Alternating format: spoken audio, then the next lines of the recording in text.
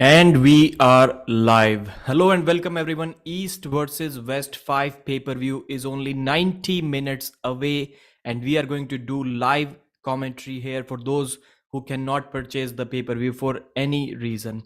Paul Strength has joined, Rehman Zulfik has joined, Reflex, Denis Splankov has joined. Let's go. I want Devon in East versus West 6. All right, so 23 people watching, 26 likes. Thank you very much for choosing this live stream. I appreciate it a lot. We are going to discuss all of the matches in detail before we actually get to the point where the matches start. The card is absolutely stacked. Three of the main matches, as you can see, first Dave Chaffee versus Ernes Gasparini, Devon versus Prudnik, the main event, and John Brzezinski versus Oleg Petrenko. This is by far the biggest event that arm wrestling has ever seen. Such an awesome card by Engin Terzi, and not only the card, but also the guests that he has invited: Gennady Kwikvinia, Levan Saginashvili, Alex Kordecha, Denis Siplankov, Gary Goodrich. The list just doesn't end. Wow. Engin Terzi is doing a great job. That man is emotional. Do not support the streams that are illegally streaming. You promised last time about going to East versus West 5. Yes. I actually have got the passport. Like, I got it about a week before this. So there wasn't enough time. It would have been awesome to meet Devon, Dennis, Levan, all of these guys, John Brzezinski. But yeah, next time, January for sure. I already have the passport. I've got it sorted out. Thank you very much, everyone. I'm from Pakistan. I wait this match. We want this match, I guess. Arm WrestleMania. Yes, that's kind of summarizes it. You promised last time. Yeah, I'll go for sure next time. Yeah, this event, I think, I'm not sure if Engin Terzi can make the next event better than this. Like, he always does that, but I'm not sure if he can do that one more time. Let me switch to a normal background, or as soon as we have 100 people joining, we will discuss all of the matches in order. All of the 15 matches in order, and then we'll see which match interests the audience the most. Should I invite someone? Let's see if someone joins or not. You guys tell me before the, like, of course, the main event, when the event starts, I will be the one doing the commentary. I would not like to have any guests, but before that, should I send the link of Zoom to anyone? I cannot guarantee they will accept my invite. I've obviously made many videos against many arm wrestlers, but just tell me which arm wrestler would you like to see join here, who is available, of course. Do not tell me that you want you want Devon on here. It will not be possible. Guest J.R. Williams is saying, how much time until the match starts? Parashar Bhai is asking. So about 87 minutes. Andre Pushkar is watching these matches from heaven. I agree. Monster Michael Todd. Wow. That is something. I'll send the link to him. I don't think he'll join. I don't think he will join. Devon win huge. Okay. Who is available? So many. Snail? What is that? I cannot see that. So many in. I wonder if what Evgeny has his cute purse. I have not seen. Does he carry a purse always? Maybe. Turkey. Okay, Michael Todd. Soon it starts. No, there's a good 85 minutes left still. 89 people watching. Amazing. At 100, we will start discussing all of the matches. Who do you think can Devon make? Do you think can Devon make Prudnik gas out? Yes. Yes, I do think so. He can. With a King's move, he can make anyone gas out. If they're deep in a hook grinding, I don't think so. I don't think it will last enough for Devon to outlast Prudnik. I think it will be over very quickly if Devon decide to go inside with Evgeny Prudnik. Every time one has forgotten Michael after everyone has, yeah, man, that's kind of sad.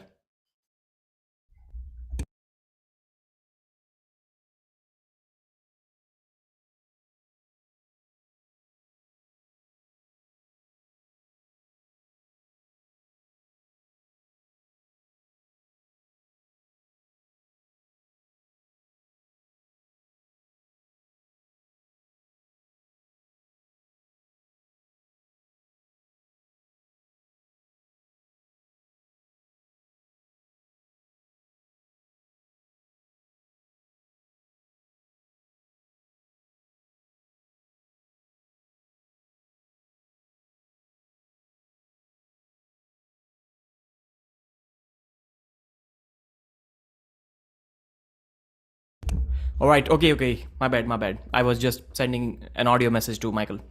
So if the event is Akash, if the event is about 85 minutes away, why do I need to mention time in IST? 85 minutes only. Does the show start in 1 hour 25 minutes or 2 hour 25? 1 hour 25 minutes to go. Matt Mask gonna pull out of the W. Pull out the W. Okay, pull out the W. I was like, pull out of the W. But Matt Mask, okay. All right. No voice, Akash Chopra. So yes, the event is about 84 minutes away. And are we going to see epic after pulls like with Dennis and Levan? Matt Mask looking bigger this time. Pradeep, your predictions were pretty good. Let's see. So I made predictions about 15, and my hope is I get at least 10 right. Like if I get 10 out of 15 right, I'm a happy man. If I get 11 or more, I'm extremely happy. For me, for it not to be a disaster, I need to get at least half, which would be 15.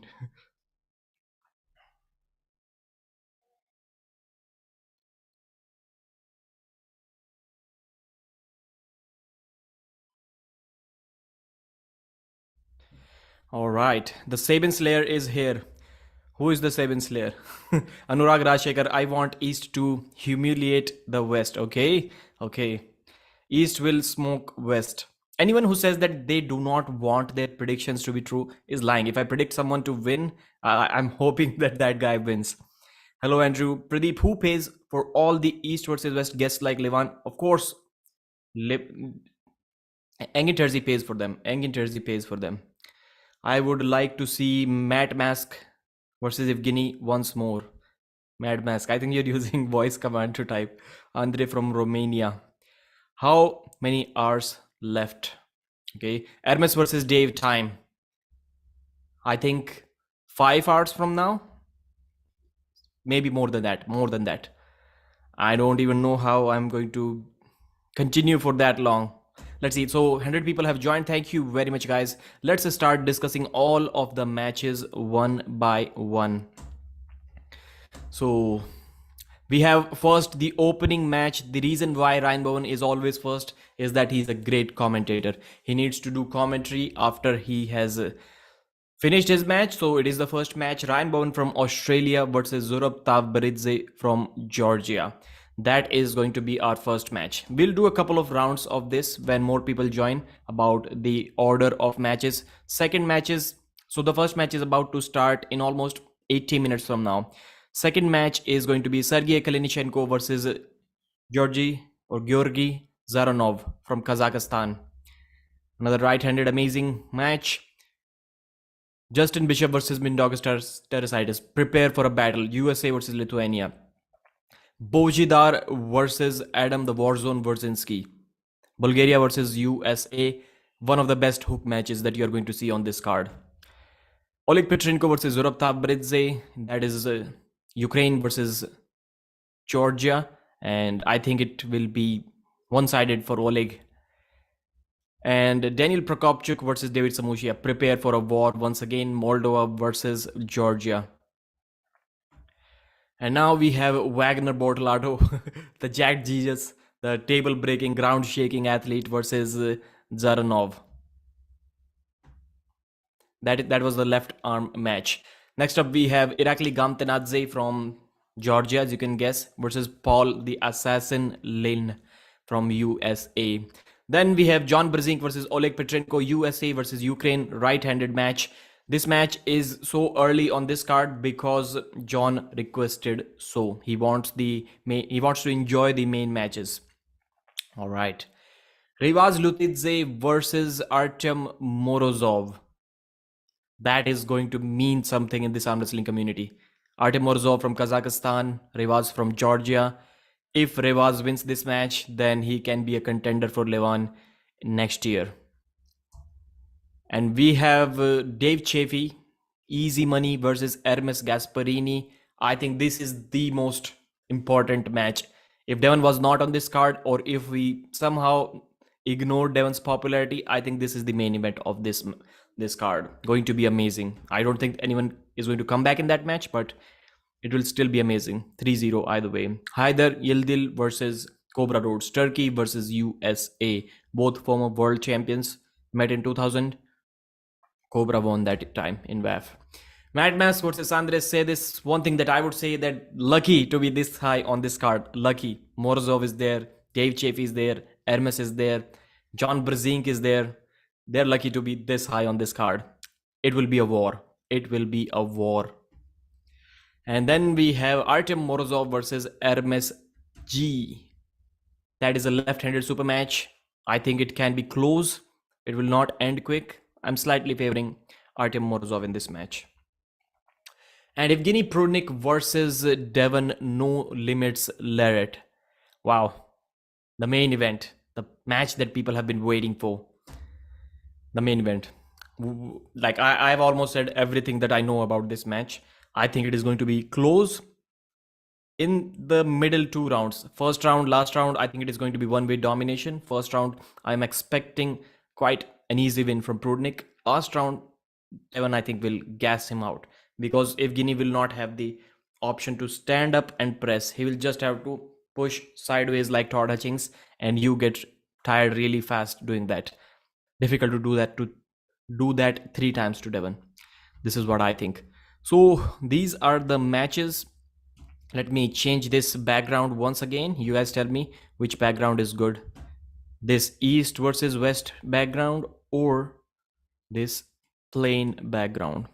I think this looks slightly better. All right. How many people? 155 are watching. We have a super chat as well. Thank you very much. I'm going to have to scroll up. JR Williams with the $5 super chat. Thank you very much, brother. Thanks, Armwrestling News. Hit the like button. 53 likes. The man just spent $5. Not a small amount, at least not for me. And only 53 likes, 55 likes. Take that number to 100, guys. Take it up. Okay. So yes, Monster Michael Todd has agreed. I asked him for about 15 to 30 minutes and he has agreed for 15 minutes.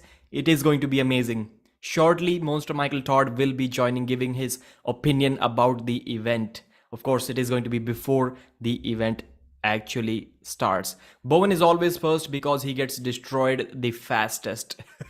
Nope. As funny as you think you are with this comment, I'm gonna have to disagree. Derek Smith holds that record.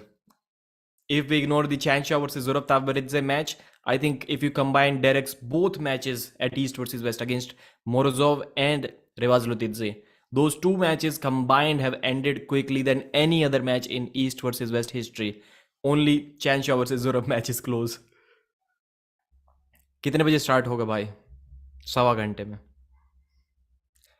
Bowen looked big, at least 110 kg or close to 250 pounds. Michael was saying that there is only a few pounds difference between Bowen and him right now. But people who not compete at East versus West should not get paid from pay-per-view viewers. Interesting point. But maybe Denis Plankov and Levan Saganashvili, they are also going to drive some of the pay-per-view sales. You can argue that. Bowen thinks he goes first because he's the GOAT. Sorry, I cannot read all of the comments. I really apologize in advance. Morozov versus Revas looks almost as important. Yeah, I have to agree with you, Yashashvi. Hello to all. Great to see you, Pradeep. I'm amazed to see you as well. So yesterday I slept at 3:45 a.m. and I had to go to work at 7:30 a.m. So 3:45 to 7 a.m. you can get the time. Today also I had to work in the morning, then I uploaded some videos, then I took some melatonin and forced like 90 minutes of sleep. I went to bed at around 6:30 and 6:45 and woke up at 6:30 to 8. So I got 1.5 hours sleep and I have to work all night. I have a beautiful plan. In this live stream, you're gonna see some YouTubers will be surprised how fast I will be uploading the result videos. Of course, without the videos, only screenshots. Some of the Armwrestling YouTube community will be shocked at my plan today. Pradeep, who else is available for Zooming during the event? It worked well for King of the Table. Is it possible to schedule guests ahead of time? Yes, definitely possible.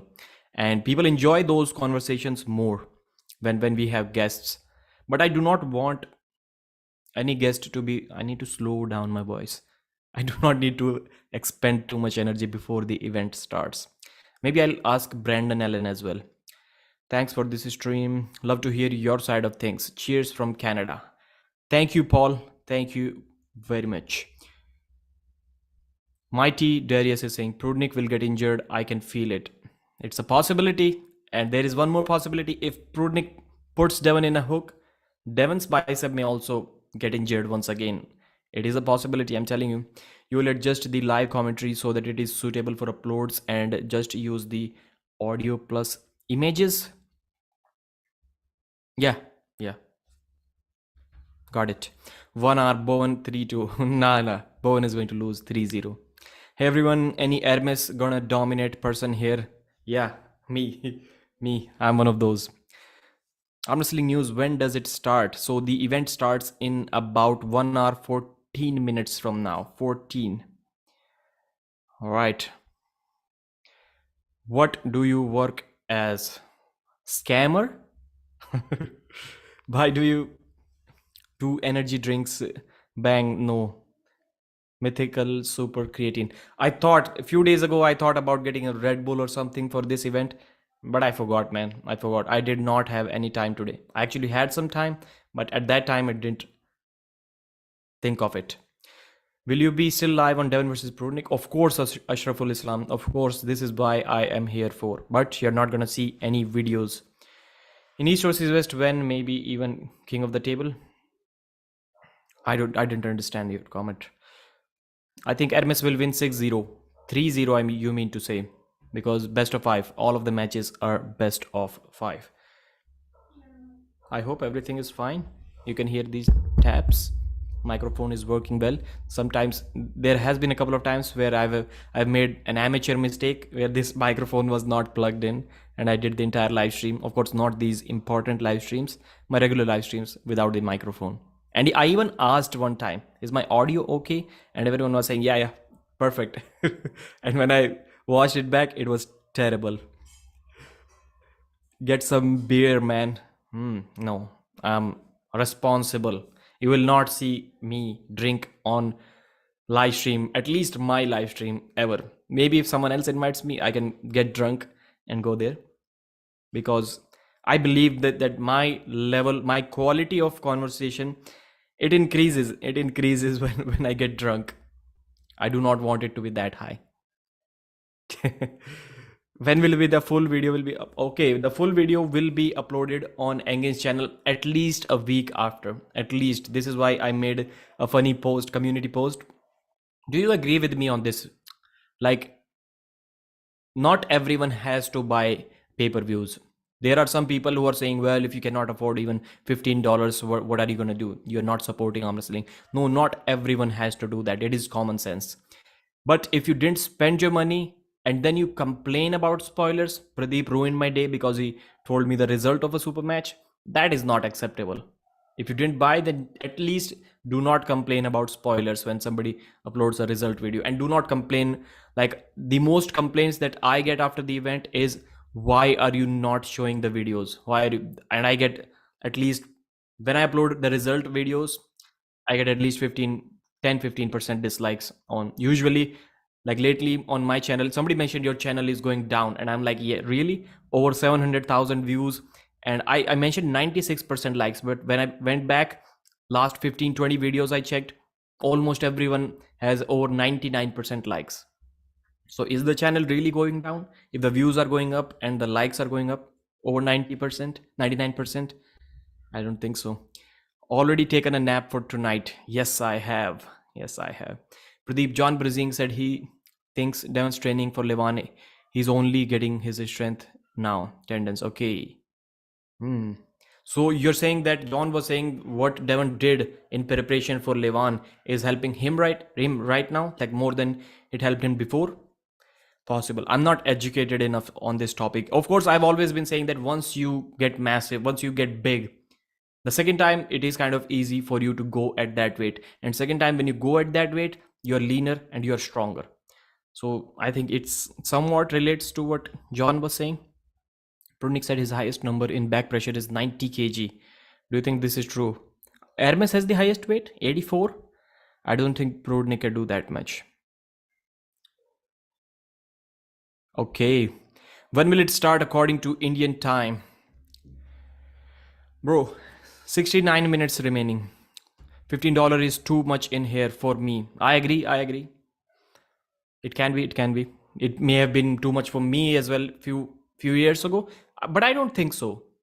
In 2018, I bought the, like, if some of, like, I'm assuming at least 30% of you, 20% of you have been following arm wrestling since 2018, since 4 years. Devon Larratt versus Denis Siplenkov. That pay-per-view was, can anyone take a guess? If you know the exact amount, how much that pay-per-view cost, please do not mention in the comments. Just take a guess. For those who do not know the price of that pay-per-view, just take a guess. Pradeep, I left a comment on the Dave versus Ernes video. What if Dave is somehow 100%? Do you think Ernes will lose then? You're talking about the recent prediction video that I uploaded? Okay, 100%. Then I think it will 100% depend maybe on the side of the buckle, because these are top rollers and it can, no, $69. That is way too much. Yeah, it can be a close match. I will still slightly favor Ernes in that match. Slightly. You have mentioned it many times before. Yeah, great to hear that, brother. You have been following you have been watching all of the live streams. Thank you very much. Pradeep Levan said that he thinks Dave's back pressure is better than Ernes. What's your take on that? Back pressure, Dave really goes sideways. I've never seen Dave pull anyone across the table towards his side. So it was $30, and the stream didn't even work. It got crashed. 2018, and now we are paying $15. So those who paid for that event really appreciate how, like, affordable this one is. Yeah, it was almost a scam. It didn't work. Pradeep, do you think Dave will use his press against Ernes? No. He may try to, but there is about 0% chance that Dave's press will work on Ernes Gasparini. It's not like Vitali, who has a long arm and trying to hammer curl Dave's entire body above the table.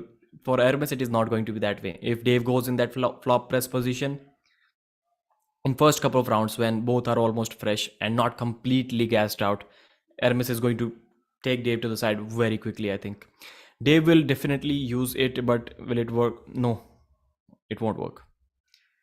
The pay-per-view cost less than an hour worth of work. Come on. Okay, less than 1 hour of work. Yeah, for you, not for everyone. Not for everyone. I would say it is slightly more than the average, like more than the average one-day salary here in India.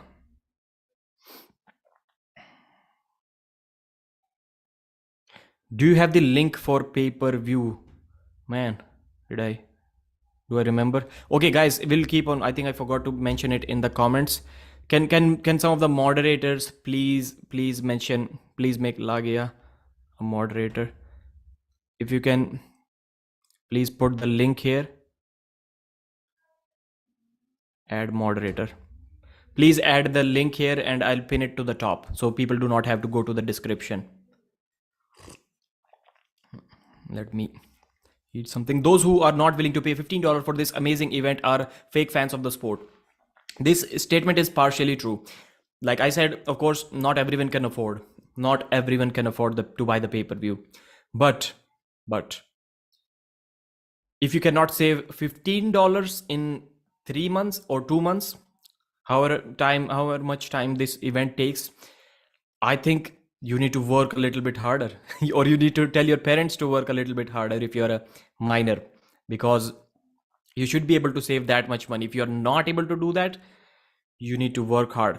Arm wrestling shouldn't be, watching arm wrestling or supporting arm wrestling, that shouldn't be the priority for you at this point of time in your life. You should first prioritize earning more money, then you can focus on arm wrestling. The community will wait for you. I have 4 different YouTube accounts, depends on which phone or PC I am using Primus. Okay. $15 is what I earn in 1 minute. Hansi Hintersir. Oh wow, that's a difficult to pronounce name. You're a rich man. You're a rich man. 1 hour 5 minutes. That is correct. Donny. West wins more this time. All right. Pradeep, make me moderator too. When I need something, I'll do it. When will it start? Victory of arm wrestling. Engit's face in the thumbnail looking at Devon. LOL. Correct. So 229 people watching live now. I may want to revisit the matches once again. This time I will not announce the name of the countries and everything. It will be a quick recap. This is the order of the 15 super matches that we are going to see starting 1 hour from now. First match, Ryan Bowen versus Zurab. Second up, we have Georgy Zaranov versus Sergey Kalinichenko. And if some match is left-handed, I'll mention it. Justin the Bama Bull Bishop versus Mindaugas Teresitis. Adam Warzinski versus Bojidar Simenov. And we have on this side of the screen, Oleg Petrenko, Zurab Tav. David Samushia versus Daniel Prokopchuk. Wagner Bortolato versus Zaranov. Irakli Gamtenaze Paulin. Then we have Oleg Petrenko versus the GOAT, John Brzezinski. By the way, if you have not watched the John Brzezinski interview, I'll pat myself on the back once here before I continue to the other matches. When I watch interviews on other YouTube channels, the comments are usually about something interesting that the guest said, something funny, something logical, something sensible. These are the theme around the comments. But when I interviewed John Brzezinski or when I interviewed Devon Larratt, you just watch that interview and you will see, not now, after this live stream, you will see that most of the comments are about not about what John said, but about how good the interview actually was. And I read comments on some other videos as well. I've never seen such comments on other videos. Like maybe there are 30 comments saying, 40 comments saying at least how good the interview actually was. And YouTube likes it. YouTube likes it. I think I can have a safe bet that video has more audience retention than probably any other interview on YouTube. I'm talking about arm wrestling, and it has more RPM, more revenue per 1,000 views than probably any other arm wrestling video out there. I think I can take this bet with any YouTuber out there. People are saying that this is the best John Brzezinski interview that they have watched. So Artyom Morozov versus Revas Lutidze. I got stuck. So Battle of the Giants, Dave Chaffee versus Ernes Gasparini. Then we have Hajdar Gildil versus Cobra Rhodes, Andrew Rhodes, Matt Mask, Sandris Sedis. Ernes Gasparini, Artyom Morozov. This match is not even getting the attention that it deserves because of some of the other amazing matches on the card. Then we have our main event, Devon Larratt versus Evgeny Prudnik. I think this thumbnail is background works well. I'll use this to commentate now. How many people do we have watching live? 240 people watching. Thank you very much, everyone. When does the event start? 1 hour from now, exactly 1 hour from now. Buy the pay-per-view here. For some reason, this link is not showing up. The link that Lagia posted, is it? Are you able to click on that? Because I cannot. Pay-per-view already purchased. To be honest, I'd pay as much for half of the card. I agree. I've bought 3 pay-per-views. Engin's face in the thumbnail looking at Devon. Yeah, I read that. Can you see the link? I typed it here. Nope, I cannot see the link. Pradeep, make me okay. Yo, Pradeep. Benji Mac is in the house. Welcome, Benji Mac. Which video? The interview with you? Yeah, my interview with John. भाई क्या again सब matches YouTube पे डालेगा after some time? Yes, पर कम से कम 1 हफ्ता लगेगा उसमें, तो उस हिसाब से अपना देख लेना. It will take at least 1 week. Pradeep, earlier I was doing a super chat when you were doing predictions. Do you have Zurab over Bowen? Yes, I do. This time I didn't get enough time to do live streams every day because last time I was at home. Like I had taken full off from work and I can do these 30-minute live streams every single day. Devon will take the stage today for sure. I'm telling you, bro. 3-0. This is my prediction. I don't think so. I think Prudnik will for sure take some rounds. I've also predicted Devon to win, but not this dominantly. Prudnik said that he has 90 kg back pressure in interview with Cobra Rhodes. Man, Cobra Rhodes has been killing it on YouTube. It almost looks like he went there to up his YouTube channel. His arms must be tired just by holding the camera. Who is that old man pulling Cobra Rhodes? I hope he doesn't get a stroke mid-match. I think he's younger than Cobra. I think he's only 55 years old. But yeah, he looks much older than that. So Hajdar is a former world champion from Turkey. Turkey's first WAF world champion. Pradeep, we hope you commentate one of these events in the future. Your analysis is really good. That is inevitable. I've already started doing English commentary on Indian arm wrestling events, Pro Panja event. Hopefully next season also they will invite me. Next year is going to be on television. Pradeep तुम्हारा favourite arm wrestler कौन है? सो हार्दिक सिंह जडेजा भाई favourite arm wrestler Ernes Gasparini. Bowen and Cobra pillow talk streaming. Unpopular opinion. If Ernes doesn't 3-0 Dave, he will have no chance against Levan. He has to win the first couple of rounds. He has to dominate him. Otherwise, it won't work.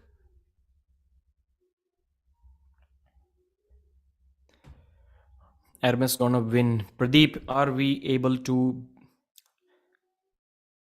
go back in the stream while it is still happening? Is it with YouTube live? No, core sports app.coresports.tv. there you can find that link. Maybe I need to copy paste there. Core sports ppv.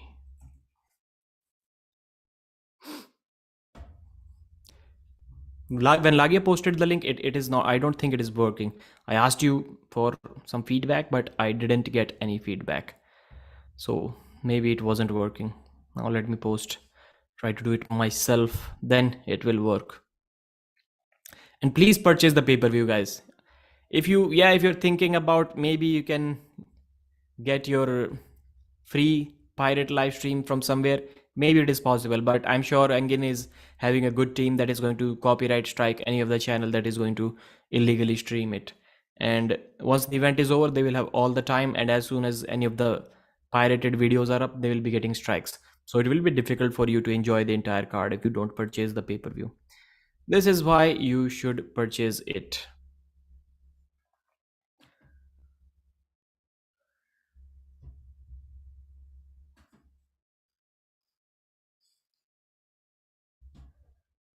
Why am I not able to copy? All right, I've copied it. Let's see if it works or not. Now it's working. Okay, the link is working. Thank you, Lagia. Thank you. Let me pin that comment. Let me pin that comment from you. It was you. So it was you who did post the correct link. Not a problem. So now the link is posted. You do not need to go to the description or anything. You can just purchase the pay-per-view from here. And take that message seriously. If you say that you cannot afford the pay-per-view, you need to stop watching arm wrestling immediately and work on your career. Pradeep versus Rebecca Todd. When I met Rebecca when she visited India, it would have been fun to have a match, but I don't think it will be a good match. Right-handed, yeah, maybe I'll have to slightly tire her out before I beat her, just to make it look good, but I don't think it will be an interesting match. I appreciate the trust to make me a moderator. Yes, you can just tell by the comments of a viewer whether you can trust them or not. Hey, the pay-per-view has one big flaw here in Germany. Most people doesn't have credit cards. Same here, in exact same situation here in India as well. I used to literally like bother a lot of people to buy the pay-per-views until I got my new credit card. Now it works fine. Chuck Norris versus Ryan Bowen. Means I have money but cannot pay with my bank card. Pradeep versus 80 kg Bowen. Left-handed, right? He would beat me at any weight. And if Devon doesn't 3-0 Prudnik, it will be called destroying, as Devon claims just a slight win. Pradeep, we also must agree Dave and Devon is such warriors even in short time, 1 month they agreed for. Yeah, that was a big deal, man. That was a big deal for both of them, especially for Devon. But I don't think that you can't trust PayPal. Yeah. But I don't think Devon would have taken this match if he had not already practice pulled with Prudnik. I don't think he would have taken the match then. Pradeep versus Nawaz Sharif, East versus West 7. Good match. Nawaz Sharif is really popular with his shorts, man. 53 minutes remaining. Yeah, you are right. PayPal offers credit cards, Benji Mac is saying. Why they don't do PayPal? I don't know. That is a question for Don Idris. I think he answered somewhere, or maybe I talked with Engin privately. I don't know exactly what was the reason, because maybe the fees transfer is too much, the fees that they take, 8%. Who are you rooting for, East or West? Unidentified X. Who I'm rooting for? So I usually root for whoever I think is going to win.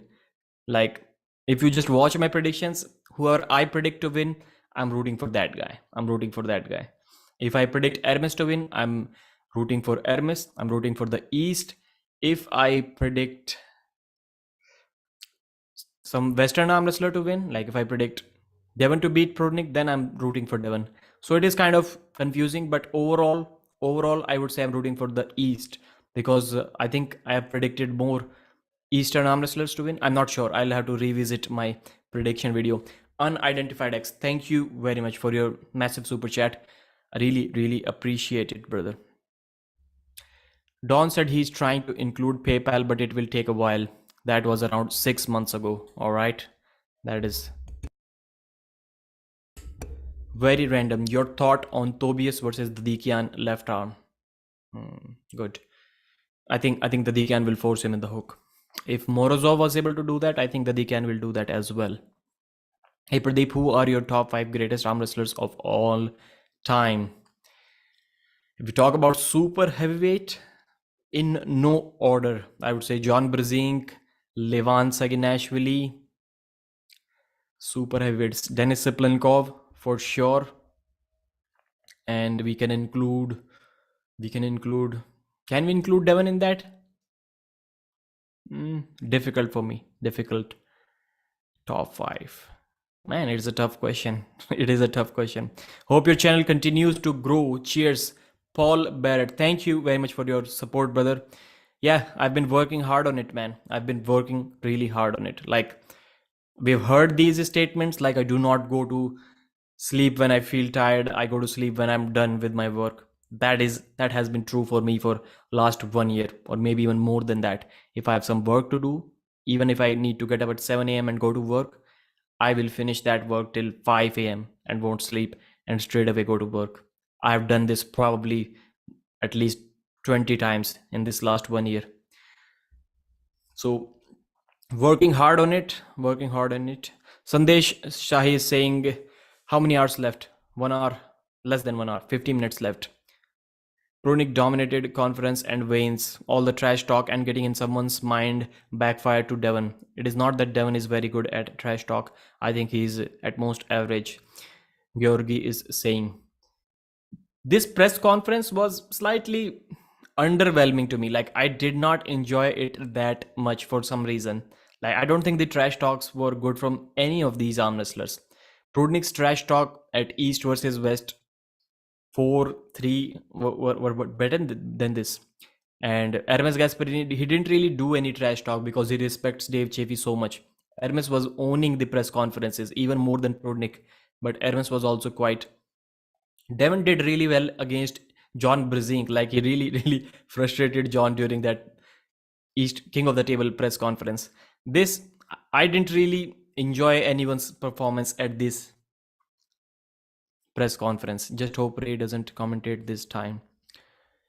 Have you seen the video on True Power channel? His production quality is unmatched. I was talking about it today. Maybe I'll make a clip out of it as well, a short. But that channel is amazing. I wonder if what kind of stake Denis Siplenkov has in that channel, because that is like Denis Siplenkov's channel basically. Every video is about Denis, and every video is getting 100,000 views. The one of the most premium channels out there.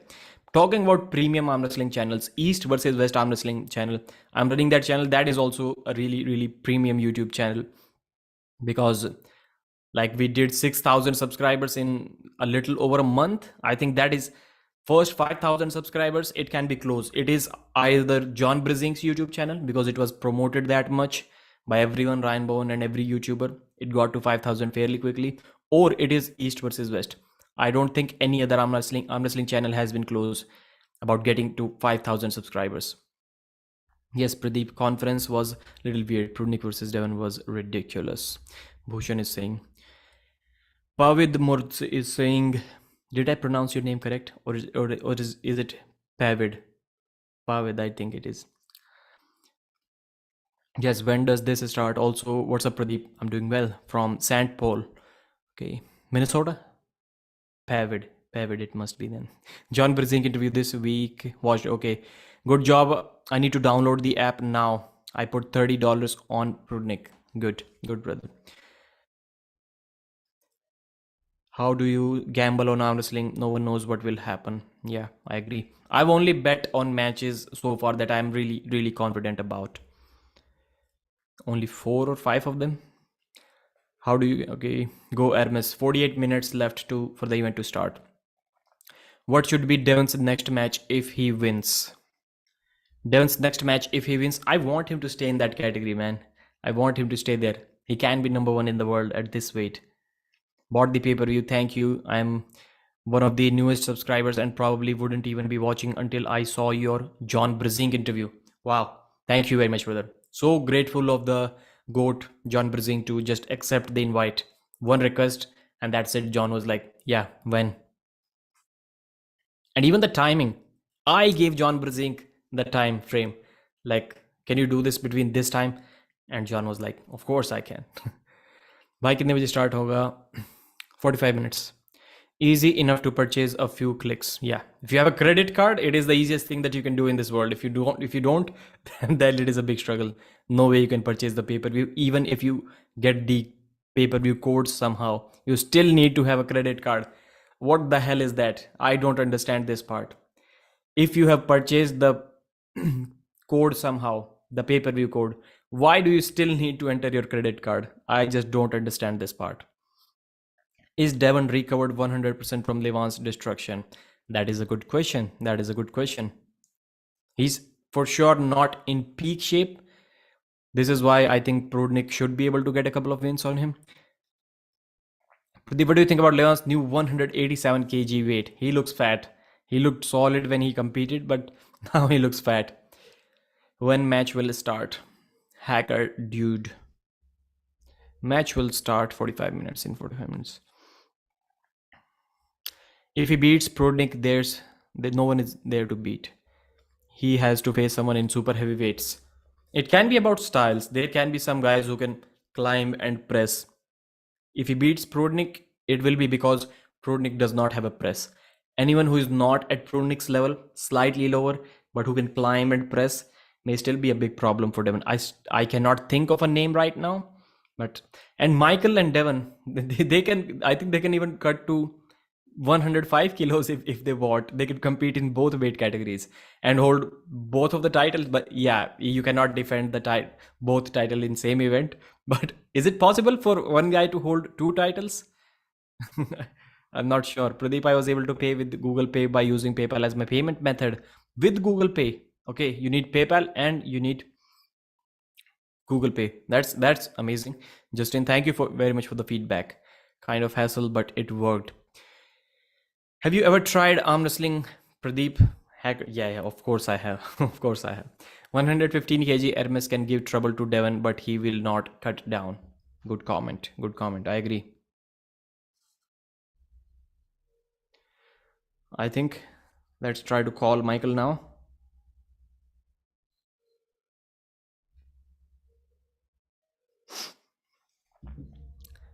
Pradeep was versus Aussie at East versus West 5. Who is East? Okay, he's West. I am for sure going to be East. There is no way I can be West. Devansh Avasthi, welcome to Armwrestling supporter. Thank you very much for joining as a member, brother. One fact about John, he usually wins the matches in which he is said to lose and loses the matches in which I kind of believe that. I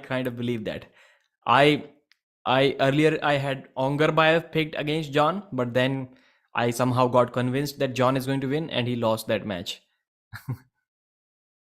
Pradeep, arm wrestlers in 2021, 22. In one of the years, who do you think is most improved in arm wrestling for you? Maybe Ernes. Yes, Ernes is for sure there. Corey West has gained a lot. And who else? By pay-per-view कैसे purchase करें? Justin, read Justin's comment above. You either need a credit card or what Justin said above. Hermes is geared up to the peak. He has to come down at some point for his health's sake. Match starting from in 45 minutes. Will Engin pull Devon for the press? Pull Devon after the event? No, I don't think so. I'm just walking for the match. Okay. Yeah, you have a match now? Like 10 p.m.? Okay. I'm assuming you are also from India. This is why I said 10 p.m. Dave or Hermes par to par? I think Hermes Gasparini. Because there is no way that Dave can be 100% in this match. And just imagine Dave champion 90% of his peak shape beating Hermes Gasparini. Then that is a bad day, like a bad sign for Hermes. I don't think it is going to happen. I don't think a 90% Dave can beat Hermes. From 11 p.m. So for my time, it is 10:30 p.m. No, Levan is on it, but Hermes is 300 pounds. He started at 180. Hermes' breathing was so heavy at the press conference, he shouldn't push it any further. Yeah. He was getting gassed out just by talking. It can happen when you're slightly nervous as well. It can happen. What happens from here for Devon if he loses? If you watch Levan is also like that. He will speak very slowly so that he doesn't get gassed out. But when he's on the table, he can shout, he can run across the table, and he doesn't get gassed out. Everyone is on steroids, Justin is saying. भाई आपने एक prediction गलत कर दिया आज मेरे हिसाब से. मुझे नहीं लगता कि एरमेस 3-0 से जीतेगा. आपने तो डेव के बिल्कुल ही अंडरडॉग कर दिया. Okay, let's see. Asini most of the time is terrible at predicting Lagia. Who? And people are saying Goat has said it. John Brzezinski, yeah. John always like 100% of the time, if you watch John's predictions, he is going to pick a North American to win. So these are just hopes and patriotic feelings. I'm not sure if you can call them predictions or not. Michael also did it about 10 months ago. I don't remember what the event was. Like he picked, of course, East versus West. He picked 7 out of 7 North Americans to win. And I think 2 or 3 of them won. 2 of them won. Your top 3 favorite arm wrestlers. Top 3 favorite. Prudnik, Ermes, and one other. Devon possibly. भाई 40 minute में start हो रहा है यार. IST का क्या करोगे?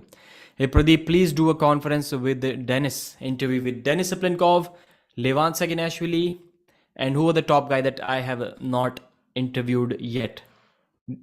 Please just give me some names that you want me to interview other than Dennis and Levan. I know those are due.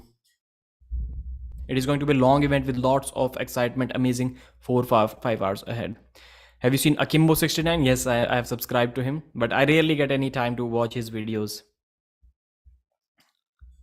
Interview Travis. Yeah, Travis is also due. Tobis is Sprong. Good idea. Devon first round? No, I don't think so. Brzink, the only guy they're not juiced? No. By juiced, I mean you mean steroids. TRT is also steroid. So with that logic, Brzink is also juiced. Dennis will not be too much for John, and I doubt that for the match John will only be on steroids. Maybe for this match, but for the Devon match he was on stuff more than TRT. Dennis will be too much for John. They shouldn't be a match. I agree. Devon will lose the first round but will win over. Okay. Yes, I also think so. Tobias should get a shot from Devon's left. That can be a good match. A good match. John versus Prudnik should be a great match if Prudnik loses. I will favor Tobias in that match.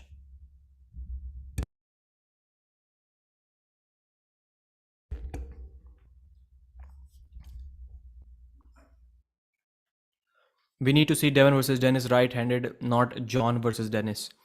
Tobias versus the loser of Ernes versus Artem. Artem has already beaten Tobias, so I'm not sure. I'm not sure if that match should happen like this early. If Ermes loses, then Tobias versus Ermes, perfect match. Wagner is a great showman for the event. Pradeep, I never would have figured you for an Hermes fanboy. You're mad at me? Bro, that man, like, just how can you not admire the thing that he doesn't even speak English properly and he still owns the press conference? East versus West 2, East versus West 3. He owns the press conference without even actually knowing the language. And just watch his aggression on the table when he pinned Gennady Kukuinia, when he pinned RF Artem at East versus West. His aggression on the table. He's the most aggressive guy that you can see on the table and the most funny guy you can see off the table. I think that is a perfect package. What time matches will begin? Sangeeta Jaiswal is asking. Almost 40 minutes from now, less than that. Pradeep, what do you mean? Is it Prudnik trolling Devon on practicing and not show all? Yes, speed was not a factor in that practice poll. And you cannot ignore speed when you're talking about Prudnik. You cannot ignore explosivity. Hermes looked huge next to Dave. Hermes' hands will do the talking. Italians speak with their hands. 100 Swedish krona super chat from Bernie Boy. Thank you very much for your big super chat, brother. Strongest in his prime, Levan or Siplenkov? Cheers. I think Levan Saginashvili. I think Levan Saginashvili is stronger than Denis Siplenkov. But as Devon was saying, there can be a chance that over 6 rounds, Denis Siplenkov's King's move may stick somewhere. And when Dennis is King's moving, it is really hard to go through that. Like almost impossible just because of the power his arm possesses. But I think the safe bet would be Levan Saginashvili. Thanks again for the super chat. Will Dennis try a practice pull? Yes, he will. He confirmed to Engin that he will. But Levan won't. Strongest arm, Dennis. Strongest hand, Dennis. Strongest hand, I think Levan for sure. Arm, yeah, maybe Dennis. You didn't watch the press conference. Zurab Singh is saying, of course I did. Of course I did. Who is Levan's next opponent? If Ernes Gasparini beats Dave Chaffee tonight, then he will be Levan's next opponent for King of the Table 6 in Dubai in February. I think Dennis left is unbeatable even right now. No, I don't think so. It can be, but maybe not now. Maybe not now. Pradeep, who is your champ first in heavyweight in India? Who is now champ? There was supposed to be a match between Kyle Cummins and Mazahir Saidu. That would have been amazing. But it is difficult to say. Very difficult to say who is the number 1 guy in India. Because not enough matches. Pradeep, who is okay? Devon at 290 kg versus Hermes 290 kg. People want to see Levan versus Dennis, of course, but he is left-handed. I don't think any shape of Dennis can move Levan's current shape right-hand match. So none of them are left-handed pullers. Both of them are right-handed, and both of them have a stronger right arm right now. Nan Ajmera, please do not type that 290 kg question again and again. I read it. Dennis is top 3, top 5 left-handed at the moment. Dennis ain't beating Morozov. I think Dennis owns Morozov. At least on the right arm. He has not trained his left, so yeah, maybe Morozov will beat him on the left. But I think I can say Dennis will need 1 month of training on the left to beat Morozov. Starts 2 months maybe. Starts in 30 minutes. 290 kg. Anyone tell me how to watch live match of Devon versus Prudnik? The link is pinned in the description, and we have an absolute monster of a super chat from Richie. As you can guess by his name, he's got lots of money. Hi Pradeep, great coverage. I haven't been too active lately. Do you think this will be the last we see of John? I hope not. I hope not. I don't know why you're asking this. In this interview with you, I got a sense that maybe he is going to slow down and not be as active next year.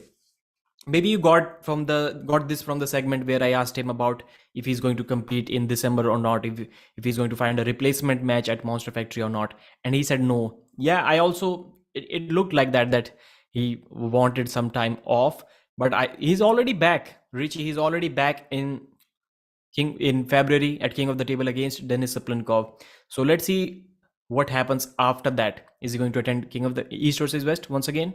Maybe he'll take some break again. But let's see. Let's hope it doesn't happen. Let's hope we continue watching uh, John compete at least 4 times every year. Bowen 6-0 John. I think it depends if he ends up getting stem cells. Engin will give him a good feedback. Devon has already given a lot of guys feedback that stem cells are good. Alex Kodecha versus Dennis. How will it go now?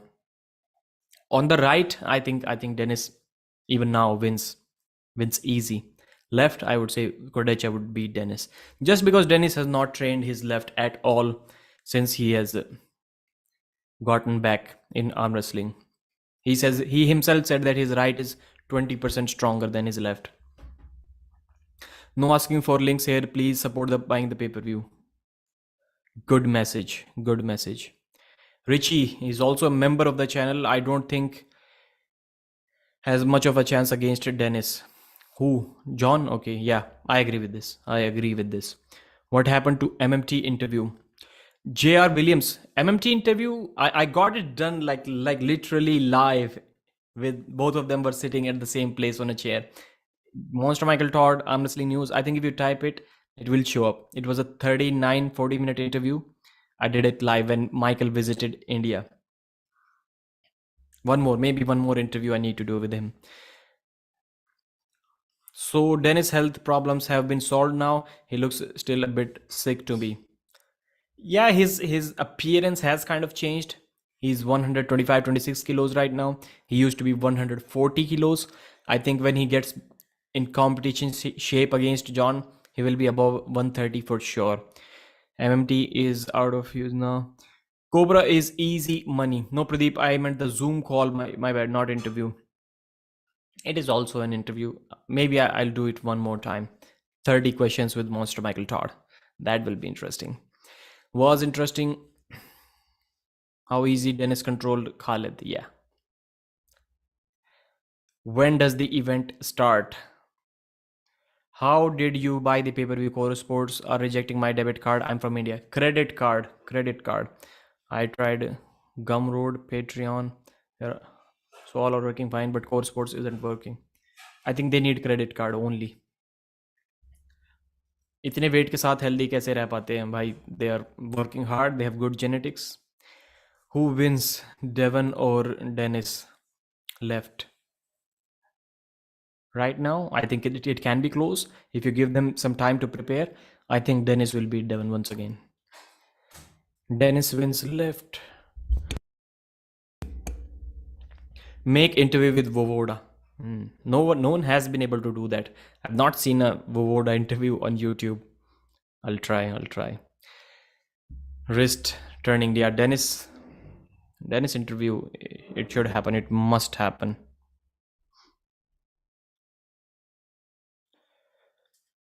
Try to use a VPN and then buy it.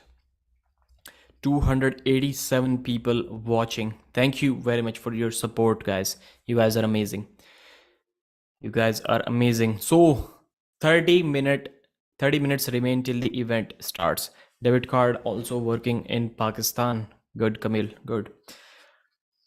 And lots of people are buying. I hope that Devon's presence increases the pay-per-view number a lot. And Engin makes some money. Engin, I wish Engin makes a lot of money. Haryana se ho aap Anshul Singh. हाँ, yes, you can say that. You can say that. I've not lived there enough, but I was born there. Don't do Dennis interview like Aussie Bang. No, no. The day my interviews go to that standard, I might as well shut this channel down. Like, I just cannot have these important guests on my show and asking them to flex and shout out of my on top of my lungs for 10 minutes how amazing their biceps look, and that is 40% of the content in your interview. I just cannot afford to do that. I'm too stupid to do that. Show us your wrist size, Pradeep. The skinniest wrist that you will see, less than 7 inches. When are they going to release the East versus West 5 for free? 1 week. I think it will take 1 week. The event is very, very expensive. I'm a bit nervous about the financial aspect. No, I think Engel will do good this time. When are they going to release for free? I read it. Pradeep, tell us your last minute predictions. I will maybe 5 minutes before the event starts. Can you guys tell me if as soon as the athletes get on the table, if I see something before the go happens, before the first go happens, can I change my predictions at that time? I think I should be able to do that.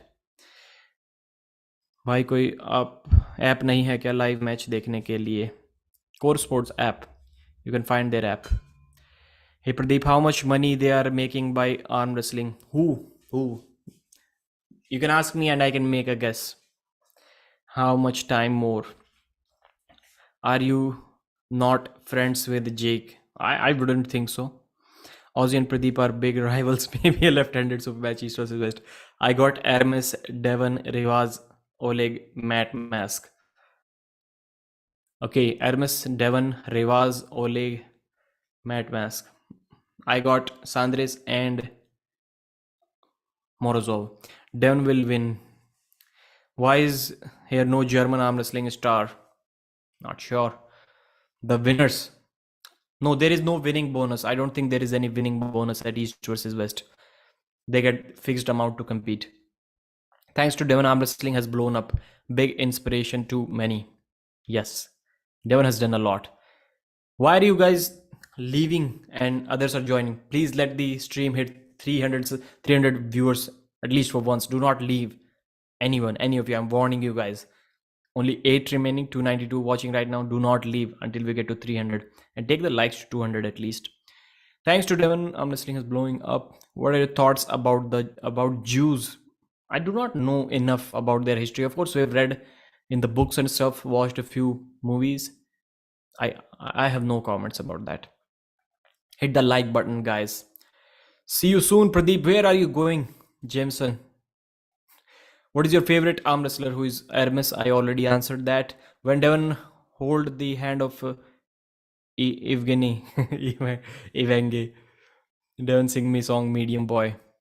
Do you think 1 month preparation is enough for Dave Chaffee to beat Hermes? No. This is specifically why I have Hermes as a heavy favorite in that match. I don't think it is enough.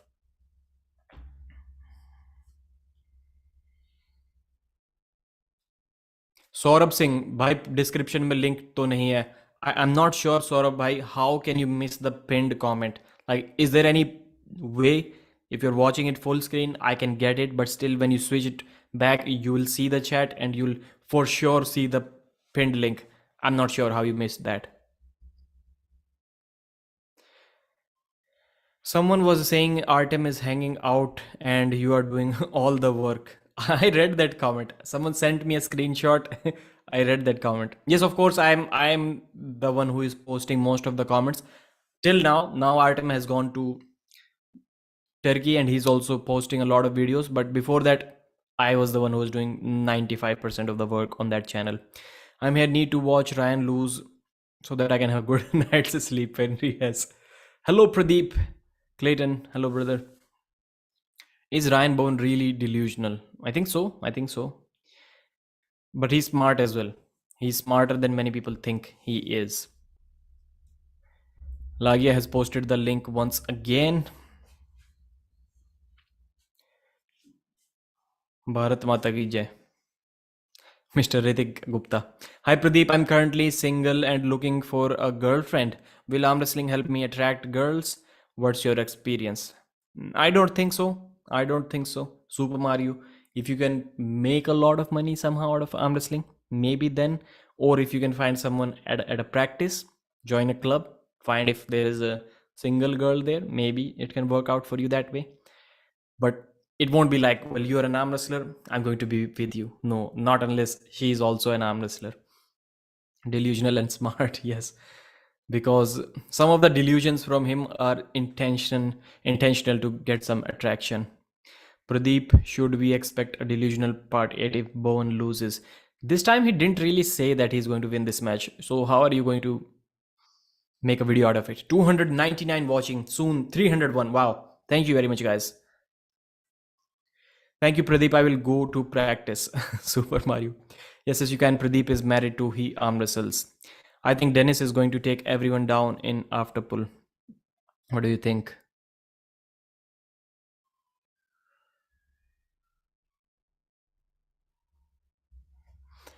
Okay, Pradeep, Coach Ray versus Khalid match. Who will win? Khalid. I think Khalid will win that match. Levan, Coach Ray has a good style.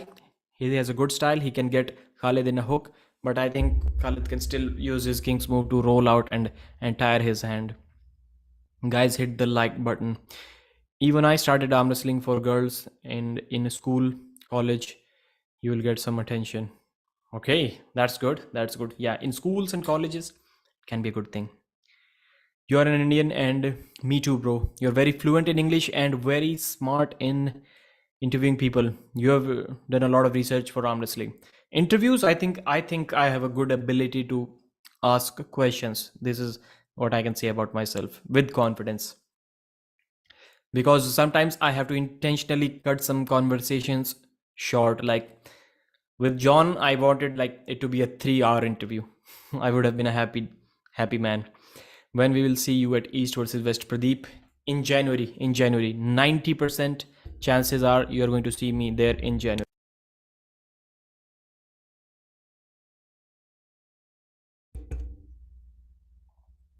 She didn't deserve you, king. Awesome. Match कब चालू होगा? Fan race, Pradeep, right? Pradeep has plenty of English practice at scam call centers. Yeah, you know what's up. You know what's up. Prudnik, Gasparini win. Gasparini, I think, is going to win. Prudnik, difficult. Pradeep has plenty of. Kevin Temkai with the $7 Canadian super chat, 6.99, not 7. Thank you very much, brother. Today, the world finds out that Ernes is second best puller on the planet. Let's see. Let's see. That will be good if you want someone to go up against Levan.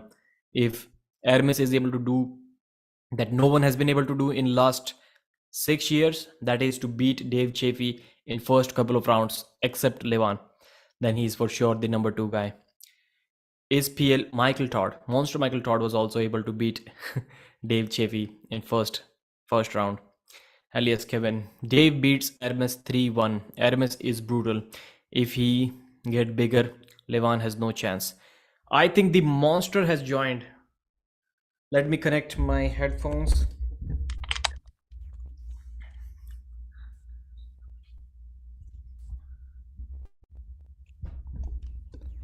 I hope I can hear you. Can you hear me? Yeah, can you hear me? Thank you very much for joining the live stream, man. Yes, really, sir. really Yes, appreciate sir. your time. So, how much time roughly do you have till the event starts? Maybe 15-20 minutes? No, I've got to eat. Oh. We just finished our cardio, sauna, shower. I've got to get some, I got to feel these muscles. Got to feel those muscles. Yeah. I probably got 10, 15 minminutes. That's enough. Guys, please go to some other live streams and just steal some viewers from there. Michael Todd is here. It is important. Right. So, Happy Michael, to be here. What do you think about this event? Like, Oh, how good dude, is this event? It's spectacular. So here's the deal. The entire event, from the fact that they have Levon, Dennis, Gary Goodrich, obviously John Brzezinski's competing, Cobra Rhodes, but I'm gonna be honest, it hit me to my heart when I saw that they got Hall of Fame medals. That's so awesome to honor the legends in the sport.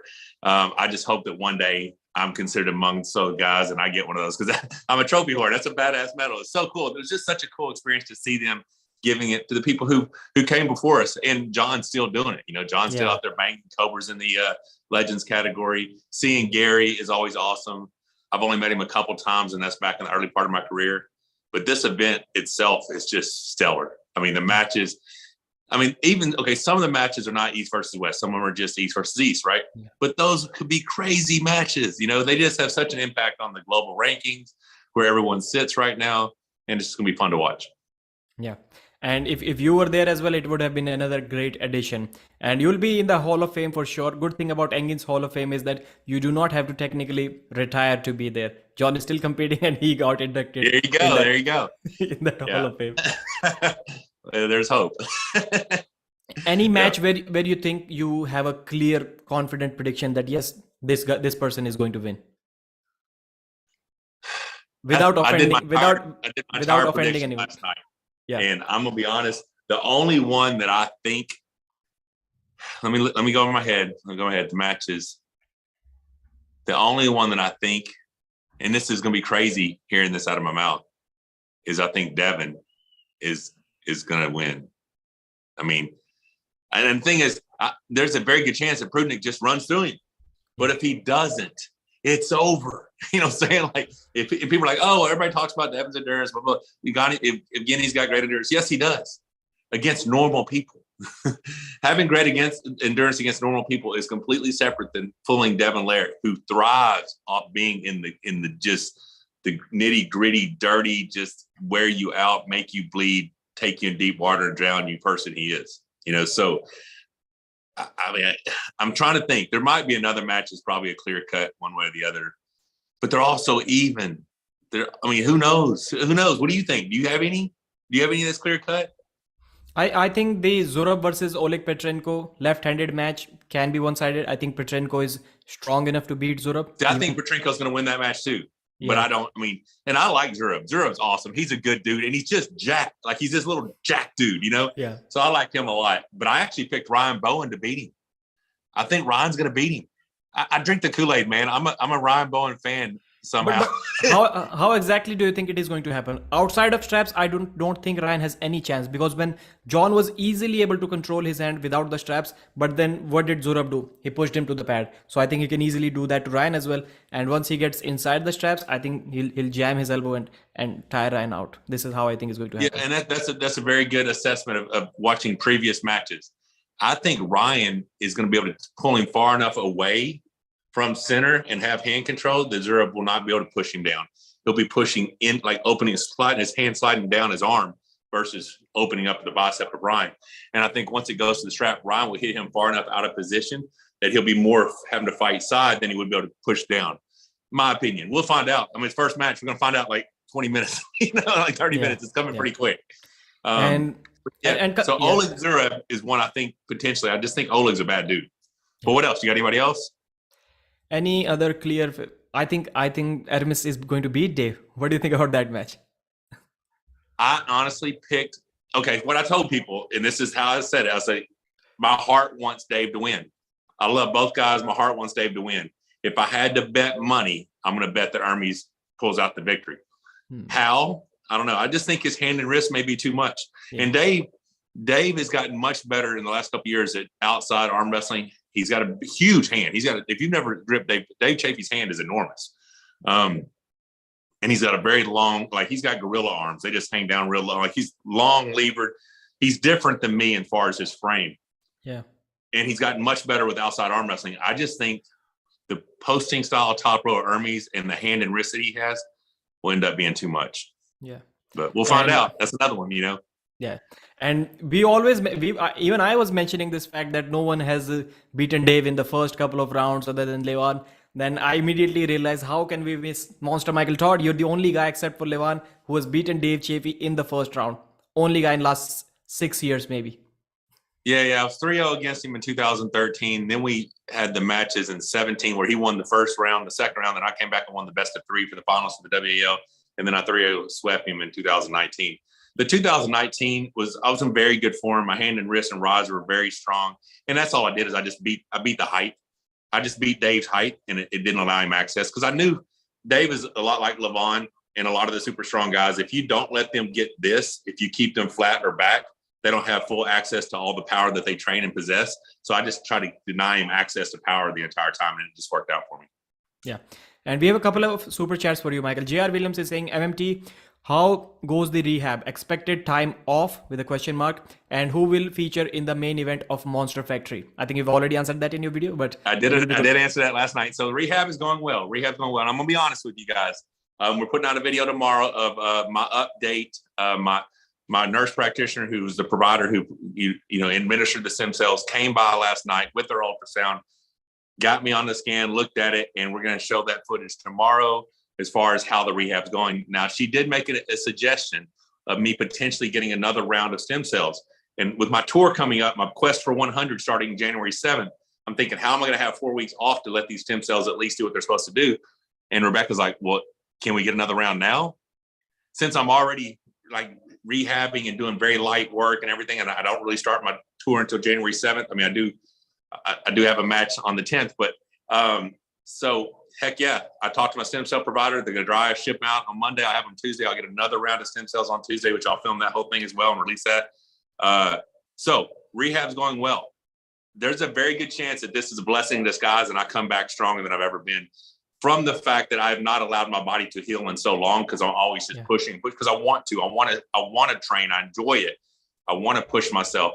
And as an aging professional athlete, taking this time maybe have been the best thing for me. As far as Monster Factory 3, the new main event match, we brought Pablo's already going to be here competing for the heavyweight right-handed Monster Factory Championship. And I made such amazing axes. I thought, damn it, I can't be giving away axes to people and me not have a crack at them because I was supposed to have a crack against John. So we're going to have Pablo pull for the 240-pound left-handed Monster Factory Championship title against yours truly. I'm cutting to 240 pounds, and I'm going to see if my shoulder press is enough to take on the power of Pablo. So we'll see. Yeah. And guys, injury update video soon on Michael's channel. And Richie with a big $20 super chat. Thank you very much. Another question that you already answered in your yesterday's live stream. Monster, whom do you want next? Will it still be Prudnik or someone else? Okay, so and just to be completely transparent, I would like the winner of Devon Prudnik. If Prudnik wins, I'd have no doubts he would accept the match. If Devon wins, Devon is in a position right now as the largest social media platform outside of Schoolboy, but he's probably the most famous elite level arm wrestler in the world. And he gets to pretty much write his own ticket. So if he beats Prudnik, he may have other ideas of who he wants to arm wrestle in January, or will he even be involved in the January card? So for me to say, hey, Devon, pull me if you beat Prudnik is not really, I can say it, but he doesn't have to do it because he has options, right? Prudnik was supposed to face me. I got injured. If he beats Devon, there's no doubt in my mind I'll be pulling Prudnik in January. It's just, that's a tall order for Prudnik, in my opinion. So, and now, and someone else asked me this. If Devon beats Prudnik, would I still pull Prudnik in January? If that was necessary for me to get a world title match versus Devon, then yes. But I would prefer to just have the world title shot, since I just had the world title shot and I got injured and wasn't able to do it. But hey, I told Ingen, and I told you probably watched the whole live, so you know all this. I will pull Angarbayev at 105 and then win that, and then go pull the winner at 115, win that, and go pull the supers. I don't care. Put somebody in front of me. I want to arm wrestle, Yeah. We were just discussing it on this live stream. Like, is it possible for one person to have two shields and trophies? Like, you win 105 kg trophy and then you win 100. Okay, so I'm going to be honest with you. I truly believe I can do that. I think I can make the 105 cut because I have several days. I have not several days. I have 36 hours to rehydrate. Yeah. So I can cut to 231. Like, I'm 247 right now.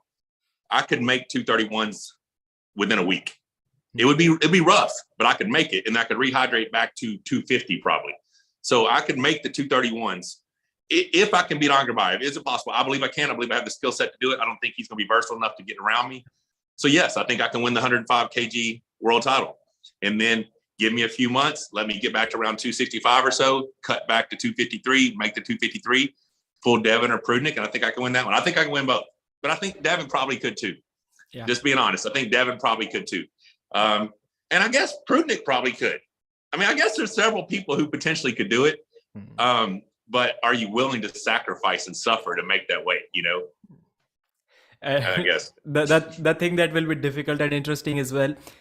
What if you win both of the titles and then Engin tells you that next time you're going to have to defend both in a single event while weighing less than 105 kilos? That would be horrible. That would be bad. That would be very, very bad. But in the conversations I had with Engin, when we talked about me going to 115, he's like, listen, you do what you want. You make 115, you win the world title. You can bounce back and pull a super division. Then you can come back two events later and defend at 115. He's like, dude, I just want you involved in the card. Me and Engin go back a very long way. We have mutual respect for what each other's have accomplished. We followed each other's career extensively, and we're good friends. So he just wants me involved in his events, and I want to be involved in his events. Yeah. I think the biggest reason that Engin is able to pull off these amazing events is the respect and trust that he has earned from the athletes over last 3 decades. Not just any outside business promoter would be able to pull off such an amazing card. It is because of the respect that people have. Without a shadow of a doubt. And I am blessed to have had a similar response with Monster Factory. I mean, everyone I'm calling, when you have John Brzezinski, you can just call John and say, hey, John, you want to come to my house and arm wrestle Corey? Or, call Ron back, call the legends of the sport, the pioneers of the sport, and have them. Cobra's like, hey, man, can I be on Monster Factory? Like, they're calling and asking. But it's because this is such a close-knit community of athletes, of competitors. It's still, to me, like a big family reunion getting together arm wrestling. We still have that same vibe and camaraderie that it's very easy if you've been a man of your word, done what you're supposed to do, held yourself to a high standard throughout your career, you have the mutual respect of your peers and they want to be involved in what you're doing, because at the end of the day, we want to compete. Yeah. And Mark Skigera with the 75 dirham super chat. Love you, Mr. Monster. Lots of support that you're getting him. So Michael, appreciate all the support. Coming back to that final comments from you, I know the event is almost about to start. Like, why do people think, like, I also think that Devon may win this match, but why do people think so? Is it because we are assuming that Prudnik does not have a press to follow up against Devon's King's move? What if he has a nasty press that we have not seen yet? What I think a lot of people are basing their decisions on are two things. One, the practice footage got released. I think Prudnik is a professional actor. I said, when they just called me, like, I was called by Devon and Chance, like, you're going to kill Prudnik. I said, why do you say that? Well, he couldn't do anything with this. I'm like, I appreciate that, but the dude is a paid actor for a living. You know what I'm saying? So he could very well have been acting. I do believe that has weighed heavily on people's opinion. Number two, the confidence that we are seeing in Devon Larratt. I don't know if we've ever seen it before. He's like, hey, let's put up our prize money. Jody's like, I didn't authorize that. He's like, hey, we're here. I have authority. Let's put up our prize money. And he wasn't playing. He wasn't playing about that. Yeah. Now, that does not mean so many people are like, oh, Devon's not doing it for the money. He does it for the love of the sport. Listen, we are professional athletes. We should get paid. The reason Devon's there is because the money was right. The offer was right. Now, once you're there and once you're in the moment, yeah, you're not thinking about the money. You just want to compete. So you will say pretty much anything. But that's how confident Devon is right now. He's like, all right, you know what's up? Let's put up a prize money. So those two things lead you to believe that Devon knows something we don't know. Yeah. But we're going to find out this afternoon for sure. Yeah, I think he's going to be strong. I think Prudnik is going to be strong enough to just go sideways and beat Devon without needing a press to do that. But as soon as his wrist starts going back, there is a limited amount of time you can just push sideways like that. Even Todd Hutchings cannot do that to you. We saw that. Like, he almost, like, he got one pin on you, but it is not possible to do that 3 times, even with Todd Hutchings' side pressure without your wrist. So this is why I think Devon will come back and win. But I'm giving the first couple of rounds to Prudnik. Wow. Because, I mean, that's the thing. If Prudnik's going to win, he has to do it in that fashion. Yeah. Like, if his wrist gets compromised, it's over. If any chinks in his armor get exposed early, match is over. Yeah. Say whatever you want, match is over at that point. Because now I'm going to tell you 2 reasons why. One, Devon just can taste the blood in the water. Like, he'll see it. He'll know it. He'll look in his eyes and know that, oh, I got your ass now, right? That's a fact. And the second part would be Prudnik could be on the other end of that spectrum, like, oh, shit. I just got my wrist caught. I mean, it will be a very, very, very, very, very bad day for Prudnik's confidence if the pendulum swings Devon's way, because Devon's going to put on it. Devon's going to be an asshole. I mean, he is not going to be nice. I know this. This is who he's going to be. And it's his release, right? Since he's no longer active military, he doesn't get to have combat in his life. This is his release. This is his outlet. This is where he gets to let out the worst part of him, and it's fun to see sometimes, but you don't want to be on the other end of it. That's for sure. Yeah. And where do you keep your silver play button? I don't think I've seen it on YouTube. Right underneath the poster of me and Andrei Pushkar from our 2012 match. I have a lot of Andrei Pushkar memorabilia in my gym because I have such reverence for him. He's a guy who was my benchmark for so long. The reason I trained so hard was because of the battles back and forth between me and Andrei, and I really thought our story had a lot of chapters left. I didn't expect it to end so soon, so I deeply miss that man. But yeah, so it's right over there. It's a place I can look at when I'm training. It's motivation, it's inspiration, it's thankfulness for all the supporters that we have and all the subscribers and followers. And I am blessed to get to live this life with my best friend every day and produce fun content just to do cool stuff. All right. Thank you very much, sir. Yes, ladies sir. and gentlemen, Monster Michael Todd for you. Really, really appreciate your time. God bless, guys. Take care. Enjoy the show. Thanks.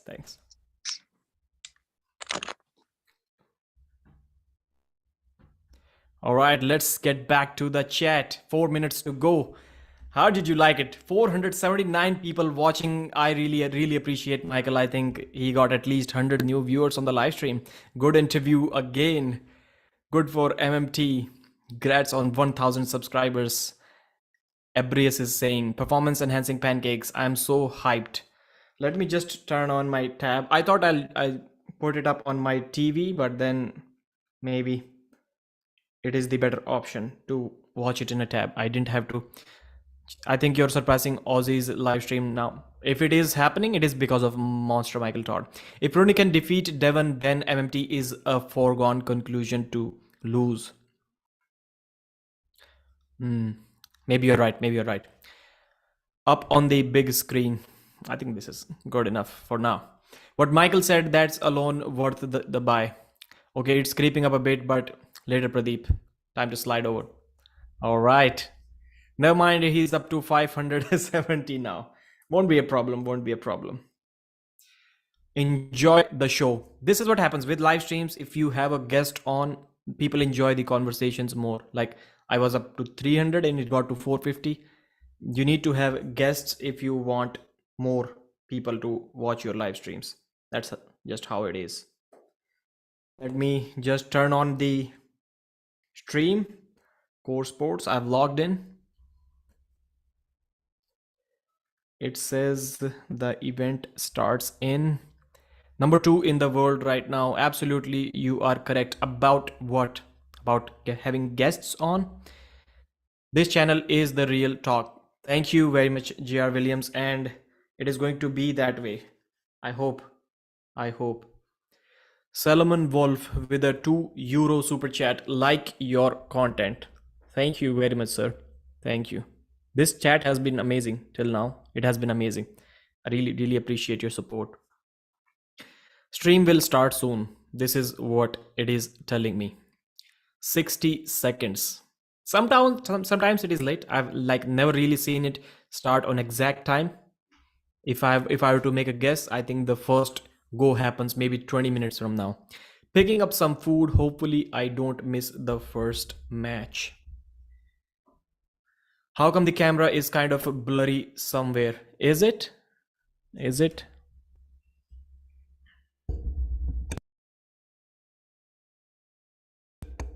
Mark Skigera with another 75 dirham super chat. Thank you very much, brother. This one is for you for the long hours you are about to put in. Thank you, bye. Thank you, Mark. Thank you, really. I really appreciate the support. And yes, it has already been 1.5 hours and probably 5 hours more. Man, it is going to be a long day and I cannot even get up from this seat. Go get some coffee, Pradeep. You need to get hyped. Yeah. Sometimes, but it fixes itself. Okay, do I need to clean it? Show the guns, Pradeep. If I had any guns, I would be sitting here in tank tops. Error message on the stream. No, not for me so far. It looks good. It looks good. I think it's just the Zoom call. Maybe the connection. I'm not sure. Hi from Chicago. Pavlo Derbedienev is in the house. Pavlo, wow, amazing. Thank you very much, brother. Thank you for joining. Not fair to compare to Aussie's channel stream. He's combining two audiences, buddy. JR Williams. Tank tops or cut off sleeves. Devon versus Prudnik. Your prediction. 3-2 Devon. 3-2. I'm hyped. AF. Harsh Chaudhary. Yeah. Devon versus Prudnik. Your prediction.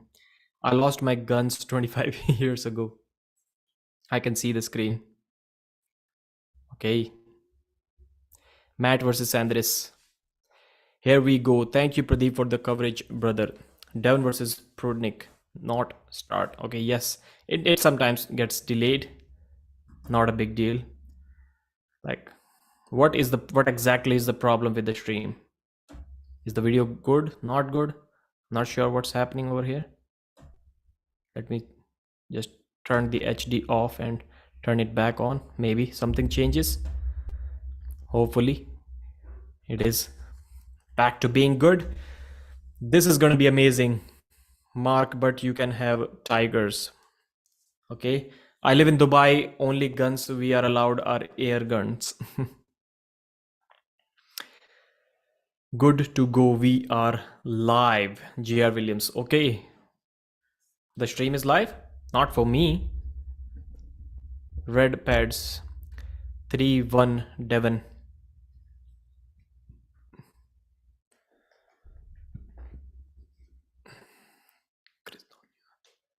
Why am I getting a chance show video notification now? Not for me either. 3-1.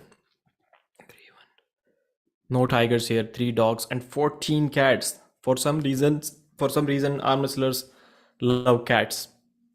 I am also one of them. I do not have one right now, but I used to have a lot of cats as pets. Ebrius Cantus with a $5 super chat. Let's go. Type D for Devon and P for Prudnik. Right. Prediction for MOTN. What is MOTN? D. Let me type Devon. 4-2 Rehan Khan. Bro, it is best of 5. So I think you mean to say D2 Devon. Dogs here, 3 dogs here. P. My YouTube setup is 720p, but your stream is on low quality. Turn your HD on your camera. Like I did turn it on, but I'm not sure why. Is it bad since Michael joined or what? Match of the night. Good question. Match of the night. It's a little blurry. Why, man? What happened? What happened? It is 720p. Yeah, it is going to show 720p no matter what the quality is. It looks like 360p. I don't know what happened, man. I don't know what happened. Let me just plug out the camera and plug it back in once again. Mindaugas versus Bishop. I think it can be really, really amazing. And what other match?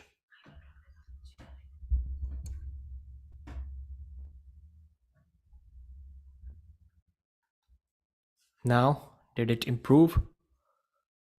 Hopefully. I think Adam Warzinski versus that match can also be amazing. No change in quality, it's fine. No, but it's fine. Okay. I don't think I can do anything about it. Maybe the internet connection is bad. Now better stream quality. It is much better. Wow. Match has been started. No, not yet. It's okay, but don't listen to them. Okay, don't. Somalia internet connection. Can you let us know when it starts a stream on your side? Yes, I will let you know.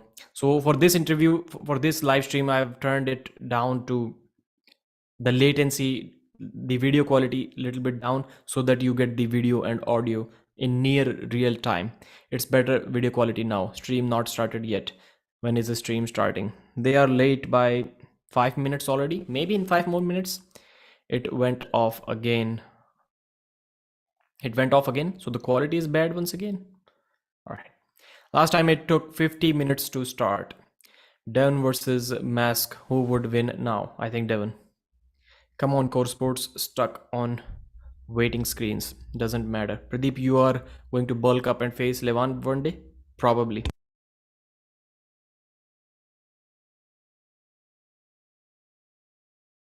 I'm sorry guys, I didn't get a chance to eat today. Like I just woke up and came here for the stream. It looks great to me, Adam. Thank you very much. Devon said Mask win me now. Any other guests? You guys asked for Monster Michael Todd and I got Monster Michael Todd for you.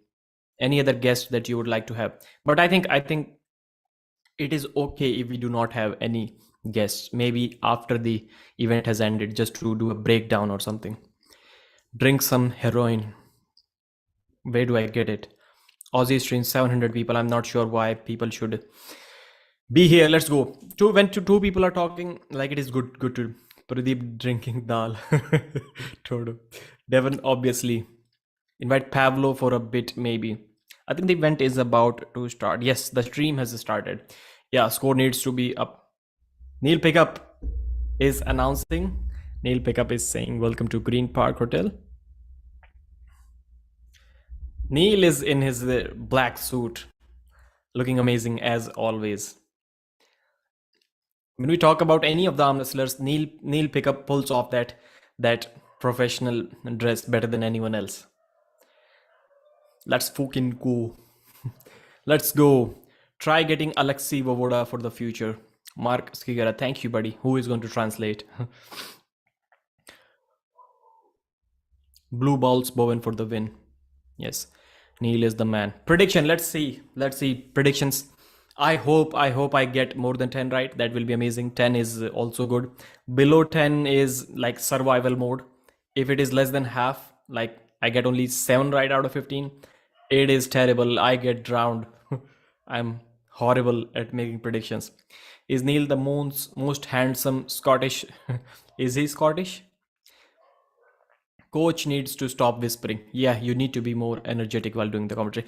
Did anyone of you watch my commentary videos? I posted some of them in my community tab on Pro Panja League channel. I did English commentary. Did any of you watch the video, or did you even recognize that it was me doing the commentary? My stream is like 30 seconds delayed. This one or the pay-per-view stream?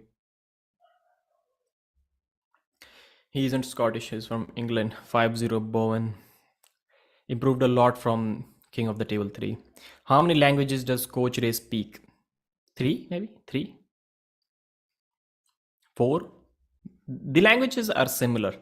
It is like I from Latvia to Russia to from these Armenia, these countries are like India and Bangladesh and Pakistan. Of course, we all have different languages, but we can easily converse with one another. If Neil loses that accent, he won't be invited to host the events in the future. Who is Neil inviting to the stage? Adam Silver is standing there. The referees, 4 referees. I forgot the name of the bald American referee. What's his name? Oleg's my favorite ref. Not this referee again. Risto is also there. Adam Silver is everywhere, yeah. How come Bowen didn't get a Hall of Fame award? He'll get there. The bald referee is back. Somebody mentioned that North America has horrible, worst pullers and best referees. Ryan Bowen versus Zurab Tavbaredze. Wow, they're up. Get him blue. He's the best. Ray does not speak Georgian. In comes Ryan. Love this poster art style. Wow. Yeah, amazing. It was amazing.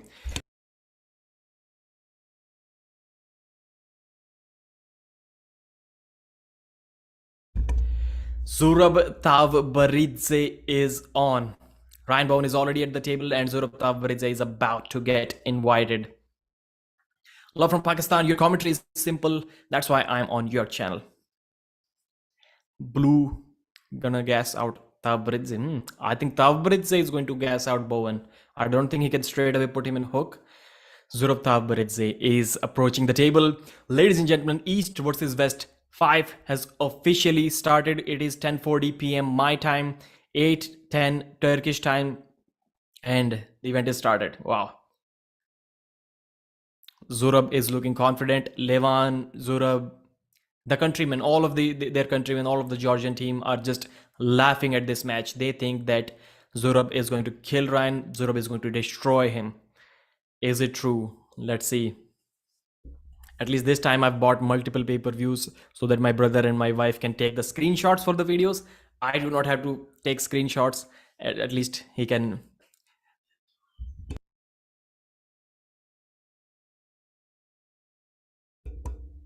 कोई ना रहने.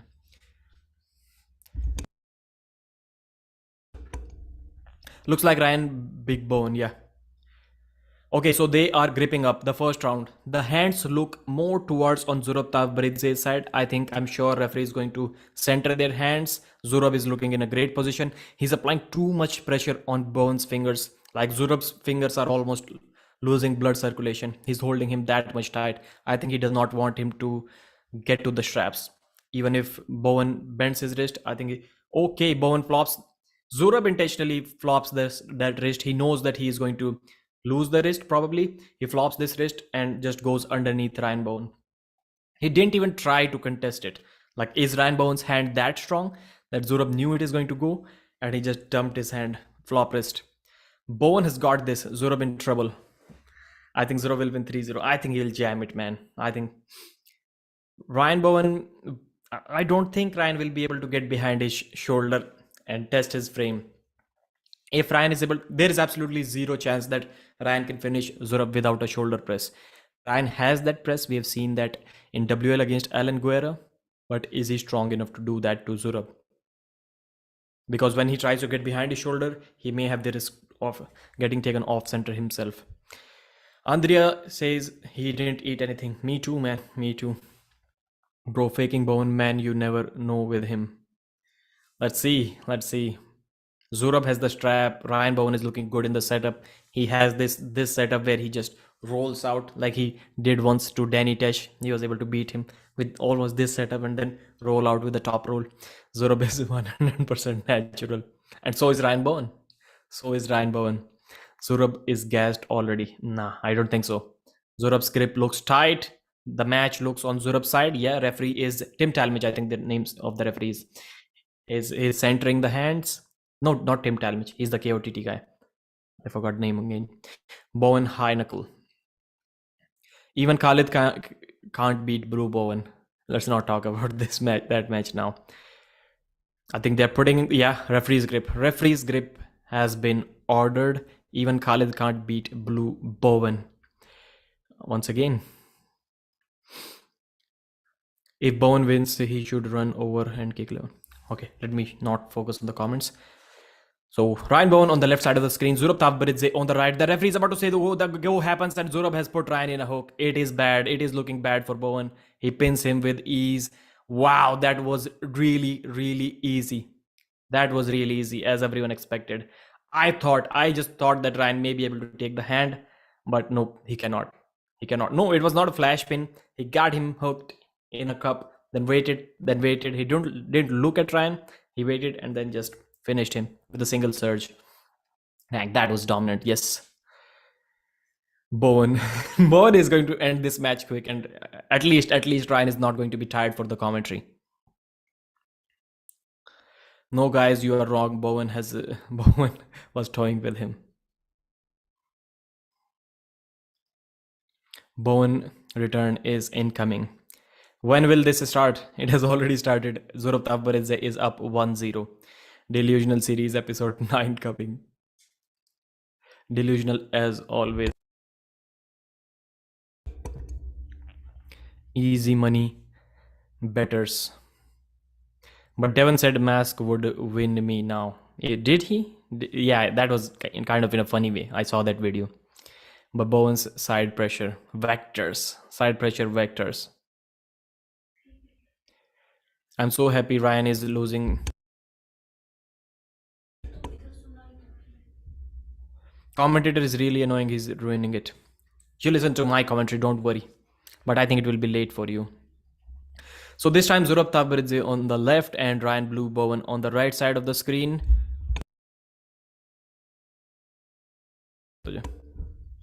This is my biggest form and this is also the most delusional version ever. This time I think Zurab will not dump his hand. He knows his hand is strong enough to contain Ryan. Expect Zurab to beat Ryan without the straps in this round. Expect to see that. No, slip happens. Slip happens. Ryan acting so tough every time before the match.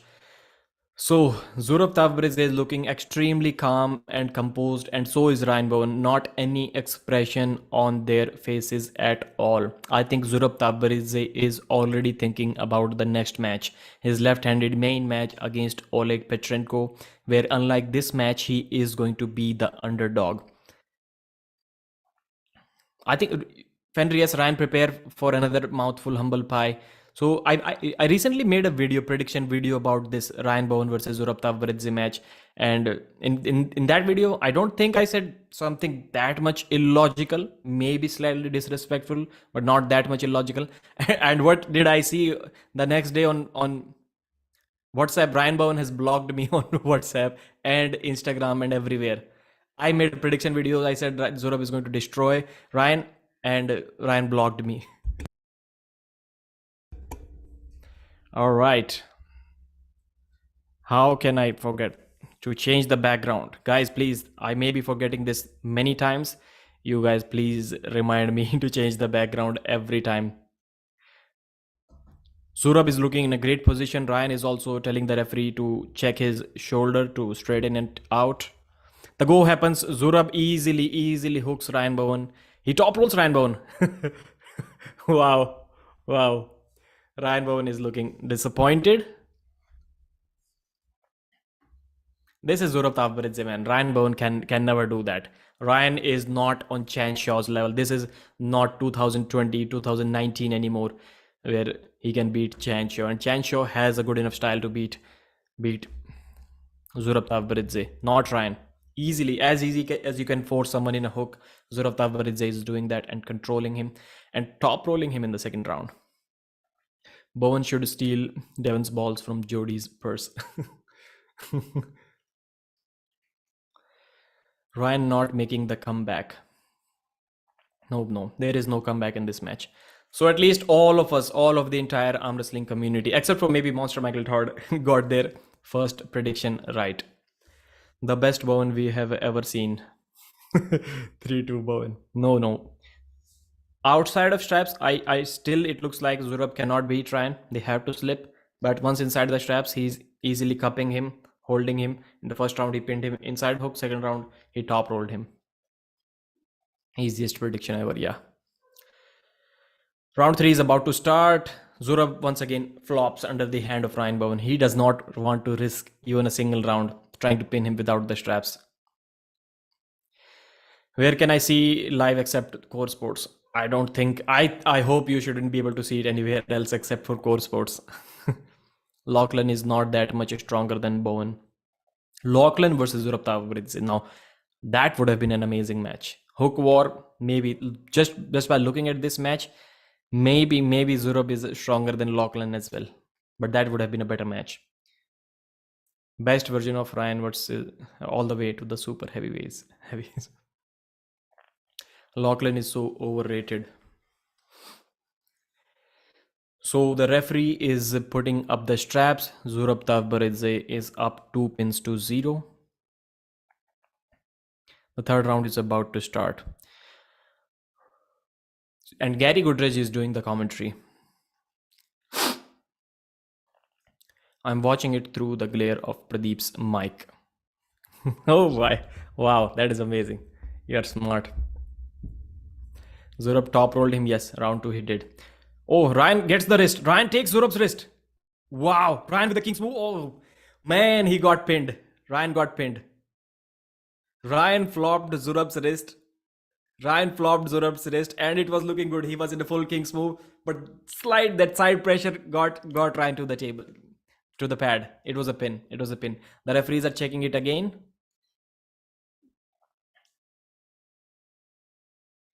3-0.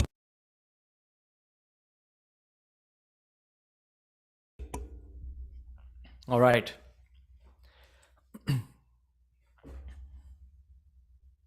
So the first match is over.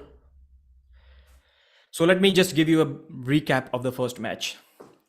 So Ryan Bowen versus Zurab Tavbaridze, East versus West 5. Everyone expected Zurab Tavbaridze to dominate in this match. Some people were saying that Ryan is stronger than he has ever been. Maybe he can do something with Zurab, but his only chances, I believe, were outside of straps, inside the straps, not outside of straps, because without straps, even John Brizin couldn't do anything with Zurab Tavbaridze. Once inside the straps, and it was interesting that Zurab decided to flop his wrist. He was not risking it without the straps. And once inside the straps, round one, he got him in a hook. He just looked at his own arm and pinned Bowen with a single surge. Round two happened again, slip. Zurab flopped his wrist. This time, inside the straps, he hooked him once again quite comfortably. And then he decided to top roll Ryan Bowen. What is up with these people? Coach Ray, Zurab Tavbaridze, these hookers top rolling Ryan Bowen. So Zurab top rolled Ryan Bowen very comfortably. Round three, again, Zurab flops his wrist, goes to the straps. And third round, it was something interesting. Zurab lost his wrist, and Ryan Bowen completely buckled his wrist back, and he went into a full-blown King's move, and he did get the strop. Zurab's wrist was completely flattened, then he was pushing sideways, and luckily, he got that one pin.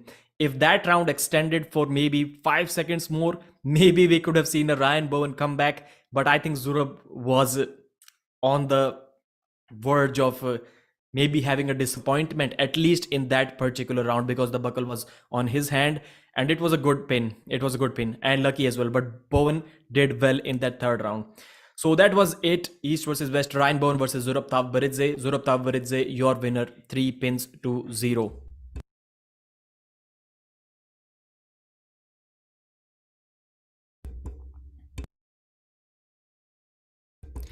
I know where Bowen goes from here, back in his delusional box.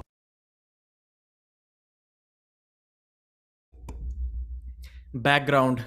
Okay, thank you very much for reminding me. Let me listen to the commentary.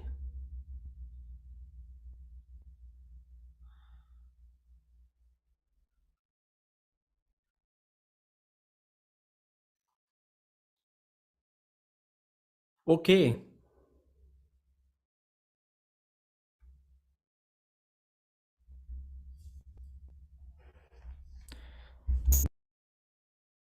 So Zurab Tavbaridze is saying that they had a deal. He wanted to give his wrist to, he had to give his wrist to Ryan Bowen in the third round, and it got difficult for him for there.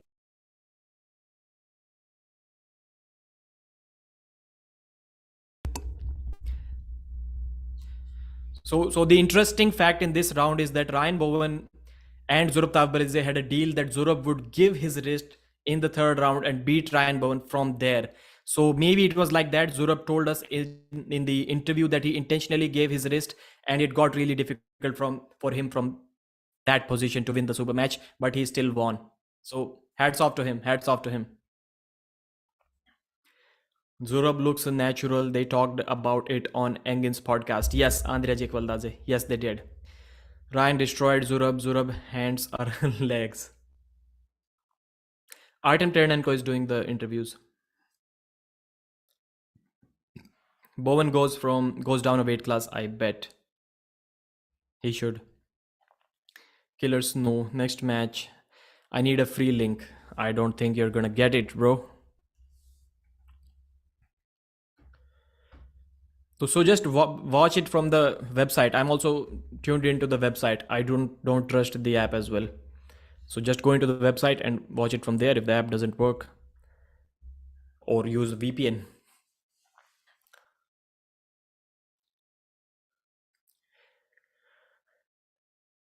Zurab Tavbaridze wants Todd Hutchings.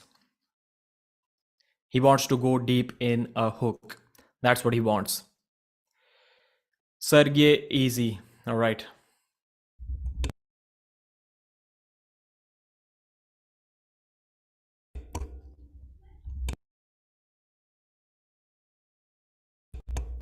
Bowen goes down on his knees all the time. Ryan Bowen is 6-0, 0-6 in this East versus West event. Has it started? Yes. No, second match has not started. First round, Ryan Bowen versus Zurab Tabaridze. Now we'll get to see if Zurab intentionally gave his wrist or not in the replays. Let's watch the replay. So dominance, complete dominance in the first couple of rounds. Sergey was pinning Devon easy. I got Sergey Kalinichenko winning this. That's my prediction, 3-0. Ryan was destroyed. So there we have it, third round. Zurab flops his wrist, gets to the straps. Hey man, that was a bad replay. They started the replay when they were already in that position. Ryan Bowen, it looked like a good King's move. The best King's move that I've seen from Ryan so far. The best King's move by far that I've seen from Bowen. I was impressed, but Zurab was able to pin without the wrist as well. Without standing up. How is Gary doing commentating? The same very low voice, just like Coach Ray. No, Bowen is not close. Bowen and Neil pick up these two guys. They're not close when we talk about commentary.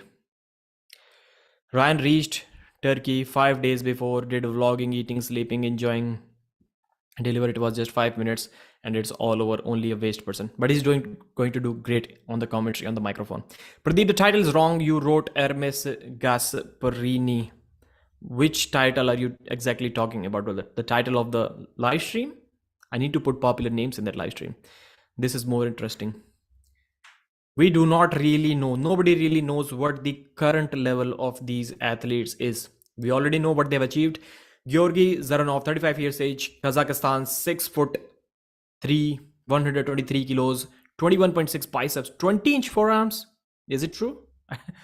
No, it cannot be 20-inch forearms. That is the wrong stats. Even Levant doesn't have 20-inch forearms. Live commentary, East versus West 5 plus Dave Chaffee versus Ernes Gasparini. Yeah, Devon versus. So I cannot change the title every time. Sergey Kalinichenko with with a mustache and bald head, looking like a mafia boss from Ukraine. If Hermes, not Ernest. Hermes. Okay, the spelling mistake. Got it. I'll change it afterwards. What an uninteresting match. Ukraine, 29 years of age, 6'2", 122 kilos, 19.9 biceps, 17.7 forearms. Pradeep, you wrote Ernest. Let's not focus on that. Let's focus on the match. Yeah, mistakes can happen. Zaranov has 55 centimeter biceps. Wow, beast. Maybe I didn't focus on his arms that much, but he doesn't strike me as a guy who'll have, yeah, biceps look okay. No, I'm not. Maybe Sergey has bigger biceps than Zaranov. Gasparini, I guess we shall see. So Zaranov on the left side of the screen, Sergey looking like a badass on the right side of the screen. I think that look suits him. At least he's different. He'll be more recognized. Sergey Kalinichenko is making a comeback. 3 years ago, he broke his arm in a competition in Zloty Tour. He made a comeback. He's stronger than ever. He's bigger than ever. I did an interview with Sergey and he looked confident. He said that he already has practice wins over legends, over great arm. Wow, that looked easy. The referee said go, and Sergey Kalinichenko just top rolled Georgy Zaranov without the straps. Sergey Kalinichenko is a beast. That man is on the rise. I think when I asked him, he told me that he believes he's already top 10 or top 15. He said something like that. And his target is to win the super heavyweights, like do great in the super heavyweight division. And he's doing great, man. He's doing great. That is his third biggest moment. First time people talked about him when he broke his arm in Zloty. Second time when he showed up in a gorilla suit at last East versus West. He was destroying everyone on the practice table. And third time with this badass mafia look, East versus West 5, he's going to win this super match.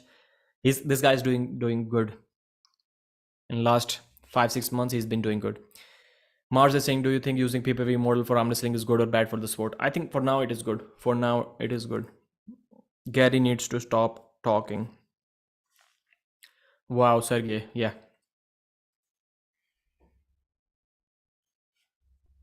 When is the Devon match? Maybe 4 hours away from now. Long time, long time. When is the Devon match? 15 matches on the card. Damn.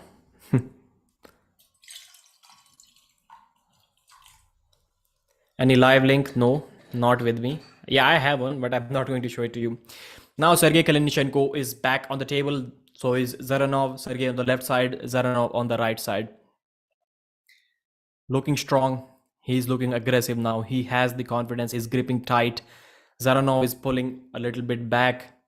He thinks he needs to do something different now. Maybe he'll look for a slip. The setup is top roll versus top roll for both, and I think it is going to be that way for the entire match. The referee is setting them up fairly. And once again, Sergey Kalinichenko with a dominant top roll. This match doesn't look like it is going to the straps. He's way too much. Like there is a big gap between their hands and arm power. Sergey Kalinichenko is a beast. Is a beast.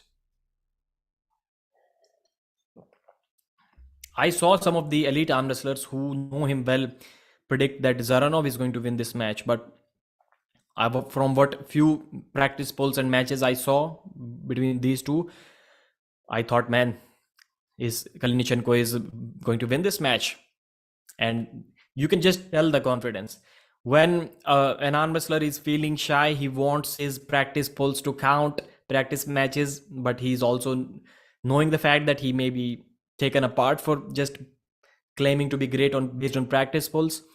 I think that was the situation when Sergey told me that he believes he's top 10, top 15, something like that.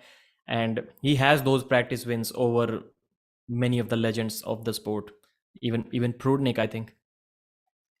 Especially after this, okay. Gary, another 3-0 match, Brazink. The matches are ending quick. How big is that arm? 21, 22 inches. Yeah, I think they said 21 for Zaranov, 19.7 for Sergey. Peak down was amazing. We need to find already, just stop thinking about this match. We need to find opponents for Sergey Kalinichenko. Mention it in the comments. This means Oleg 3, John 0.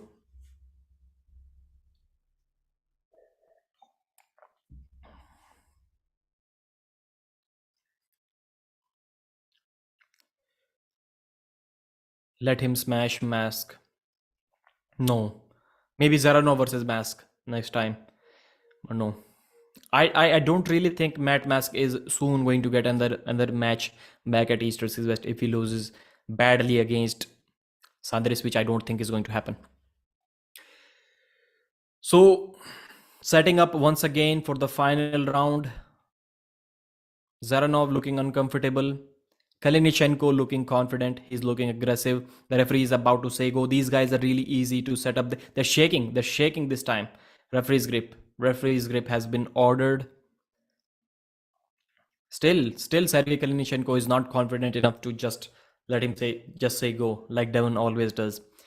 Ernes versus Dave. I think Ernes will win that match. But I'm happy for this guy.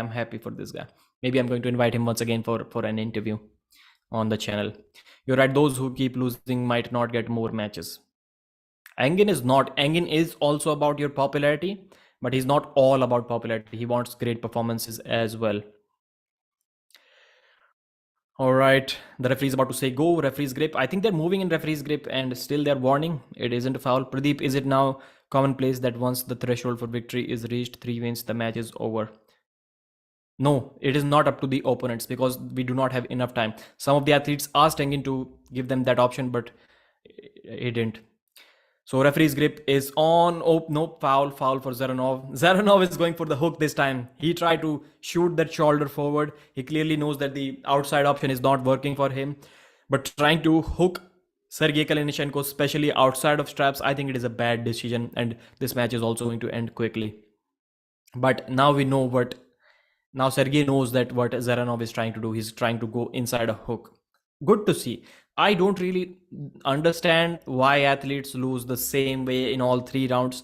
At least he's trying to switch some things up. Who knows? Maybe it will work. Yeah, it worked. He hooked him. He stopped him. He brought him back. Wow, that's a war. Sergey Kalinichenko is shaking. He's shaking. The match is dead center. Even Zaranov is making a comeback. Sergey Kalinichenko looks offensive. Wow, that match has stopped in the center. Zaranov almost got the pin. Almost got the pin. We did not expect to see this battle. They are dead center. Nobody's moving. Zaranov is slowly gaining position and he pins him. Zaranov gets Sergey Kalinichenko in a hook and he pins him. Nobody expected that. That is why you try different styles. Even though it is not your main weapon, you need to try different things out. And Sergey Kalinichenko, for all we know, may be gassed out in this round. Wow, that was amazing. That was amazing. What did we just see, man? That was one of the most amazing hook battles. Amazing, amazing stuff. Ray and Gary so quiet. Get hyped. क्या हो रहा है? चल झूठा. He gassed him. Yes, he did gas him. So he tried to hook him, and Sergey was offensive, and it went almost to the pad, but then he got his cup. Then he brought him back, did some surges. It was stuck in the center for maybe 30 seconds. Engin must be tripping. Yeah. Engin is just, wow. Engin is the happiest man after watching that round. Especially after we saw that first two matches are going to end 3-0. Engin must be happy after seeing such a comeback. I think this is the last option for Sergey Kalinichenko to win this match. This is the last option. If he doesn't win in this round, I think it is over. Aman Saxena by John का match अभी नहीं होगा, 9th match है. The commentators leave a lot to be desired. Gary sounds half sleeping. They need to pick them up. It is their style. It is. I think I've learned the art of shouting and being aggressive. When you're commentating these fast sports which can end quickly, I think you need to be louder and more aggressive with your commentary. Goodrich is kind of annoying with his speed talk. Did anyone else hear Gary say Ryan was going to hook Zurab? I have this microphone on, but I'm not really listening to what they're saying. Earphone, not microphone. Total कितने match है? Total 15 matches, and second match is going on. Second match is a war. A war. Sergey was brought back to center from like 2 inches from victory. 2 inches not only for that round, 2 inches from victory. Sab the B saying no, he has diarrhea.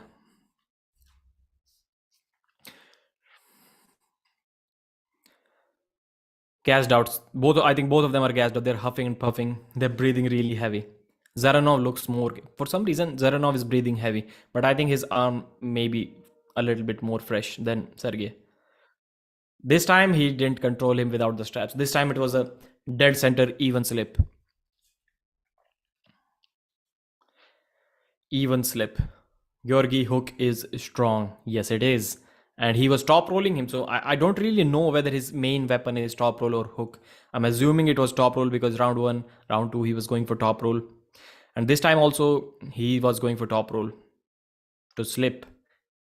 Because he's on that side. Now the buckle is going to be on his side. I think if they go for top roll, it can be easier for Sergey Kalinichenko.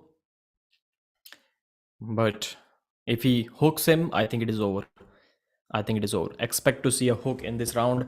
I think there is no way Zaranov will try to top roll from this side of the strap. Zaranov does not look happy with the application of the strap. He was complaining about something. His face looks like it is hurting him. Still, we are not in referee's grip. The referee is allowing them to set up. Sergey Kalinichenko is cupping slightly. He's gripping low. Is he willing to go in a hook? I don't think he should. Yeah, back to top roll setup. Back to top roll setup. I think he's going to force the hook. Yup, stops him in a hook and beats him. Oh, it looked like a pin. Looked like a pin. Yeah, win. Win. Yeah, win for Zaranov. Man, Zaranov has turned this match around. Wow, that guy deserves this win. He deserves this win. Sergey Kalinichenko is not happy. He wants to kind of review it. He's thinking that he did an elbow foul, but I think it was a pin first. The first surge that the referee didn't count, it was a pin. But I don't agree with this. Like, you have your elbow 2-3 inches off the back of the pad, and that guy still pinned you, and you want to restart after that. Is Prudnik natural? How would I know? If you want me to guess, I would say no, he isn't.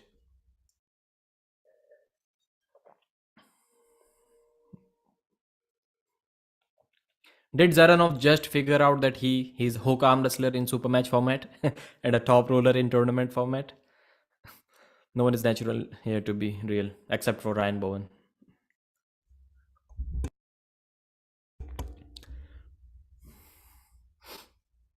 Now they're taking a long break. I think the referee needs to start the clock at some time. Like, he's sitting on the couch and Zaranov is also getting his arm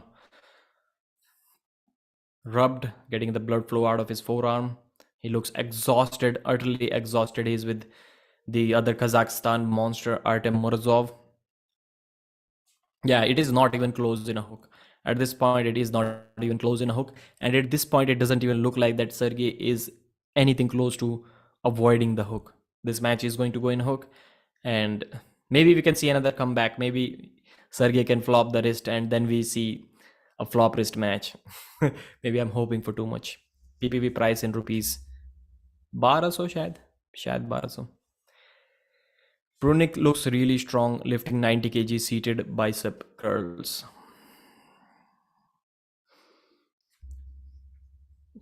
Parth Verma, Georgy Zaranov 2 pins, Sergey Kalinichenko 2 pins. Zaranov is making a comeback. The referee is setting them up. Expect a slip. Expect a slip.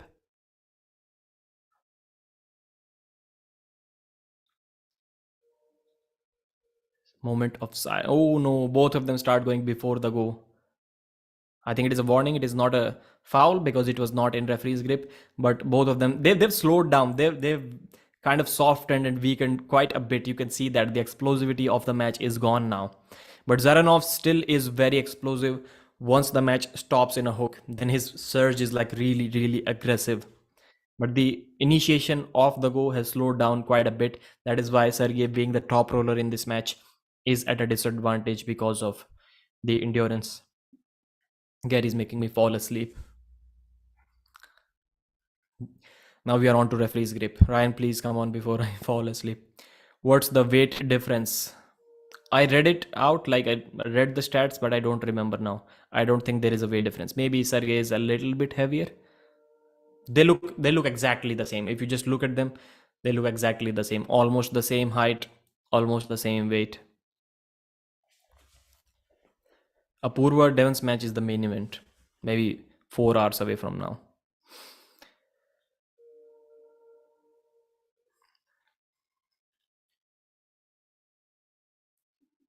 Referee's grip.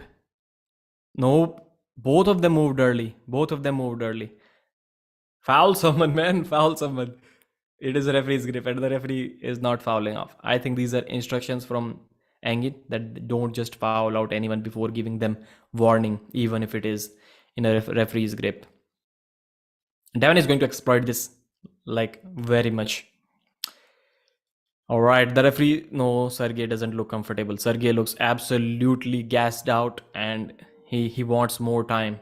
And they are getting more time in a referee's grip. They are allowed to walk off the table. Once the referee has set your elbows on the pad, you cannot move even a centimeter, and they are allowed to walk off the table in a referee's grip.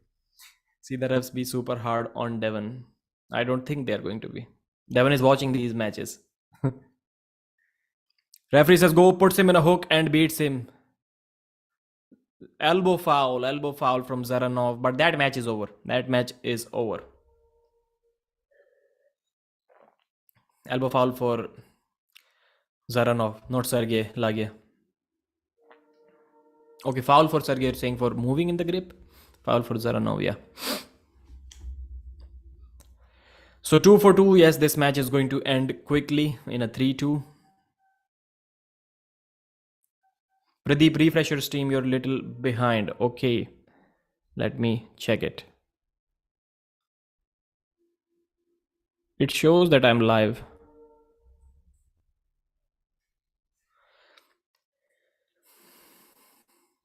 No, Bowen lost 3-0.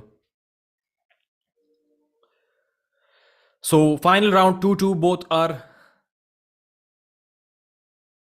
in their last attempt to win the super match. Zaranov is looking confident. He's going to force the hook. He forced the hook and he's about to pin him, but Sergey is showing some resistance. He flops the wrist and it is a slip in a losing position. Elbow foul. Okay, foul and win. Slip in a losing position and a win for Zaranov. And those athletes were correct. Did we just see some blood on his bicep? How do you get blood on your bicep? Yep.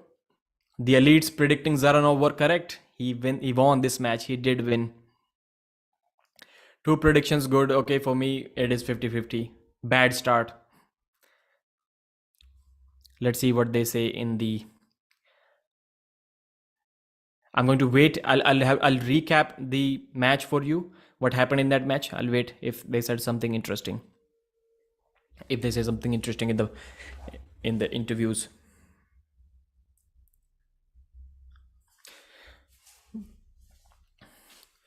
So, Georgy Zaranov versus Sergey Kalinishenko, the second match of East versus West 5. That was a great battle. The first round started with Kalinishenko top rolling Zaranov very easily, and it looked like there is a huge gap between these two athletes. Second round, it was the same for both of them. Once again, Sergey Kalinishenko easily top rolled Zaranov. It was very easy, and we all thought that it is over. It is not going to work out for Zaranov. But then Zaranov did something amazing. He tried to switch styles. In the grip, once he started early, so Sergey already knew that he has switched to hook style and he's going to try to hook, but still it worked. Sergey almost got the pin in the third round. It was near the pad, but Zaranov was able to get his cup. He brought him back to the center, and then we saw a hook war at the center of the table for probably 1 minute. That was one of the most amazing rounds. Like great hook battle. Zaranov was able to win that round. And after that, it was kind of one-sided traffic. Zaranov was able to force the hook in every single round. It was 2-2 in the next round, and in the final round, once again, he pinned him, but there was a foul in the second round, in the fourth round, and in the final round as well. He forced him in a hook and won it quite comfortably from there. Like everyone was expecting to see dominance from Sergey, but Zaranov proved his experience, his veteran experience, and he turned the match around and won it 3 pins to 2 quite comfortably in the end. So I just recited the whole match, and Emprost is asking who won. I don't know what else I can say. Is the stream good? Is the video audio just good? Guys, I just logged in to watch what are results so far, please. So Bowen won 3-0 and Zaranov won 3-2. Zaranov made an amazing comeback. Performance enhancing pancakes. I think you're just messing with me. Guys, I just logged in to watch. So Justin Bishop versus Mindaugas Therasitis. The Bama Bull. Pradeep, your stream is like 2 minutes behind. Is it?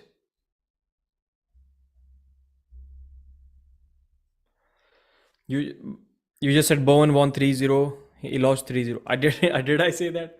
No, he lost 3-0.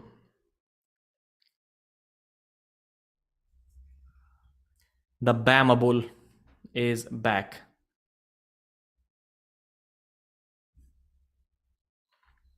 Let me refresh. So how do all those who bet on Bowen shutout stakes lost despite the match not going 5 rounds?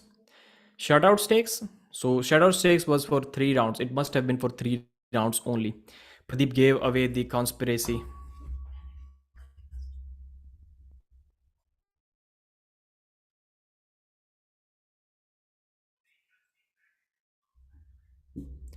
Ryan is a beast. I am 2 for 2. So far, so good. Justin should have pulled Ryan.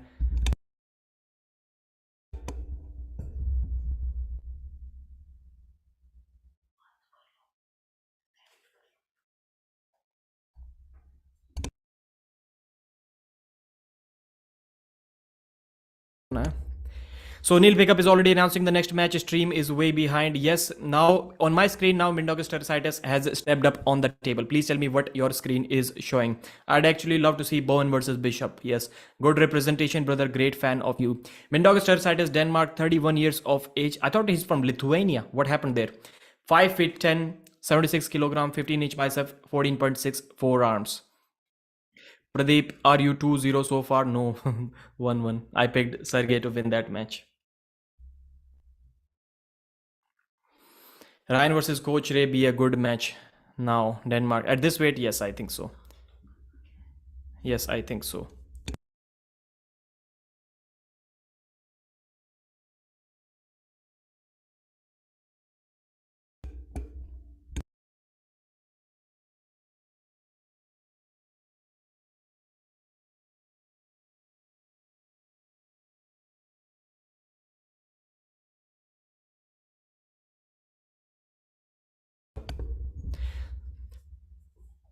So third match of East versus West, Justin the Bama Bull Bishop versus Mindaugas Teresitis. I have predicted Mindaugas to win this match 3 pins to 2. I think Justin is the bigger human being. He's the stronger human being. So he's going to win the first couple of rounds, at least the first round. But he is not experienced enough to win the entire thing. Like, when was the last time we saw Justin Bishop compete outside of USA? When was the last time we saw him compete even inside USA in a super match format or in a tournament? I don't think he competes often. He's lacking that recent experience. Of course, he's a veteran in the sport for more than a decade. He's been pulling, but I don't think it is going to be enough. Being the bigger guy in this match is going to support him. Is going to help him for sure. Referee is setting up him up. That was a slip. That was a slip. Justin Bishop is asking, why are you running? What are you running for? And clearly Mindaugas is running despite having the buckle on his hand in the straps. Still, he was running in the first round. So please tell me the difference. Now the referee has started setting up the strap in my stream. Like, where is your stream? How much behind am I? If it is less than 10 seconds, it is considerable. I hope Ernes won because I am Italian. Win. It has not happened yet. What happened with the camera? Whose camera, brother? Setting straps up. So we are okay. Jerry's tongue. Bishop match is starting. Your stream is not far behind. It's fine. All right. All right. It is anyways mostly for people who have not watched, who have not bought the pay-per-view. So for them, it is okay if it is behind or not. They just need to know what happened, even if it is 30-second delayed.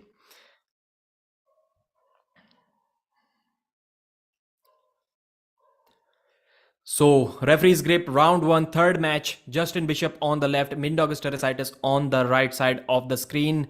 Both of them are completely unsettled. It is referee's grip. Still, they are lifting their elbows. They are not going to compromise anything. Justin Bishop looking good with his low hand top roll setup. He's trying to roll out of his hand, and I hope he's able to do that in the first round. I think he's going to do that. Let's see how strong Mindaugas actually is. Justin Bishop is really comfortable. Wow. Justin Bishop just dominated Mindaugas Teresitis. It wasn't even close. It was almost very similar to John Brzezinski versus Ongarbayev first round, but instead Mindaugas just laid down immediately. Like, it took him 1 second, just 1 second to realize that he needs to lay down in this round. 1 second and he laid down. That was dominant. I'm not sure if you can overcome that much of strength gap. Bishop is looking strong. Justin 1, Mindaugas 0. MAGA, what is the full form of that? G.R. Williams. Guys, why are you... I don't even understand. Have you guys never... Azim Uddin Khan, have you guys never heard who Mindaugas and Justin Bishop is? Like, I'm talking about this match. How can it be after Devon versus Prudnik? You're asking about Devon versus Prudnik, so you assume that Mindaugas versus Justin match is after Devon versus Prudnik. That is a main match. And someone was asking about Dave versus Ernes. I don't think I should address these questions. Guys, on my screen right now, they are on the table. Yes, they are on the table on my screen as well, setting up. The first round was extremely dominant from Justin the Bama Bull Bishop. I expected him to win the first round. I predicted him to win the first couple of rounds, but not that dominantly. From this thing, it looks like it is over for Mindaugas.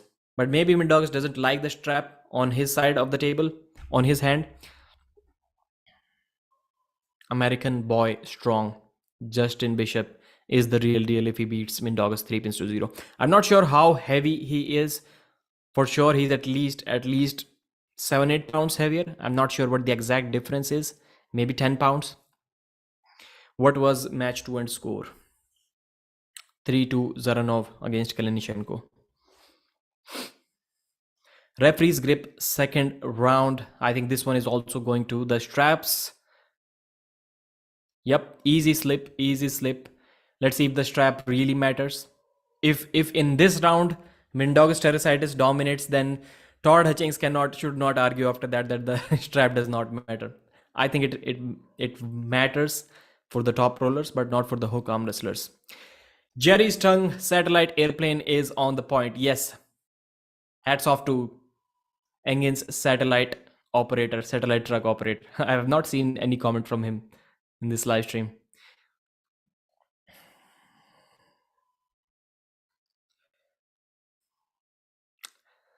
Justin looks like he's still going to win this second round as well, but I don't think it is going to be as dominant as the first round.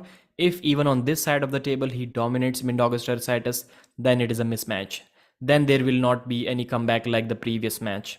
I think we can say that for sure. If he needs to make a comeback, he needs to do it now.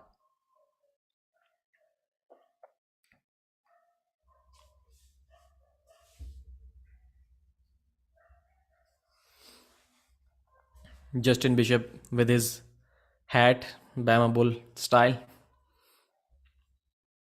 Mindaugas is looking like his shoulders are not squared. Not squared. Square the shoulders. Yes, yes. Good job, referee. Risto. Again, not squared. Yes, again, good job, Risto. Mindaugas is not squaring the shoulders. Looking good, the setup is looking good for Mindaugas this time. No, Bama Bull.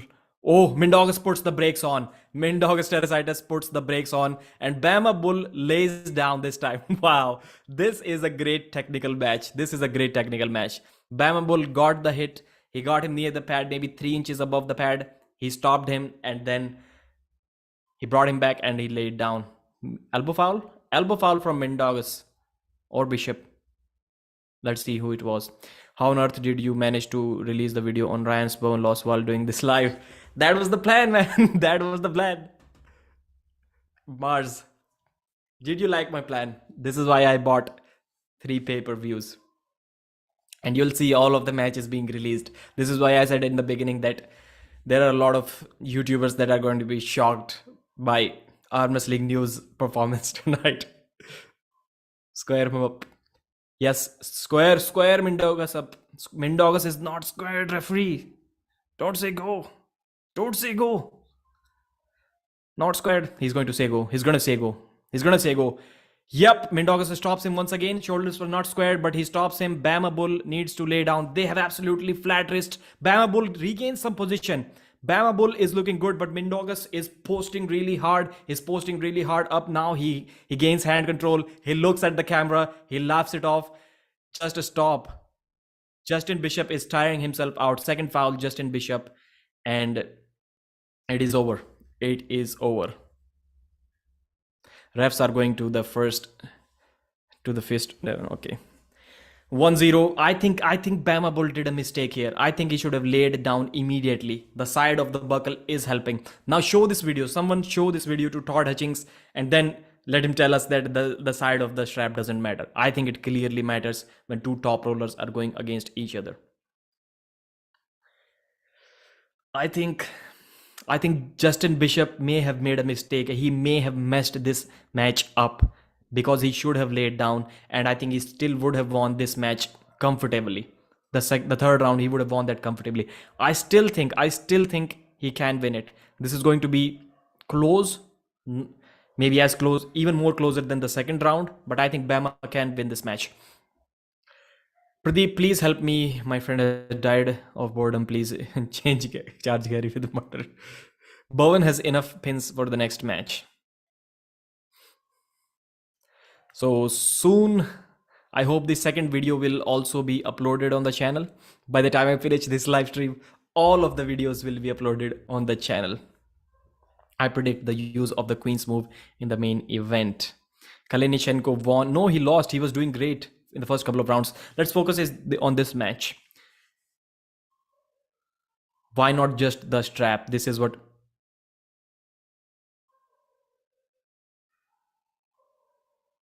Okay, they have agreed for the strap. They've agreed for the strap. Mindaugas is going straight to the straps. So far, first round, Justin Bishop just dominated. Second round, it was a good match. Elbow foul from Justin. Mindaugas was looking composed. He was looking good. Like, both of them were flat. Neither of the athletes had hand control. Then Mindaugas, in the second start, had slight hand control. And Justin Bishop should have laid down again, just like he did before the elbow foul.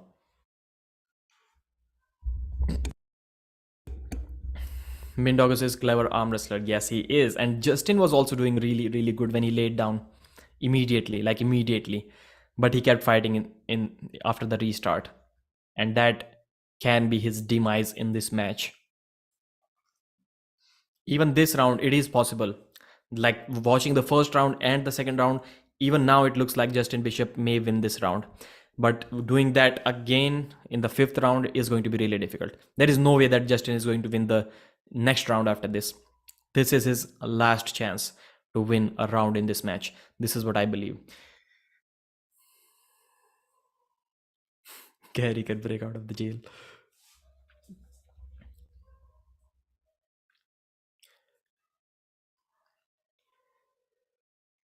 Mindaugas is trying to gain any height advantage that he can. He's not putting his elbow down.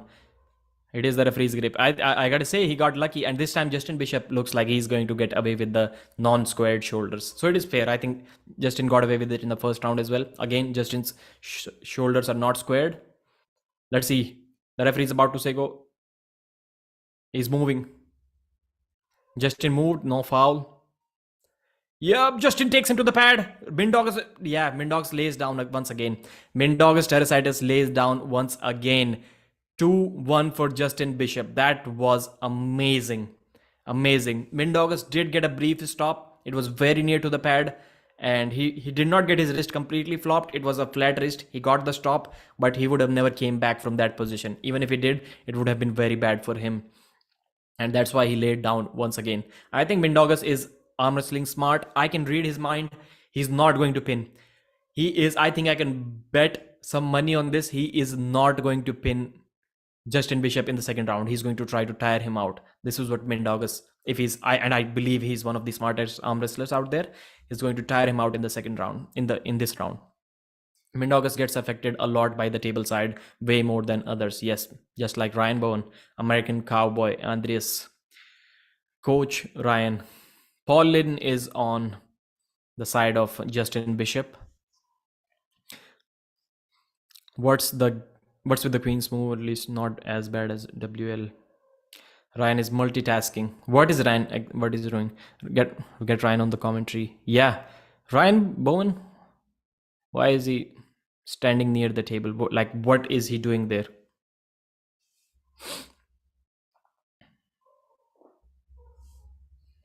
What's the score? 2-1 for Justin Bishop, and soon it is going to be 2-2 for both of them.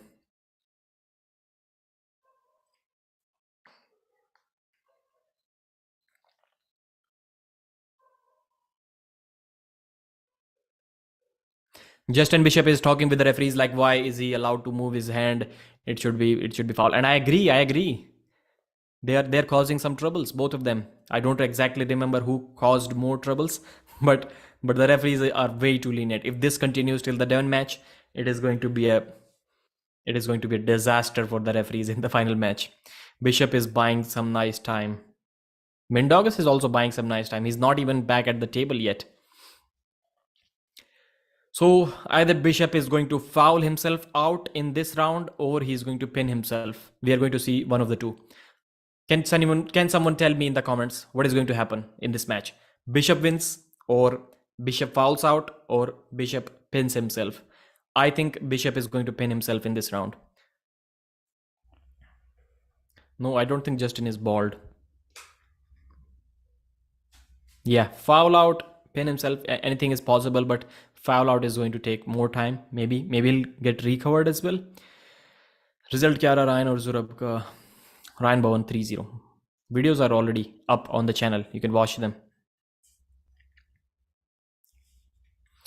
भाई player के नाम background में ऊपर लिखो, दिख नहीं रहा आपके पीछे यार.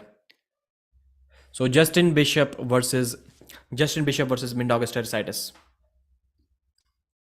West East. Ryan Bowen is sitting there just watching this match. I don't know why.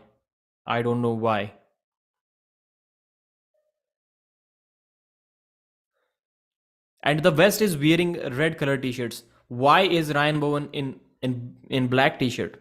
Is he on Mindaugas' side? What is up? I don't even understand.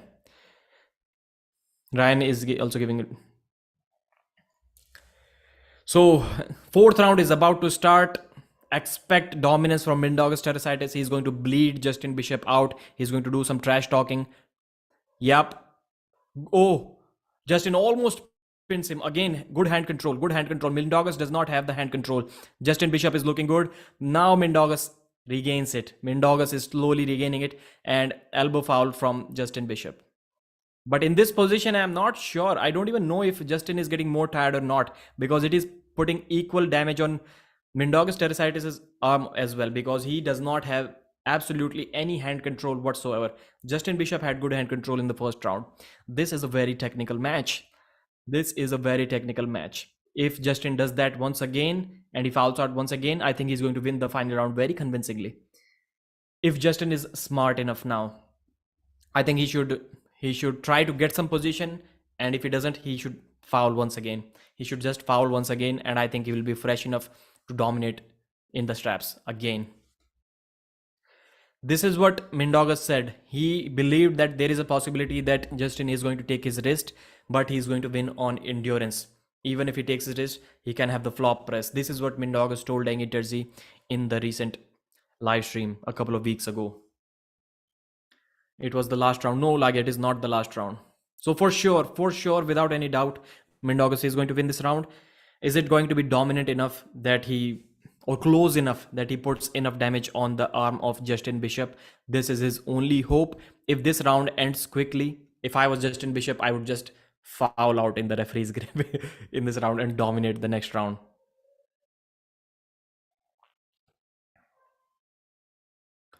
So Justin Bishop is saying that we are the same length. There is no reason why you should bring my elbow back to match his height. We are about the same size.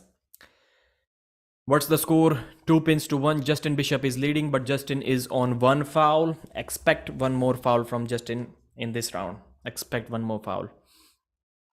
Justin teach Risto. I like Justin. Like, he's a smart arm wrestler. So is Mindaugas. Like, not one of the most exciting matches, but going to be technical. Especially the fifth round, what Mindaugas is able to do in that round, we're gonna have to see. So far, Justin is way more dominant than Mindaugas. And they say buckle doesn't matter. Yeah. When Justin is on the other side, he's winning dominantly. When Mindaugas is on the other side, he's still slightly, just like 5% losing his wrist, but then slowly regaining it. Justin is also not in a good position, very good position. His position looks okay, but like not a very favorable position to be in. This is candy for hardcore fans. Like, yeah, yep, you're correct. So expect Justin to hit well once again, almost near to the pad, just like he has been doing in almost all the rounds. Nope, this time it stops in the center. Yeah, Justin Bishop just lifts his elbow up. Justin Bishop is really smart, and I think he's going to win this match. I think he's going to win it. Mindaugas Teresitis for sure had the plan to tire him out, to do some trash talking, to lower his motivation down. But nope, he just lifted his elbow. We discussed the options. Winning which was not likely, losing then losing on fouls or pinning himself. He chose losing on fouls.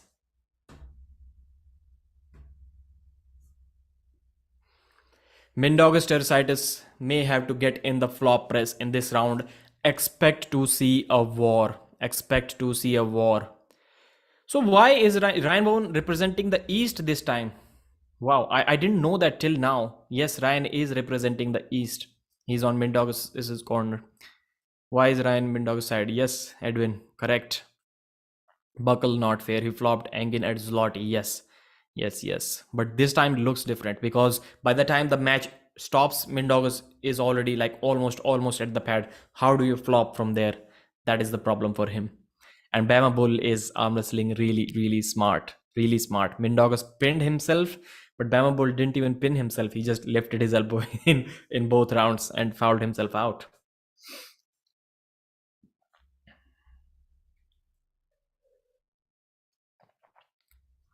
Made a bet with Zurab to be on East corner? No.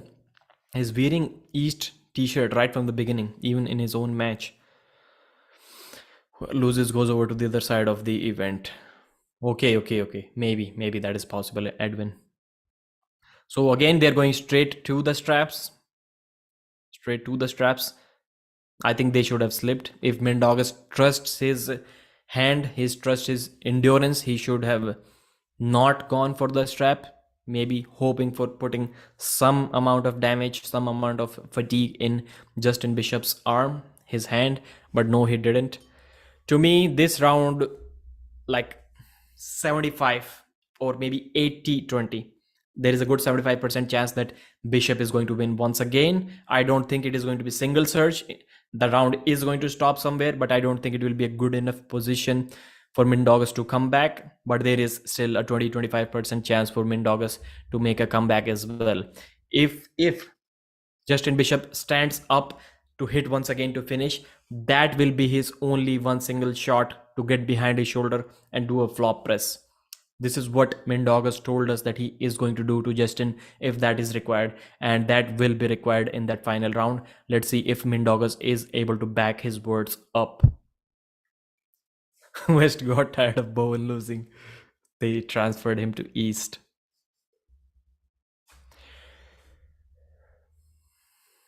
So referee's grip. Elbows are up in the air. Mindaugas does not want to slide down in the straps because it is going to be over for him. So he's having every height advantage he can. Now the elbows are down. Justin Bishop is looking good with the setup. Referee has forgot that he needs to square the shoulders on the other side as well. Like none of the shoulders were squared on that left side of the table. Expect Justin. Oh, the match stops. Mindaugas is laughing at Justin Bishop. Wow.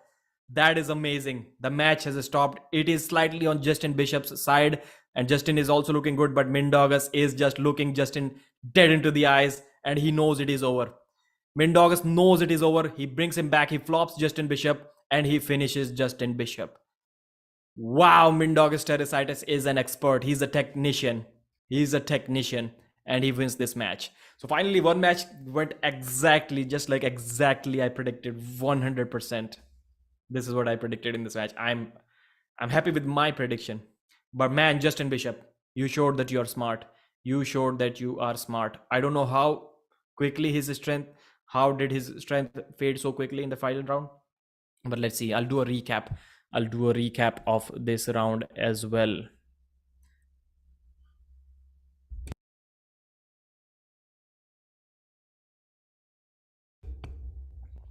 Bishop definitely burns out too fast.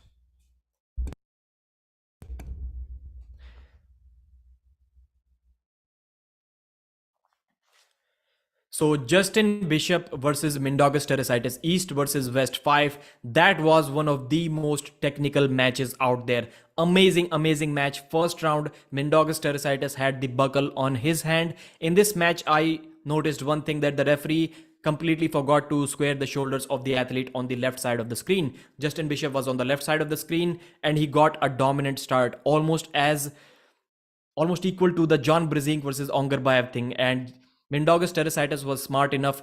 He laid down, he made the calculations, he decided to lay down within a second. As soon as the round started, Mindaugas laid down and it was 1-0. Very dominant win from Justin Bishop, and it looked like he's going to dominate from there. Second round, they go to the straps once again. Inside the straps this time, Justin Bishop had the buckle.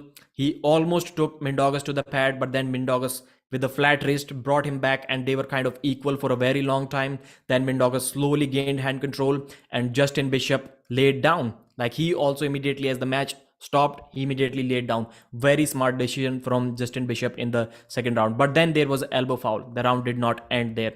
Once again, Mindaugas put the brakes on near the pad, brought him back, and again Justin Bishop fouled out. So that put some fatigue on Justin Bishop. In the third round, again Mindaugas had the buckle. They decided to go directly to the straps. This time Justin Bishop fired again, really hard hit, took him very near to the pad, about 2-3 inches above the pad. The match stopped, but again it took Mindaugas to calculate. It took him 2 seconds to calculate that he needs to lay down once again. It is not worth it. In the fourth round, this time buckle was on Justin Bishop's hand, and Justin Bishop was getting stopped both times, so he fouled intentionally. Like, it was quite clear that he's going to lift his elbow and foul himself out, because there is no way out. He's going to get tired if he tries to fight, and he's going to lose for sure. So this is the reason why he kind of fouled out twice. And once again, in the final round, inside the straps, fifth round, Mindaugas was already ahead in the endurance game. He stopped and he immediately started laughing, started looking at the camera, looking at Justin Bishop, and finished him. Mindaugas Teresitis, the winner, 3-2. Amazing match. So next match, Adam Warzinski, age 25, 6 foot tall, 93 kilogram, 47 centimeter biceps. Again, expect a war from this match as well. I think cowfish on over. Devon versus Dennis. Let's see Adam. Very excited to find out his level. Yeah. I think it is going to be similar as well. The reason why I said that the second round is going to be that match is going to go for Mindaugas is because of Justin Bishop's experience. He does not have experience outside of his own country. Not much. He competed in Moldova in 2018. I've not seen anything after that. Same thing with this match as well. I think Warzinski can be the stronger man in this match. He's bigger, but Bojidar, man, the experience, probably 10 times more experience than Adam Warzinski. And I think so 5'9", 85 kilograms and 16.5 biceps, 15-inch forearms, 24 years of age. Let's see how big Adam Warzinski was. So he was 93 kilogram. So 93 versus 85. 8 kg is a big gap. But I still believe that even 8 kilogram is not big enough of a gap to beat a world champion, especially when you have not traveled outside of your country. I just cannot see it happening. I think Warzone is going to take the first round. He's going to be strong enough. But even with 8 kg difference, and I just don't see how you can beat a world champion without even getting that high level competition, traveling outside of your country. Really difficult for me. Can you please update the matches that are already? Thank you. Yes, I will. Can anyone tell me if I have missed any super chats or anything? Oh, wow. Just Adam Warzinski is just looking at Bojidar, controlling him and laughing, like almost smiling at his face. Bojidar was trying to run away and Adam contained him with his fingers. He was looking dead into the eyes and he cupped him back in a hook, and then Bojidar elbow fouled. I did not expect that. I did not expect that from Adam. Adam Warzinski is looking massive, like massive. It looked like a huge difference between these two. Bojidar is slightly intimidated, but still I believe I predicted Adam to win the first round, the next 3 to Bojidar. I think at some point endurance is going to come into play, and these Bulgarians train entire day, every day. Puts him in a hook. Adam Warzinski is looking confident. Let's see who attempts the first surge. Nope, I don't think it is moving either way. Bojidar stops the match in center. Tries to surge. Nope, not working. Adam is fully cupped. Adam Warzinski is strong, but he has not made any surge, any attempt to pin Bojidar. He's trying to roll out of his wrist. He's trying to top roll Bojidar without the straps. He's climbing up. Wow, that guy is technical. He tries to go sideways. Nope, the match stops. Hook battle. Hook battle. I told you guys, expect a war. Expect the best hook match. Adam is looking at the camera. The match is stopped. Adam is in a far superior position in that hook, but Bojidar is slowly coming back. The endurance is going to strike, and I think it is going to be 3-0 from here. No, Bojidar cannot do anything. Still, Bojidar cannot do anything. And people have been saying about Adam that he gets stronger as the round progresses. He doesn't get tired. He's trying to attack the fingers once again. His hand is so thick. Bojidar is having great difficulty trying to grip up against him. Whoever put this match up, kudos to you. Wow. Adam Warzinski gasses out Bojidar. He just tired Bojidar out and he claimed that it is over. Adam Warzinski claimed that it is over. Endurance, the things that they have been saying about this guy, endurance, it is true. His endurance is amazing. Bojidar looks gassed out and he looks more fresh than ever. I don't know how that happened. Wow, that guy has amazing endurance. He was really technical. He was trying to climb, trying to get a higher grip. Adam Warzinski is the man.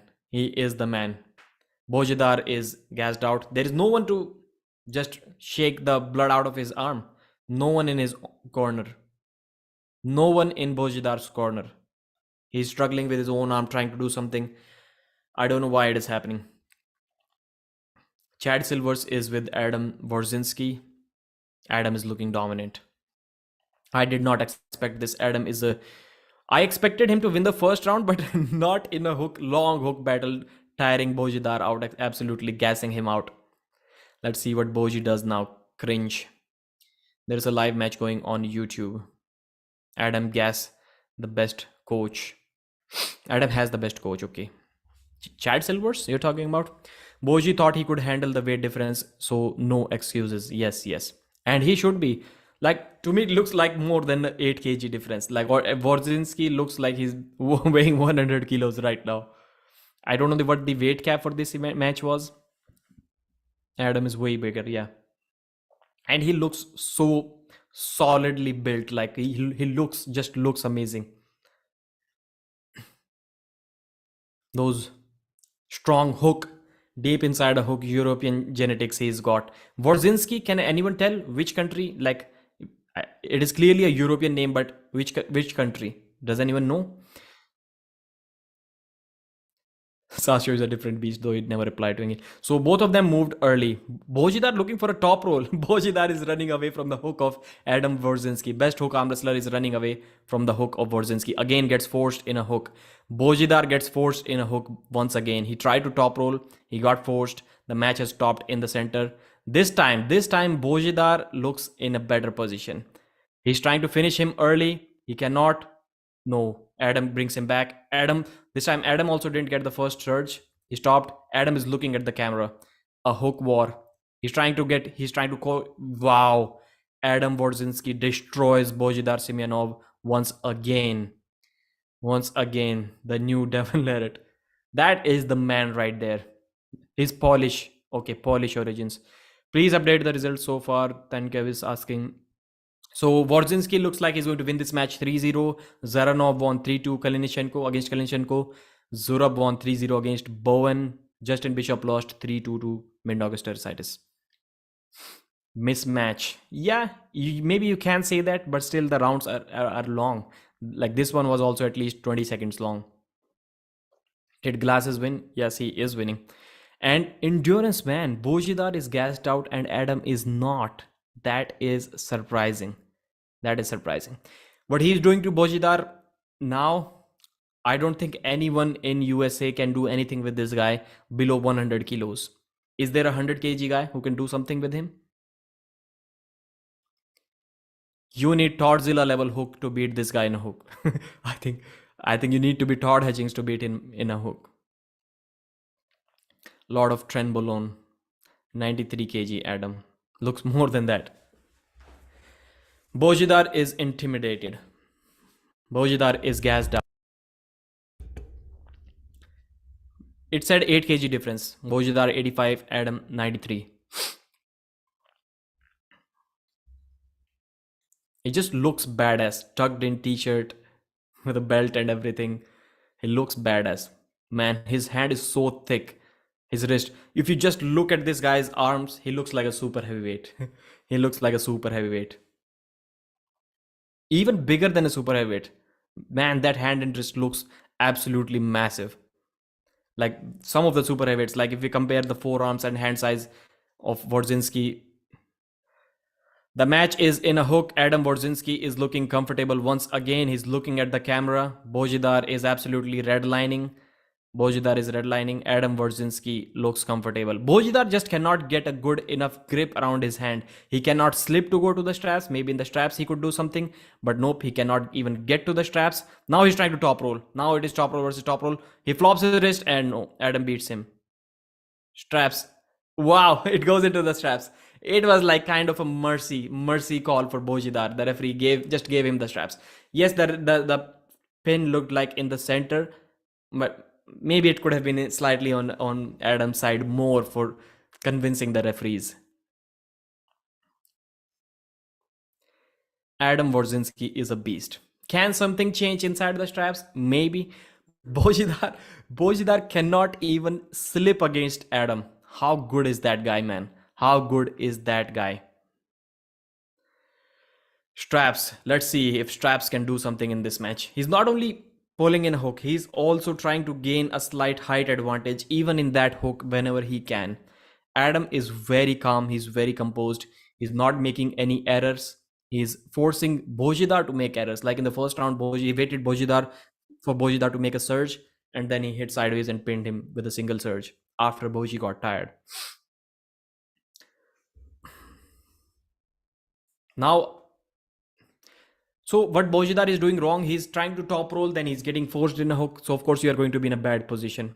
Only once he tried to go in a hook directly.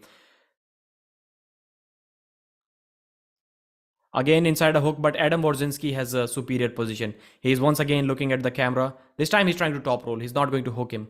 This time he's top rolling in Bojidar. And they say that Bojidar cannot be top rolled. They say that Bojidar cannot be top rolled, but Warzinski is trying to do that. Let's see. People say that he's almost untop rollable inside of the straps and just destroys him. Adam Warzinski destroys Bojidar Semyonov with a high hook, top roll, whatever you want to call it. Adam will travel many times to Istanbul. Yes, that is the man. Give him to Sasha Andreev. Give him to Sasha Andreev. Owned. Yeah. Wow, I did not expect that. My predictions are so far 2-2. Not good. So Warzinski wins this match 3-0. Let me do a quick recap for you guys. Evgeny is so right about Adam. No one knew about him.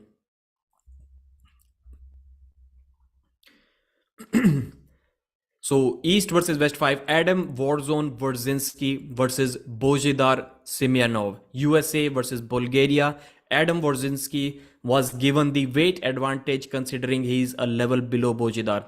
Bojidar was 85 kilos, Adam Warzinski was 95 kilos, and round 1 without the straps stopped dead in center. Adam Warzinski was patient. Bojidar was trying to pin him. Bojidar was looking uncomfortable. Adam was looking massive. His right arm was looking like it belongs to a super heavyweight. His left is looking small, but his right is looking like it belongs to Dave Chaffee or something. Even thicker wrists than Dave Chaffee maybe.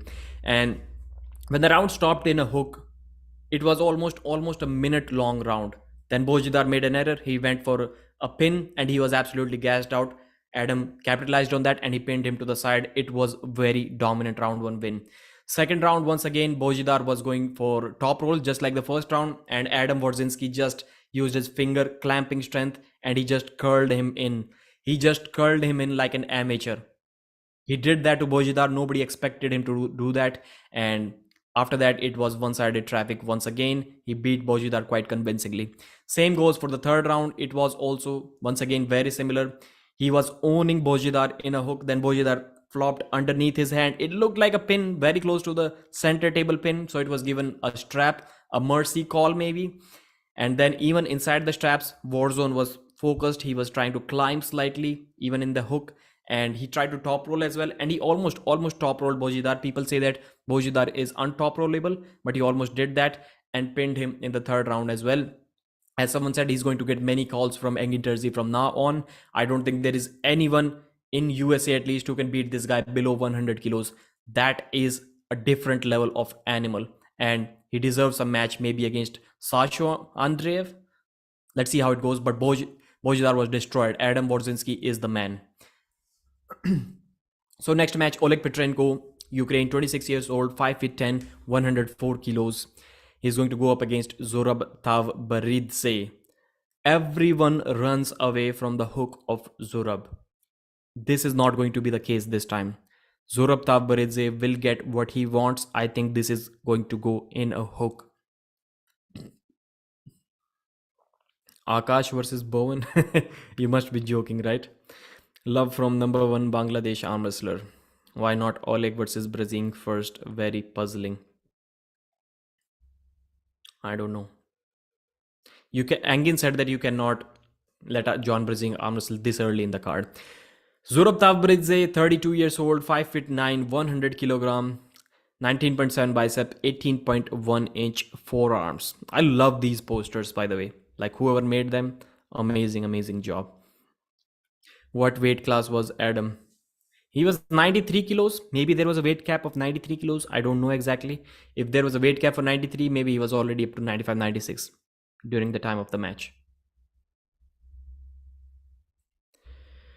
Zurab again, this is gonna take forever. This match is going to go in a hook, and Zurab Tavbaridze is really strong in a hook, but I just think that Oleg is the bigger guy. He should win this comfortably. I think it is going to be 3-0 the Ukrainian. Background change, Petrenko versus... Thank you very much for reminding me, my brother. You're the man.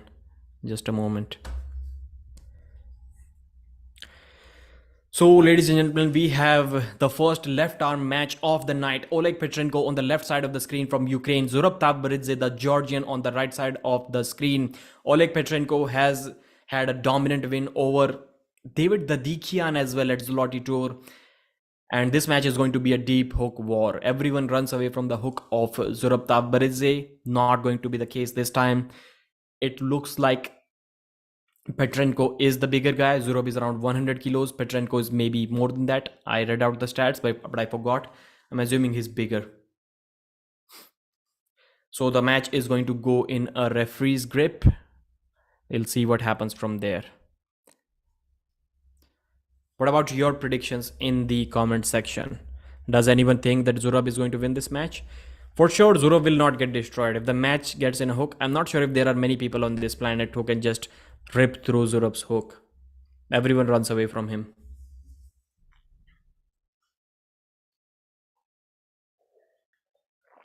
Petrenko is 104 kg. All right. Referee's grip almost set the match. Oh, what happened there? Petrenko just top rolled him and put him to the pad. Petrenko was saying something. He was saying something to Zurab. I couldn't understand. But it looked like Zurab almost didn't get to engage any power. It looked like it was empty, like this. Like this.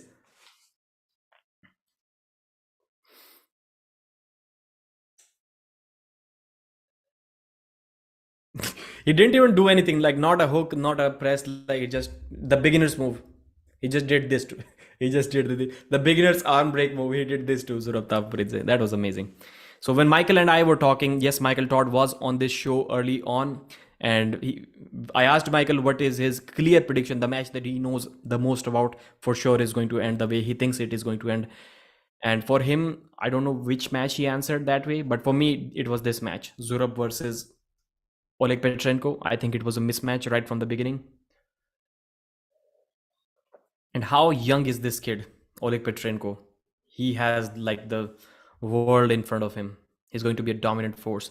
If he beats John Brazink at this age, it is going to be a good day in his career. He's 26, yeah. Zurab left injury. No, it didn't look like any injury. Petrenko light version of Putin.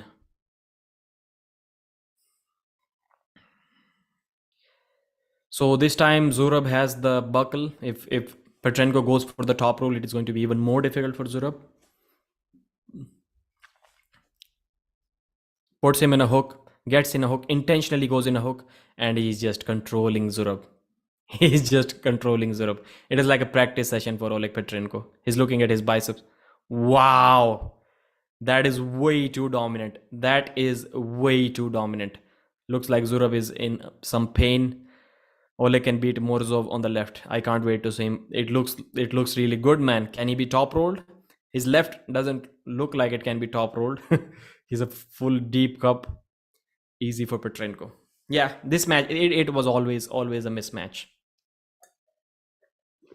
How do you put a guy who has beaten David Dadikian on the left arm against Zurab Tavbaridze? This is the math that I was not able to understand right from the beginning. Andre School.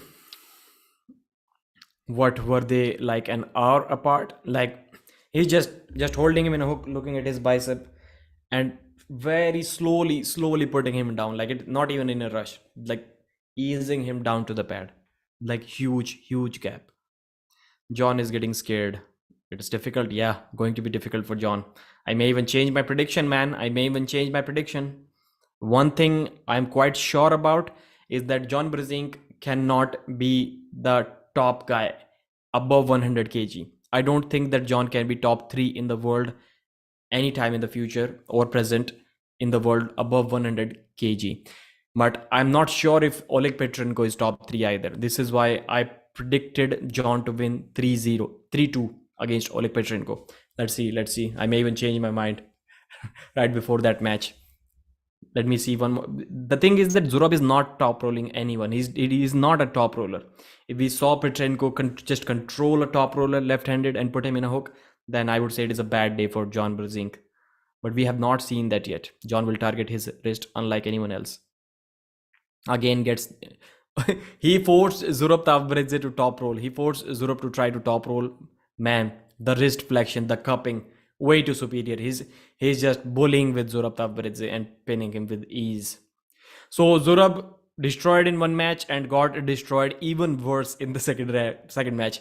I'm quite sure Bowen is feeling proud. Bowen is feeling proud doing the commentary because Petrenko did to Zurab, but Zurab did to Bowen, and much worse than that.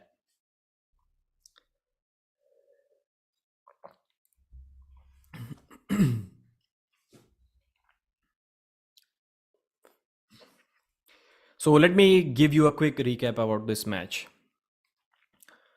Zurab Tavbaridze from Georgia versus Oleg Petrenko from Ukraine. First left-handed match of East versus West 5. I think it was a mismatch right from the beginning. How do you set up a guy who has beaten David Dadikian on the left arm against Zurab Tavbaridze? Oleg Petrenko looked slightly bigger, 5 kg heavier he was, and he just curled him in the first round, just very comfortably eased him down to the pad. That was the second round. The first round was the amateur move. He just stood up like this and he just did this beginner side pressure move, break arm move on Zurab Tavbaridze. It was as comfortable as it gets. The easiest win out there. I'm quite sure this is going to be the biggest mismatch or easiest match on this card. The third round, once again, he put him in a hook. He forced the hooker Zurab Tavbaridze to top roll him. This is how dominant Oleg Petrenko's hook is. Zurab was trying to top roll him to run away from his hook, and then he curled him in. Wrist flexion was way too much and just slowly eased him to the pad. One of the most dominant position that you are going to see. John Brzezinski may be in trouble against Oleg Petrenko. Alex became the translator. Swoleg. Swoleg Petrenko is built different. Yeah, his forearms, his wrist, and everything looks really thick. Neil Pickup is announcing the next match. Let's see.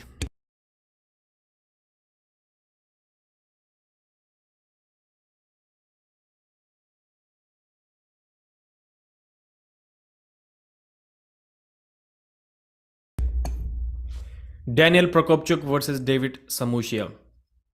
Possibly, it can be the match of the night. Somebody asked me earlier, which match do you think is going to be the best one? Potentially this one. We have seen some great matches tonight. We have seen Mindaugas versus Justin was a great technical battle.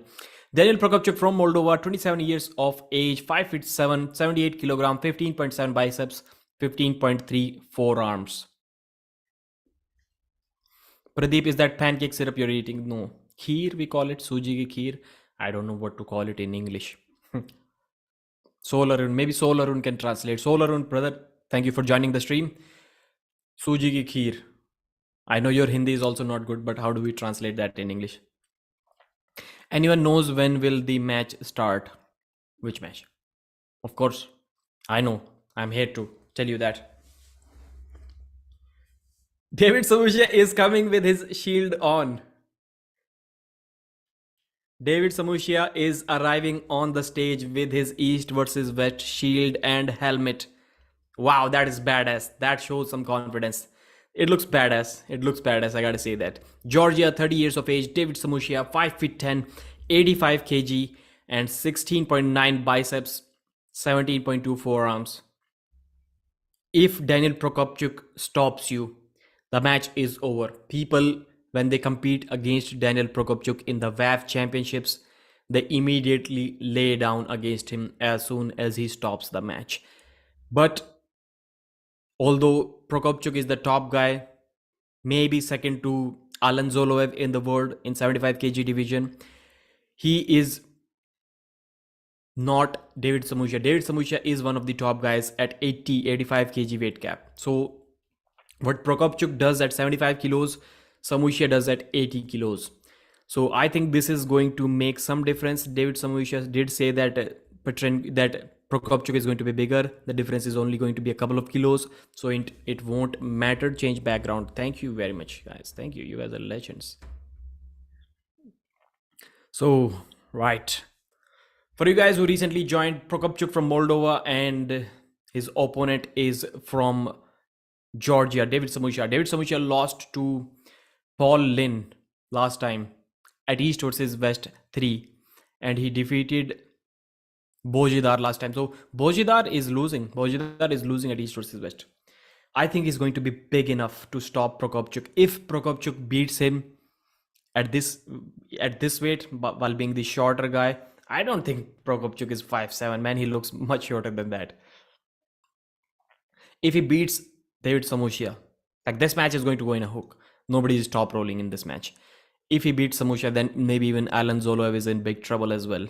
Maybe even Artur Makarov is in trouble at 75 kg as well. But expect a war. This match is for sure not going to end quick. Expect a war. Round 1 is about to start. The referee is setting them up. Referee's grip. David Samushia's fingers are closed. Prokopchuk's fingers are closed. Prokopchuk going back. Prokopchuk is going for the top roll, going away from the hook of David Samushia. Maybe he's just wanting to go to the straps. I'm from Zombieland. Daniel is infinite endurance. Mismatch 3-0 David. I also think David Samushia is going to win 3-0. I think this is what I predicted as well. 3-0 David Samushia. Let's see what happens. He hasn't changed his background. All is lost. Of course, I've changed my background. Bro, you're watching. You're like 2 minutes behind. Prokopchuk is again moving first. No, he has moved first couple of times in the referee's grip. Foul him, referee. The referees are total anti-foul this time. They're not fouling anyone. Again, he's saying referee's grip? I thought it was already referee's grip. Why was he closing his fingers? I got confused. Prokopchuk 100%. I'm not sure about that. I'm not sure. Guys, if I missed any of the super chats, just please type yes. If I didn't, then just please say no. I hope I didn't miss any super chat. Yep, slip happens. Clear slip. No, thank you very much. Thank you. If the match stops, then Daniel wins. I'm not sure.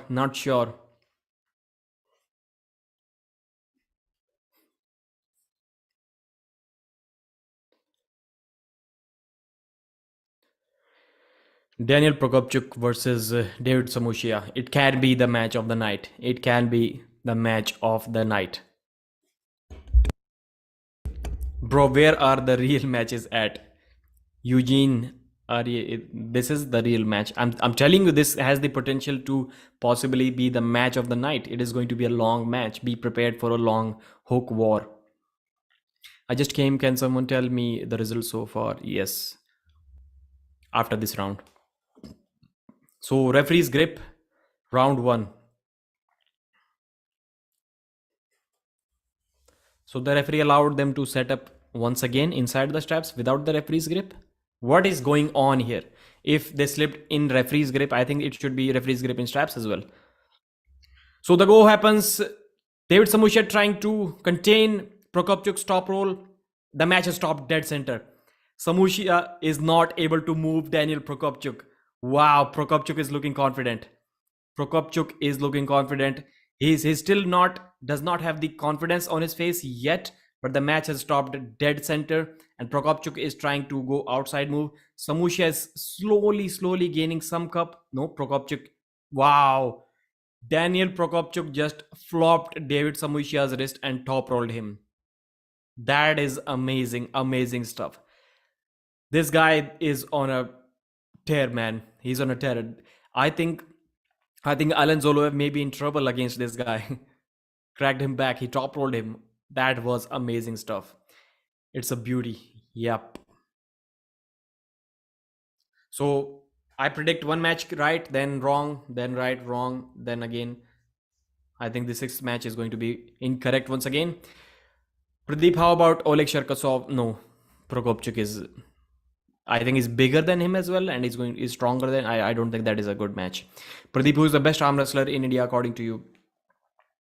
I don't know, man. I don't. It can be Mazahir. It can be someone else. It is a difficult task.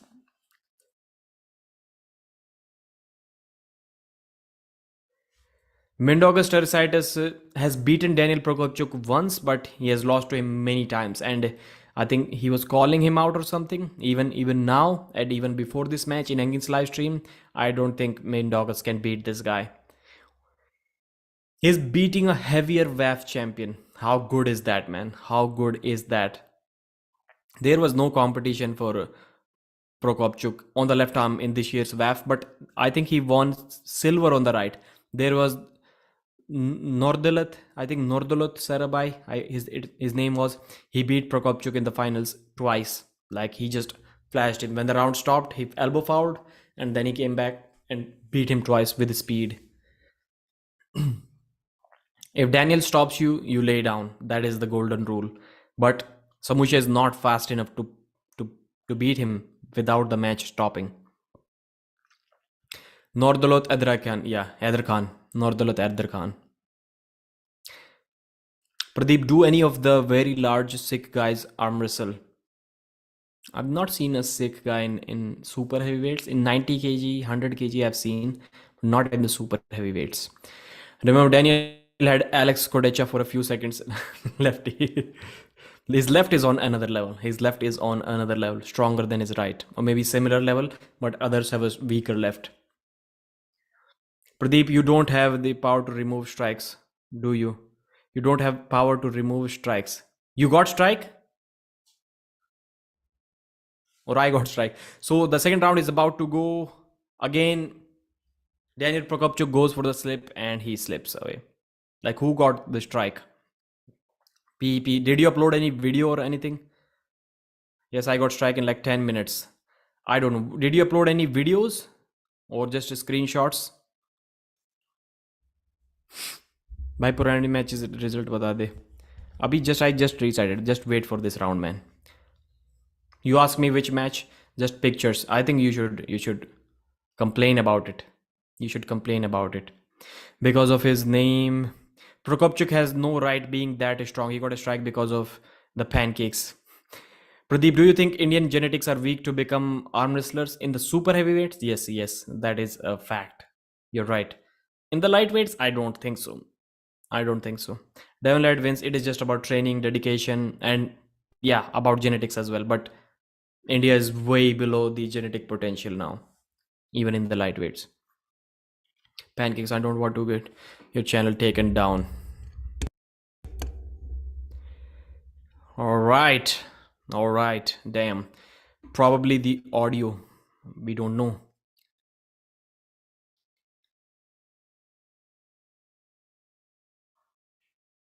So this time, David Samushia goes for the top roll, and Prokopchuk stops him. David Samushia is looking good, but Prokopchuk is leaning back. He stopped him. He stopped him slowly. I think he will start to regain. David Samushia is top rolling. I didn't know that this is going to be a top roll better. David Samushia surges again, but man, Prokopchuk has something like a steel rod, metal rod, or something built in his arm. His arm goes to this level and it just recoils back. It recoils back. It never goes beyond this point. I don't know why that happens, but I think it is going to be over soon. Again, the surges are going almost to the pad, like a couple of inches above the pad, 3 inches, 4 inches. Now they've stopped in the center. Now they've stopped in the center. Now the wrist is gone. Now the wrist is gone on David Samushia. Now he's doing the flop press. Wow, flop press. That was amazing. David Samushia flop pressed Daniel Prokopchuk to the pad. He has found his lane. He has found his lane. He got his wrist taken, and the flop press, it looked relatively easy. It looked relatively easy.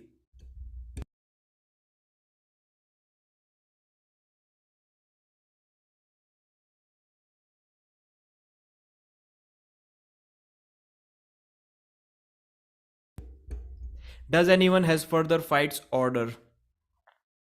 Yes, of course we have. Next match we will, but we cannot do that right now. By PPL ke experience, okay, we're not going to talk about that. Yeah, commentary. I did learn a lot about commentary. Samusha will win, Prokopchuk won't. Not easy to say that. The next time he's going to have that, he's going to have to do that flop press. And I've not seen that weapon being effectively utilized against Prokopchuk. Not often. Maybe people should try more against Prokopchuk. I think going straight away for the flop press may be a mistake. First, he should try to gain some hand control. And when he goes sideways, like he takes him a little bit to the side, if the hand goes back, then follow up with the press. This is what he needs to do that. This is what he needs to do. I hope Prudnik wins. I sometimes like I'm the worst arm wrestler out there. I have a very bad bench press. Any pushing exercise, I'm horrible. If I can bench press my own body weight, it is a good day for me. But still, I feel sometimes when we practice pull or even in a match, if the match stops like for 10-20 seconds, even in a practice pull, I think the press, whether it is flop press or just tricep press, it becomes very easy. Even for me, who has like the worst pushing strength, when the match stops, I think the press is the best option. I always love to go to that press move. What's the next fight after Prokopchuk? You're gonna have to wait for some time, brother. I cannot change the look. Oh, maybe I can tell you. I can just. So third round. So far the score is 1-1. One for Daniel Prokopchuk. One for David Samushia.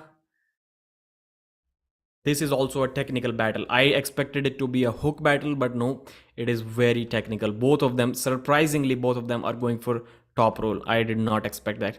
Wagner Bortolato versus Zaranov is the next match. Left arm.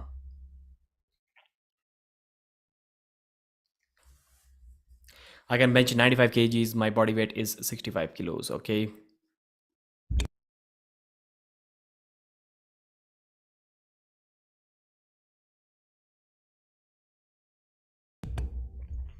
Who currently has the left hand legacy hammer? Achari Masti. Denis Plankov has it. So third round, Prokopchuk on the left side of the screen, David Samushia on the right side of the screen. Referee is closing the hands. Both are going for top roll. Referee is straightening the wrist. Prokopchuk is going for the slip. Prokopchuk was looking for the slip. I can bench 35 kg and my weight is 200 kg. When the match between Devon versus Prudnik, maybe 3 hours from now. Less than that, maybe less than that. I think it is the 6th match. So 15th match is Devon versus Prudnik.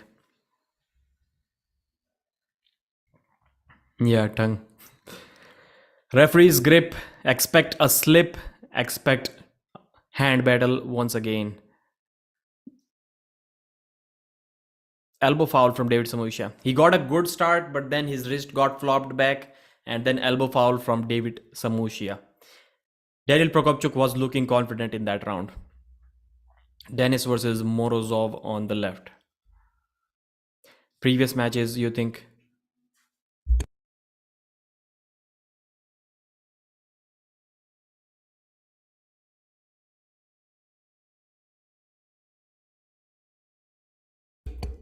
Daniel is mad. Previous matches, okay. So Bowen lost 3-0 to Zurab. After that, the second match was Zaranov against Kalinichenko. Zaranov won that match.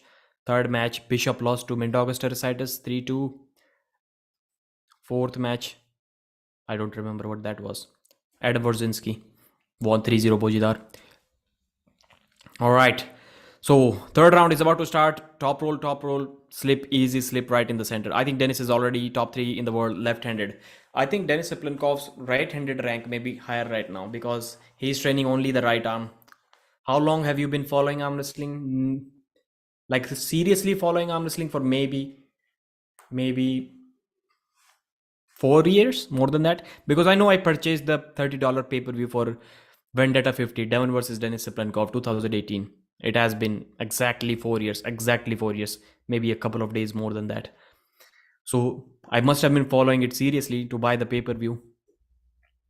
So about that much time, 4 or 5 years, and casually following for like 6-7 years. How much time for Oleg versus John?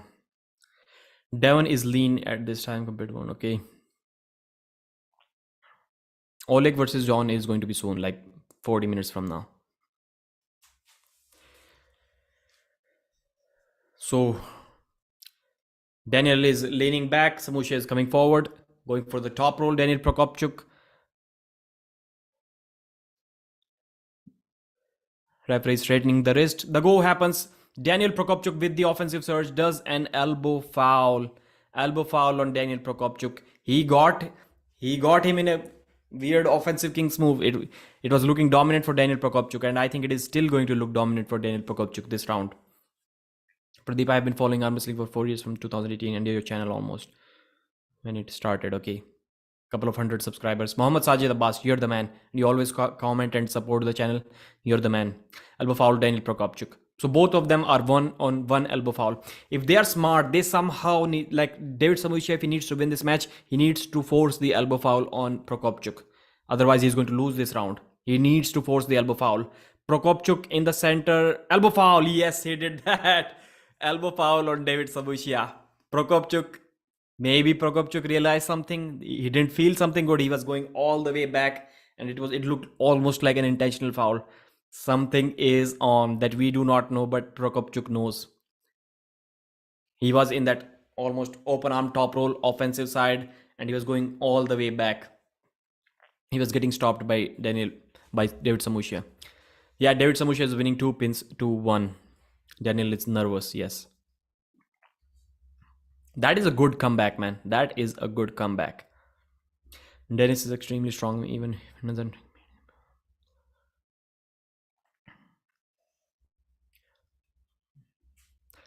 I hope the same reffing will apply to the final match. Yeah. Prati, do you follow UFC matches? No, I don't. I don't have time to follow anything other than arm wrestling.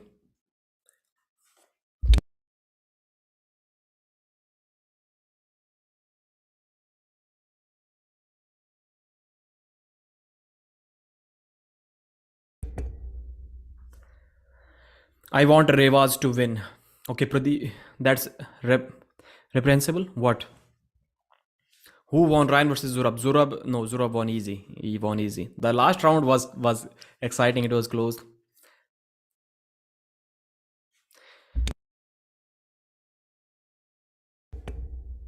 After another look, his elbow was way off the pad. Yeah, it was. That is why it was called a foul.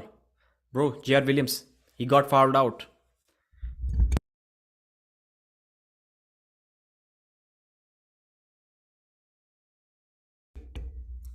Now only match left to win for Levan against Ryan Bowen. So round 4 of the David Samushia versus Daniel Prokopchuk match. Daniel Prokopchuk looked absolutely dominant in the first round. Even in the second round, he was holding him off kind of casually, I would say. Although he was not in a great position, he lost his wrist, he lost center, but still he was holding him very comfortably. He has this weird lock that recoils his arm back. He's really strong there. But David Samushia just realized when his wrist got taken, he can use the flop press and did that. Second time, third round, he fouled out twice, Prokopchuk.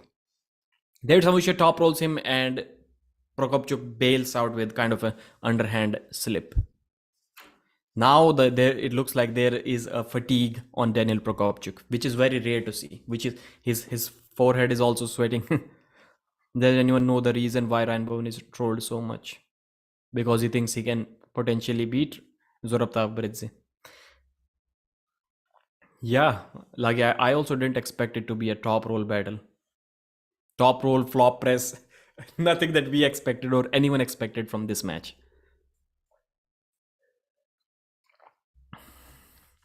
This is for the middleweight, 85 kg, right-handed. Yeah.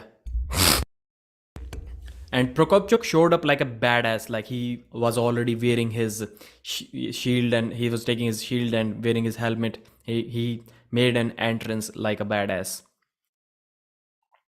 What will you do if Bowen calls you out? For what? For what?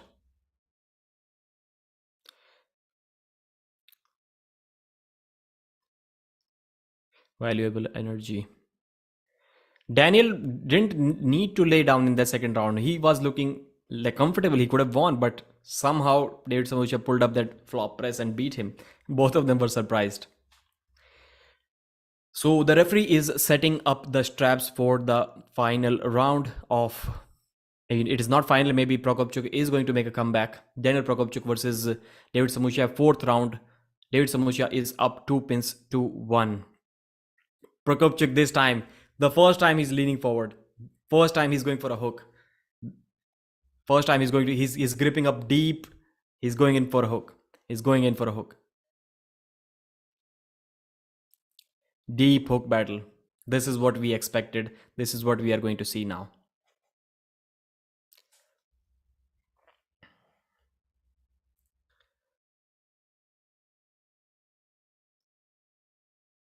Prokopchuk is gripping really low, like he's trying to force the hook from here. Yep, deep hook easily, man.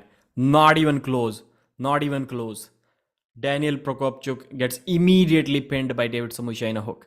That was dominant. That was a dominant week. Defends his title. Defends his title. He looked absolutely outclassed in the first round. Still comes back with a 3-1 win. He's the man. He lost the first round as well against Bojidar last time when he won the title and came back with a 3-1 win. He's again came back with a 3-1 win. Thought it would be closer. Irrelevant Michael Todd.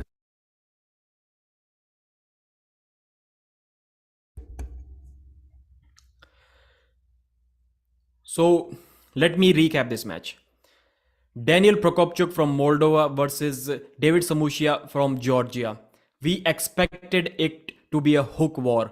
David Samushia arrived like a badass with his shield and helmet. He is the defending champion of 85 kg. He was the bigger guy coming into this match. Prokopchuk was lighter, but we got something completely different from our expectations. We saw a top roll versus top roll battle from two of the best hook arm wrestlers in the world. And round one, Prokopchuk took his wrist. He stopped the match in the center and then pinned him. David Samushia was looking helpless. He couldn't do anything. And he got top rolled by Daniel Prokopchuk, a very rare sight. So Daniel Prokopchuk was looking like he's going to destroy this match. He's going to win 3 pins to 0. After that, in the second round, something weird happened. Prokopchuk once again stopped him, even in a losing position, kind of a losing position. He was looking good. His arm was recoiling from this position. It was impossible for David Samushia to pin Daniel Prokopchuk. But then Prokopchuk top rolled David Samushia and David immediately got behind his shoulder and tried the flop press and it worked. It worked. The score was leveled 1-1. Everyone was surprised. We expected hook versus hook. We saw top roll versus top roll. We saw flop press versus top roll. Amazing technical battle. Second time, Daniel Prokopchuk was again going for the offensive sort of open arm top roll and he got in a good position, but then he fouled out. He fouled out a couple of times. He realized that something is not okay here. Maybe David Samushia was dominating. That is why he fouled out. It was huge elbow fouls, almost intentional.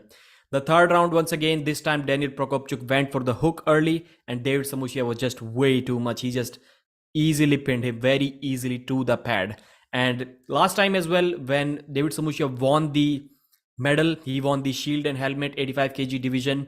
He lost first round to Bojidar, then made a comeback. This time, once again, he lost the first round to Daniel Prokopchuk, who was the lighter guy in this match, to be fair. And then he came back and won 3-1 comfortably.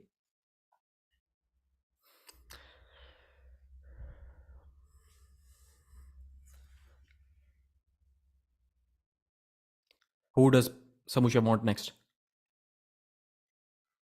Let's see. Let's see. Can anyone guess who Samusha wants next? Maybe Warzinski, Adam Warzinski, because he also beat Bojidar, but not as easily as Warzinski did.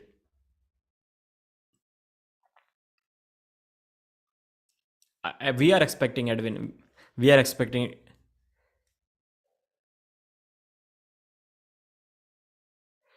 So Roman SG records. I think he's advising him to say Craig Tullier. Craig. Okay. So Engin asked him. Somebody asked him from the crowd, "Do you want Craig Tullier?" And I think they agreed. They agreed for Craig Tullier from USA, the veteran. The veteran. We're still talking about this match, and thank you for reminding NSK Rider. We are going to change the background. Ladies and gentlemen, I love nothing more than the defending champion defending his title. Like, that is, to me, that is amazing. Like, to prove, yes, you are still the man. These young guys cannot climb the ladder yet. I am the man. To me, that is like really, really dominant, beautiful feeling in the sport when the announcer says in UFC and still the champion. Like, I really like it. I'd like to listen to it. Pradeep, you got to leave the scores up next time so people stop asking. I think there are many people in the comment section who can write that. Great guy, David. He is having that medal. What for is that medal? So the champions are going to get a medal as well. Levan is giving Samushia the shield.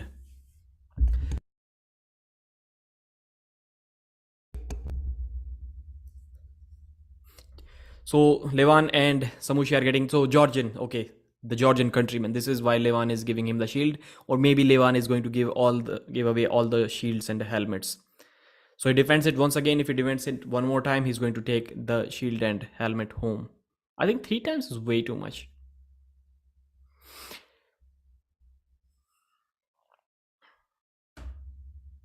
So there is a short break, and now I think we can focus a little bit on the chat. There is no back break for arm wrestling news, man. I'll have to sit here for 6.5 hours. Still the 85 kg champion.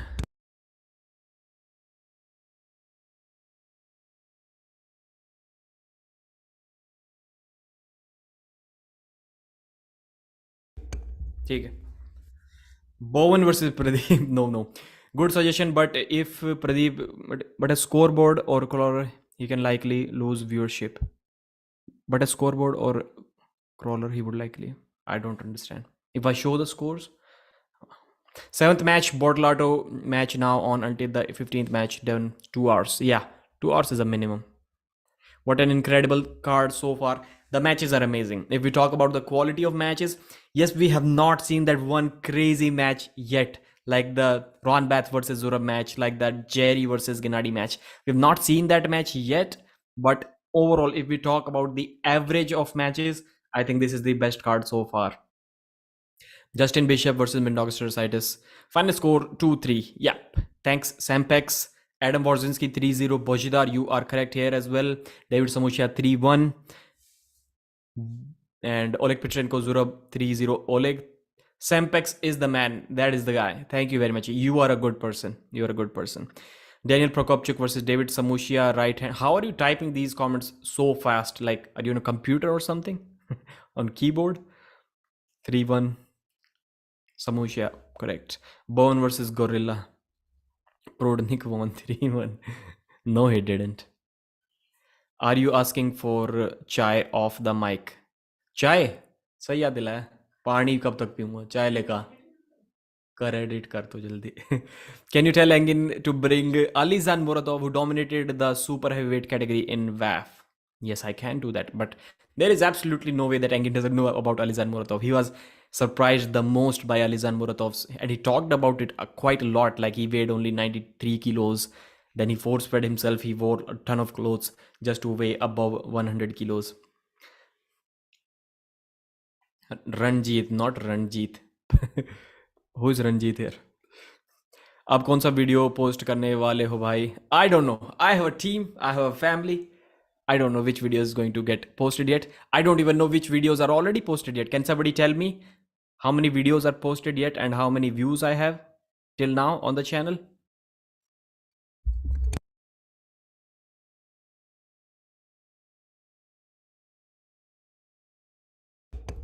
Cut paste previous entries. East versus West never disappoints. Engin Terzi is the man. Engin Terzi is the man. And he's put himself in a situation. Earlier, Engin was saying, no, it was not a good event. If the audience doesn't want, if they think the production, the stream quality was bad, I'm going to quit. Engin has put himself in a situation. If he ever says that he's going to quit producing East versus West again, the fans of the arm wrestling are going to destroy Engin online. They are going to make Engin's life hell.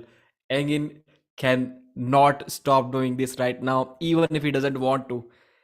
He just got the arm wrestling community on their toes, and we respect him so much. Now he does not have the option to say that I don't want to organize anymore.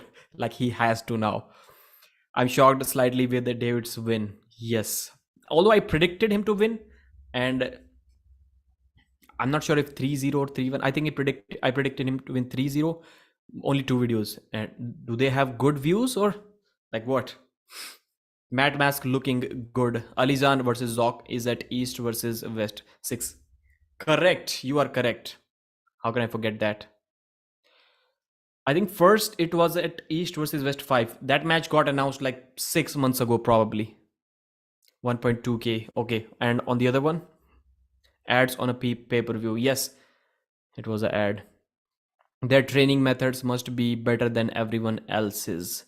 295 views. Okay. Pradeep is arm wrestling's Greg Doucette. Like, how did you come up to that conclusion, brother? Neil now. Score. Stream is back. Yep.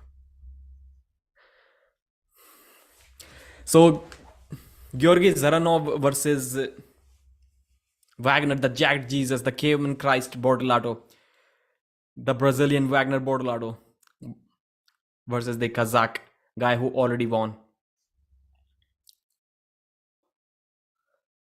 Zaranov is gassed out. I think that is going to affect him to some extent. But Wagner is already gassed out. He's doing jumping jacks, he's shouting, and Wagner is going to be totally gassed out by the time he reaches the table. Just like he always does. Decent batch. Shoot, 17k. Congrats, buddy. Thank you very much, sir. 17,000. So Wagner is smashing his face, he's jumping up and down, and he is already gassed out. Wagner Bortolato from Brazil, 42 years of age, almost 6'2.5", 151 kilos. Wow. I knew he once went to 150 kilos. Now he's even more with clothes. 151 kilos. Wagner Bortolato is massive and he's going to get beat in this match. I don't trust Wagner at all, man. I don't trust Wagner at all. He's going to get gassed out. Maybe he can sneak a fast press win. And especially after I've seen that Zaranov has a good hook on the right, he may have a good hook on the left as well. I think Bortolato is in trouble. He is in trouble.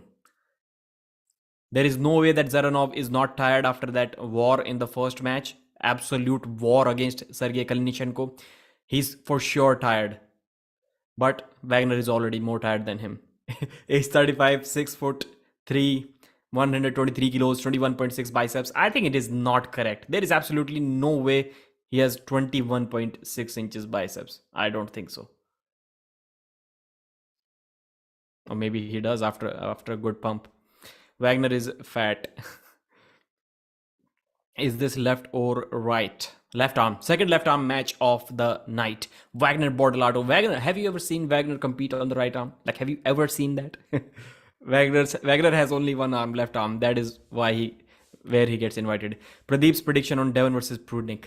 I have so far 3-2 for Devon. I may change it. I'm allowed to change my predictions before the time the first go happens.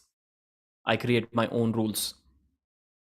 Wagner's both structure is crazy. Bone structure, okay. I think you're using voice command. Difficult to understand you. Me? Why? So Wagner is going to go for that press, not anything surprising. Wagner is again shouting, he's roaring. He's ripped, man, ripped. And 150 kilos. How does that work out? This is why they call him the Jack Jesus. Match time. Yes, I asked the same comment hours ago. Pradeep prediction, Matt Mask, Sandris say this. I think Sandris is going to win that match. Jack Jesus is 42. Puts him in a hook. Great war, Zaranov. I think it is over. Wagner takes him almost to the pad. Deep hook match. Wagner is going for the press. Wagner gets behind his shoulder. Tries another surge. Zaranov is holding. Zaranov is talking now. It is over. Jack Jesus is gassed out. Zaranov is just laughing now. And Zaranov pins him. Oh no, Wagner stops again. Pins him. Wow, that was a good match. That's it. Wagner, you are awesome. That's actually more than I expected. I expected maybe a quick win from you, but you did a great first round, like great hook war. Jody Larratt is in Wagner's corner. That is surprising. Jody Larratt is in Wagner's corner. Wagner is huge. That was quite amazing. Yeah, good match. Wagner showed great resilience. Man, you have to just because I'm talking kind of crap about Wagner that he's gassed out, is going to lose. It doesn't mean I don't like him. That guy is absolutely amazing. Like such a joyful human being, but he does not have no endurance.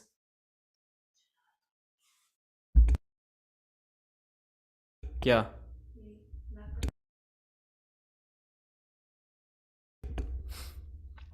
Now he has to rely on his fast press.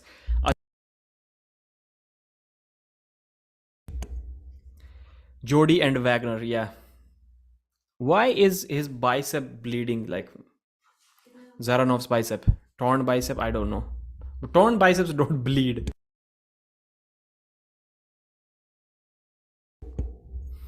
Wagner he's still roaring and shouting. Maybe he has some energy left, but I think this round is going to end quick. There we go. The pump is so strong.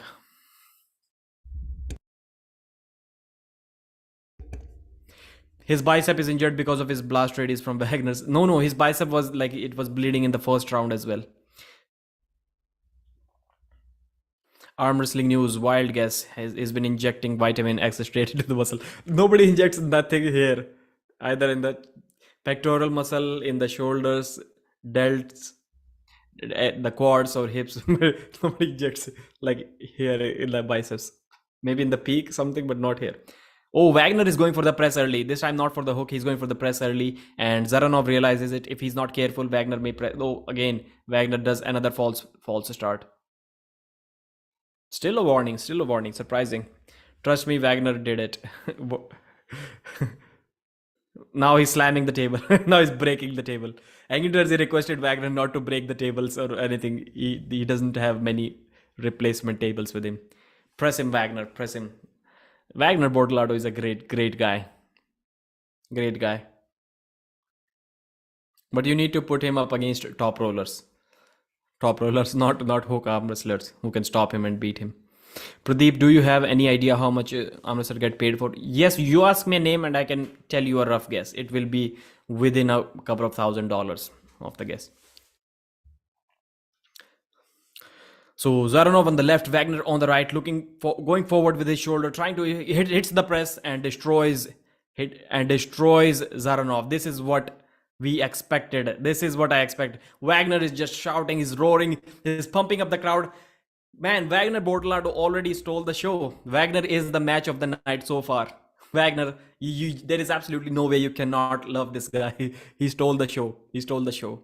If you're not going to square his shoulders, he's going to destroy anyone. He's going to put them in a bad spot, and that press is going to be unstoppable. Shoulders were not squared. If that happens once again, it is going to end in a similar way. Jack Jesus flash pin. Because I don't know why, what is up with these referees? They only square the shoulder. Like, it is a clear sign from the first round. All the matches, all the rounds, the referees know only to square the shoulders of the competitor, like the shoulder near them. In left-handed matches, it is the guy on the left side of the screen. In right-handed matches, it is the guy on the right side of the screen. Same thing happened in the Justin Bishop match as well. I don't know, they don't want to do that. They're experienced enough that they cannot do that. I don't know what is happening. He's successful at second round always. Okay, even against Ernes left hand. Yeah, he pressed Devon as well in the third round. I think it was the third round against Devon. He's gashed. The beast has arrived. So no, this round is for sure going to lose. Ryan Bowen with real questions. Can you imagine marrying Wagner's daughter? And come to Jesus reply. That is great. That is great. How old is Wagner? 42. Jody loaned Wagner one of the Devon's balls from her purse for an extra edge. J.R. Williams. Jack Jesus. So this time his shoulders are near to the referee. So referee will hopefully remember that the shoulders needs to be squared. But even if he doesn't, it is good. We were going to see another roar from Wagner if the referee doesn't square the shoulders. But Zaranov is going to put him in a hook. He's going to stop him and he's going to pin him. That is what is going to happen in this round. Yep, he stops him in a hook. Elbow foul from Wagner Bortolato. He caught his press. It looked like Wagner's elbow must have hurt. The way he just blasted into that press, and the press got he's patting his own arm. That has to hurt when you just dive deep into a press and it gets stopped like that. Lord have mercy on your elbows after that. Jody is motivating. Jack Jesus. Wagner is losing consciousness from being too jacked. This round is going to be like pretty easy for now. Wagner is again like this. He's not going for that press anymore. It is going to end bad for Wagner. He almost got him, but now the match again. Wagner is climbing. Like, second foul. Yeah, stopped him. I think it is good for Wagner that he lost this round in fouls. It would have been bad for him, but still, man, it looks like he can come back. He can come back in this round. That round did not look completely one-sided. For sure, Zaranov was always going to win that, but I expected more dominance from him. It almost looked similar to the first round.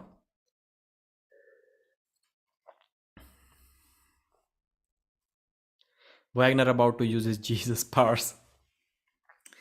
Just give Wagner already. There should be a player of the tournament, player of the event, or entertainer of the event award, and it should already be handed over to Wagner Bortolato without even waiting for the next matches. Pradeep, where is Sap the Bee? I don't know. Maybe he's enjoying his pay-per-view, watching alone. Jody looking good. Food was too heavy. Jody rubbing Wagner random. He needs more oxygen. Jack Jesus gassed out, completely out of breath as usual. It looks like if you don't call him for a match, he's going to sleep on that sofa. He's just like lying down this. He's going to fall asleep if they don't call him soon to the table. He's absolutely gassed. Have you ever been in that situation where you're like running a 800 meter or 400 or 1600 meter and you're at the last 150 meters and your body is absolutely exhausted, and as soon as you finish the race you just want to lie down and sleep right then and there? This is what is happening to Jack Jesus right now. He needs a good sleep right now. Wagner is the best 10 meter sprinter. Wagner with a 3-minute break. Papun official is saying, yes, I know that feeling, Holy. Yeah, this is what exactly Wagner is feeling right now. Like at least 5 minutes. Jesus wants his child not to lose. Isn't 2-1 for Wagner? No. 2-1 for Zaranov. I'm enjoying this match, man. I'm enjoying this match. Possible an hour from now. No, minute? No.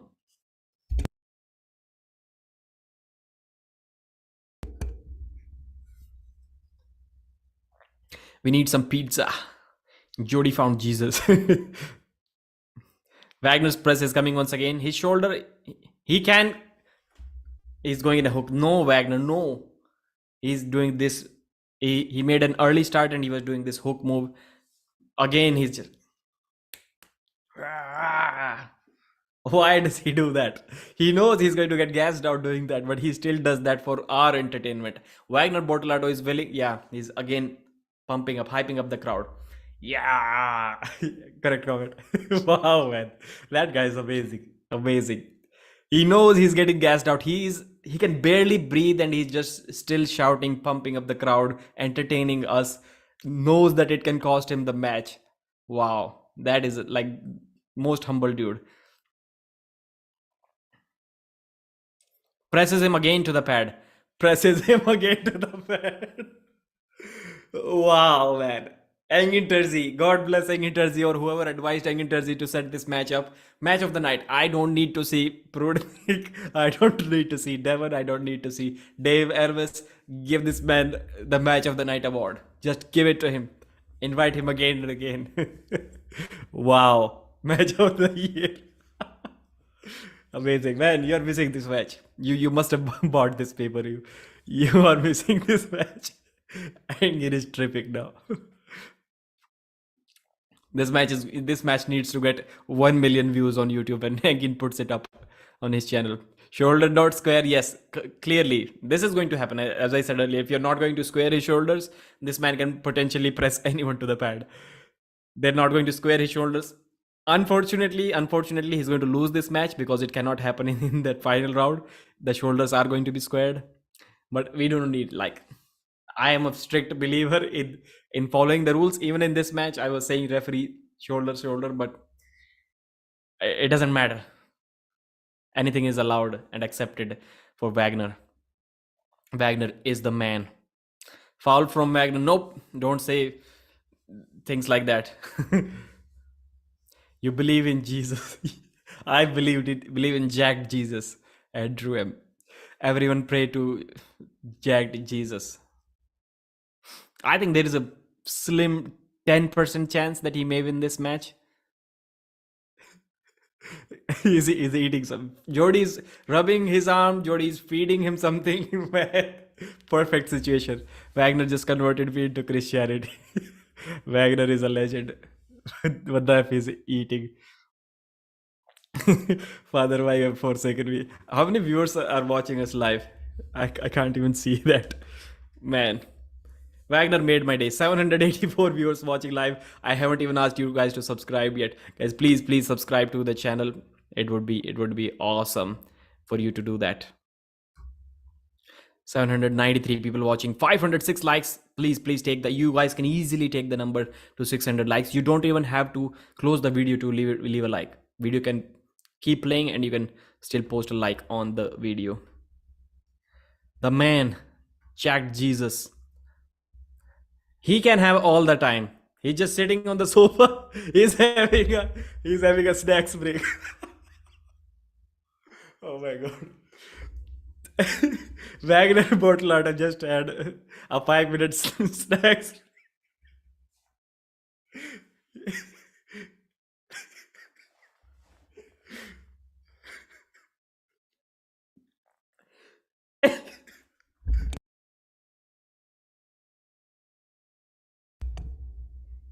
Man, I'm crying.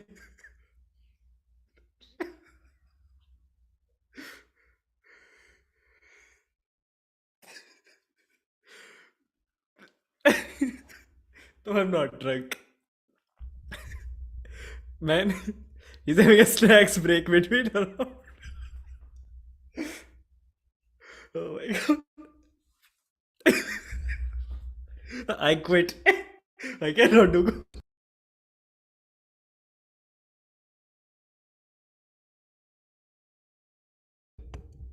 So 2-2 is the score.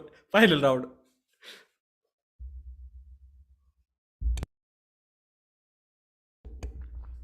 I hope my prediction is wrong. I hope Wagner wins this.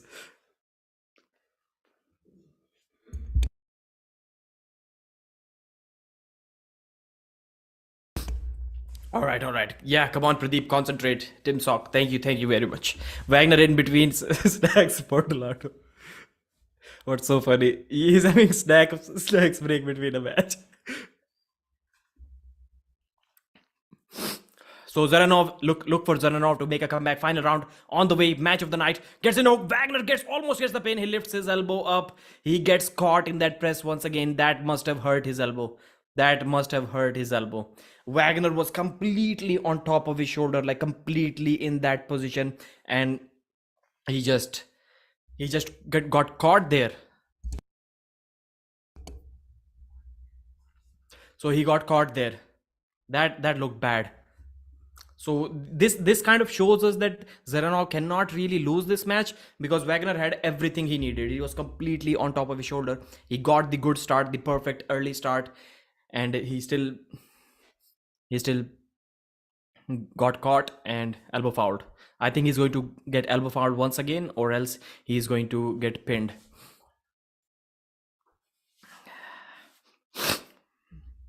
Yeah, gets caught in the hook. Zaranov is looking comfortable. Zaranov cannot pin him with the first surge. He cannot pin him with the first surge. The match is dead center. Wagner's endurance is amazing. Yeah, second surge, stops again. Third surge, gets stopped. Zaranov is finally... Oh, no. Brings him back to the center. No, again. Fifth surge, didn't work. Sixth surge, didn't work. Jack Jesus. Yup, near to the pad. Jack Jesus is trying to bring the match back. Bring the... Yeah, almost gets pinned. Yeah, gets pinned. Wow, Zaranov with the win. Match of the year, man. Just give Wagner the match of the year. I mean, I just cannot imagine being in Jersey right now. How happy he is right now. Wagner is celebrating. Just look at him. Wagner, despite losing the match, he is celebrating. Wow, that match was worth $15. I never had such a great laugh in months or years, maybe. One other time I had a similar laugh on live stream. Wagner Bortolato is the man. So let me give you a quick recap for this match. What a psycho. So Wagner Bortolato versus Georgy Zaranov left arm super match. Maybe you can tell by my eyes I'm still crying. I was laughing so hard in this match. Match of the night, match of the event, match of the year, match of the decade, whatever you want to call it. For me, this was more enjoyable than anything else. This match alone was worth a $15 pay-per-view. I did not expect that. I was expecting Wagner to just gas out only while going to the table because he's 151 kilos and lose easily. First round happens, Wagner goes for the press, didn't quite get it. Zaranov puts him in a hook and beats him from there. A good 20-30 second hook battle it was. And after that, in the second round, he got in that press. He really got into that press. The referee was not squaring the shoulders. For some reason, the referee was squaring the shoulders only for the athletes near the pad. And then once again, he pressed him. Really fast, efficient press. Wagner Bortolato with the equalizer. And he was gassed out. Jody Larratt was in his corner. He was getting supported by her. That was amazing stuff. In the third round, Wagner got caught once again and Zaranov beat him in a press. After that, for some reason, Wagner Bortolato decided to have a 5-minute snacks break between the rounds. He was getting his arm rubbed. He was eating something, just chilling on the table, chilling on the sofa. He was almost about to fall asleep and just eating snacks or whatever, gummy bears, whatever he was eating, like a boss. I just couldn't stop laughing at that moment. It was amazing stuff, man. And then in the fourth round, referee did not square the shoulders again. We did not want the referees to square the shoulders. Give those referees a medal as well. They made this match much more entertaining than it could have been otherwise. Again, Wagner Bortolato got the fast shoulder press and the score was equalized. We expected dominance from Zaranov in the final round, but it didn't quite happen. Wagner got the press once again. He stopped the round in the middle. Zaranov had to do like 7-8 surges to pin Wagner Bortolato. Wagner knew that if he shouts so much. If he keeps pumping up the audience, warming up the audience, it is going to affect his endurance. He couldn't even breathe properly, and still for our entertainment, he did everything he can. Salute to the man. Much respect. I have never, like, no arm wrestler ever gained so much respect from me in one single match as Wagner did in this round. That is an amazing guy. Although he lost 3 pins to 2, but he was the winner of this whole event. Man of the event, man of the tournament, man of the year, player of the year, whatever you want to give him. Jack Jesus, you are the winner in my eyes and in everyone's eyes. So next match, Paulin versus David Samushia. Paulin, 21 years old. they want me to cry all day long. Paulin is 41, I guess. They mentioned 21 here. I even missed the stats. So 6 foot tall, and they mentioned 72 centimeters instead of 182. Wow, that is it. 69 kilos. Paulin is 69 kilos. Bicep 14 inches, forearm. Probably they picked up some women's stats. 14.6 biceps, 14.6 forearms. Wow. Let me change the background. Thanks for reminding me.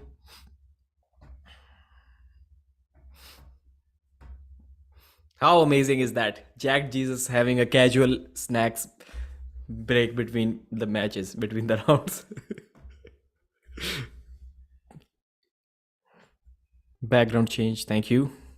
So Paulin versus Irakli Gamtanadze. Paulin and Irakli have actually faced each other. I think it was a practice match or competition match. I don't know exactly. But that time Paulin was able to beat Irakli. Irakli was saying he was not in a good enough form. But I don't understand, why would you travel to a different country and compete there if you are not in a good enough form?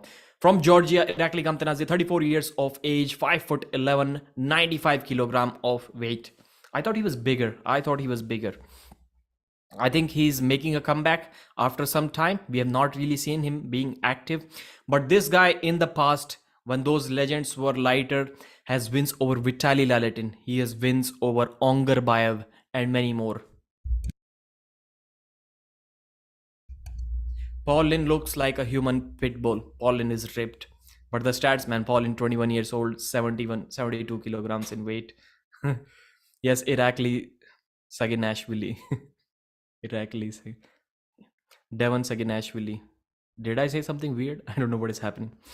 Finger dancing.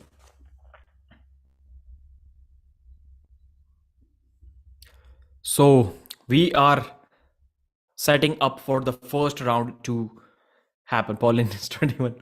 I think he's 41. They mentioned 21 there. 5'7". He's 6 foot. All of the stats, none of them were correct. They say that it said that Paulin has 14-inch biceps.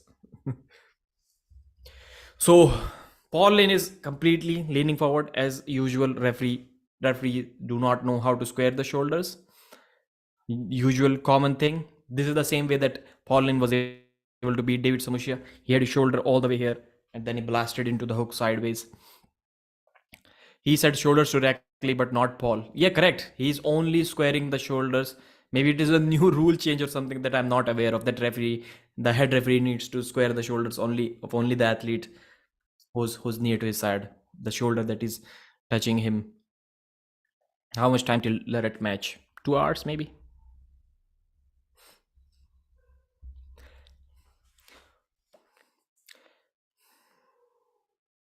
I've predicted Irakli Gamtanadze to win this match 3-1. I think my prediction was 3-1. Paul may win the first round. Yeah, Paul beats him easy, man. Paul is going to destroy him once again. Wow, horsepower. Yeah.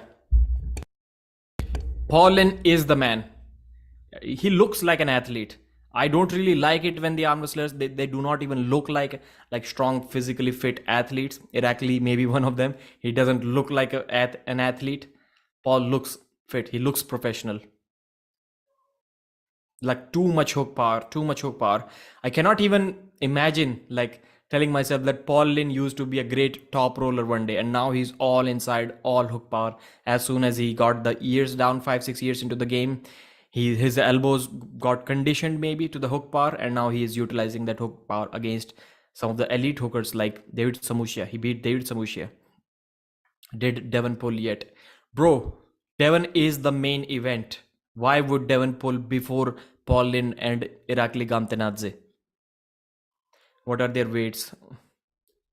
I think both of them are near 100 kilos. Paul maybe a little bit over 100. Irakli Gamtenadze a little bit less than 100. Paulin 1-0. Paulin had some close matches with David Samushia last time and he still beat him. This looked more dominant than the David Samushia match. And although Irakli Gamtenadze is the bigger human being, but I don't think he's in the form that he once used to be. Well, for me, the main event is Ernes versus Dave. Yeah, I kind of agree with that. Paul Lin is humble. What's the score till now, guys?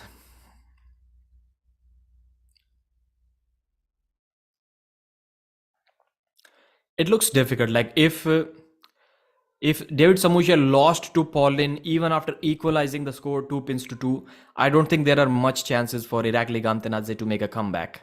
Forgive them, Pradeep. They are mindless chatbots hanging over. I wouldn't say that because it is difficult. Like if I imagine watching a pay-per-view and not even watching the pay-per-view, just listening to some commentary, I may also get confused 4-5 years ago. But if you think a little bit, you can know if Devon versus Prudnik is happening. When was Devon not the main event? Maybe once when he faced Wagner on the left arm. Other than that, Devon has always been the main event.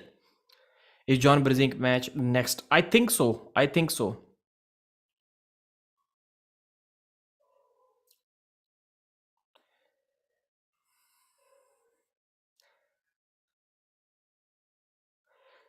Hook match or destroys him. Paulin destroys Irakli Gamtenadze. No, foul on someone. Paul is in top form. Elbow foul on Irakli Gamtenadze.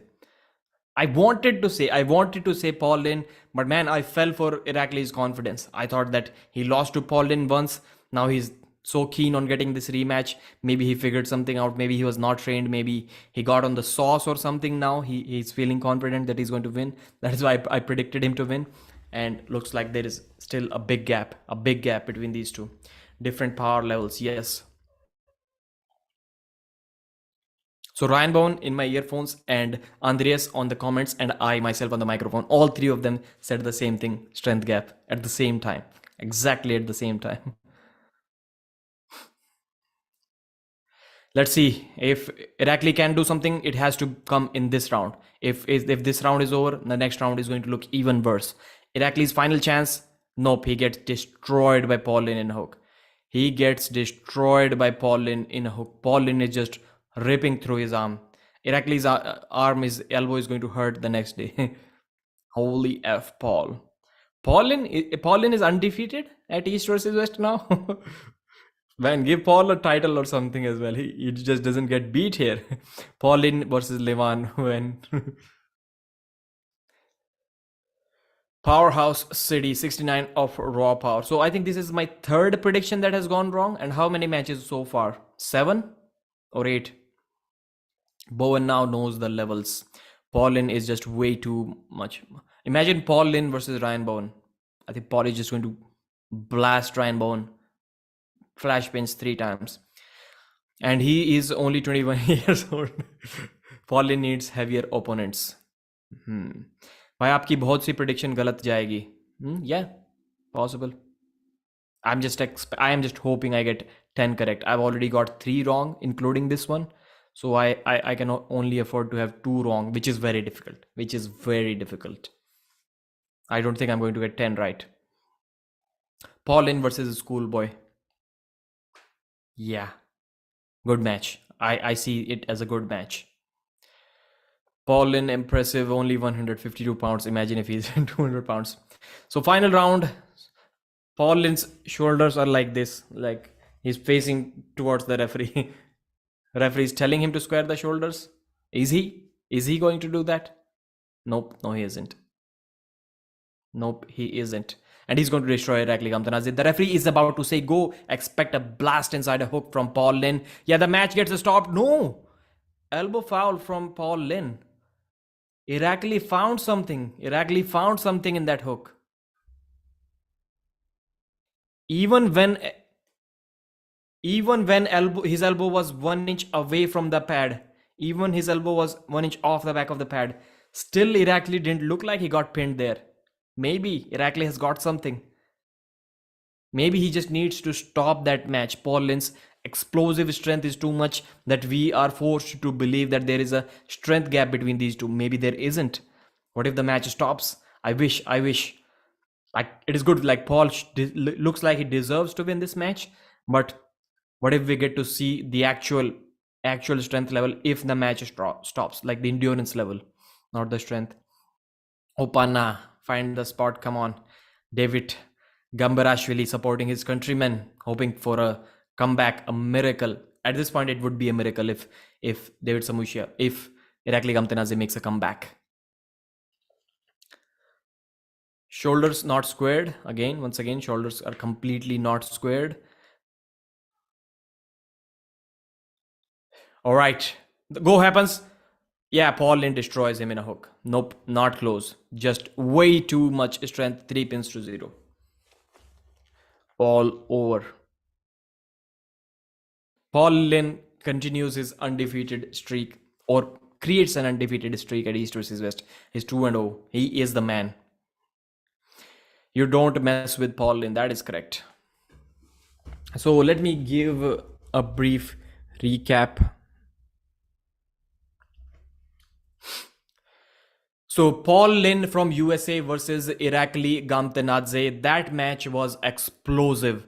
First of all, the stats. Paul Lynch is 21 years old. He weighs only 170 pounds. He's only having 15-inch biceps. Please check the stats, guys. Maybe it was some women's stats posted there. And the shoulders, once again, I'm going to comment on the shoulders again and again. The referees just do not mind straightening the shoulders of the athlete whose shoulder is away from the referee, from the head referee. So the match started. Round 1, Paul Lynch just blasted through the Georgian, just like he did to his countrymen few months ago against David Samushia. He did the same to Irakli Gamtenaze as well. Irakli wanted this rematch. Irakli once traveled to USA. He lost to Paul Lynch there. He believed that he can win this match, but Paul Lynch had other plans for him. So second round, once again, without the straps, Paul Lynch puts him up in a hook and just blasts through him sideways. Not a competition at all. Third round, maybe Irakli gets something. There is an elbow foul from Paul Lynch and still he's not able to pin Irakli. We were hoping that maybe it is going to be one more close match. Irakli is going to make a comeback, but he wasn't able to do so. Once again, Paul Lynch forced him in a hook and just blasted sideways. Paul Lynch has created an undefeated streak. He's 2-0 at East versus West, and Paul Lynch is the man.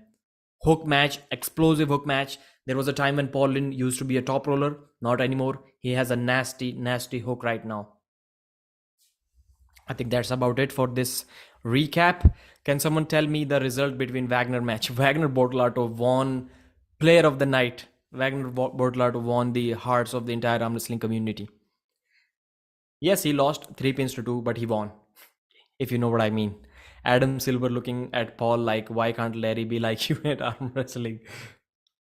Walmart, Irakli. Wagner lost 2-3. Yeah, Mark, correct. Devon match done or pending? Again, Akash, again. What are you even asking, man? Just tell me, Akash, I'm going to ask you a comment. Why do you think that Devon is going to arm wrestle before Irakli Gamtenaze? Just give me one reason. Yes, Devon match is done.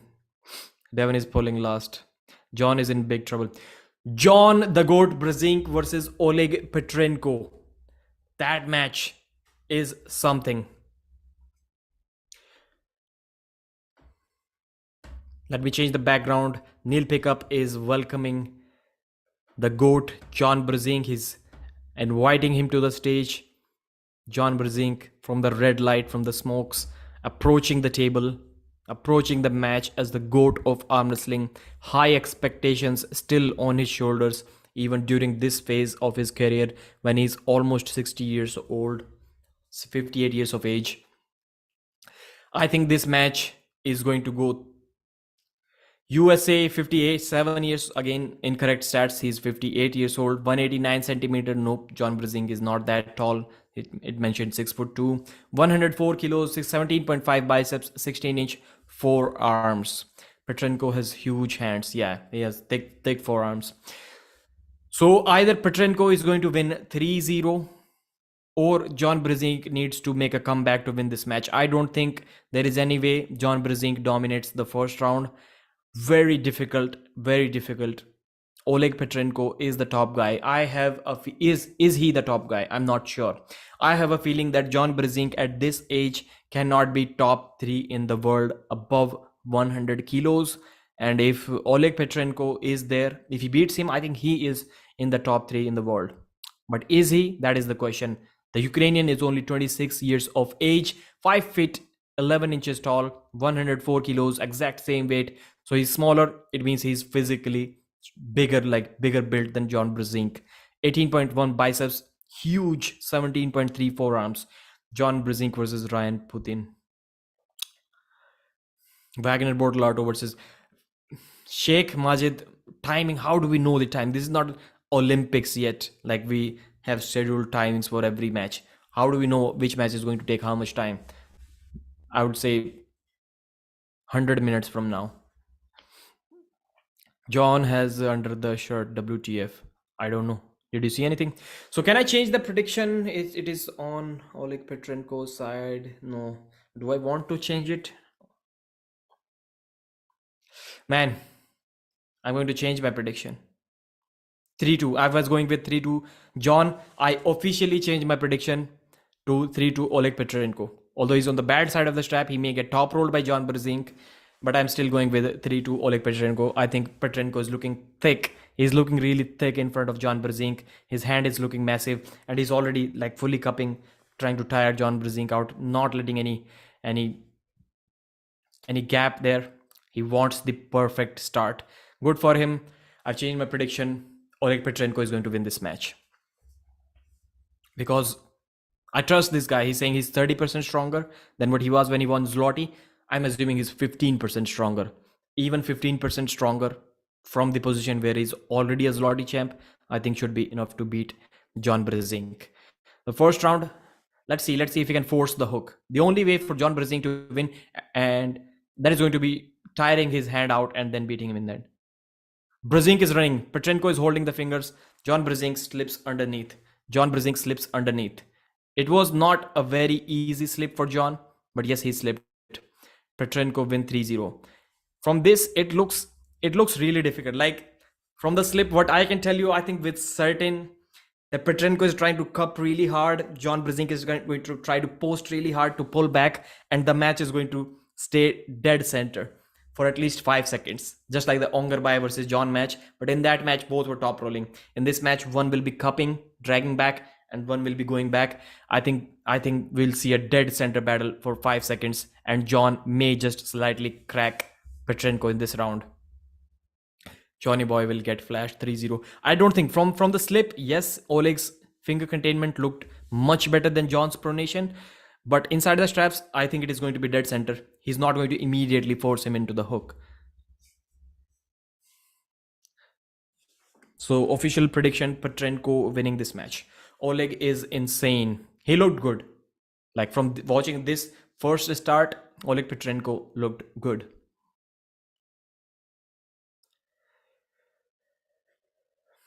John Brzezinski is not happy with the setup. He wants the strap to be taken off. Yes, the strap is taken off. When the goat tells you to do something, you do something.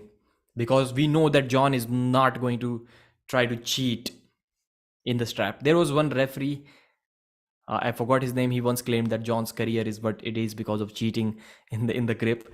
I don't think so. I agree. Oleg looks good. John isn't happy. Man, there is a size difference. Like Oleg Petrenko, even though he's the same weight, but he looks bigger. Like looks like the entire mass is in his arms. Like his hand and wrist thickness, it just looks impressive in front of John Brzezinski.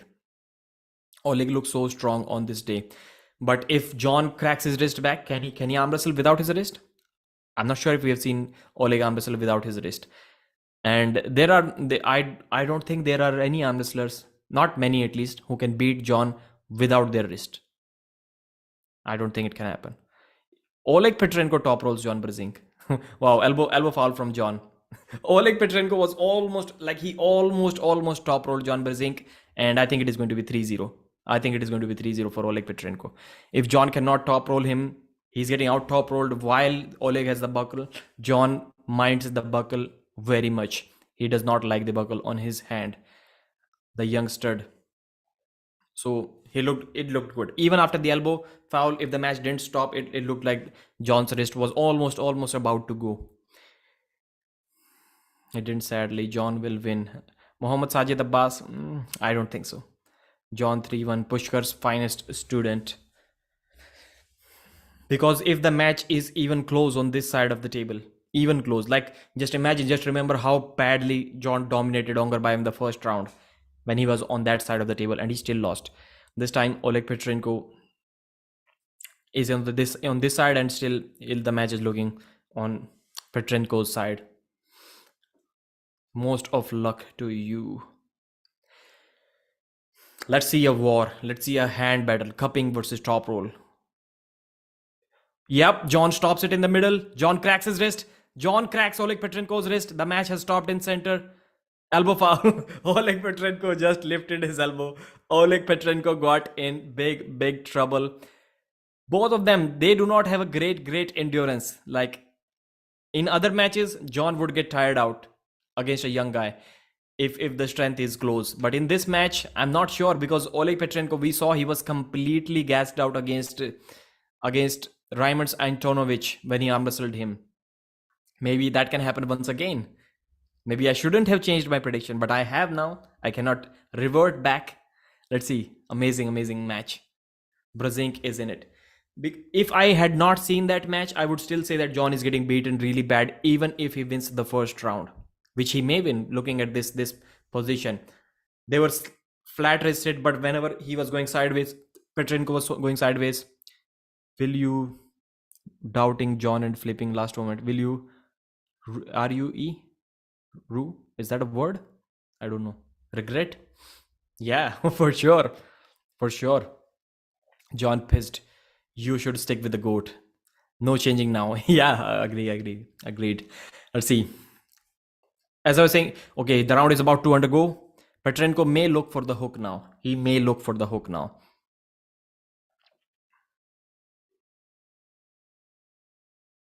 John is complaining about something. John looks worried in this match. John knows that this is a match where there is absolutely zero margin for error. You just cannot make an error here. David Gambarashvili, you betrayed the GOAT. I think Petrenko is going for the hook. Or maybe not. John is unhappy. It is the referee's grip. And somebody is moving, somebody is doing. John is saying that he is pulling me back, and the referee is still not fouling Petrenko. I don't like this stuff. Is it still round one? Yes. One foul on Oleg Petrenko, and this was referee's grip. Petrenko, if he did do what John is saying he did, and it's also looking like John is intentionally like leaving all the pressure in immediately, and his elbow is lifting back. Like if both of them are applying pressure and John immediately lets go of the pressure, it looks like Petrenko is pulling. This is what it looked like. And Petrenko can get fouled out here. Puts him in a hook. John Brzezinski stops him in a... No, gets pinned. John Brzezinski is not happy. John is saying I'm upside down like this. Neil Pickup is on the commentary mic, which is good. John is still in the game. No, not now. They cheated John. John Brzezinski is pissed at the referees. He's saying that he started like that. John is saying that they started me like this. It is not fair. What is this crap? Yeah, the setup was whack. I don't know if he started like this, but it looked like Oleg Petrenko should have been fouled out for moving in the referee's grip. Yep, he moved first.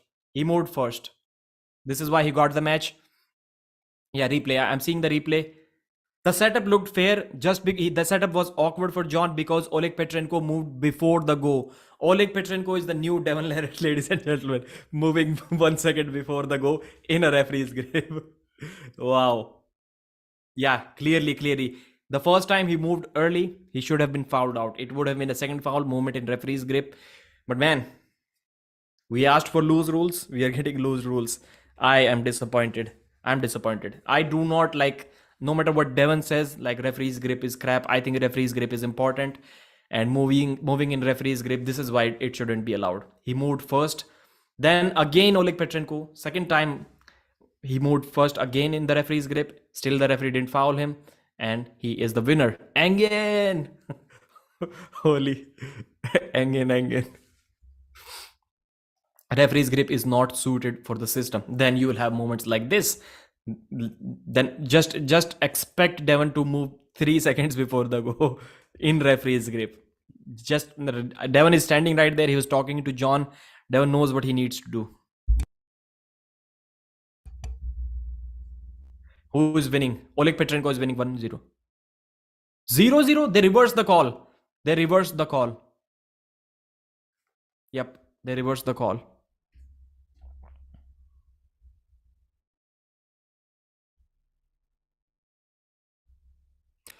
So they are back at the table once again. It is a 0-0. Good for John, but he got put that in that hook. His pronation got compromised once. I think it is going to be difficult for John now. Oleg Petrenko now knows that he can cup John. I think he's not going to top roll. He's not going to try to top roll now, just like he did in the first round. And this is the closest round that we are going to see. If John is not able to win this round, it is going to look really, really bad for John in the future rounds. Figure it out, John. Mark Segura, he gassed is John after that. How gassed is John after that? Little bit, I would say a little bit. More than Petrenko for sure. But we have seen Raymond Santanovic just crack Petrenko's wrist open in the 5th and 6th round, and his endurance was terrible. So it can happen to him again in this match as well. But if he cups John in this match, next round again, John is going to lose. I think it is going to be over. John needs to do something now. John Brzezinski needs to win this round. They're again moving. Both of them are moving in the referee's grip, man. What the hell?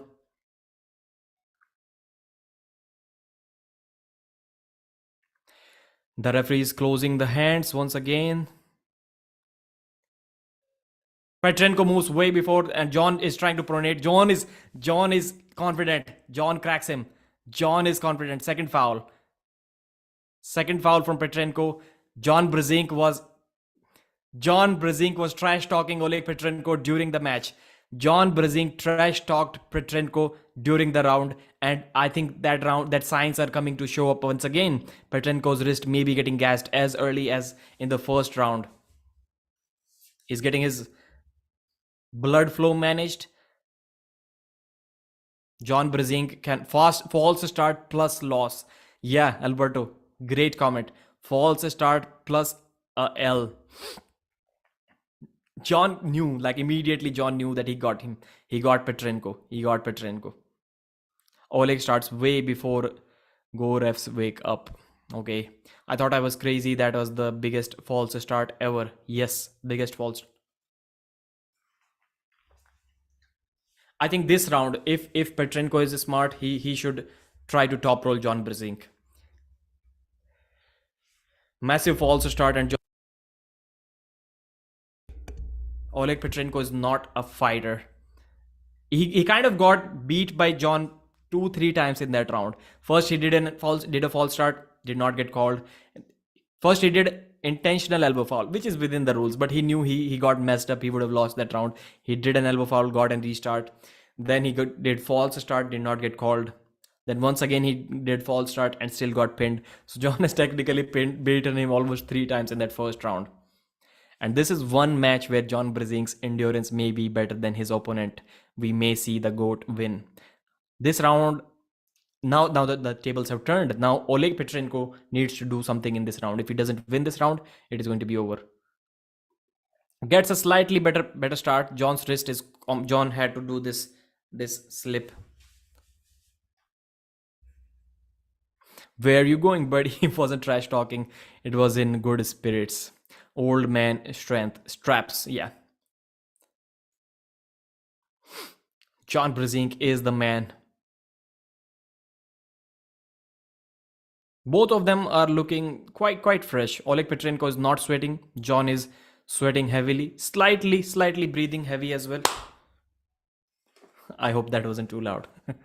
One kill tonight.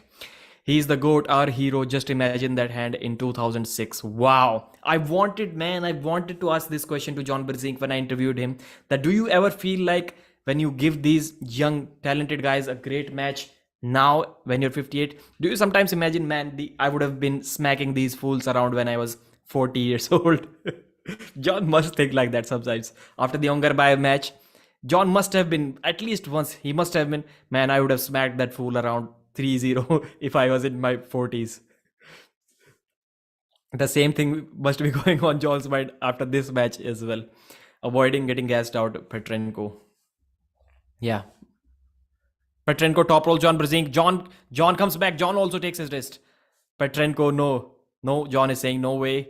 John Brzezinski. Wow. Both of them have lost their wrist. Petrenko does not have nearly enough side pressure to beat John. Elbow foul from Oleg Petrenko. Why the hell did I change my prediction? Why did I change my prediction? Elbow foul from Oleg Petrenko. John is winning without the buckle on his strap. Wow. All hail the GOAT. No way. Yeah, this is what John was saying. Stupid rules. I'm okay with this. Like, I got pissed off like everything what happened before, but this one, like, if you elbow foul, it is within the rules.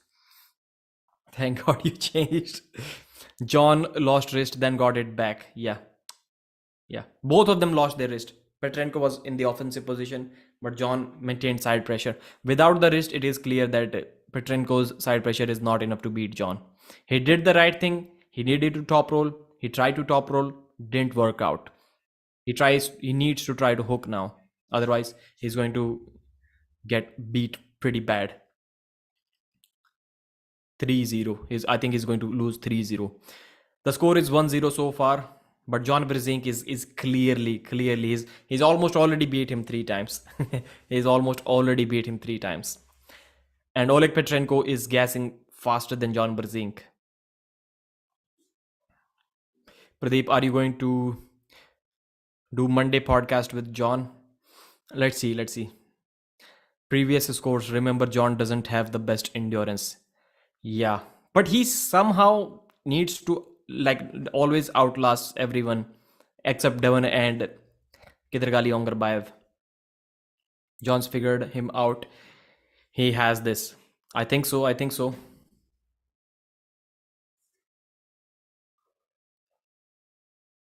To me, Oleg Petrenko has already lost this match.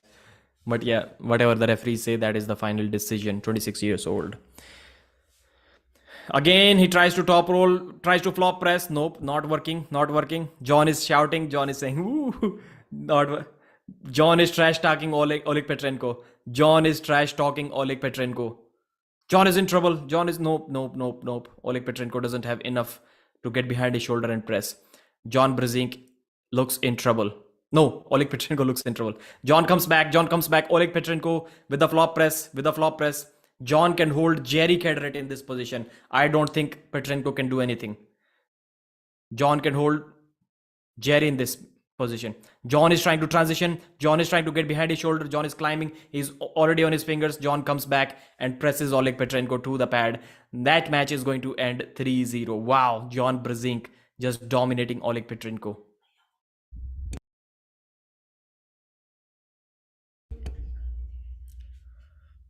King John. John is amazing. Unbelievable. Ladies and gentlemen, John Brzezinski is going to win this match 3-0. He has completely gassed out Oleg Petrenko. Petrenko has nothing left for John Brzezinski.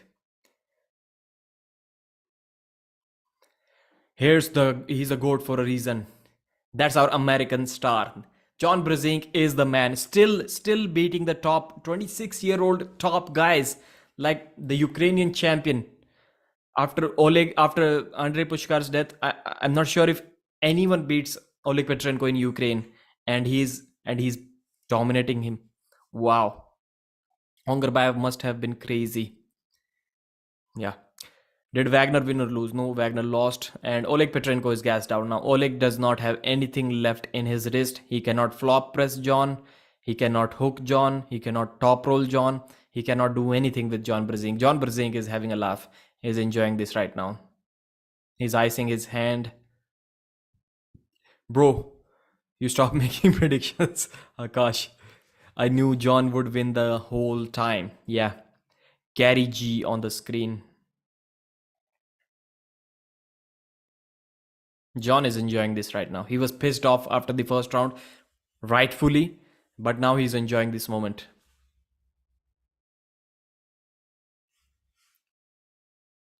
By far, this is by far the most amazing match, amazing card in terms of the level play field of matches, the even matches. Like amazing card. I've never been more happier to be proven wrong. Soul Arun, yep. What was your prediction? I predicted John to win early on, but then I saw Oleg Petrenko just looking thick and strong and solid, and I thought he's going to win. I changed my prediction 3-2 to Oleg Petrenko, and he's losing 3-0. What's the score? John Brzink 2 pins to 0 against Oleg Petrenko, and John may just try to get a good workout in this final round. Who knows? It is going to end badly for Petrenko. When will Engin post? Maybe after 1 week. Oleg exhausted because of left-handed match. No, absolutely not. A left-handed match was the easiest thing that Oleg had ever done in his life. Prudnik and Babayev are also Ukrainians, if you forgot. Oh yeah, Prudnik. I forgot Prudnik. Babayev? Can Babayev beat Petrenko now? I'm not sure. Don't root for John. We want him to win. I don't think Marharinth can beat him now. Yes, Bortolato's match was the worst. Was worth the cost alone. Yeah. Zurab watching this in disgust. He didn't even try the left. John has no limit. So expect dominance from John Brzink. I wouldn't want him to foul out or anything, but I would still love to see a show. John Brzink is already doing some showmanship. He's talking trash while the match. That is just amazing. John is the embodiment of arm wrestling. Referee is applying the straps, so it was a center table slip in the third and final round of this match. Now the referees are applying the straps. There is no way that Petrenko is going to try to top roll. He needs to set the hook. I'm not sure he can, because he wasn't able to do that in the first round. There is no way that he can do that now after his wrist was completely compromised in the second round. There is absolutely no way he has any cupping ability left in his wrist. Yeah, John Brzink takes his wrist once again. That is easy, comfortable for John, comfortable position. Petrenko trying to press, but as you can see, he does not have a really great press. He does not have. John Brzink patiently waiting, trying to gas Petrenko out, patiently waiting. Petrenko desperately trying to press through, but John Brzink is climbing. John Brzink is dropping his body low to gain some height. He's dropping low to gain height. He's climbing, and he's going to slowly try to transition back. He's climbing once again. Typical Jerry versus Gennady, Michael versus Jerry style match, but John is in the center. John is in a great position. He comes behind his shoulder and presses him to the pad. Pretty easy, pretty convincing win for the GOAT, John Brzink. It is over. John Brzink never was under any sort of trouble whatsoever in this match. He was in cruise control and he dominated the win. USA, West, making West great once again. John Brzink is the man. My mind is gonna explode. So I think I need to do a recap for this match. So John Brzink versus Oleg Petrenko. That was an amazing display of GOAT strength from John Brzink. The first round was very frustrating for John and the fans as well, because what happened in that round is that Oleg Petrenko first slipped and Oleg Petrenko tried to top roll John Brzink. Oleg's hand finger containment looked good without the straps, and even inside the straps he kind of top rolled John, but then there was a foul. Then again, after the restart, Oleg Petrenko moved early in the referee's grip. Referee didn't give it a foul. It could have been a second foul for Petrenko. Then again, once again, after the restart, there was another early start from Oleg Petrenko, but still John Brzink controlled his pronation. He held him. Petrenko fouled out. 2 fouls. John Brzink with the win. John at this point was arguing with the referees once they gave win to Petrenko as well, when Petrenko put him in the hook and beat him. But after that, the first round call was reversed and John Brzezinski won the first round. So in the second round, once again, John Brzezinski this time completely flopped the wrist of Oleg Petrenko inside of the straps. Oleg Petrenko tried to hook. He tried to top roll in the beginning, but he lost his own wrist.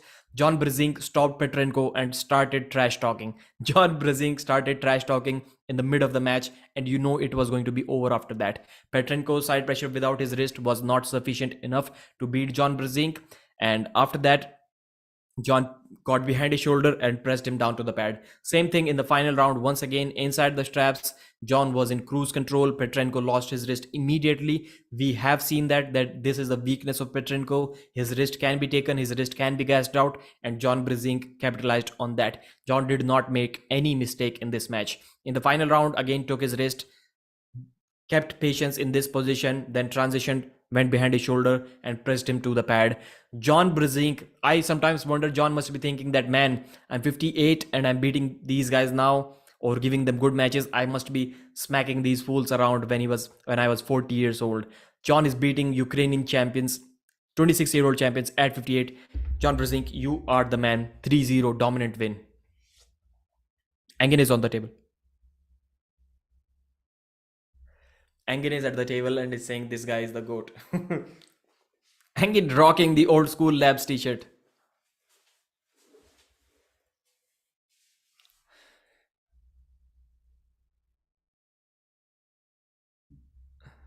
John.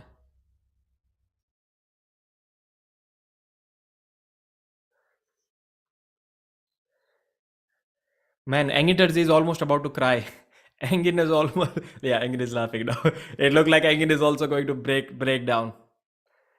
Engin is saying that he expected Oleg Petrenko to destroy John, and he feels really bad right now. And he feels really bad. And who kind of underestimated John? Engin Terzi. Denis Siplankov said that Petrenko is the slight favorite. Levan Sagan actually said that Petrenko is the slight favorite. I also changed my mind at the last time, and John proved everyone wrong.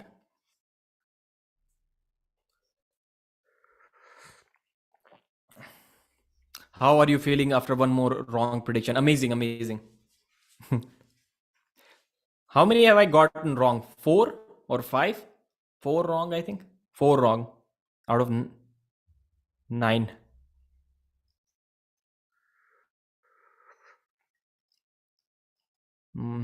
Engin was almost emotional, but he started like laughing, and it was perfect towards the end. Never bet against the GOAT. Yeah, I didn't bet against him, like I just predicted him to lose 3-2.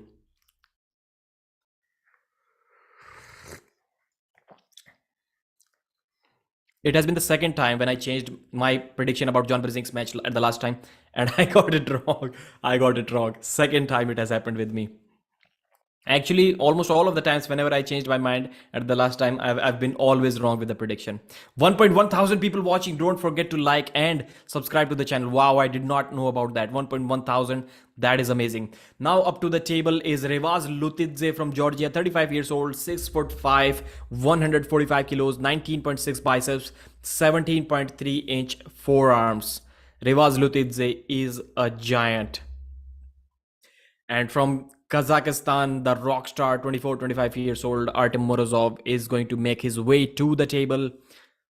This is going to be a very important match. So far, all of the matches that have happened, I think this is the most important match. Just to know who is where. Is Artem Morozov the upcoming guy, or is Revas going to put the brakes on his rise to the top? All updates, anyone's, yeah, somebody will tell for sure. So Kazakhstan, 24 years of age, 195 centimeters, 6'5", almost equal height. He's 6'4", I think. 135 kilos, 20.8 inch biceps, 18.9 inch forearms. Chai pee rahe ho, bhai Nishant? Yes, drinking chai, having my tea. Dennis and Levan both voted for Petrenko, yes. Background, I've already changed it, my man. You're behind. East 3, West 3. Okay, Lagya, great. I totally forgot to calculate the matches. 3 versus 3. So this is the East versus East match. So my prediction going into this match is a 3-1 Artem Morozov. I think first round Revas is just going to be too fast, too strong. He's going to top roll and flash pin him. Levan second actually thinks that Zurab, that Revas is going to beat Morozov pretty easily. I don't think so. I think Revas is on a rise. He's gaining way too much, way too fast. He may even beat Morozov in the first round, but I think at some time the match will be forced in a hook. From the setup, it looks like the first round is going to be forced in a hook. Nope, top roll. Wow. Revas completely over the top of Morozov's hand. A good slip for Revas, as Paul Strength said. Revas looking solid. No, brother, no. Artem Morozov is rethinking his life, not life, his top roll choices, just like the Tobias Sporong match. No, top roll is not going to work for you, man. If the buckle is also on your hand, do not top roll. Try to force the hook, or maybe test it out.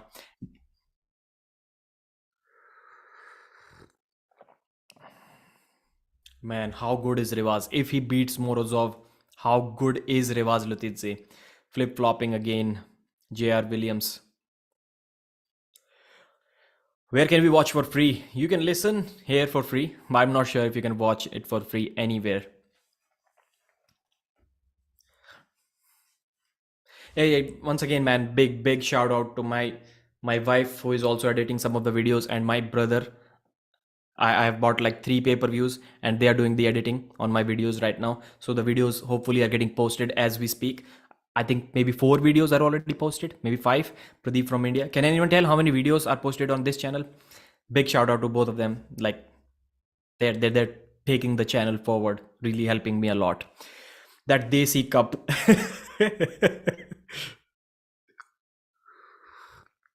When is your pizza coming? Not anytime soon. Damn, good job, Pradeep, Tanvi. Thank you, Tanvi.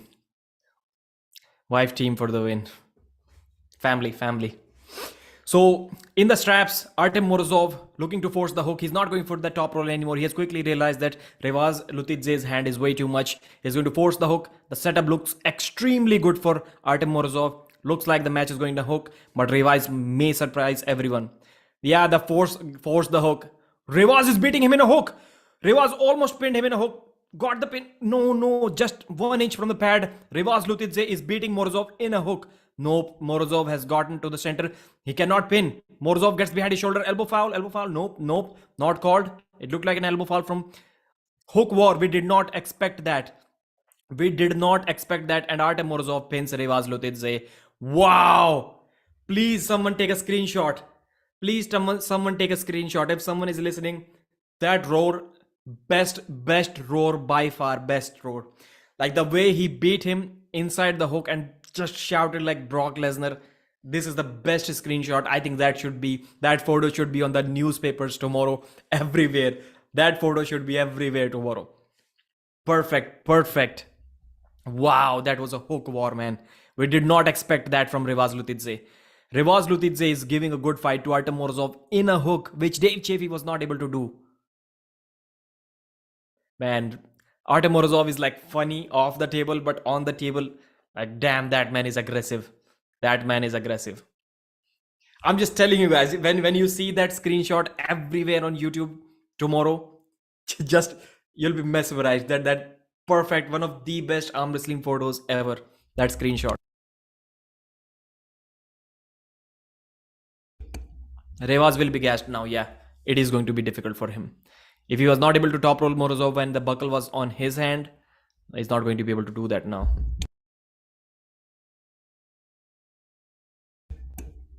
I knew it. Morozov is too strong.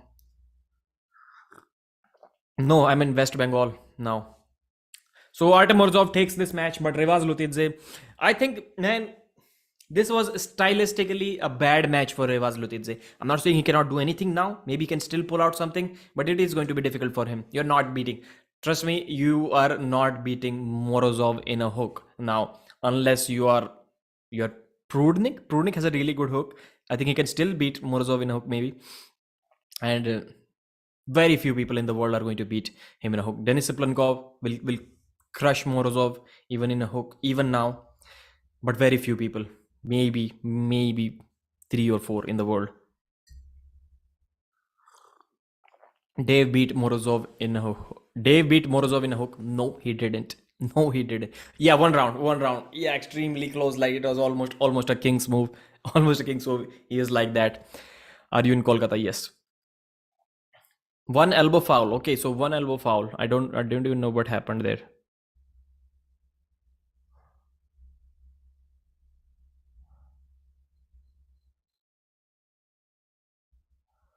What happened? How did I miss?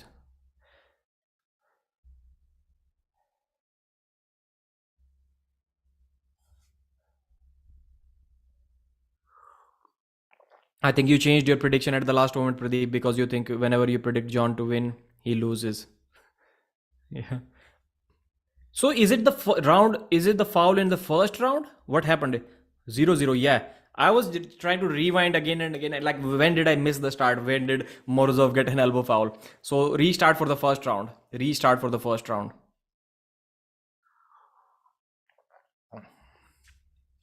Revas Lutidze is a bad man. I think this is stylistically the worst match for Revas. Stylistically, it is really bad. Not really easy to top roll Morozov, and you cannot really beat him in a hook. Difficult match.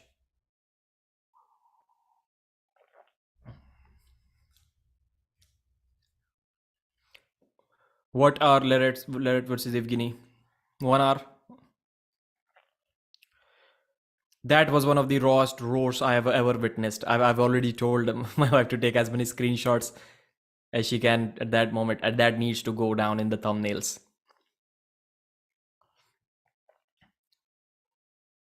The setup itself looked like he's going to force the hook on Revas. I think he's going to force the hook anyways this time again. But man, I did not expect Revas to give such. He almost like a couple of inches from the pad, 2-3 times, like 3 times he took him 2 inches from the pad. Revas in a hook is a beast. I'm telling you, there are some guys that Morozov may not be able to beat that Revas can beat. But stylistically, I don't think this match is ever going to work out for him. So the fingers are closed.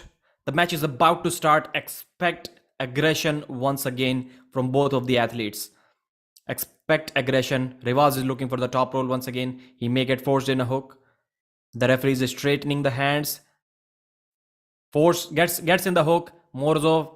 This time the surges do not go near the pad. This time the surge is getting stopped above the pad, at least 5-6 inches above the pad. No, Revas is again taking him to the pad. Again, very near to the pad, but Morozov is coiling in.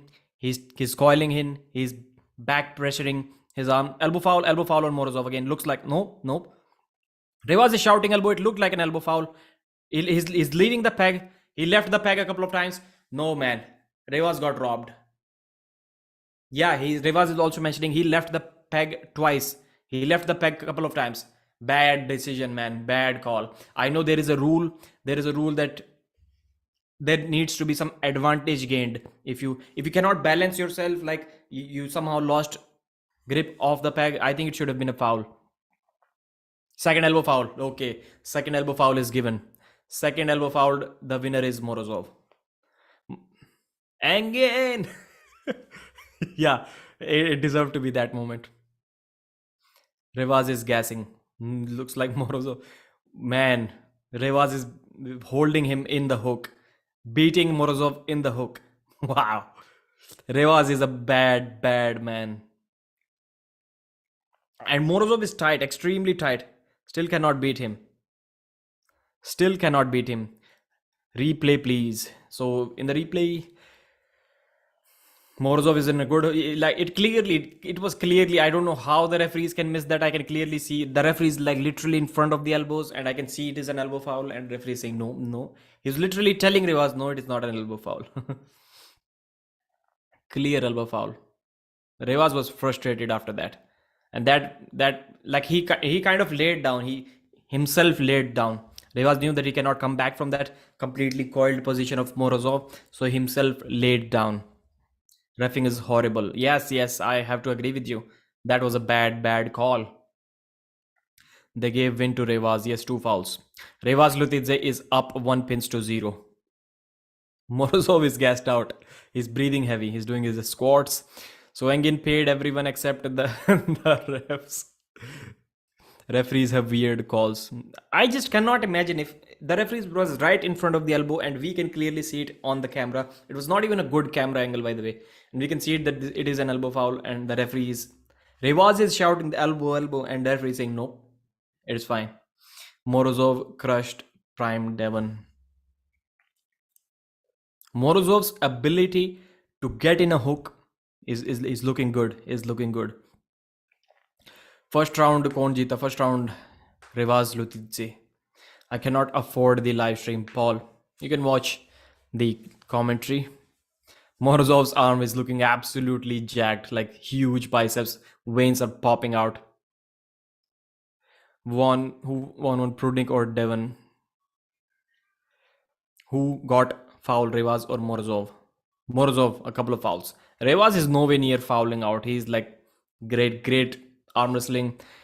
Man, Revas beats. Yeah, technically it was not a pin, it was a foul, but he did beat him in a hook. Revas beats Morozov in a hook. Wow, Morozov 100% natural. But he by far Morozov has the best looking physique in arm wrestling. By far, no one is even close. This time Morozov with a good top roll, but Revas is containing Morozov with his fingers. They gets back in a hook.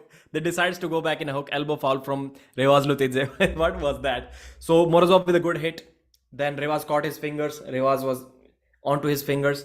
Then immediately both of them decided to just snap into a hook. And Morozov got the good position. He was about to pin Revas, but Revas elbow fouled. It was not intentional. It was accidental. What were your predictions? In this match, my prediction was 3-1. Revas winning first round and Artem Morozov winning the next 3 rounds. Elbow foul festival. 100% he is huge. By far the best looking physique. Best looking dude, I would say, in arm wrestling. Artem Morozov is top rolling. Revas Lutidze is not getting him in a hook. Wow, that tells you something about Revas. Engin Terzi must be really happy about how close all of these matches are turning out to be. Oh, Artem Morozov just top rolls Revas to the pad. Dominance from Artem Morozov. Dominance. How did he do that? Artem Morozov with a very dominant top roll. He did not need the straps. He just top rolled. He's selling. I got this. It is over now. Again, another match going not as we expected. We expected dominance from Revas in a top roll department and dominance from Morozov in hook. But Revas beat Morozov in a hook with fouls, and Morozov top rolled Revas. Who got second round? Second round went to Artem Morozov from Kazakhstan. His name is difficult to pronounce. Some will say Artem. Some people just call him Artem. It is not Artem, it is not Artyom as well. It is Artem. Really difficult to pronounce. Morozov is the better guy. It looks like that way. Devon versus Prudnik. Okay. Great. Adrian, great. Devon versus Prudnik hasn't happened yet for anyone asking.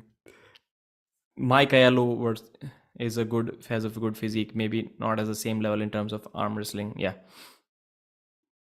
but Morozov is bigger than Mike Ayalo. Is bigger, or maybe the same weight, similar height.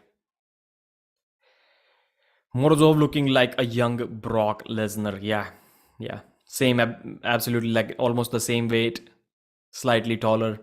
I'm wrestling. Who won, Devon or Prudnik? Devon Larratt won that match, 3 pins to 2. I don't understand how Morozov such good endurance with all the muscle mass. That is insane. Yeah, he's lean. He's not carrying any fat on his body. So round 3 is about to start. Both of the athletes are already at the table. Revas Lutidze on the left side of the screen from Georgia. Artem Morozov on the right side of the screen from Kazakhstan. Revas, the slightly bigger guy, 1 inch taller and about 10 kilos heavier than Artem Morozov, and he's gaining really fast. He said he's 40% when he beat Michael. He was 60% when he beat Derek Smith. He's 80% right now, and he's 1-1 against Artem Morozov so far. Round 1 was a great hook battle. Second round was won easily by Artem Morozov once again top rolls. Revas was trying to go in a hook, and Artem Morozov posted really hard and cracked back Revas's wrist, and Revas elbow fouled. The up pressure was so much from Artem Morozov that Revas had to lift his elbow. Yeah, Revas Lutidze looks like he's gassed out. He spent way too much energy in the hook in those first round.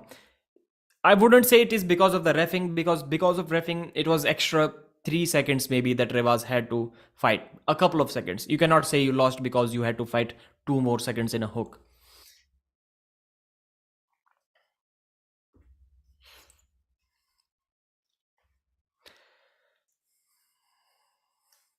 So referee is straightening the wrists. It is not a referee's grip yet. Round number 3. Scores are even. Revas looking gassed out. Morozov forces the hook this time. Second elbow foul from Revas Lutidze. And Artem Morozov is going to be your winner in this match, ladies and gentlemen. Morozov deserved this win, but Revas Lutidze, man, I think that I did not want to see that match. I wanted to see Revas against someone else, maybe against Prudnik, where Revas could have top rolled him. Artem Morozov is winking at me. Artem Morozov is giving me a kiss. Wow. Thank you, Morozov.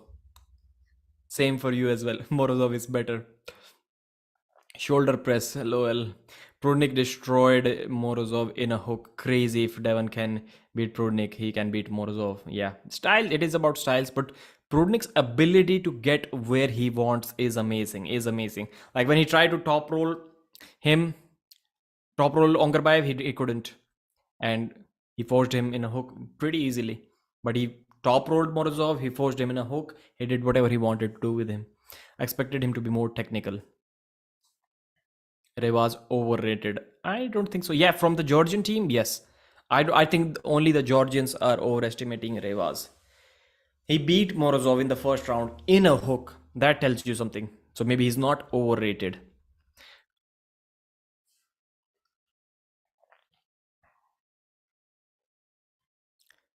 Morozov was good in a hook, but he was all open. Even in this open position, his hook was really strong, and Morozov was always coiled. He stays really tight in that hook, and your endurance automatically increases when you're arm wrestling like this versus when you're arm wrestling like this in a hook.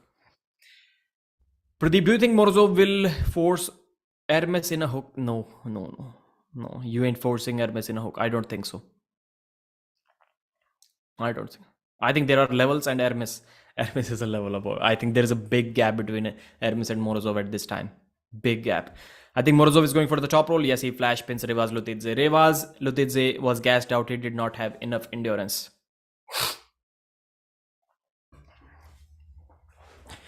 So Artem Morozov beats everyone after losing to Prudnik. He keeps his dominance intact. In the first East vs West, he lost to Tobias Sporong on the left, and then he beat Tobias and lost to Prudnik. Then he beat Dave Chaffee. Then he beat one other guy. Like left and right, he beat Matt Mask left-handed. He has won everything except for one Evgeny Prudnik match. Every single match. And I think he has had 5 matches so far at East vs West. So let me do a recap for this. East versus West Battle of the Giants. Artem Morozov from Kazakhstan versus Revas Lutidze, the comeback star from Georgia. This was one of the most important matches, and wow, what a match that was. It was a comeback after round 1. So first round, everyone expected Revas to be dominant in the top roll. Whether he's going to get it or not, that was a different thing. And Artem Morozov to be dominant inside the hook. They slipped, and Revas was not able to top roll Artem Morozov. Morozov had good trap game. He forced Revas in a hook, but Revas almost pinned him. Revas Lutidze almost took Artem Morozov near to the pad with at least 3-4 surges. It was about a couple of inches above the pad. It was amazing. Revas giving an amazing fight to Morozov. Then Morozov had to elbow foul. After that, the restart. Once again, the hook was forced by Morozov, but once again Revas almost took Morozov to the pad. Prudnik was really tight, really coiled up, and Revas was kind of stretched out in a hook. Still, he was not letting Morozov win. Morozov couldn't pin Revas Lutidze, and then Morozov got the win, but after they rechecked, it was an elbow foul. It was a clear elbow foul from the from Morozov. I don't know how the referees missed it in the first time. So the first win went to Revas Lutidze. Revas was frustrated. He was calling the elbow fouls himself during the match, which were quite evident, and Morozov also left the peg. He was also complaining about that. So he had to fight a couple of seconds extra. Second round, I think Morozov gassed Revas out pretty quickly in that first round. Then he won the second round pretty convincingly with a fast top roll without the straps. In the third round, same thing. He tried to top roll without the straps. So Artem Morozov was switching between top roll and hook. Third round, they got into the straps. Artem Morozov forced the hook and he beat Revas. I think he top rolled him pretty easily. In a hook, there was a foul from Revas and then he top rolled Revas pretty easily. But Revas, it was a bad stylistic matchup for him. I think Revas can beat some guys that maybe Morozov may not be able to beat, but it was a bad matchup for Revas. He was never going to win this match. But still, amazing match. Artem Morozov is still the upcoming star. Okay. Prudnik cannot defeat this leveled up Morozov ever again. I'm not sure.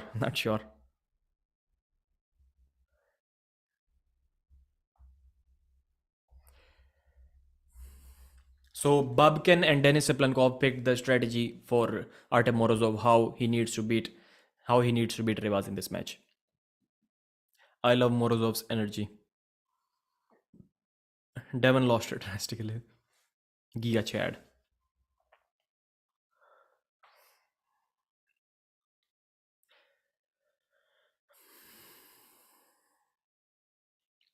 So Morozov wants to take a 5-6 months break.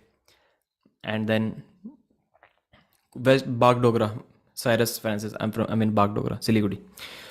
Awesome guy. I hope Artem has a long, healthy life. What a badass. He needs to take break.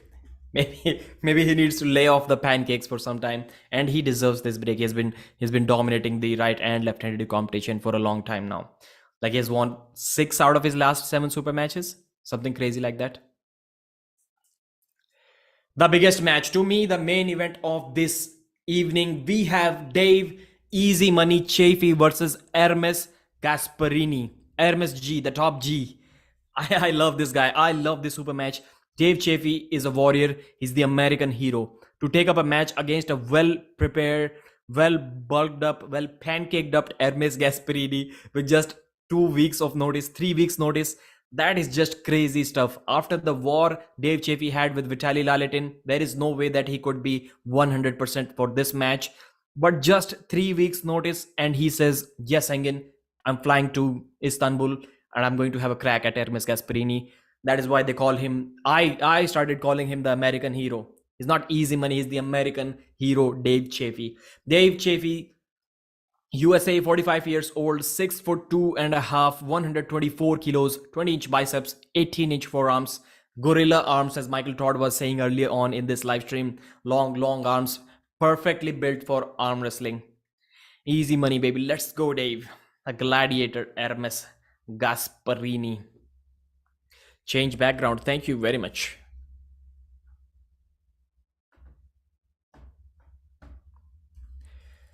Ernes Gasparini is working his way to the table. I think everyone, when they compete on the arm wrestling table, want to win in a super match. But Ernes Gasparini wants to win tonight more than anyone else. He thinks a lot about this match. I've talked with Ernes privately in a few messages, and I've seen him in some live streams. He thinks a lot. He just cannot afford to lose. 29 years old, from Italy, 6'2", 130 kilos, 21.2 biceps, 18.9-inch forearms, looking absolutely massive.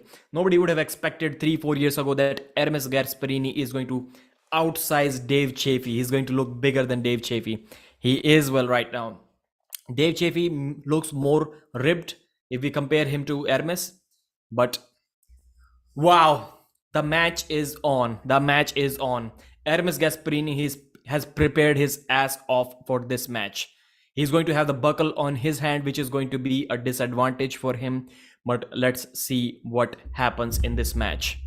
My prediction is Ernes Gasparini winning this match 3-0. I gave Dave Chaffee 0% chance if Dave had the buckle in the first round, and maybe 30% chance of doing something if Ernes Gasparini had the buckle on his hand. Now Ernes has the buckle on his hand. Let's see if Dave is able to do something that he needs to do to win this match. 1071 people watching. Please subscribe the channel. I won't disappoint you. Armwrestling News provides you quick updates, good, valuable, good insight videos that you're going to enjoy. Trust me. Please subscribe to this channel and you will never regret it later on. It just takes a click. Even if you regret it, you can just unsubscribe. I think it makes sense, but it helps me a lot. Arm wrestling channels are growing slowly. When you project them to the outer audience, well, he has only 17,000 subscribers. Arm wrestling, that isn't that big of a sport. We need to gain more subscribers to show the outer audience, to gain more sponsors into the sport. So they are not having an easy time gripping up. This slip is going to tell a lot whose wrist is going to go back. I think Ernes Gasparini's wrist may go back. Dave Chaffee's setup looks superior. Ernes Gasparini is not happy. He's moving his elbow. He's not happy with the setup. He just cannot afford to make any mistakes whatsoever. Dave Chaffee also cannot, but maybe there is a chance that he can do something even after losing a round. Ernes Gasparini is absolutely no way he's making a comeback if he loses the first round. I think the same can go for Dave Chaffee as well, but slightly his chances are slightly higher. No, wow. Ernes Gasparini is shaking the table. Both of them were moving before the go. Ernes Gasparini is shouting. He is a man on a mission. He's the funniest guy in arm wrestling, but not so much on the table. You will never see any kind of smiling or light expressions from Ernes on the table. Ernes Gasparini is fired up, and expect a Morozov style roar almost to a similar level if Ernes wins this round. Dave Chaffee is looking good in the setup. Dave Chaffee is moving once again early. False start, one warning. So both of them are moving early. First time both of them moved. This time Dave Chaffee moved first. One warning for Dave Chaffee. No fouls yet. I think they are spending way too much energy on the setup. Ernes Gasparini needs to win this match. If Dave Chaffee wins, then still we have no competition for Levan. If Ernes Gasparini wins, then we will see him go up against Dave Chaffee, against Levan second actually, at King of the Table. For the audience to give us a match against Levan, he needs to win this, and the referee says go. Dave Chaffee has a stronger hand. Dave Chaffee goes above the hand of Ernes Gasparini. Wow. That may look bad for Ernes inside the straps. Isachiko in the corner of Ernes Gasparini. Ernes has slightly slowed down after that slip. Dave Chaffee getting some instructions from Paulin. That slip looked bad for Ernes Gasparini. If that is the story inside the straps, even for a millisecond, this match is already going to be over. And you can see my energy is on a different level when I'm commentating on this match, because this match is the match for me. I care more about this match than the Devon versus Prudnik match. So down, Ernes Gasparini wants the strap down on his arm. That is going to allow him to apply that extra back pressure if his hand, of course, holds up. But there is absolutely no way that Ernes can do anything even if his wrist goes like a couple of degrees backwards. Dave Chaffee can do something if his wrist is slightly bent back, not if his wrist completely goes back. That flop press thing, that simply will not work on Ernes Gasparini. Dave has to do a clear top roll and then pin him, which is going to be a difficult deal. But from the slip, now especially the buckle is on Ernes Gasparini's hand, it looks like Dave Chaffee may have a slight edge. If Ernes Gasparini's wrist gets opened up once, I think it can happen 3 times in a row. Very difficult that Ernes is going to make a comeback if he loses this round. And from what we have seen till now, it looks like Ernes may be in trouble. The referee is closing the fingers. In the center, Ernes Gasparini takes the wrist of Dave Chaffee. You cannot beat Ernes Gasparini like that. You cannot beat Ernes Gasparini like that. Nope, no flop press. Dave Chaffee is flop pressing Ernes Gasparini. Ernes Gasparini has busted that wrist back. Ernes Gasparini is climbing. Ernes Gasparini is climbing. Dave Chaffee is doing that flop wrist press. Ernes Gasparini stands up. Nope, elbow foul. Wow, what a war that was. That was a war. That was a war. Dave Chaffee is flop pressing Ernes Gasparini and Ernes couldn't finish. Ernes tried to stand up and get behind his shoulder, but Dave's backside pressure was too much that Ernes Gasparini's elbow was off the pad. That was a match, man. That was a match. Wow. Ermes Gasparini took Dave's wrist very near to the pad and he was just looking at him and he brought him back immediately. Just like I said, he would bring him back, but I thought he would be able to finish, but he couldn't. For some reason, he couldn't. He couldn't finish.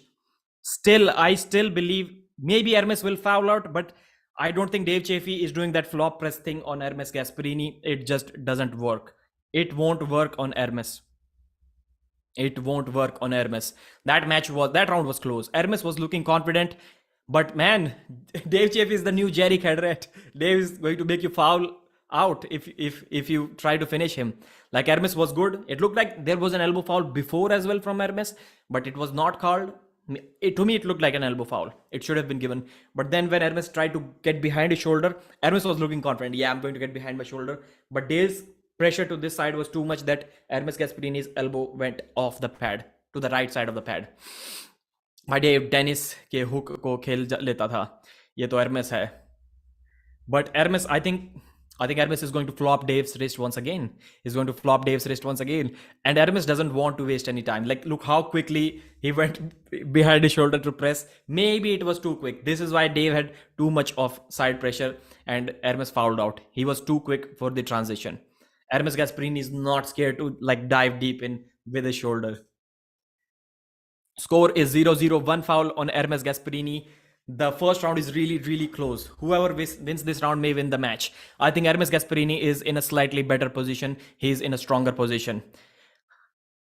Ermes Gasparini takes that wrist once again, but Dave Chaffee is near the pad. Dave Chaffee has taken him near the pad. Almost a pin, almost a pin, almost a pin. No, Ermes gets him back. Ermes is doing these pulses, these side pressure movements. And Ermes Gasparini takes the hand. Dave Chaffee with the press. Ermes completely over the top of Dave's hand. Completely over the top of Dave's hand. I think Dave's in big trouble. Dave might get hurt here. Dave might get hurt here. Ermes has completely taken everything. Ermes stands up and presses Dave Chaffee to the pad. A roar for Ermes Gasparini. Ermes G, the top G, makes it. Ermes Gasparini 1, Dave Chaffee 0, and it is going to be 3-0 Ermes pretty quickly in this match. Ladies and gentlemen, Ermes Gasparini has proved that despite not beating anyone, he is the number 2 guy in the world. I don't think there are any doubts after this. Okay, Dave wins 3-2. SOL, Solar, no, that is not going to happen. The buckle is going to be on Dave's hand this time. You just cannot do that. I warned everyone. I said in my videos, the prediction videos is still there on my channel. You can go back, scroll. Ermes Gasparini 3, Dave Chaffee 0. The prediction is clearly written there. 1-0 Ermes Gasparini. You cannot flop press.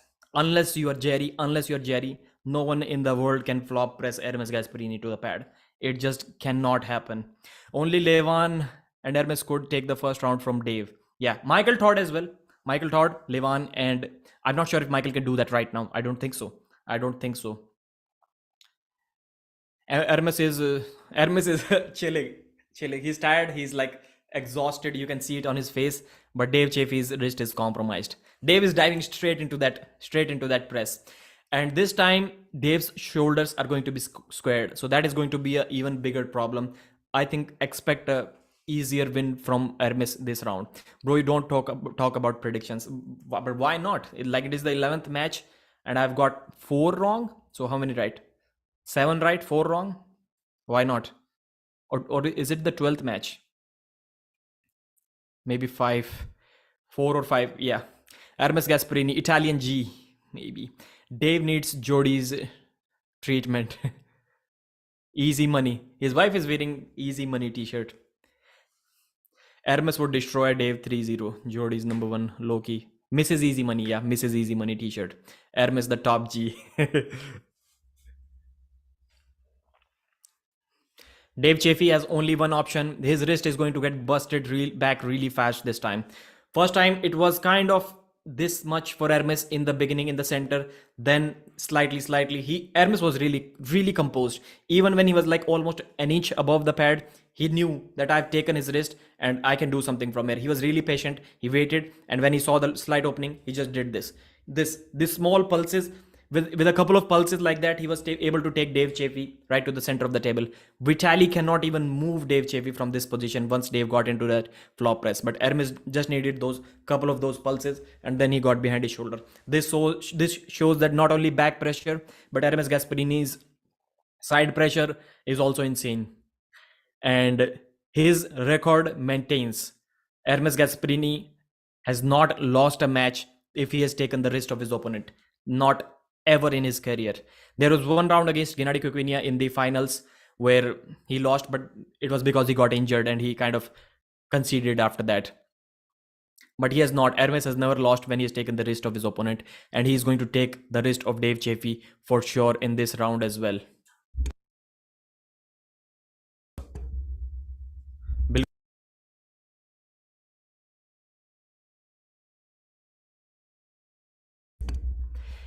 So second round, now the referee is squaring the shoulders. Now Dave's shoulders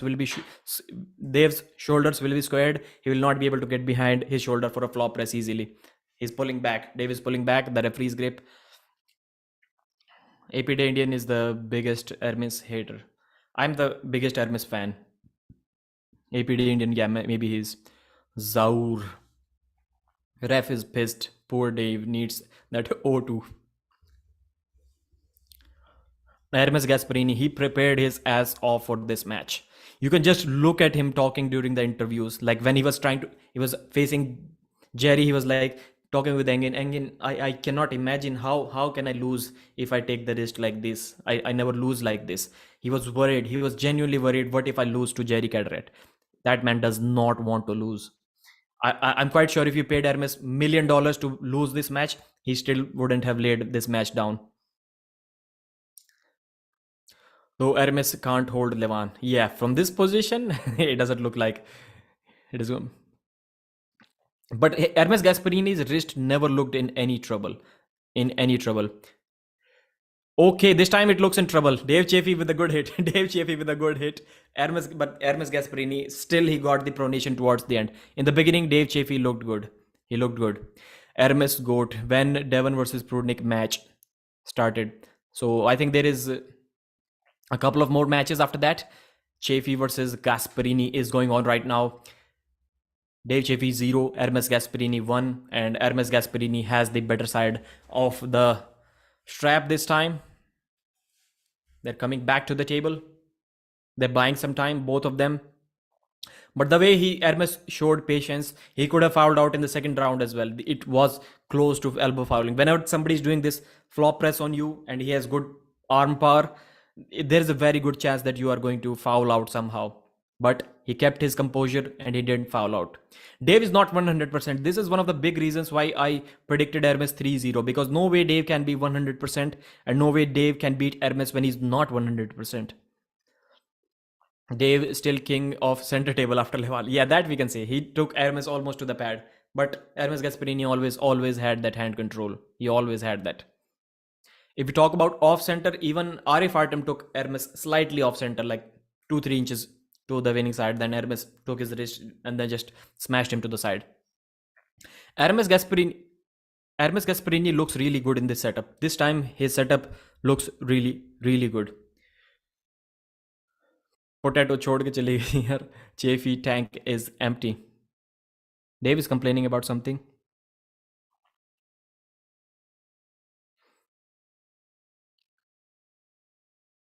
Reset this. Yeah.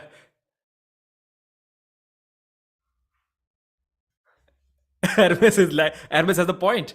Hermes has a point. Dave is asking to reset the match, and Hermes is literally like pulling him back to the table. It is referee's grip. Go, referee's grip. Hermes has a great setup, and he has a point. If it is a referee's grip, how can he like ask to reset the strap? It doesn't work like that. You cannot move in a referee's grip. And Hermes literally told Dave Chaffee that this is the rule. You need to come back to the table. Okay, the go happens. Dave Chaffee takes him to the pad. What happened? Dave Chaffee won? Dave Chaffee pinned Hermes Gasparini. Wow, that was unexpected. That was unexpected.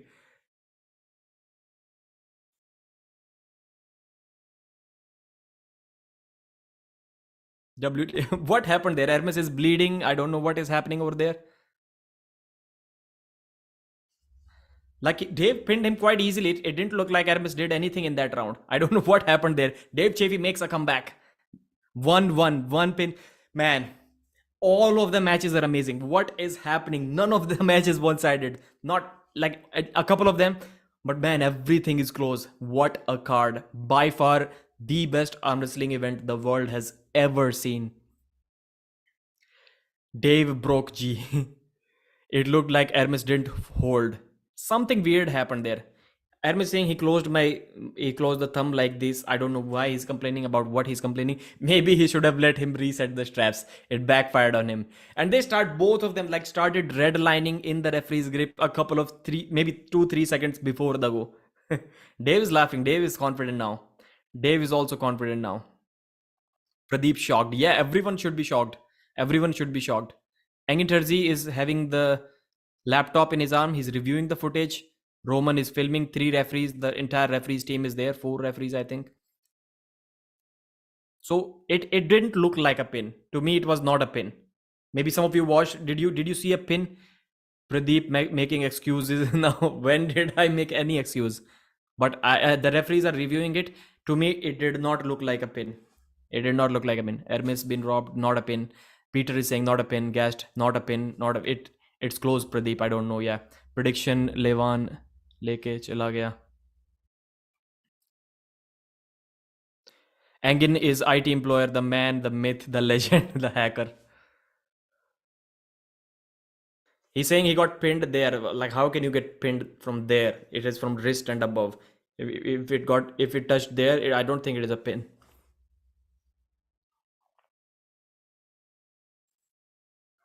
So next opponent for Levan should be Morozov. I don't think so. I don't think so. Not a pin. Let's see what happens. People are saying it is not a pin. Parallel pin. No, no. How can it be a parallel pin if his entire wrist was above the pad? Every Italian is saying that was not a pin. Engin is also. Why is Engin reviewing this footage? Levan right hand versus left hand. I think in the end it will be given as a pin. We have not seen the replay yet. For some reason, we have not seen the replay yet for that round. Not a pin. But I don't understand this part. Why are both of them, I don't know who started early, Hermes or Dave Chaffee, but they're pulling in the referee's grip like 2 seconds before the go. Like this stuff, pulling in the referee's grip is getting worse than King of the Table or WAL. Hermes got this. Time to rest. Yeah, they're taking a break. Dave is confident. He's smiling. He doesn't look gassed out. WTF. They are very closely matched. They are very closely matched.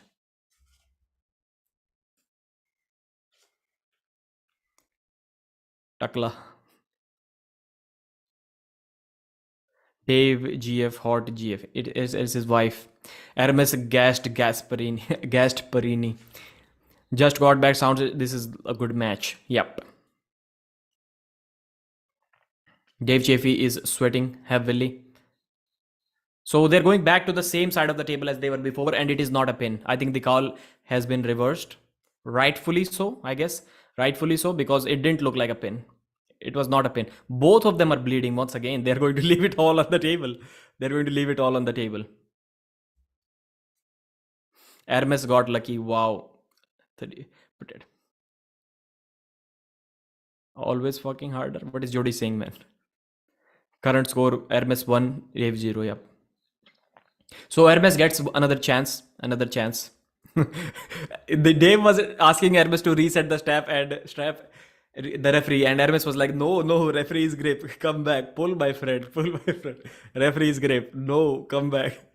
And he got the start, and Dave got the pin. Technically it was not a pin, but at that time he got that pin. It was bad for Hermes Gasparini. Hermes pizza, steroid filled pizza. I told you guys I never get these things wrong. No power left. Hermes has no power left. Okay.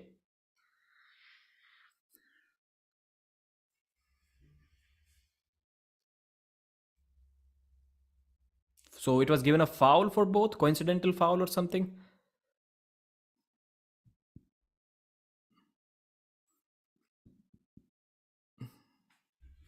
Both competitors are bleeding. Yeah.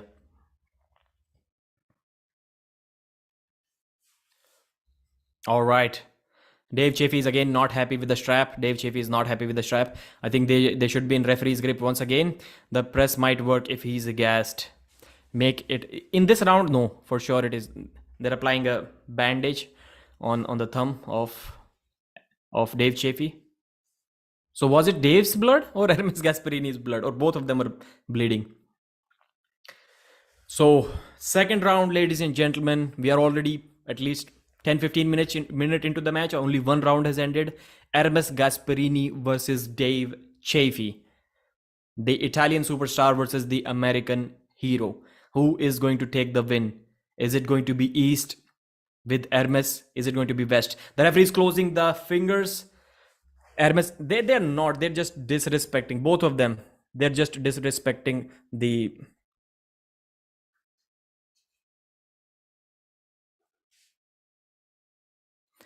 So they are just disrespecting the referees grip. Both of them. The referees. Hermes is complaining. Lakal, where is he? Dave has lifted his elbow. Hermes has lifted his hand off the peg. Both of them. They are making. They're making a mockery of the referee's grip. Like making a mockery of the referee's grip. That is like bad stuff. I don't care who wins like this, but it shouldn't happen. Man, it is a referee's grip. It shouldn't happen. Pradeep, at the start I didn't like you, but now I respect you very much. You are a straight truth telling guy. Thomas Jasker, thank you very much, brother. Thank you. I really appreciate that. Manakal, where is it? Again, Ernes Gasparini cracks the wrist of Dave Chaffee. He brings him back to center. Dave is slightly on the offensive side. Dave is on the winning side. Ernes Gasparini takes everything. Ernes Gasparini busts the wrist back and destroys Dave Chaffee. Ernes Gasparini destroys Dave Chaffee. Wow. That is a monster right there. Ernes Gasparini is a monster right there. That man worked his ass off. I'm really happy for Ernes. As I already said that he's my favorite arm wrestler, so don't blame me for being biased on this one. I have already said like 100 times that Ernes is my all-time favorite arm wrestler. I just really love that guy. Wow, it's a war. So this match was first round was a war, but he looked like always in control. Like he's just climbing over the top of his hand, and single surges. Like he's having Dave Chaffee here, and a single surge is moving Dave Chaffee way off center. Like when Ermes is surging, Dave is going like this, and in second surge is going like this. Then he comes up and presses Dave Chaffee.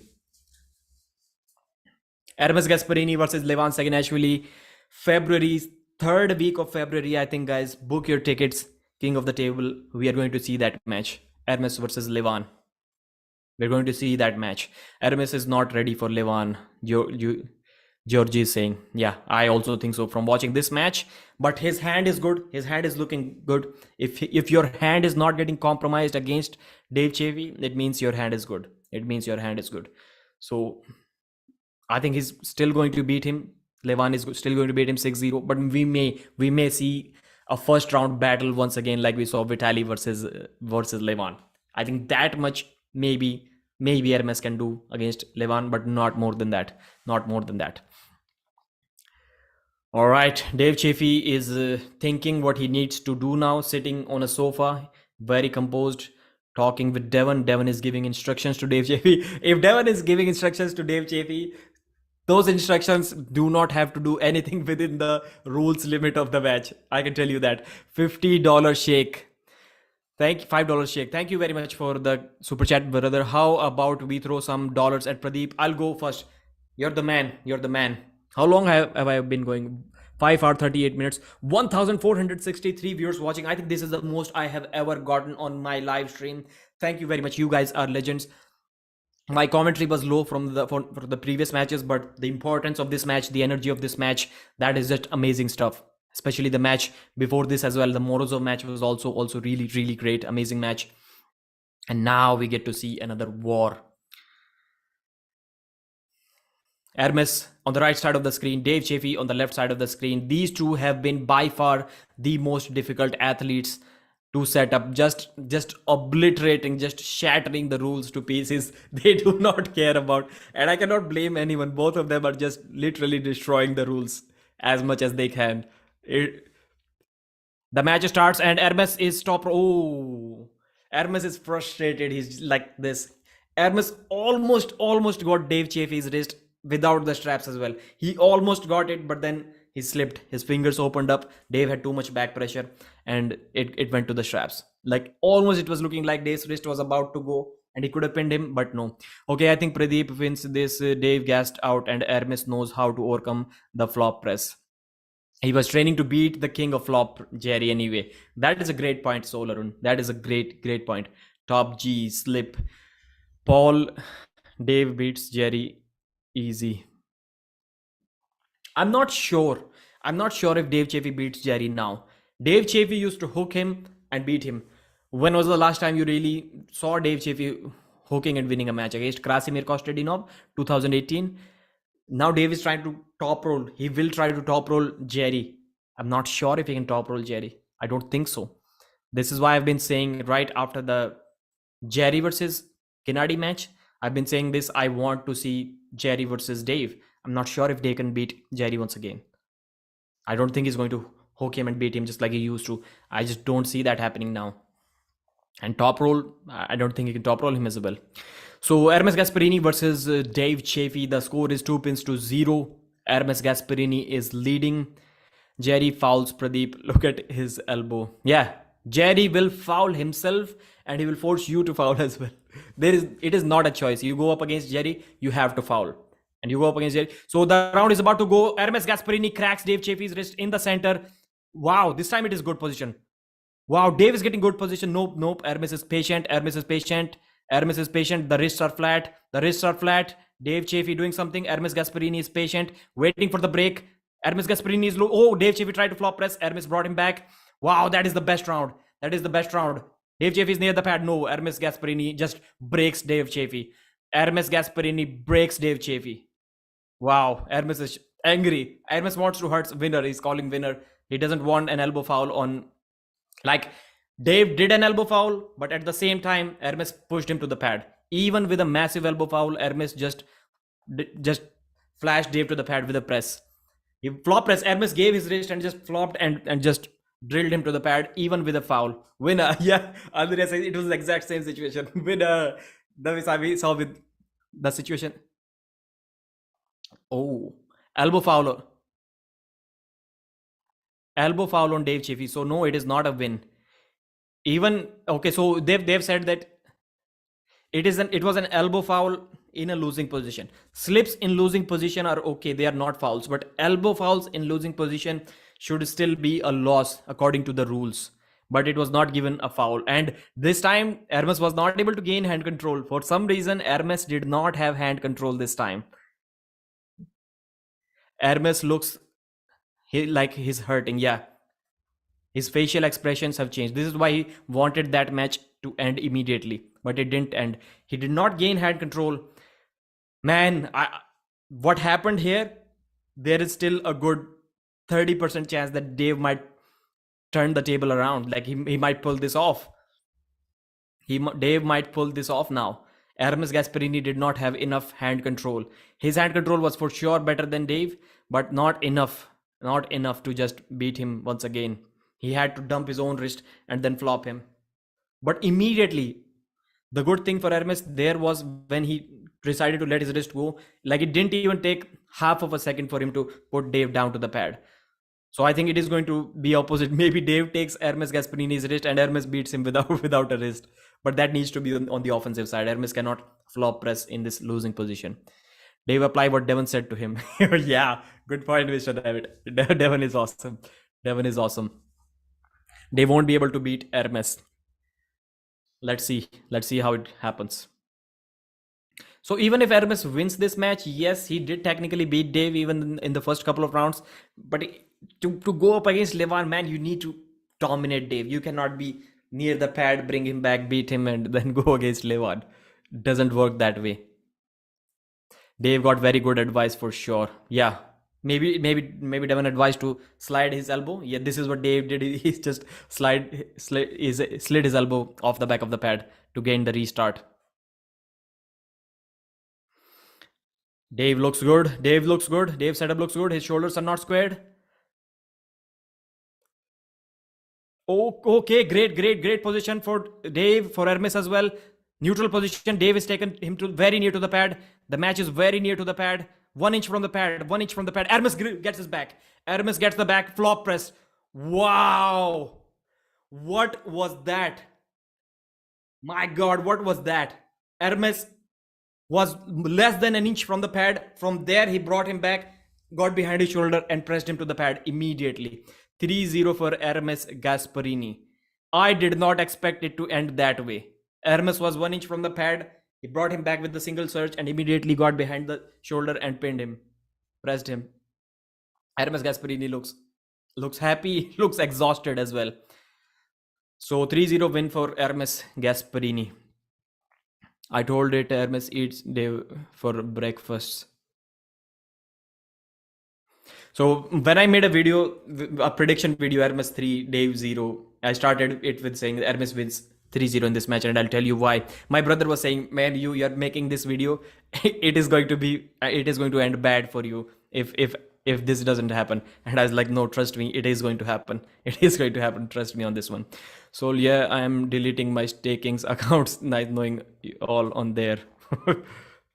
You don't bet on these kind of close matches, man. Don't bet on these kind of close matches. So let me do a recap for this match. Dave Chaffee versus Ermes Gasparini, the biggest match of East versus West 5, the most important match, and wow, what a performance that was from both of the athletes. Round 1 started, they slipped and went to the straps. Ermes Gasparini gained hand control, but he gained it very near to the pad. Dave almost took him to the pad. Maybe it was a couple of inches above the pad. Ermes Gasparini got hand control and he immediately brought Dave back to the center with just a couple of surges. Without wasting any time whatsoever, Ermes Gasparini tried to do another surge sideways and immediately get behind his shoulder to press.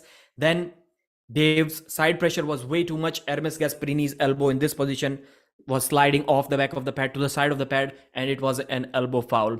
So when the round started once again, Ermes Gasparini once again was taken very near to the pad by Dave Chaffee, but his hand control was intact.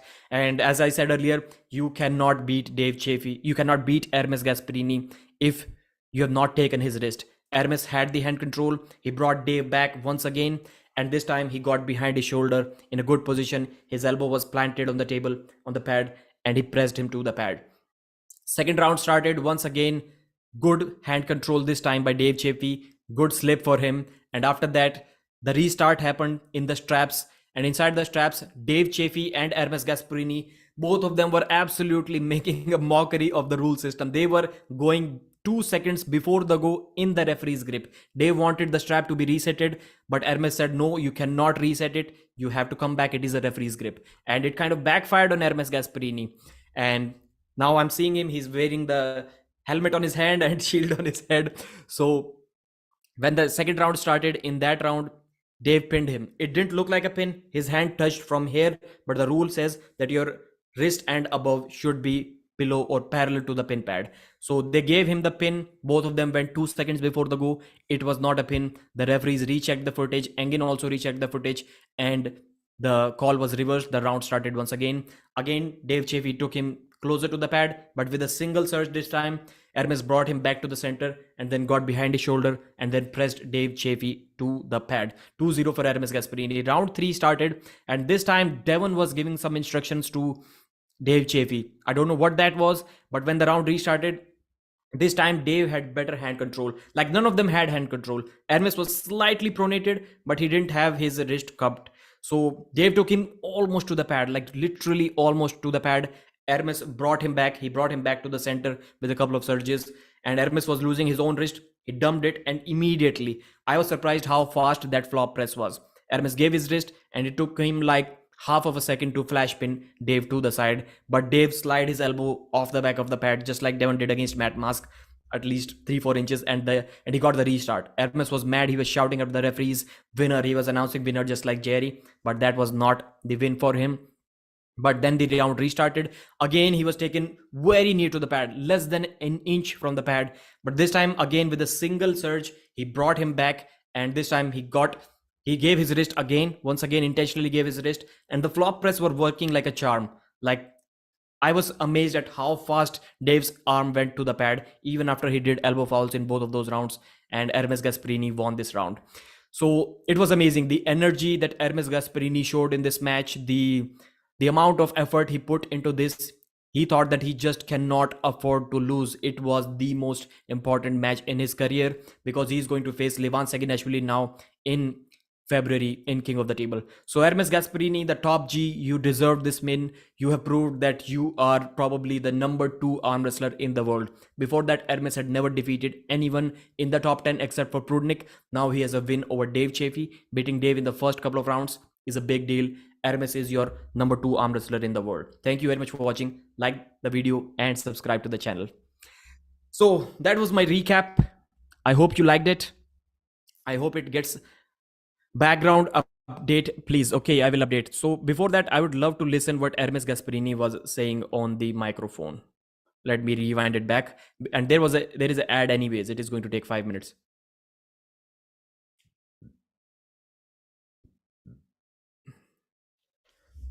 He called out Levan. Okay.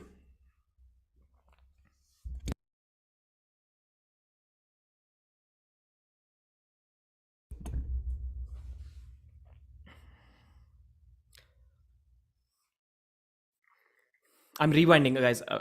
Forgive me if you've already watched it.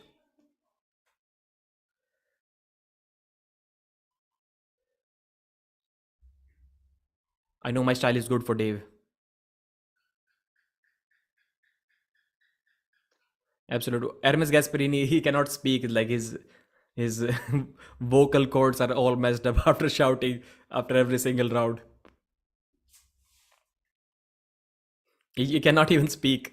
His arm is pumped.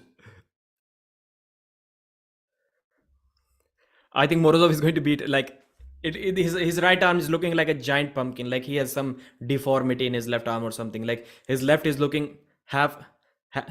Where is Levan?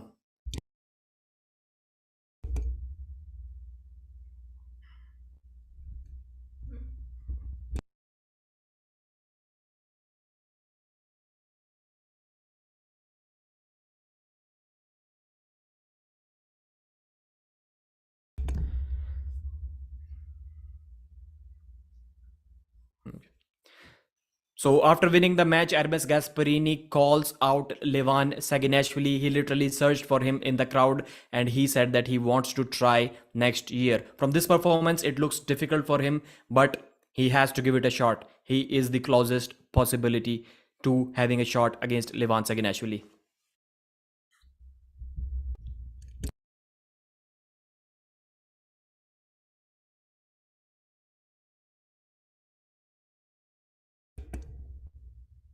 So 4 matches left, ads on a pay-per-view. Yes, they have to sell that commercial space.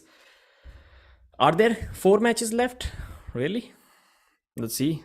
1175 viewers. Why so many viewers dropped off? After this match or before this match? I didn't get the time to check it out. Before you leave, at least give it a like, thumbs up and everything. Yeah, 4 matches. Hajdar Gildil versus Cobra Rhodes. I think these are going to be gentlemen. They're going to set up easy and this match is going to end quickly. Okay, the chat is moving really fast, guys. If you cannot comment for some reason, it means you have not subscribed to the channel yet. For commenting on this live stream, you have to subscribe to the channel. Thor called out Thanos.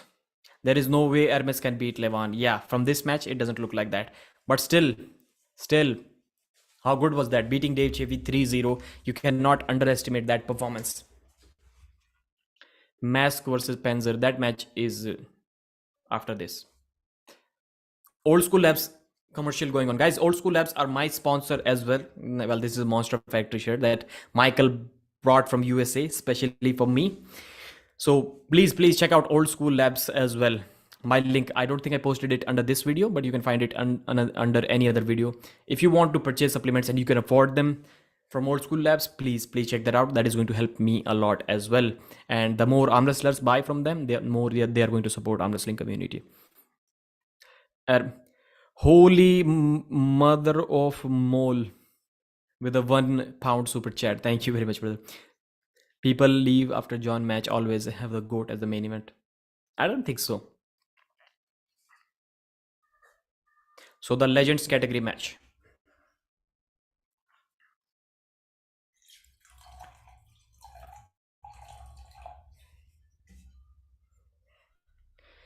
So Legends status match: Cobra Rhodes versus Hajdar Gildil. Gildil, I think his name is. Andrew Cobra Rhodes is looking angry. I don't know what is going on with Cobra in the live stream. Either he has trained so much for this match, but people are saying he hasn't trained so much for this match because and how about, yeah, please, the core sport guys, satellite guys, Angie Jersey, zero crashes for me. I've heard from some people that they have never experienced some crash in some of the live streams, but for me it is the first time that zero crashes in the entire live stream. How happy Angie Jersey is going to be after he listens that from us. Please, in the videos, in everywhere, you can send DMs to Engin. Please mention, Engin cares a lot about the streaming quality. Please DM Engin that Engin, the stream was perfect. Is Cobra carrying a baby with him, or what is okay? Is just having a towel on his right arm, a towel in his right arm. So Andrew Cobra Rhodes, 57 years old, 6'1", 75 kilos, 13.5 bicep, 14.5 forearms, 13.5 biceps and 14.5 forearms.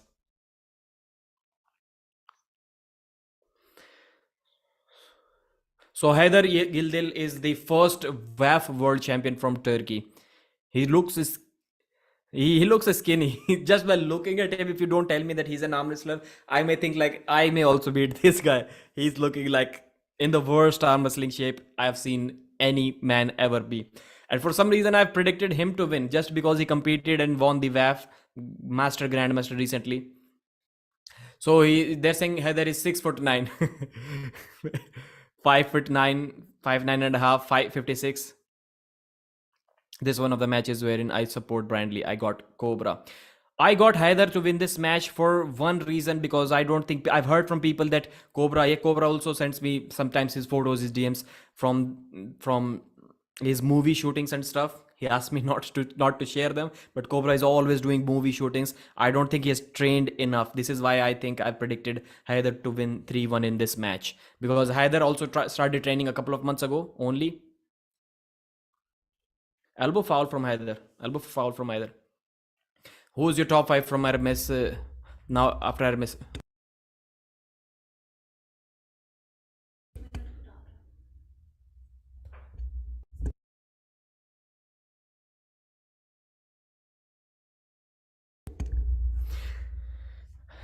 Sorry, brother, I'm going to address your super chat later on. $2 super chat. The Boogie Man. Top 5 Ernes versus Chaffee. I think it remains the same.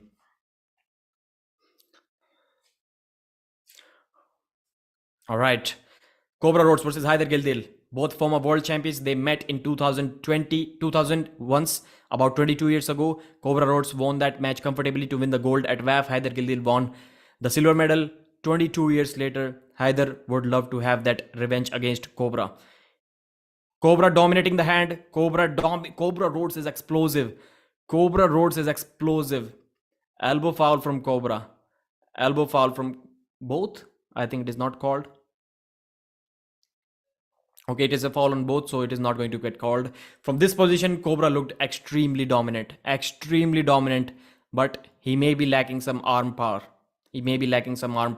His hand looked extremely dominant. Yep. Haydar is running away. Haydar manages to get to the straps. Let's see how that goes now.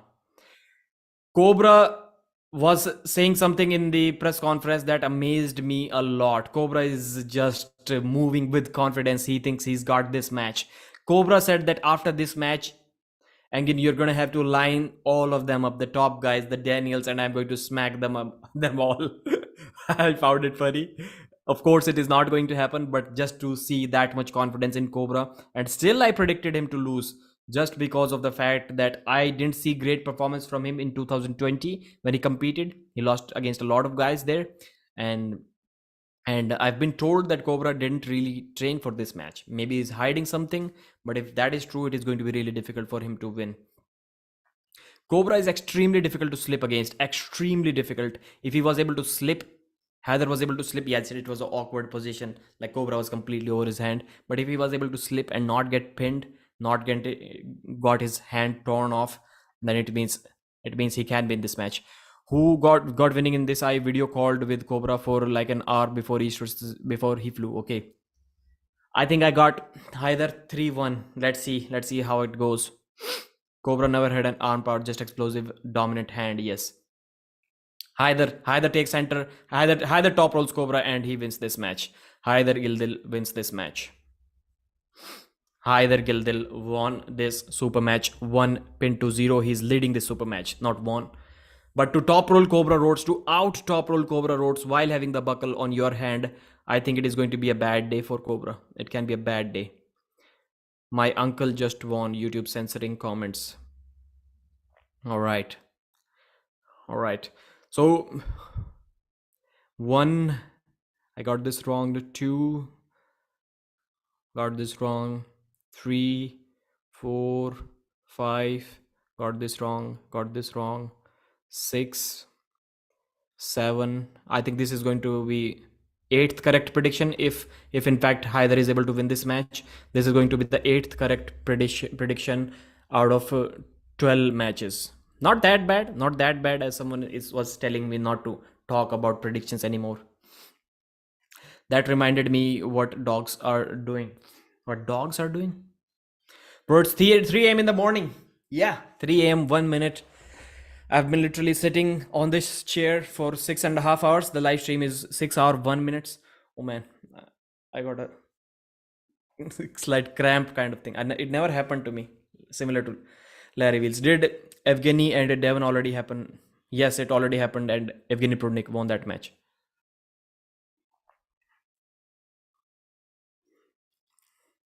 Cobra Rhodes versus Hajdar Gildil.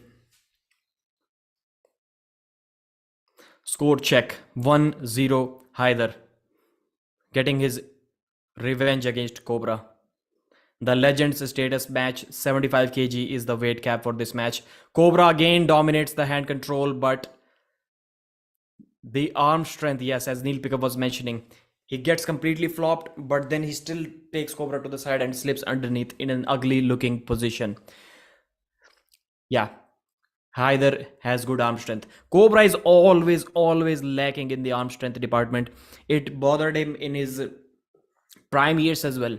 He was already beating the heavier guys, but he could have beaten even more heavier guys. He never focused on the heavy gym lifts and training his arm power. He had such a dominant hand that when you take everything, when you're like this against your opponents, you don't really need arm power to win the matches. So Cobra, yes, he was always lacking in that arm strength department, but it is more evident now. I think this round is going to look easy for Hajdar. Let's see how that goes. First time he top. Cobra has a good setup. Hajdar is gripping low. This time he's looking to force the hook. Hajdar stopped training 6 years ago. Then he trained for a couple of months before he won the WAF Grandmasters or Masters. I don't know in which category he competed. He won that quite easily, I've heard. My prediction was correct. Ernes defeats Chaffee. When one keeps training the same way, expect the same results. Hajdar Gildil takes the hand again and just smashes Cobra Rhodes to the pad.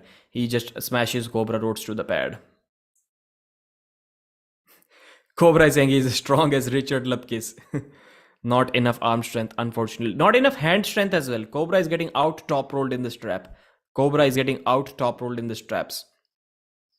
What the hell you just said? Devon match is not happened yet. Why are you asking, my man? Why are you asking me? How can Cobra Rhodes and Hajdar Gildil be after Devon and Prudnik? Yes, the match is last.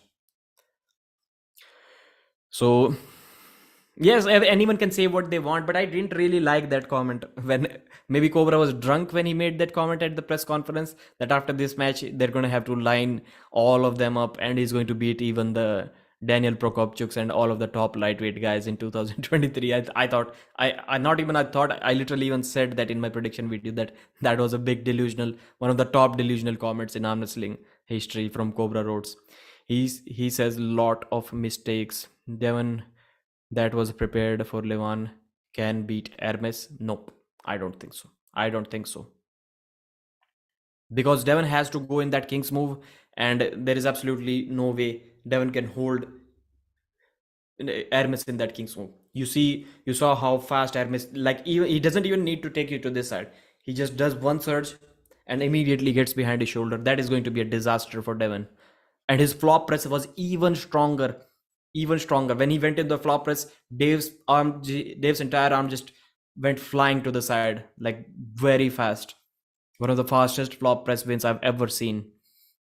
His Matt versus Sandris. Next, Prudnik won 3-0. Probably tired.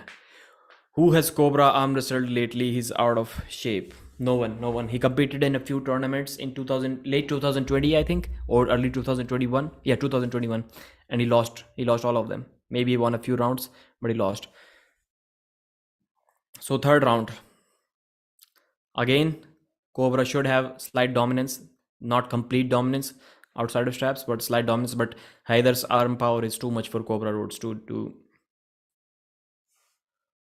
Yeah, this time he slips easily underneath the hand. Devon already won, guys. I'm from the future. What is the result now? Pancakes, stop it. Guys, trust me. Prudnik is going to flash Devon. Those of you who are saying Prudnik is going to win 3-0, I think he's going to flash Devon, or maybe not. Because they are going to start 3 seconds before the go. They're going to start 3 seconds before the go, and the speed is negated by that. The speed is negated. Again, gifted this match to these two former champions, and the white-haired dude took it seriously. Yes, I think you're right. He wanted that revenge. How good, how cool is that? It is not the same as when you were in your prime, but even after 22 years, you get your revenge on someone. It must feel good. Because he's also old. He's only 1 year younger than Cobra, so you cannot say that he defeated Cobra when he's not in his prime. Hajdar Gildil stops Cobra Roads and he eases him down to the pad. 3-0 win for Hajdar Gildil. Pradeep was just telling, I thought Pradeep was just telling me that I don't realize he was reading your comment. About what? About what? I missed what you were saying. Cause the angle is so weird, tougher to press a long arm Kingsmore though. No man, no, I don't think so. Mad Mask pressed Devon to the pad with his flop press. Imagine what Ernes Gasparini is going to do. There is absolutely zero chance that Devon's Kingsmore is going to work against Hermes. Absolutely zero chance. Pancakes, stop it. I thought pancakes, stop it. I don't know what to say. Pradeep Bhai Devon versus Prudnik match ho gaya kya? Haan, yes, it has already happened, and Prudnik won that match. So let me give you a recap of this match as well. East versus West 5 Legends category match. Cobra Roads versus Hajdar Gildil. USA versus Turkey. Both of them former world champions. Cobra Roads had the winning record. He won once against Hajdar. He won the gold. Hajdar won silver in 2000 BAF. But this time Hajdar Gildil's arm power was way too much. He took the match more seriously. He was having difficulties to slip against Cobra, but his arm power was enough to get him to the straps. And once inside the straps, he out top rolled Cobra Roads every single time. It was a very dominant win. Cobra Roads is a legend in the sport, but he is nowhere near what he used to be once, and it kind of showed in that match. And Hajdar, he deserved that win. First Legends category match. Hopefully, we are going to see more of that. Thank you very much. Pradeep, WTF. Thomas, what happened, man? Why are you mad at me? What did I say? Let the fanboys battle begin. Devon versus Hermes. Where? So first of all, we have Hermes Gasparini versus Morozov. I think man, Hermes is going to get destroyed in that match. Because that round is a war. He cannot even speak. The man cannot even speak after that match. This is why he took that. And imagine if he had taken the first match against Morozov, he would have gotten tired, and I think he would have gotten beat by Dave Chaffee as well. He could have lost both of those matches if he took the Morozov match first. I think Hermes did a great job.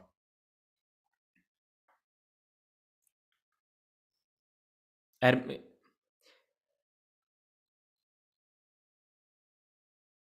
Engin Terzi is on the stage, rocking the old school labs t-shirt. If you go to Old School Labs, AWNEWZ or Z, however you pronounce it, for 15% off. If you purchase supplements, please consider that. Your boy is going to get helped a lot. Toast is trolling, the match hasn't happened. Okay. So Engin is translating, and he must be happy for his fellow countrymen as well, because Hajdar is the first WAF champion from Turkey. He set the bar for the Turkish guys to follow. Then Niazi Kurt took the baton. What do we call it? Took the torch, whatever you call it, from him. Then Niazi passed it on to Engin Terzi. This is how it has happened. Now Engin is kind of passing it off to Arif Artem, I guess. Has Devon match finished? Yes. Lone Ranger. Wow. What do you upload, bro? You have more than 100,000 subscribers. Bhai, abhi kahan hua hai Devon versus Prudnik? I am watching it. It isn't happened yet. Yep, it has not happened because I'm getting this comment like for the 100th time on this live stream. So everyone has started giving their imaginary scores. Devon won 3-2, Devon won 3-1, Prudnik won 3-0. And you also start doing that if someone asks this question once again. No, guys, it hasn't happened yet. So only 2 matches remaining right now. 6 hours, 10 minutes. This live stream has gone. The longest live stream probably on this live stream. 3 matches remaining. Matt Wild Horse Mask versus Sandris Sedis. Who you got in this match? Just tell me. I think now we can remove the pay-per-view link. And now nobody is going to purchase it from here. Maybe we can create some polls. Start a poll.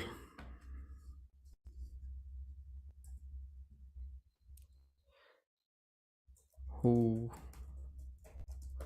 Matt Mask is in his hoodie. He's composed. He's focused. Tunnel vision. Matt Mask versus Sandris Sedis. My pick is Sandris Sedis winning this match 3-2.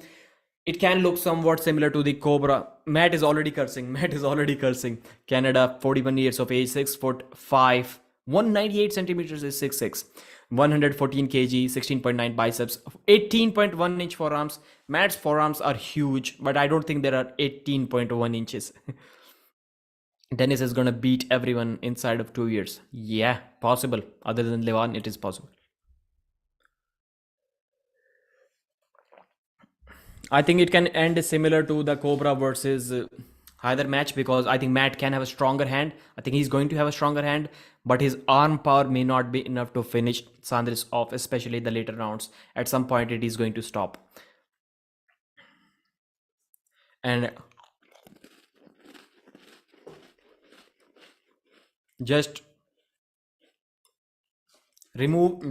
plug in your headphones if you're watching with your family. If you do not curse within your family, Matt Mask is going to destroy Sandris Sedis' ears. His ears are going to bleed after this match. From Latvia, 28 years of age, 6'4", 114 kilos, 19 inch biceps, 17 inch forearms.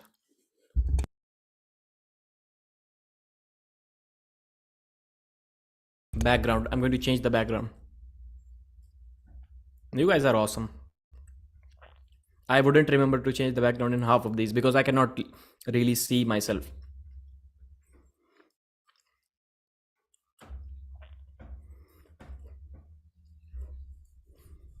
$75. Matt Mask is already smashing the table. Matt is already cursing. I think the cursing amount, the amount of cursing, that record already goes to Matt Mask even before starting the first go. Even before the first go, Matt already holds the record for cursing. Nothing unusual. Matt is looking good. Matt is looking tight. Matt is looking compact. I think he's going to crack Sandris Sedis' wrist. I think he's going to crack it. Whether he can pin him or not, different thing. Nope. Even slip, center table. Matt Mask is in trouble. If they slip evenly outside of straps, Matt Mask is in big trouble. That doesn't surprise. Raw horsepower. Matt Mask has already smashed the table a couple of times, already dropped more than a couple of F-bombs. Yeah. So we saw that Matt Mask destroyed a 100 kg WAF champion in Krasimir Kostadinov. He destroyed Krasi 3-0, and a couple of months later, Krasi went on to win the 100 kg WAF division. But this is now a 110 kg WAF champion. There are some nations that are not competing. Russia and Georgia, maybe. Somebody could have beaten Sandris out of those two nations, but for now he's the WAF champion. So can Matt beat the 110 kg WAF champion as well while weighing around him the same weight? I don't think so. I don't think so. Matt takes his hand. Nope, the round stops. Wow. Matt is excited. Matt is excited. Matt Mask busted the wrist of Sandris Sedis. He went sideways. He couldn't finish. Matt's elbow lifted. He still couldn't finish. Sandris, even with a broken wrist, stopped Matt. He stopped Matt. Maybe Matt could have gotten a pin if he followed up with a press, but I think these rounds are going to stop.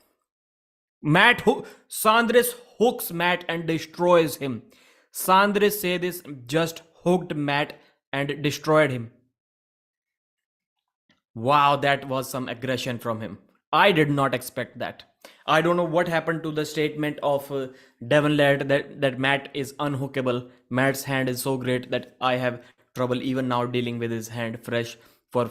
And we see Prudnik and Sandris just hooking Matt with ease. Like with ease.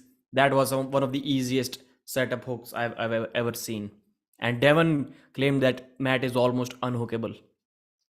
He's competed twice at East versus West and he's been hooked both of the times. Not many saw that coming, yeah. Well, Devon is also not a hooker. Okay, I got another prediction wrong. I think I should revoke my ID card as a fan of wrestling. So this is the 13th match of the night. And I think this is my 9th correct prediction. I wanted 10 correct predictions so that it doesn't become shameful for me. Below 10 is kind of like, yeah, it is bad. It looks bad. People can make fun of you. If you got 10 out of 15 correct, now people cannot really make fun of you. You aren't a great predictor even now, but at least you won't be made fun of. Devon is just delusional. Even now, when I interviewed Devon, I think earlier this year or late in December last year, Devon said that Matt is still almost unhookable. You cannot hook Matt Mask. And every time he goes to East versus West, he gets hooked. I think he did not expect that because first round, both of them were going out and the setup didn't really indicate that Sandris is going for a hook and he immediately hooked him. And once inside the hook, like as I said, at some time, this is going to be about arm power. And inside arm power, Matt has absolutely 0% chance to do anything against Sandris.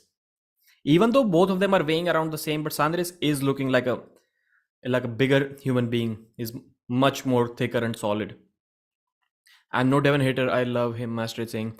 Devon says what he has to people lose money on the stakings. Yeah, sometimes Devon is like very deceptive about the staking things.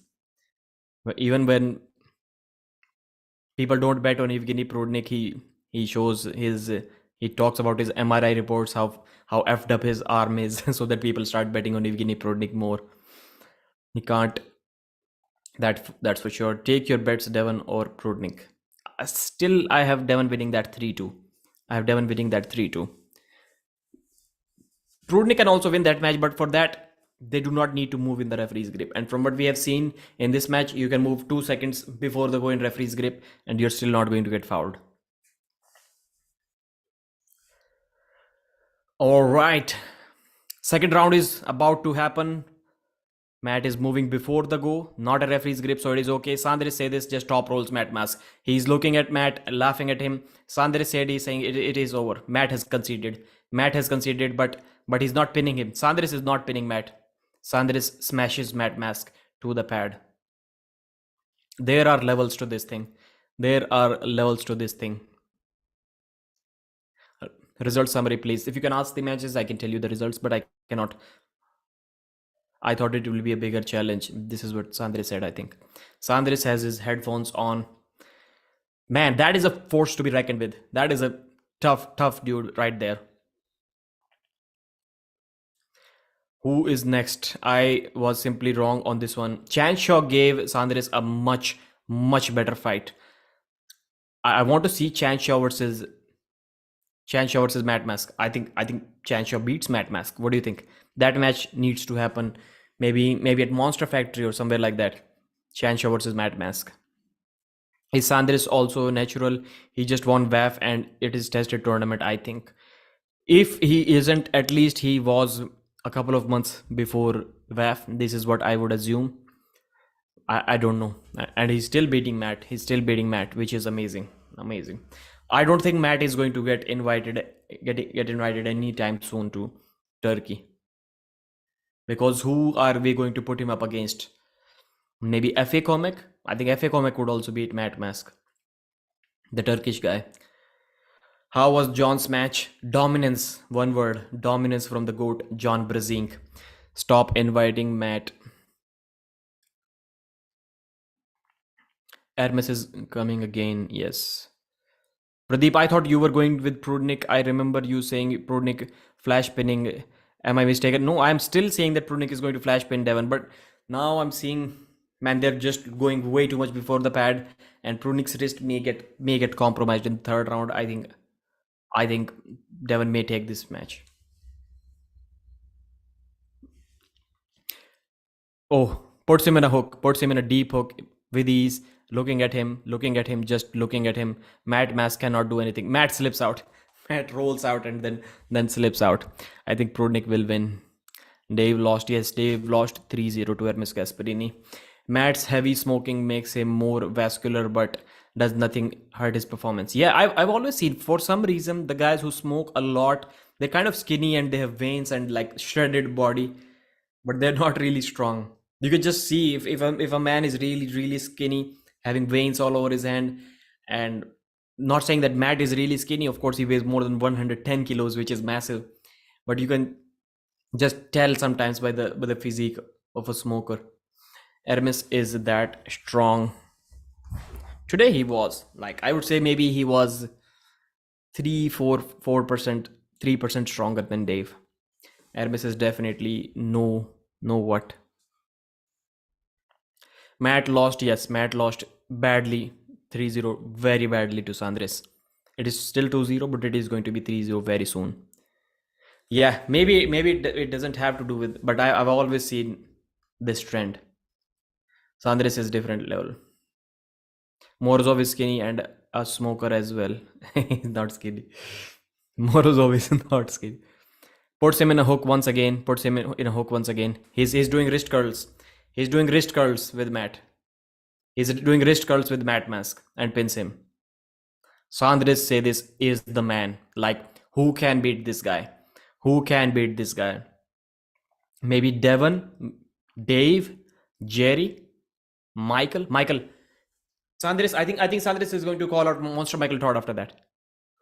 Sandris is going to call out Monster Michael Todd after that. So Matt Mask is still not won anything. Like, he's 1-8 in terms of rounds. Prudnik lost one round against Matt on fouls. Other than that, Matt has been absolutely destroyed at each versus best. By Prudnik, by Sandris, by Morozov.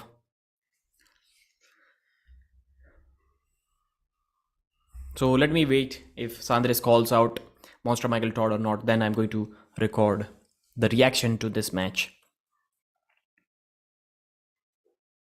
This time it is the biggest event by far, because all of the matches have been long. Like, this was a one-sided match, but still Sandris made it look cool.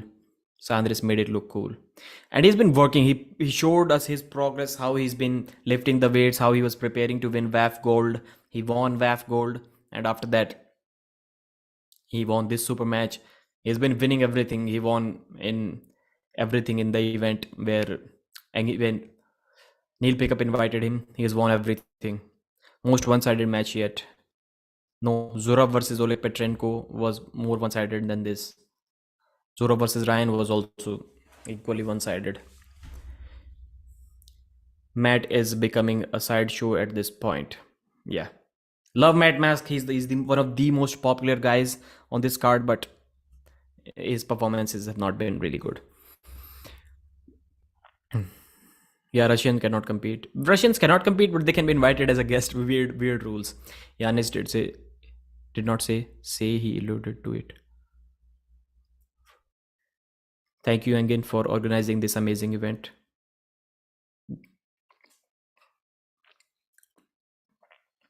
Sandris, call out Monster Michael Todd, man. I'm waiting to record a video.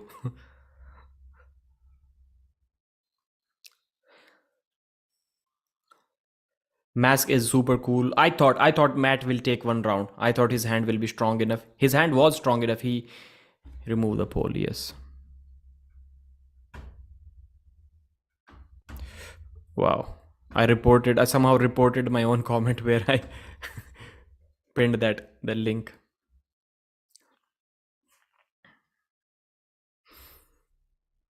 Matt, 68% people, 70% people voted for Matt to win. I don't know what you guys saw in this match. I don't know what you guys saw. How many people are watching? Over 1100. Oh, Devon. No, not Devon. Michael. Yeah, I told you. He's going to call out Monster Michael Todd. I told you.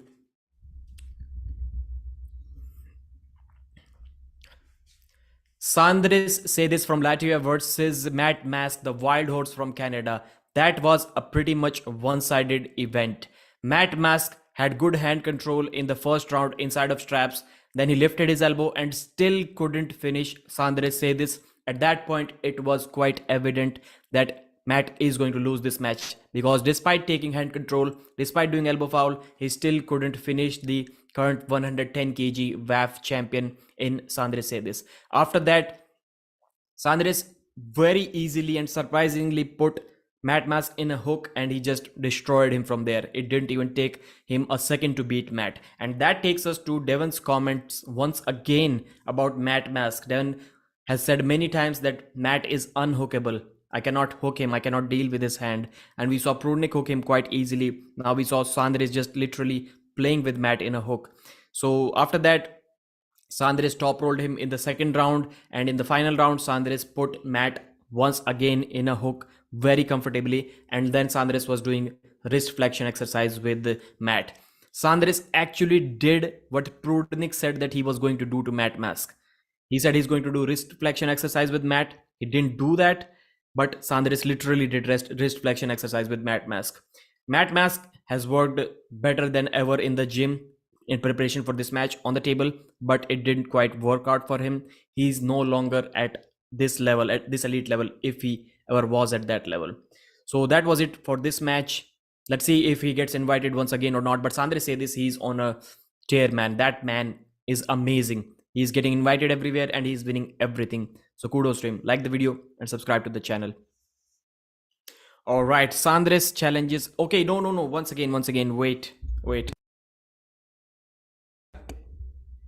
Sandris say this calls out Monster Michael Todd after beating Matt Mask quite dominantly with a 3-0 win. Please, if you're listening, put this up before the video, like in the front of the video.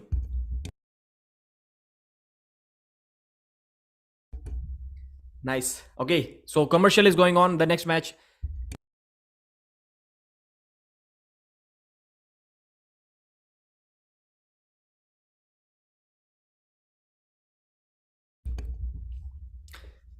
Ernes called Levan after his win against Dave. Yes, I hope they've included that one as well. Can anyone tell me how many videos Pradeep the Nostradamus Singh? What is your new name? What does that mean? You're gonna have to tell me. My vocabulary used to be good when I was in school in 12th standard. Now it is destroyed. I can speak more fluently, I can speak more confidently, but the vocabulary is like 20% of what it used to be when I was in school. Devon toyed with Shaq with these on TV. Yes, he did. जो मैंने last बोला था वो पहले करना. Okay, you got it. What, my microphone was not on mute? Like how did you get this?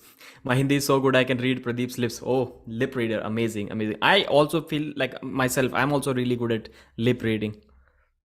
But you got it dialed even when it is not your language. Change background. Yes, we are going to change the background for the next match. The second last match, Ernes Gasparini versus Artem Morozov. Both of them victorious in their right-handed matches. Now going up in a left-handed match. Artem Morozov is also tired from his right-handed match, but he got much more time than Ermes to recover for this match, and his match was relatively quite easier compared to Ermes. Old School Labs, once again, thank you very much, Old School Labs, for sponsoring this channel. If you want to purchase supplements, please check them out. They're releasing some new offers every day. And AWNEWZ, AW News, the code is going to get you 15% off of your purchase.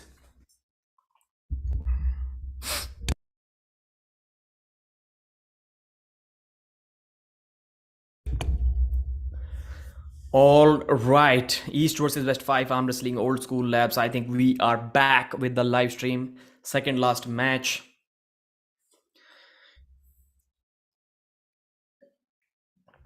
I've had like a couple of glasses of water, but I don't even feel like going to take a piss. I don't even feel like it. I'm going to, like, everything is going to hurt as long as I'm sitting on this chair. Everything is fine. As long as I get up, I'm going to walk like a 90-year-old man for at least 10 minutes. Like, everything is going to hurt really bad. I've been sitting here for 7 hours, and I'm going to sit here for at least 1 hour more, at least.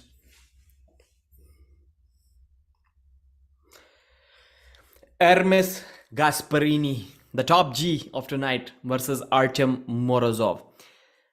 I know Ernes Gasparini's right arm was pumped after he beat Dave, because that was a good long match. But his left arm was looking half of the size of his right arm. The pump cannot make that much of a difference. His left was looking really small. He's happy. He's like, already, I did what I came here to do, and I'm not even excited anymore. 6 foot 230 kilograms of weight, 21.2 inches, 19-inch forearms. Big guy. Both of them are quite similar in structure. Like, Artem Morozov is same weight, but he's taller, so Ermes is slightly more thicker. But if we talk about the left arm, Ernes Gasparini, so I don't think there is any way possible. This time, Artem Morozov is also like a warrior with his shield and helmet and everything, looking like a true warrior. Kazakhstan, 24 years of age, 6 foot 4, 135 kilos, 21-inch biceps, 19-inch forearms. This is what you imagine. If you imagine, like, somebody says that back in the day, like 1,000 years ago, there used to be great warriors who used to kill 10-20 people by themselves, like huge, like, this is the kind of guy you would imagine, like, just a warrior, 6 foot 4, 132, 35 kilograms, just absolutely ripped.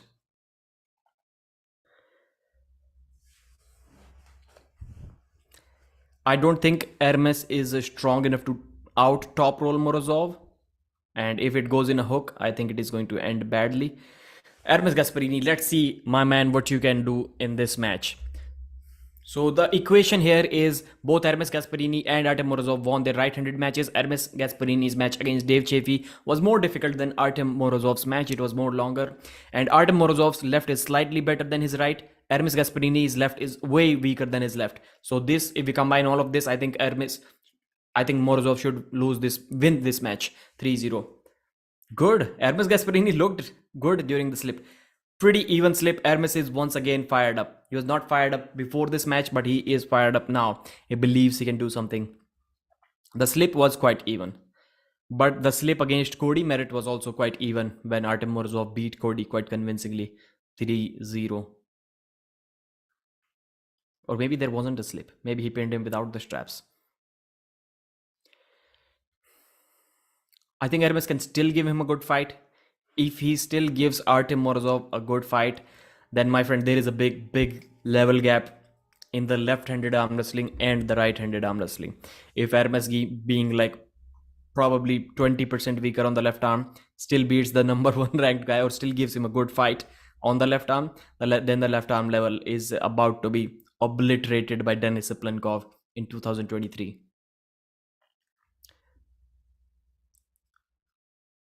Just to give you a slight reference, this is something that you may not have heard. Just to give you a reference, of of how strong the man Denis Siplenkov really is. I've been told that Denis Siplenkov didn't feel any difference between Khalid Jashel, Badir, and Artem Morozov. I'm talking about right hand. So to Denis Siplenkov, Morozov and Khalid both were same. That's how good Denis already is on the right arm. He's already that good. All right. At the timeline, both players. So who do you think is going to win this match? Just quickly mention in the comments. I don't think I have the time to create a poll. Maybe I do. Maybe I do. Let me check. Nope, the referee is about to say go. So Ernes, Morozov. The first round is about to start. I think I have created a poll. Yes, I have created a poll. If this match looks even close, even for the first round, I'm going to be impressed a lot by Ernes Gasparini. A lot. If he like dedicates himself to left arm training, if he gives him the first round, a good fight in the first round, and if he dedicates himself, I think he can beat Morozov just a couple of months from now. Morozov 51% favorite now. The slip looked pretty even. It looked pretty even. Ernes has the buckle on his hand. Let's see how that affects the match. I think left-handed Ernes can be forced in a hook. But when we saw that when Ernes got that high hook on Wagner Bortolato, he just smashed him to the side, like literally smashed him to the side. It looked like there was zero resistance offered by Wagner Bortolato. That is how strong Ernes Gasparini's left also was before this match. Now Ernes Gasparini top rolled Artem Morozov. Ernes Gasparini top rolls Artem Morozov. Morozov is trying to make a comeback. Morozov is also trying to make a comeback. Ernes has got a superior position. Morozov is in trouble. No, Morozov gets his wrist back and beats him. Wow. I'm convinced. I'm convinced with a couple of months training, Ernes beats Morozov left-handed as well. Ernes took good control, but Morozov like kept posting. He kept going backwards, and finally, Ernes Gasparini lost hand control. His wrist got flopped back, and he lost. Nope, not injured. He just lost his wrist. That was amazing, amazing stuff, man. Good round for him, Ernes Gasparini. He forgot he did. He like it left the hand peg completely, but immediately grabbed it back.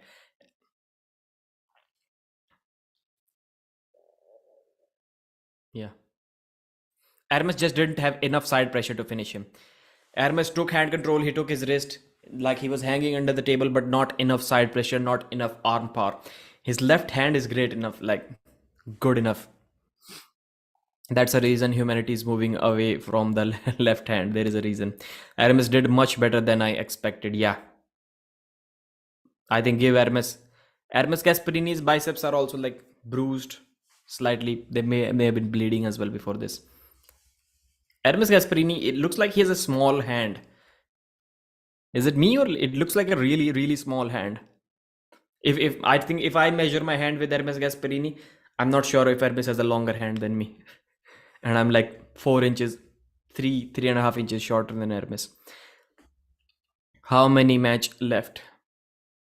Ernes Morozov is advertising an energy drink. It is not a big hand. Yeah, looks really small. Strap. Ernes is asking for the strap. Ernes is spent. This time Morozov is going to have the buckle on his hand. If the first round, if the buckle was on Morozov's hand, Ernes could have gone even closer to the pad. Even closer to the pad.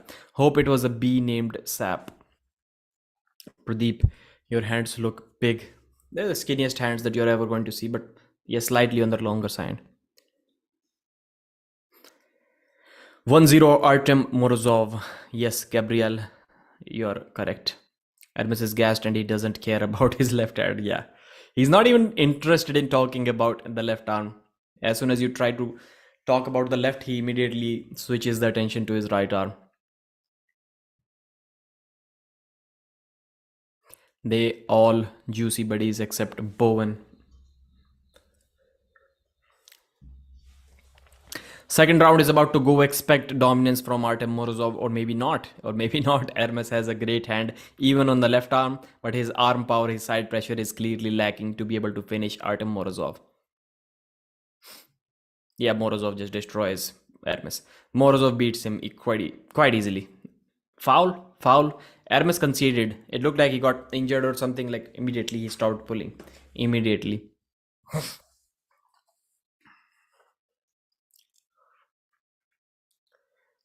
Ermes is injured. Bowles only takes Might and Victoria bitter. No roids. This match is over. I think the quicker they end this match, it is. This match, I think it now has the potential. First round was absolutely amazing. This round now, Hermes is not interested in pulling anymore. He knows he cannot do anything. That may kind of slightly degrade the quality of the pay-per-view.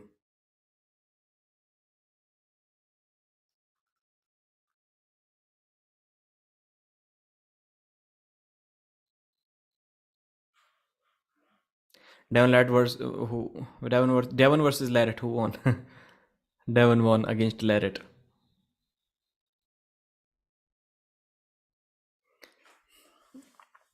Hermes injured.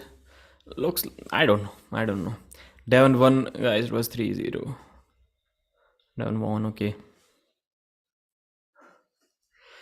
So round 2 of Hermes Gasparini versus Artem Morozov, third left-handed match of the night, or fourth? Was it fourth? Artem Morozov is leading 1-0. Hermes Gasparini has absolutely nothing left in his arm. His arm is going to go down pretty quickly. Artem Morozov is smiling before the go. Hermes is laughing. Artem is laughing like, what is Hermes doing? He holds.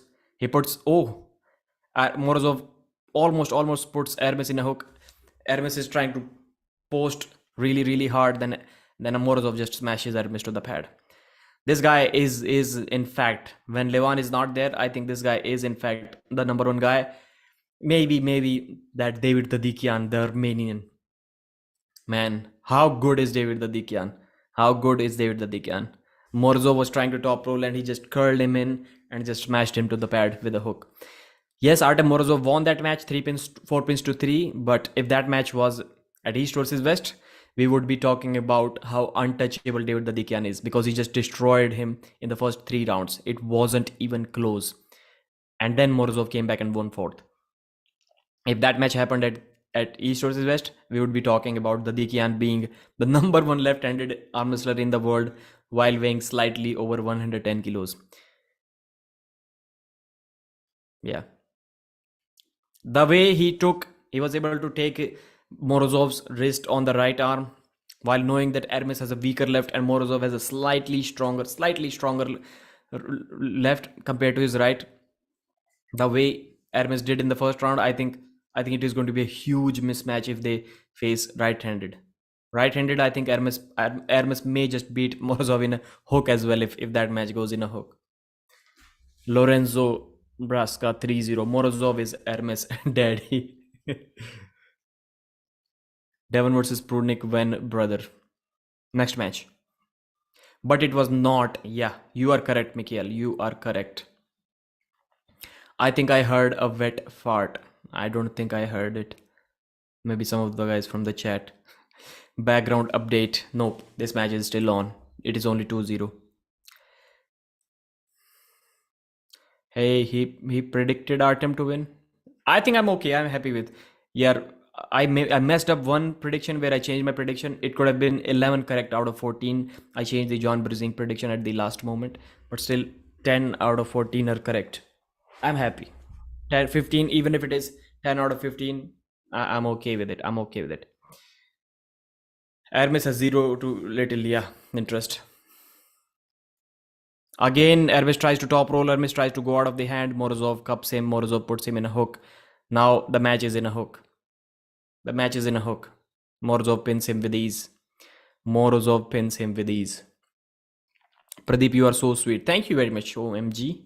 Thank you. I got 2, 3 right before 2. Okay. Morozov is looking absolutely jacked.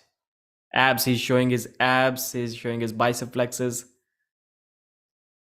Man, what kind of genetics he has. 134 kilos and absolutely ripped. Clear six-pack abs. Absolutely ripped. Zero fat. Pradeep, did you place your bets on arm bet? No, I didn't. I don't like arm bet. They pay like nothing. Pradeep, you are very handsome. Thank you very much once again. Steroids. But still, nobody can look like that. Not everyone can look like that on steroids. Great live stream, Pradeep. Storage account is saying, been listening for a couple of hours. Thank you very much. Did Sandris beat Mad Mask more easy than Prudnik beat him? Yeah, I think it was more easy. First round, Prudnik was never in trouble. First round, Sandris kind of lost his hand, but still his arm power was enough that even after taking the hand and even after elbow fouling, Matt cannot pin him. So if we ignore the first round, yeah, more easy, but similar way. But don't expect a match between them two. Prudnik is going to destroy Sandris. So let me give you a recap for some of those who recently joined and for the video, if anybody is editing that video. Actually, you know. So Ernes Gasparini versus Artem the Terminator Morozov left arm match. That was not a very exciting match, at least not for Ernes Gasparini, because he was truly focused on his right arm. Just to give you a backstory, both of them had already won their right-handed match. Ernes Gasparini's right-handed match was slightly more difficult against Dave Chaffee, and Morozov after the first round won comfortably against Revas. So the first round happened. Ernes Gasparini had the buckle on his hand and he still top rolled Morozov. I was surprised to see that. He out top rolled Morozov in the first round, but then Morozov kept posting high. He was able to hold him off there. Ernes Gasparini's side pressure was not enough to finish him, and slowly Ernes lost his own wrist. It got cracked back, and Artem Morozov did beat Ernes quite easily. After that, Ernes was like just not there. He did not have anything to offer for Artem Morozov. The second round, he lost very quickly. He got cupped even without the straps. Artem put him in a hook and just pressed him to the side. 2-0 for Artem Morozov. In the third round, Artem Morozov again tried to control Ernes without the straps. Ernes was trying to post really hard, post really high by dropping his body low, but he couldn't do that. Morozov was able to cup him and beat him without the straps as well. So Artem Morozov's left is slightly stronger than his right. Ernes Gasparini's left is much weaker than his right. Still, he was able to give some fight in the first round. He was able to take his hand as well. That is really impressive, but he was never going to win this match. Never. So that was the detail of this match.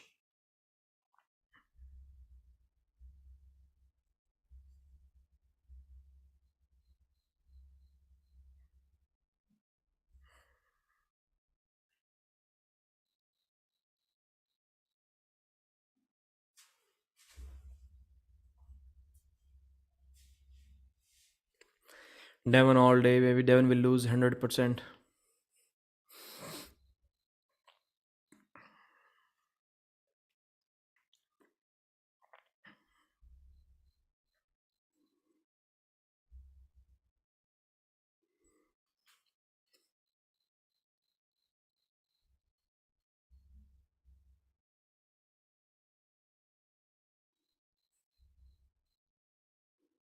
Good. Artem Morozov also apologized. He said some negative things about the Kazakhstan guys and they didn't like it. Kazakhstan WAF Federation also didn't like it, and Morozov has now apologized for his comments.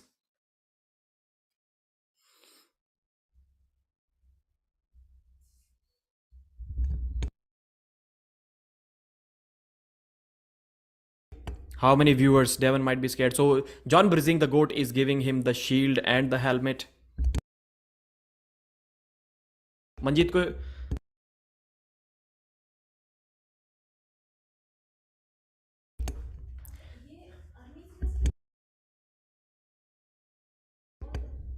all right. So Artem Morozov arrived like a champion with the shield and helmet, and he went back like a champion. John Brizink handed him the shield and helmet once again. He won and left like a champion. He also apologized to the Kazakhstan national team, to the citizens of Kazakhstan, for his disrespectful comments about the Kazakhstanis, and He apologized for that, which is good. We hope we see Artem Morozov again and again in these events. All right. Now the main event. Let's change the background. I think the viewers go above 1500 on this one. Guys, please join. Do not leave. Like the video. Subscribe to the channel before you leave. That matters a lot. If you're not able to comment, it is because I have enabled subscriber only mode. Please subscribe, then you will be able to comment. Not that I'm going to be able to read the comments anyways. I apologize for that. But I have no option. Score summary predictions.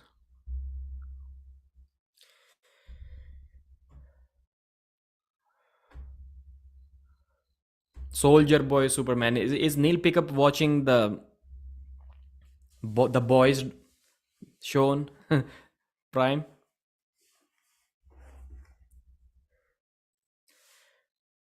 Devon No Limits Larratt has arrived to the table before Prudnik. Prudnik is the champion. I think this is why he gets called out later.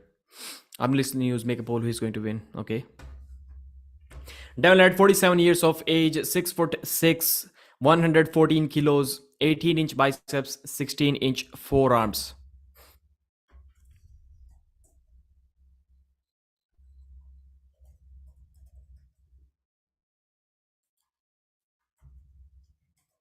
Prudnik versus Devon. The poll has been created. The main event. Devon Larratt is the man for accepting this match with just a couple of weeks notice. Devon usually likes to train for a super match for 4 or 5 months. He took this match just on a couple of weeks notice, probably because he felt something during that practice poll 1.5 months ago that he is going to win. People were saying that we are never going to see Devon at East versus West stage because the rules are stricter. Devon likes to compete under his own rules. So, not true anymore. Devon accepted the match. Evgeny Prudnik looking like he's not looking as much of a badass as Morozov was in that shield, but Prudnik is coming to the the beard is suiting him a lot on that helmet. Evgeny Prudnik is arriving at the stage. He looks confident. If Prudnik was just trolling, he was just not giving it everything he had during that practice poll, then he may win this match. 6'1" from Ukraine, 35 years of age, 115 kilogram, 19-inch biceps, 18.5-inch forearms. So Prudnik has bigger arms than Devon. Not longer, but thicker in size. Prudnik is looking thick. I'm telling you guys, expect flash pins. At least one of them from Prudnik. And expect Devon to make a comeback.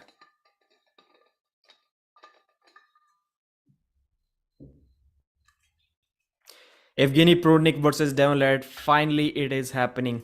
East versus West. Devon Larratt versus Evgeny Prudnik. The main event of the evening. Devon on the left side, Prudnik on the right side. Devon has gotten the good side of the strap. My prediction, my official prediction, just to make it clear once again, is 3-2 Devon Larratt winning this super match.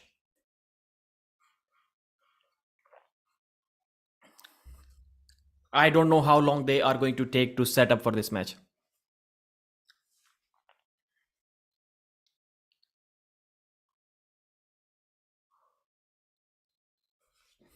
They are already giving Devon a warning.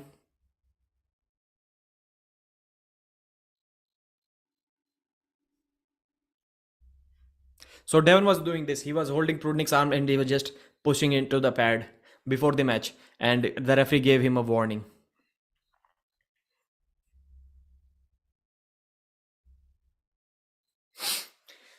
Devon Larratt, Evgeny Prudnik. The Devon is talking with Risto. He's saying that this is bullshit. You don't need to give me a warning for this. Devon is a troll. Typical Devon trolling Prudnik. 3-1. Cringe meter already 78%.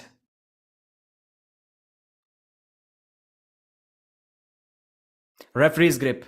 Let's see how much they move inside the referee's grip. So far, everyone, almost everyone who wanted to move in the referee's grip did move in the referee's grip, and we did not see even a single foul inside a referee's grip. So it is just referee's grip in this event just matters that the referee is going to close your fingers. Nothing more than that. You can move as much as you want, and they are going to move as much as they want. Expect a slip, maybe even a pin from Evgeny Prudnik. The thumbs are closed. The main event, ladies and gentlemen, it is on. It is on. Expect explosiveness from Prudnik. Devon is saying you stink, Prudnik.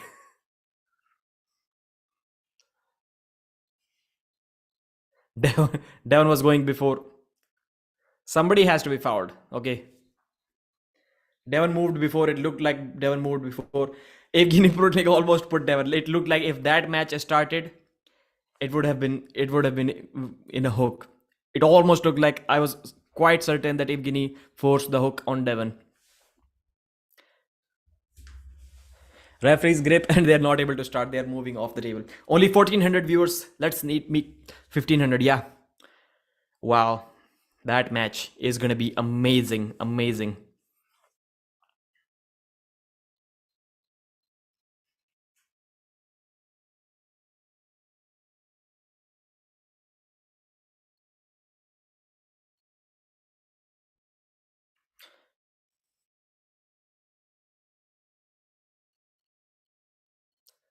Devon is correct. Devon is saying this is not a referee's grip in any world.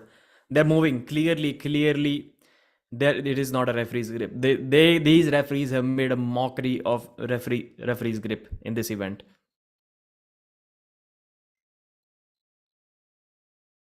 Devon about to piss off the referee. Devon is correct here. For the first time, I'm saying this in a matter of refereeing. Devon is absolutely correct. Because they can take examples. They've taken examples from the previous matches. They know that referee's grip is an imaginary concept in this event. They're going to exploit that for sure. What were they?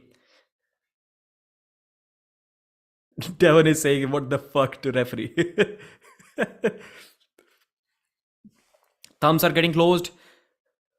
Thumbs closed. Fingers closed. Prudnik's fingers are getting closed. Prudnik flash pins, like flash pin. Straps? Fresh? It looked like a pin. It looked like a pin. It looked like a flash pin from Prudnik. Ryan is also saying that looked like a pin. That is a pin. I told you expect explosiveness from Prudnik.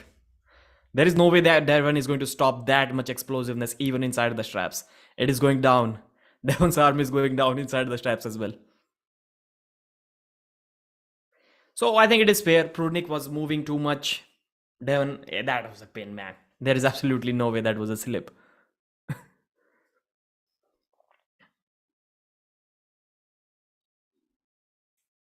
Evgeny Prudnik is not letting get Devon any advantage in the setup. Maybe he will get some advantage in the setup. Pin and win. 0-0. Yeah, slip. They're putting up the straps. From what I saw in that first slip, there is absolutely no way that I think that Devon is going to win this round. I think it is going to end pretty quickly. Prudnik will force me. He maybe even force him in a hook as well. I think it is going to end quick. But can he do that again and again? 3 times? Difficult. Difficult. Looks worse than Levan match. Jody is screaming from the crowd.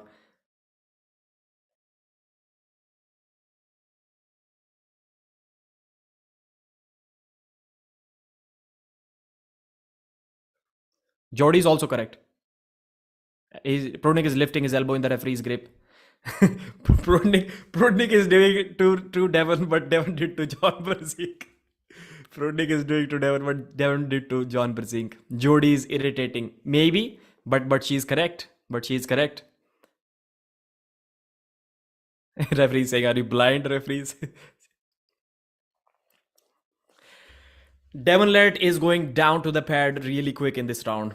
It is going down really quick. Trust me, guys. I saw that in the first slip. Devon is going down.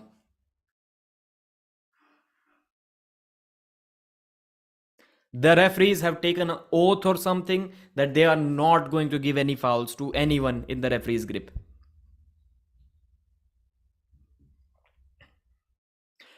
Because John was not getting a good setup. This is why John had to lift his elbow. But this time it looks like Prudnik has a fair setup, but he wants a little bit more than a fair setup. Devon is saying just close the hands and go. Devon destroys Prudnik. No. Elbow foul, elbow foul. Or early start, early start. Devon. Something happened. Devon took Prudnik's wrist right in the center. I don't know what happened there.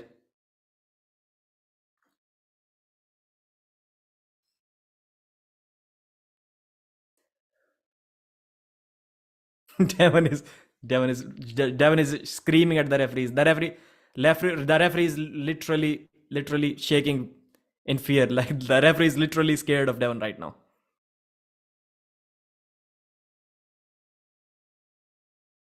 Devon is saying just close the thumbs, close the hands and say go.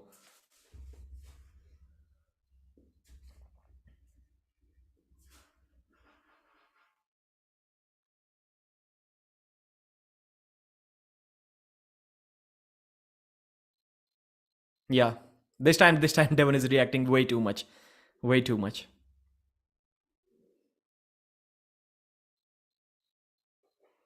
How did Devon bust Prudnik's wrist back right in the center after such dominant display? They're moving before the go. Especially Devon is like applying a ton of back pressure before the go. Devon has stopped him. Devon has stopped Prudnik. Devon has stopped Prudnik. Prudnik almost pressed him. Almost pressed him. King's move. King's presses. Prudnik cannot press. Prudnik does not have a press, or maybe he has. Devon is under the table. Shoulder is at. Prudnik needs to just lay down. Prudnik needs to quit. Prudnik needs to pin himself. Devon is easy in that King's move. Prudnik needs to pin himself. Prudnik should pin himself, but he is not smart enough to do so. Elbow foul on Devon.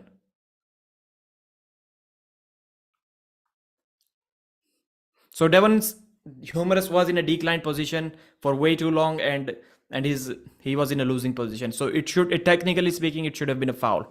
It should have been a foul really early. Prudnik does not have a flop press. We got to know that much. He does not possess a flop press. And I think Prudnik is gassed out. I think Prudnik has to be gassed out after arm wrestling like this for almost 10, 15 seconds, 15 seconds. Yeah, clearly Devon was on the losing side and his humerus was in a declined position right from the beginning. Right from the beginning. So maybe Prudnik did good if he didn't quit. Maybe he can force another foul on Devon. Control your wife. Jody going nuts.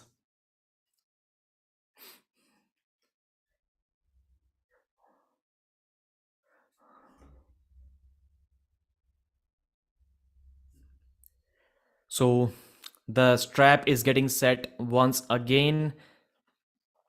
For some reason, Prudnik gets like 50% of what he is outside of straps in the straps. Like Prudnik immediately like fades away. His hit was so dominant without the straps, and the next time Devon took his wrist right in the center.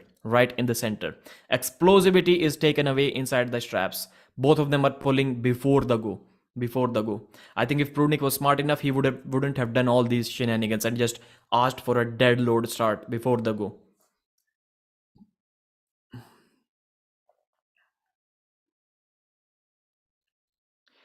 Referee's grip.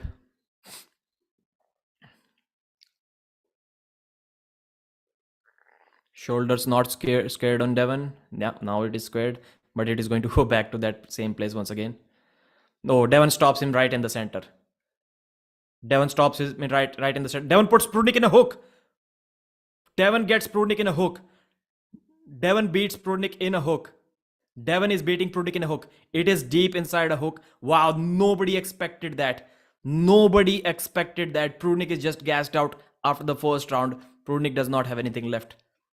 Devon is going to make him pin himself. Devon is going to make Prudnik pin himself.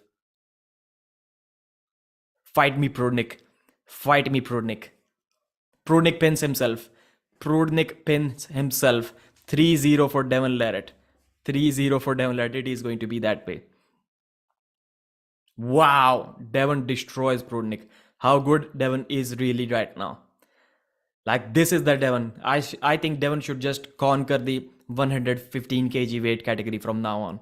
He should just be the king of that weight category. Devon still wins with the BS World.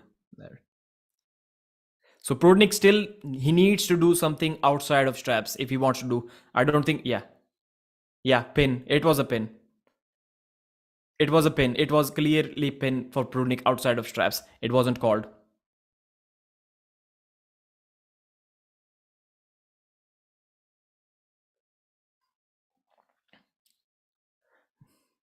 Then Prudnik is gashed. Devon stops him right in the center, and then Devon gets completely coiled up, completely behind his shoulder, and Prudnik has absolutely zero resistance.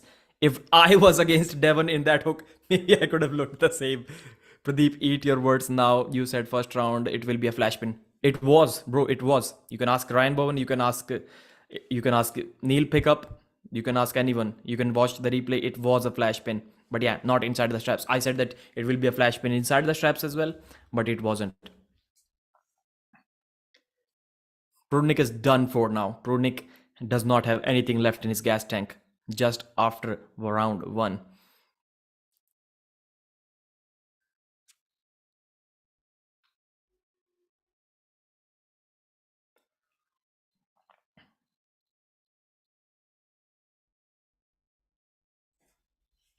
Devon Larratt is amazing, ladies and gentlemen. He is amazing.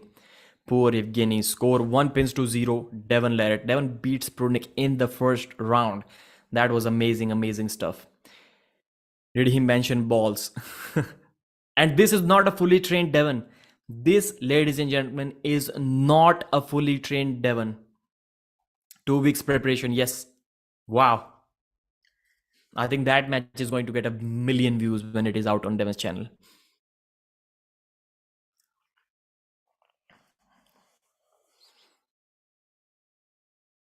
We will have to bear Devon's fans now. He should. Prudnik, if he wants to do something now, no, Devon is not messing in the setup. Now Prudnik is not messing in the setup. I think it is beyond that point now. And now Devon is slipping just way too easily.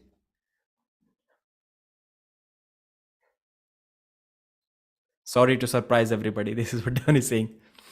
1687 watching 1687, the most that I have ever received on my channel.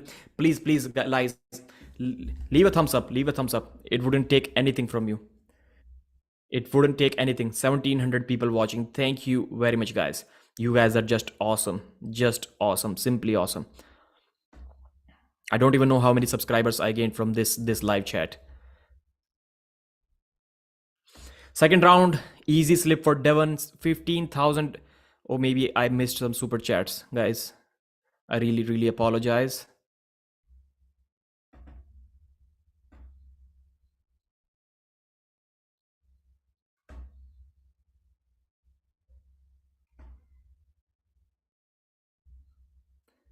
How did I? And I cannot even go back in this live stream. I missed some super chats. I really apologize for that. So they're setting up the straps. Devon Larratt has the buckle this time, but I don't think it is going to matter. Devon is dominating this match. It is easy. I'll watch this live stream again and I'll post the... Okay, so Prudnik lost his hand once again. Tries to go behind his shoulder. Devon... Oh, almost pins Devon. Devon is going sideways.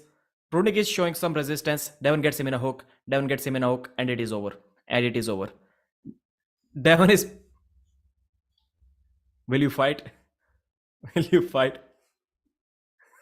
Wow, Devon Larratt is amazing. That is just amazing stuff. This is the Devon. I think we are seeing this Devon for the first time since maybe 2018. I'm watching this Devon that we used to love for the first time, just destroying the opposition, just destroying the opposition.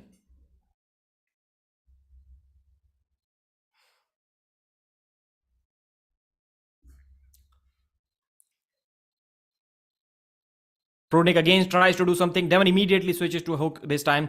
He took Prudnik's wrist and still went to a hook. He still went to a hook even after taking Prudnik's wrist. This time Prudnik is showing some resistance. Devon is having his foot against the table to get that extra side pressure. Devon has put him in a hook. Prudnik is looking helpless. Prudnik is not doing anything. Devon is asking, will you fight? Will you fight? There is absolutely nothing that Prudnik can do from here. He's completely gassed out. He's completely outclassed. He's completely manhandled by Devon Larratt. Wow. Immediately, I kind of stopped being a fan of Devon Larratt. Now I again became a fan of Devon Larratt that I used to be back in 2018. That is just amazing, amazing stuff, man. Amazing stuff to take on Prudnik like that with such a short notice. For a guy like for guys like Dave Chaffee, it can be normal. For Todd Hutchings, it can be okay. But Devon is someone who likes to make everything perfect, prepare for a match for 5-6 months. For him to take this match, it was amazing. And practice pulls do matter. This is a big proof that practice pulls do matter in arm wrestling. And the practice pull clearly showed that Devon got Prudnik. Devon got Prudnik. Although I thought that Prudnik looked not that much bad, slightly bad, as I said, 60-40 or 65-35. But Devon made it look even worse. The only thing that Prudnik had in this match is that first round explosive hit without the straps. After that, he had nothing. He had nothing. This is what you wanted. This is what you asked for. This is what you wanted. This is what you asked for. I think he said that to Dave Chaffee. Man, I'm still really upset. I missed the super chat. Can somebody mention who gave the super chat and what exactly was it? Flash pin ball washers thought Prudnik was acting. No, Prudnik was not acting. Prudnik said that he was acting, but clearly he wasn't. Prudnik fans gonna have a hard few weeks dealing with Devon fans. That is some serious stuff. Devon is already back at the table. He's also leaning on the table.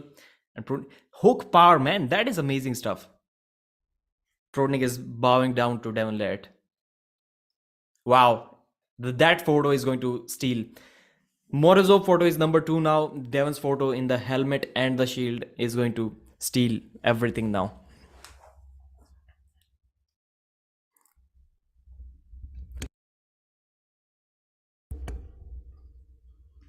It's over, East. Devon isn't gassed. Yes, clearly he isn't. Prudnik will win this round. Nope, he won't. Nope, he won't.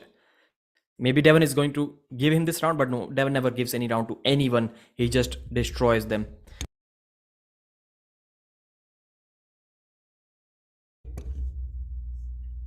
Devon versus Morozov next. I think it can be a better match.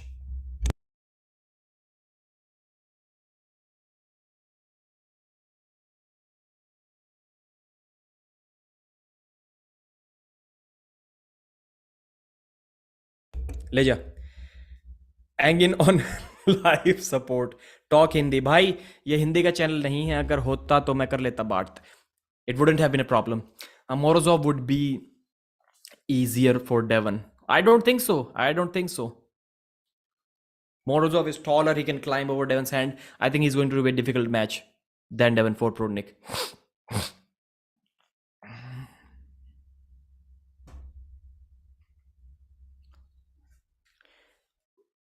All right, Devon controls him once again. He takes his hand slightly. High hook. Ottawa high hook from Devon. Devon is surging sideways. Prudnik is able to hold him off for a little bit. Devon in the King's move. Devon goes in the King's move. Devon tries to finish him. For some reason, Devon cannot pin Prudnik without a hook. And Devon is destroying Prudnik in a hook. That is not what we expected. Devon is getting behind his shoulder. Prudnik has jammed his elbow. This is probably, yeah, he's kicking back his wrist. This is what Ryan Bowen is saying. He's denying the hook. Devon has to top roll or press him. Prudnik is not letting get Devon in a hook. And Devon almost presses. Prudnik went into a King's move. Elbow foul. Evgeny Prudnik did something. Like, had he tried that in the second round, it would have been first round. It would have been better. He didn't allow him to go in a hook. He was going like this. He jammed his palm forward, and then Devon had to press. Devon couldn't. Then when Devon was about to finish him, then he went into a king's move. So even after I changed my prediction for the John Berzink match, still I got like 11 out of 15. I could have gotten 12, which would have been a good record, but still 11 is okay, I think. Again, Devon has good hand control. Prudnik has this position is not allowing Devon to hook him. And Devon is having some difficulties trying to finish Prudnik in this position. Prudnik is doing good. Prudnik is actually doing good. He's trying different things, but Devon is about to pin him. Nope, he isn't.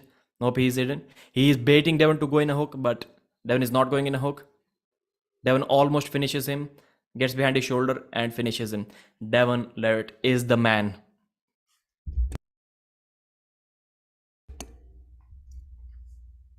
Press. Jody is happy. Devon is going to get a good treatment from Jody tonight. He's going to get a good treatment. Lots of... Wow. Devon Larratt with the helmet, with the shield, that photo is going to make every newspaper tomorrow. It deserves to be that way. I am amazed. I'm really happy for Devon. This is the Devon that we wanted to see.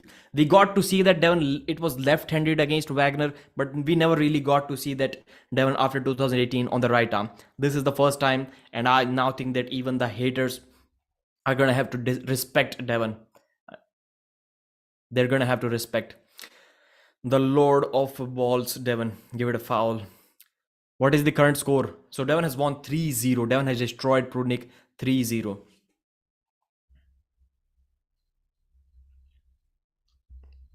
So now I'm going to give a summary for this match pretty quickly. Not quickly, I'm going to take about 3 minutes for this match.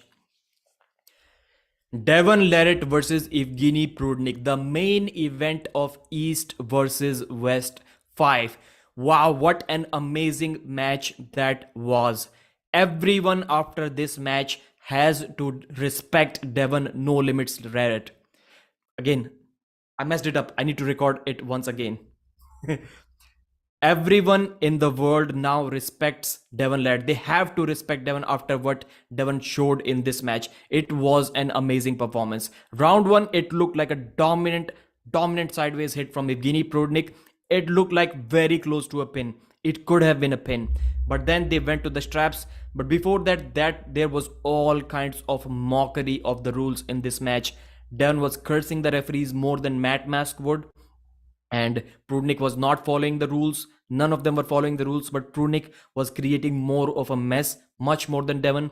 Both of them were moving before the grip. They were lifting their elbows in referee's grip. Devon had to remind the referee 1,000 times that it is a referee's grip. Why are you letting him do that? So it was a disaster in terms of rules management. But then once the straps were applied, Devon Larratt was able to just literally take his hand right in the center, and Evgeny Prudnik had to foul after that. After the restart, Devon Larratt once again took Prudnik's hand, and then later on he forced the hook on Prudnik and beat Evgeny Prudnik, made him pin himself inside the straps. This is what Devon told us he's going to do, and this is what he did. He made Evgeny pin himself inside the straps. Next up, once again, and in the first round before that, it was an elbow foul. I think it was a foul from Devon. First, he had to foul. He had to go in declined position to tire Evgeny out with his king's move. He tired him out, and then after the restart, he put him in a hook and beat him. Second round, again, similar thing. He put Evgeny in the hook. First, he took his hand right in the center, then got behind his shoulder, then pressed Evgeny Prudnik. Prudnik had absolutely nothing for Devon inside the hook. Round 3, Prudnik decided to do something different. He didn't allow Devon to go in a hook. He kept his wrist like this, slightly backwards. So Devon had to top roll and side press him to the pad. Devon was not able to do that very easily. Then Prudnik, when almost got him pinned, he tried to switch to the king's move, elbow foul, restart once again similar situation. Devon was calm, Devon was composed. Devon was saying, fight me, Prudnik. In the first couple of rounds, he was saying, fight me, Prudnik. And Prudnik couldn't fight back. he had to pin himself. In the final round, Devon got behind his shoulder and he pressed Evgeny Prudnik to the pad. So that was the match for you guys. Devon Larratt has restored the faith that many arm wrestling fans had lost in him in last few years. Devon just destroyed the East versus West heavyweight champion Evgeny Prudnik 3 pins to 0. It wasn't even close.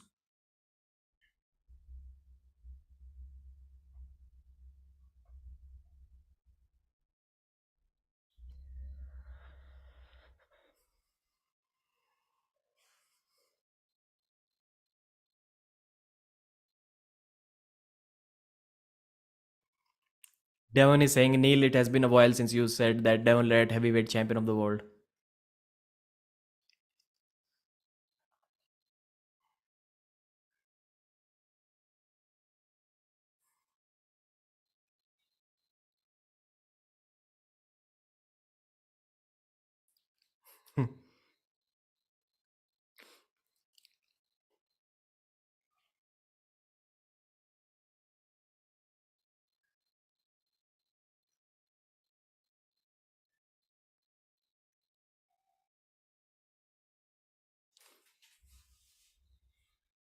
Whatever you love in life, just hold on to it. Devon Larratt is the man. Devon Larratt is the man.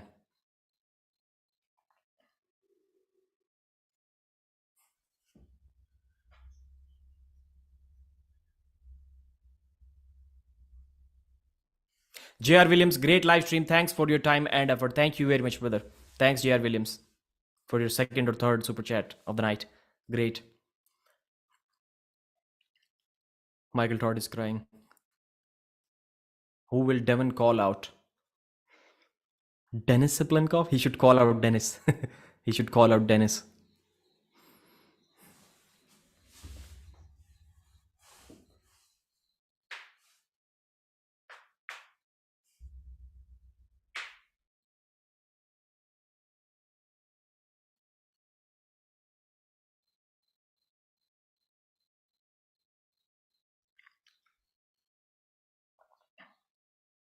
Devon Larratt said, I can't do what he did to Matt Mask. I can't do what he did to Todd Hutchings either. But this was a good match for Devon.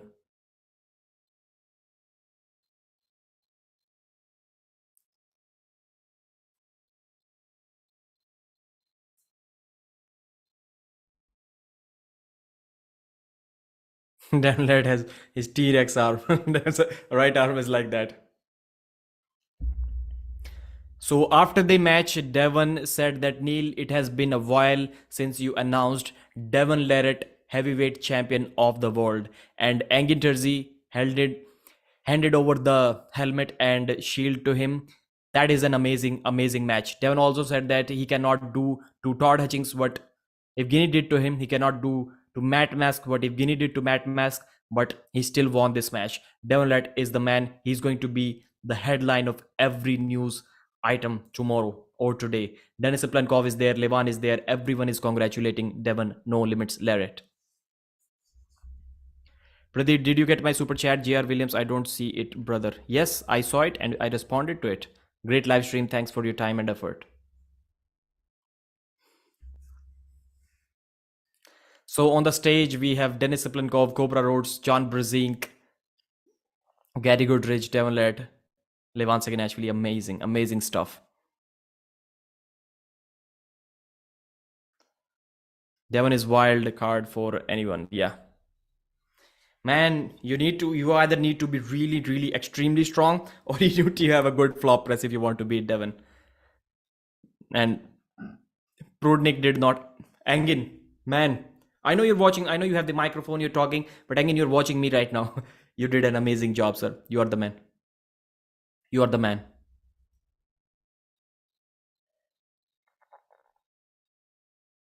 How good is Engin Terzi? We talked about how good Devon Larratt is, but man, how good is Engin Terzi? Holy mother of Mole. But he gassed him with the King's move first. What if he did traditional way first? I'm a Devon fan too. Traditional way inside the hook, it looks like it still would have been close. Like Prudnik wouldn't have beaten Devon, at least not multiple times. Engin Terzi, Wow, Engin Terzi said that if John Brzezinski didn't exist, most likely you would have been the GOAT, Devon. That is a strong, strong statement from Engin Terzi. Neil Pickup has been amazing. Neil Pickup is the man. Neil Pickup is the man. 1,000 people watching. Thank you very much, everyone. Thank you very much, everyone.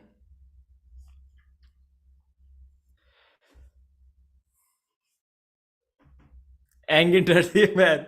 Engin Terzi is shouting. Engin Terzi has also lost his voice. Engin is enjoying him. Yeah, so yeah, he gassed him out, and maybe it should have been a foul earlier. The foul was given after a very long time, but still, Devon deserved this win. Evgeny Prudnik was the one who decided to mess with the rules first. It was not Devon, it was Evgeny in this match. Sing to him, Prudnik. Devon didn't rub his head. Amazing event, it finally happened. 3-0 Devon.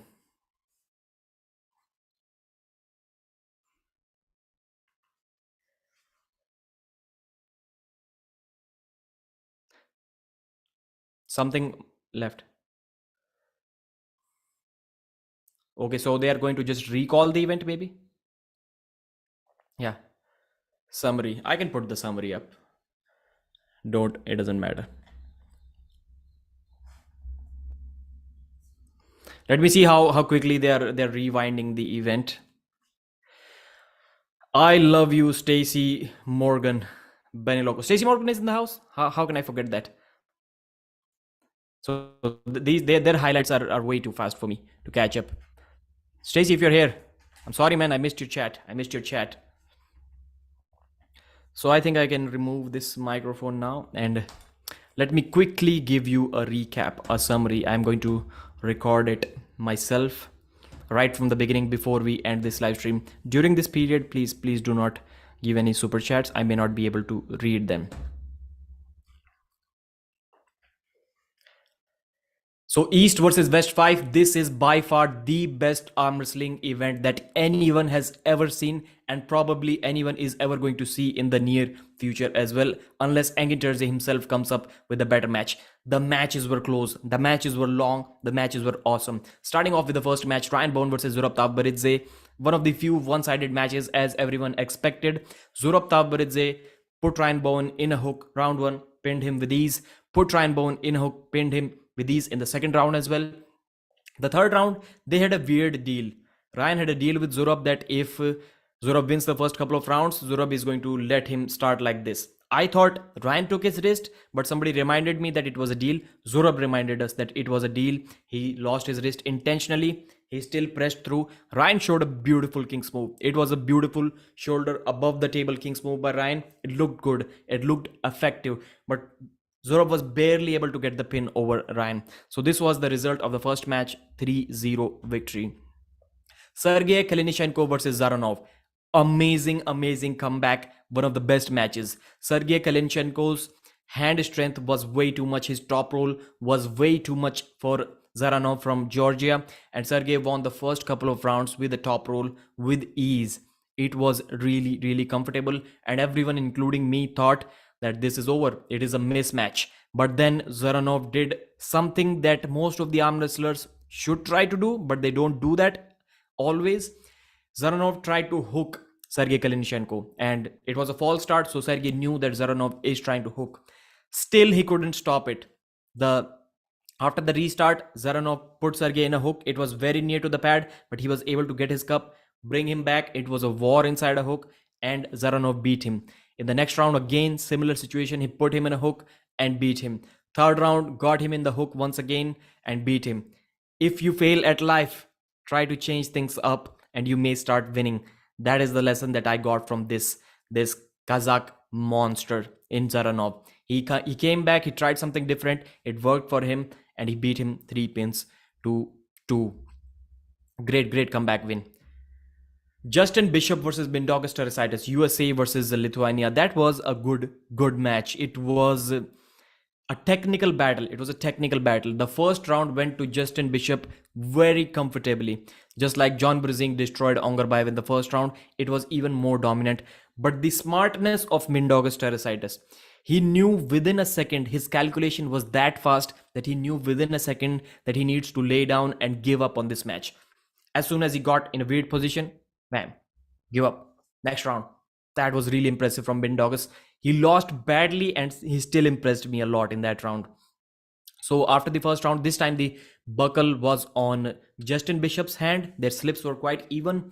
Justin Bishop had the buckle. None of them had hand control. Mindaugas was near to the pad, but then Mindaugas slowly starting applying up pressure and gaining hand control back. He brought him back to the center, and then Justin Bishop elbow fouled. Once again, restart. Same thing, brought him back to the center, gaining hand control.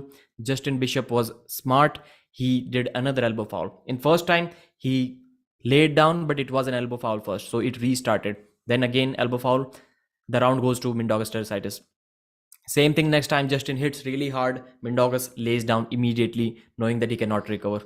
Fourth round, once again, I think Justin Bishop fouls out twice, realizing that he cannot recover from this position. Mindaugas has gotten head control.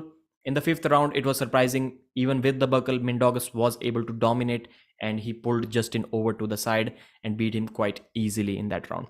3-2 Mindaugas tersitis. Surprise of the night, Warzone Warzinski, Adam Warzinski versus Bojidar Simenov from Bulgaria. Adam Warzinski was looking like a huge, massive, big guy compared to Bojidar. His hand and wrist, like his hand was looking like almost a mini Denis Siplankov. His wrist was thick. He looked like a super heavyweight in a 95-96 kg frame. Like his hand is massive. He put Bojidar in a hook like nothing. Bojidar tried to top roll Adam Warzinski. Adam just contained him with his fingers, put him in a hook, bled him out for almost 1 minute. When Bojidar had no option, he was gassing out, tried to go sideways. Adam Warzinski just surged into the side and got the first round.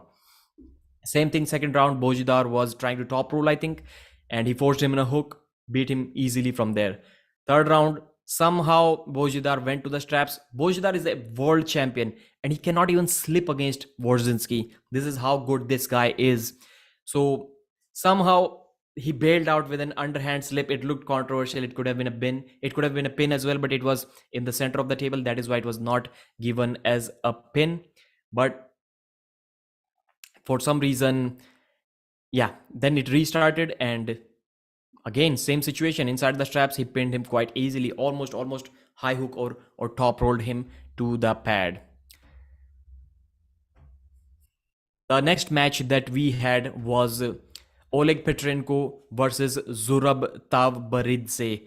That was quite one-sided, the biggest mismatch on this card. In first round, Oleg Petrenko just did this. He did this to Zurab Tavbaridze and won quite comfortably. In the next couple of rounds, he forced the hook and he eased him down to the pad. There was nothing in this match. Oleg was always going to destroy Zurab. It wouldn't have mattered. The next match is David Samushia versus Daniel Prokopchuk. Again, a very technical, very interesting, very exciting match. So what happened in this round is that David Samushia lost the first round. In the first round, he was top rolled by Daniel Prokopchuk, which was surprising. Everyone expected a hook battle in this match. David Samushia was heavier and Prokopchuk was lighter. He was from Moldova, and he top rolled him in the first round and he beat him. After that, in the second round, they went top roll versus top roll once again, and Samushia had good hand control this time, but he started losing his own wrist slightly. He lost his wrist because Daniel Prokopchuk has this weird lock. His arm goes to this position easily, then it recoils back. Goes to here, then it recoils back. It doesn't go beyond that.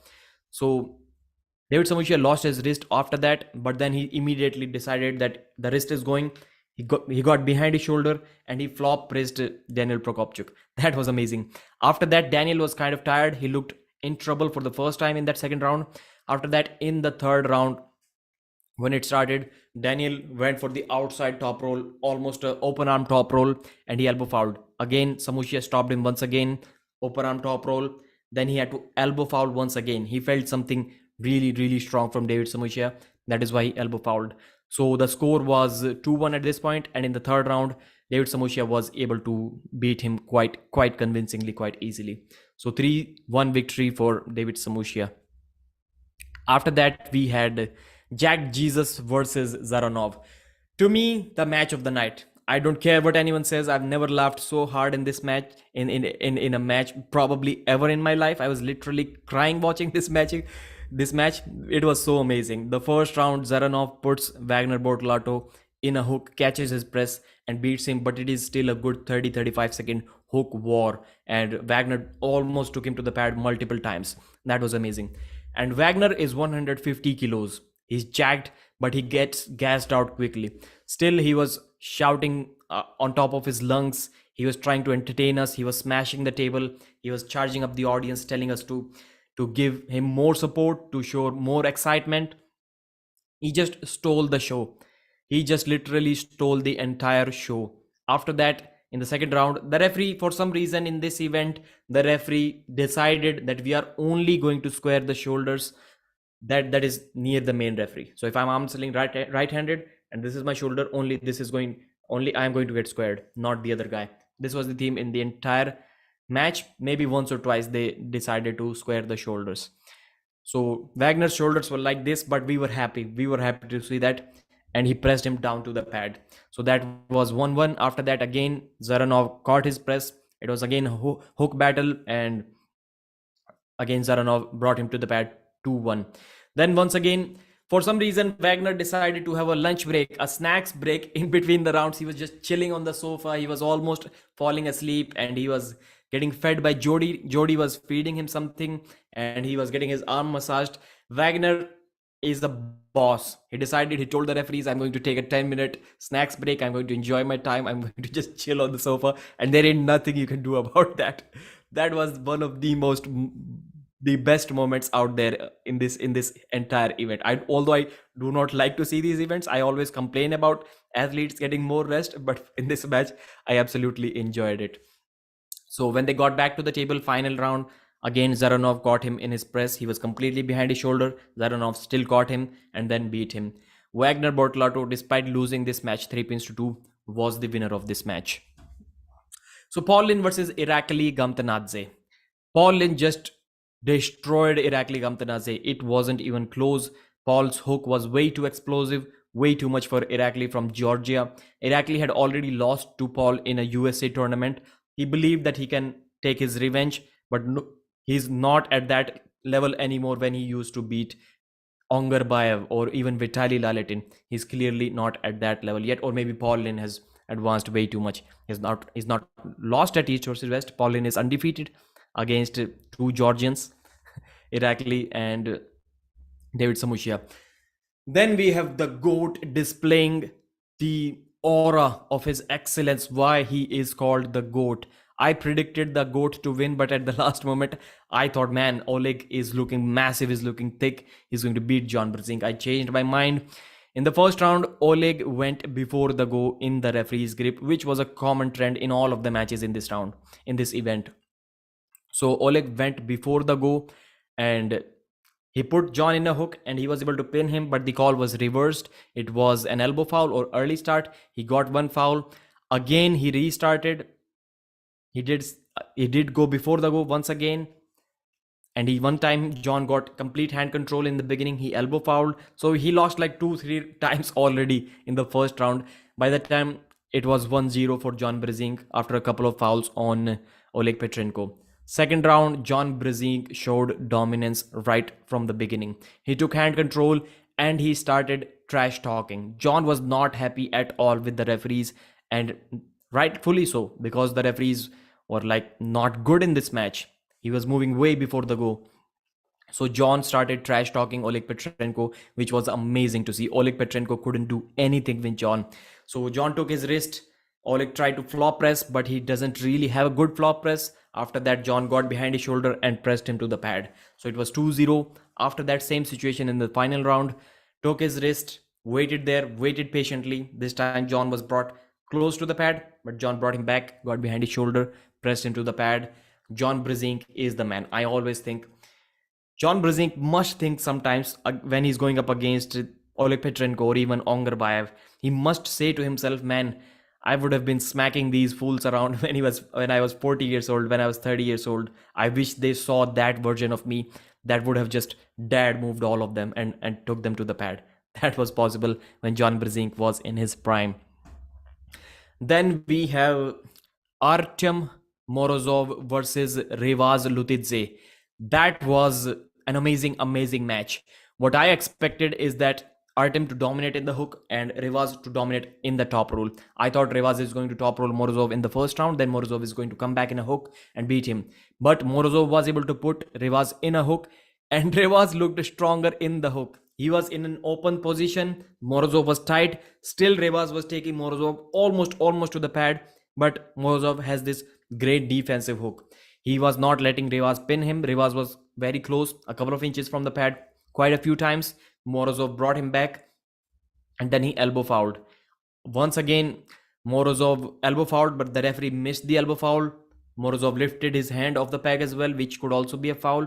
If the referee decides to give it a foul, they missed it again and they gave it a pin to Morozov. But then they reviewed the footage and it was found that there was an elbow foul. So second elbow foul for Artem Morozov, but Revas was gassed out by this point. Revas was up 1-0, but then after that, Morozov was easily able to put Revas in a hook and beat him comfortably from there. Second round, same thing. Then I think he top rolled him as well. In the last 2 rounds, Revas top rolled him. So another surprising match, like the David Samushia match. We expected hook war. We saw top roll and flop press in that match. This match also, we saw hook from the guy who is a top roller and top roll from the guy who's dominantly a hooker. So that was your left-handed match, right? Yeah, right-handed match. Next up, we had Ernes Gasparini versus Dave Chaffee. So this match meant a lot for Ernes Gasparini. It meant a lot for Dave Chaffee as well, but it meant more for Ernes. And Dave Chaffee had only 2-3 weeks to prepare for this match. 3 weeks. Ernes had 2-3 months to prepare for this match, more than that. So Ernes was in top shape. Dave wasn't in top shape. Round 1 started, they slipped pretty even in the center. Dave's hand looked dominant in the first slip. After that, inside the straps, Ernes was going down near the pad, but he never lost hand control and he gained pronation when he was a couple of inches above the pad.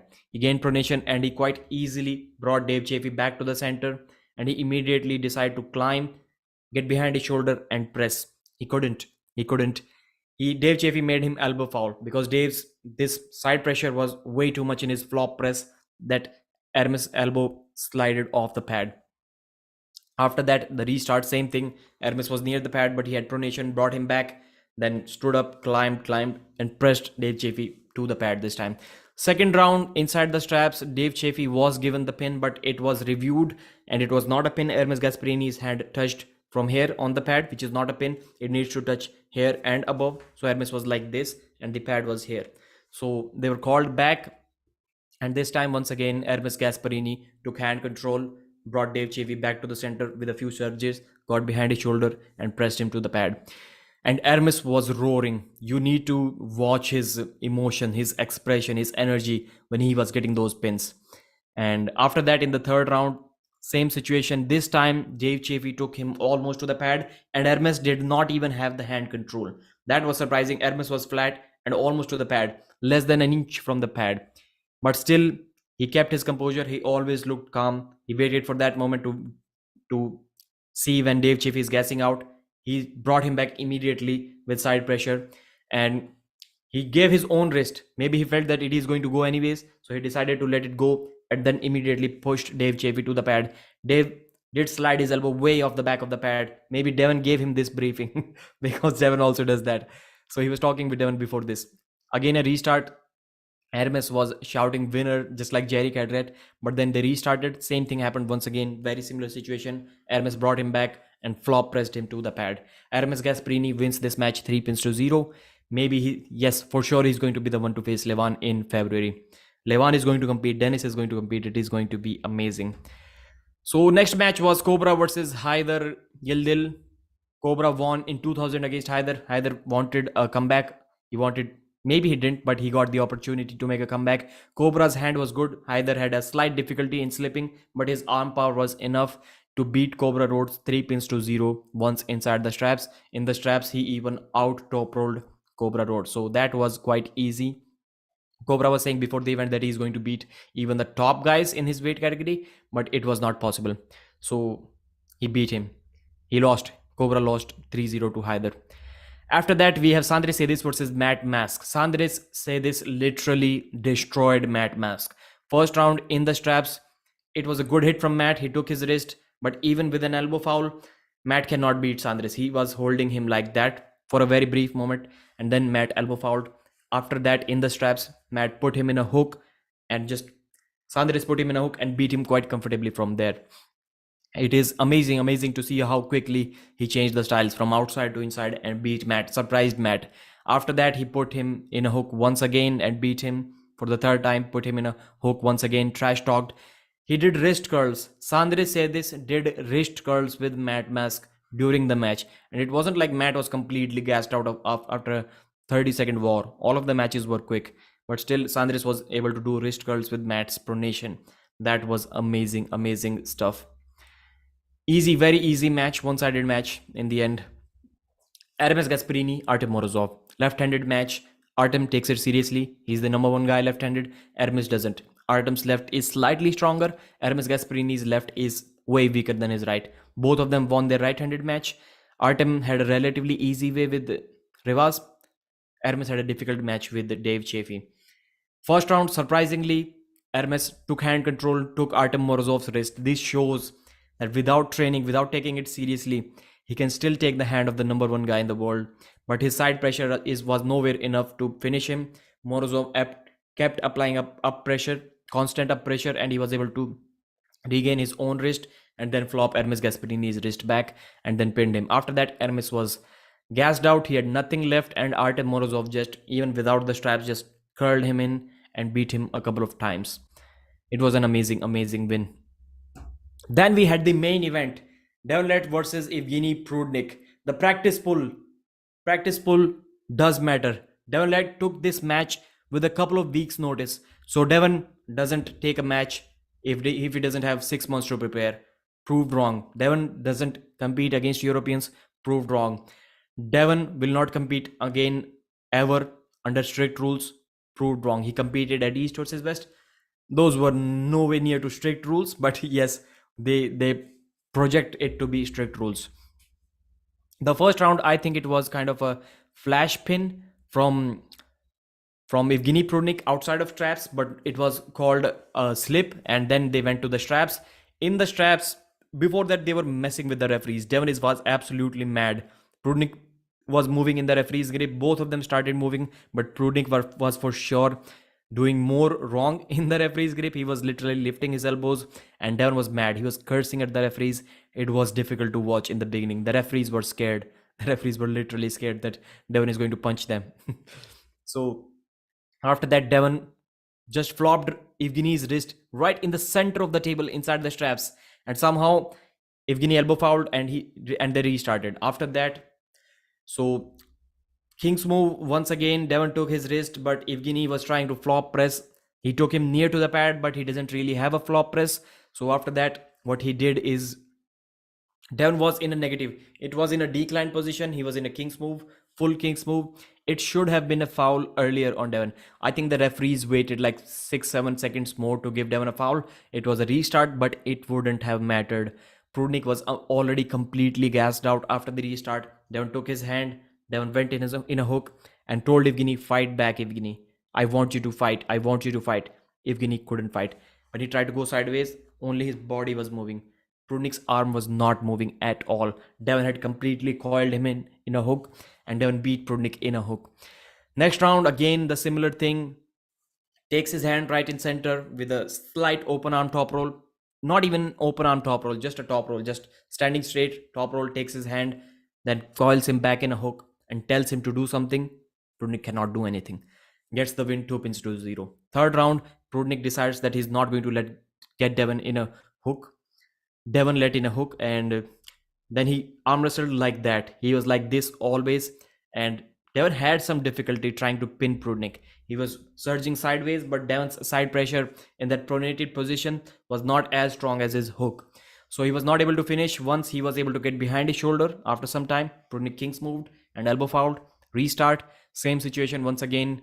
Prudnik doesn't allow the hook. Devon takes his hand, goes sideways, gets behind his shoulder, finishes the match.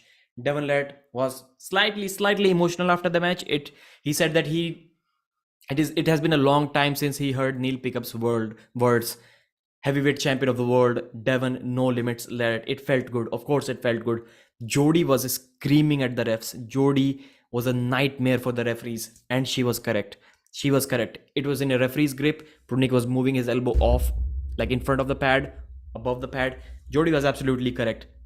At least in the beginning. I stopped listening to her after some time because it was getting too much, but she was correct. Devon was also correct. The referees were messing this match up, but Devon was just way too strong. He was way too strong. He just outclassed Evgeny Prudnik. He just outclassed the top 110 kg guy with a couple of weeks' notice and destroyed him in a hook. He top rolled him, he kings moved him, he hooked him, he pressed him. Devon did everything to Evgeny Prudnik, everything that he said he's gonna do. 3 pins to 0. Devon looks good. Devon was looking like he deserves that shield, that helmet and the shield. Devon is a true warrior. That was the recap of this event. If you still want to watch it, it will not be uploaded for at least a month or so, at least a week or so by Engin on his channel. So you can purchase it if you want from app.coresports.tv. That was my feedback. That was my review of the event. It was amazing. The stream did not crash even once. Not even once. How proud Engin Terzi should be of himself. Just spam Engin Terzi's inbox on his Instagram and on his Facebook, congratulating him how good that man is. Engin Terzi is the man. Engin even said that if John Brzezinski didn't exist, Devon, you would probably the GOAT of arm wrestling. And he also said that you beat not only Evgeny Prudnik, but me, the puppet master as well. So that was hilarious. Devon was emotional. Devon regained the respect of the arm wrestling community that he had till the end of 2018. After that, he kind of slowly started losing it because of not competing against Europeans, because of losing against Dennis in 2018, and because of those rules, the massacre of the contracts. But Devon regained the respect that he had till the end of 2018. Devon, you're the man. So that was a recap. In the beginning, I forgot to record my video. I hope you liked it. 600 still watching. It means it is good. It means it is good. I hope I didn't miss any super chat, or did I? Stacy Morgan, $5 super chat. Amazing show, Pradeep. Love and support from you from your YouTube wall family. Stacy Morgan is the man. 676. Stacy Morgan is the first guy on YouTube that supported me. He has always told me that, Pradeep, you can do this, you can be on this. He was the financial supporter of this channel. He was the moral supporter of this channel. If 600 of you watching, if you can please, I just request you, if you can please, 100 of you, not 100 is a big number, 50 of you can subscribe to Stacy Morgan. That will make my day. That is the man that supported. But I'm now today, maybe 10% of that goes to Stacy Morgan. You're the man, Stacy. Any other super chats above that? Benny Loco, I read that super chat. Stacy Morgan super chat, I read it as well. Caleb Williams, just wanted to say LOL to all Devon haters. Great, Devon is the man. If you are not a super heavyweight, if you're not Levan or something, not an absolutely massive guy, and you don't have a flop press to finish Devon's King's move, do not arm wrestle Devon Larratt. It is the smart decision. Do not arm wrestle Devon if you don't have that flop press.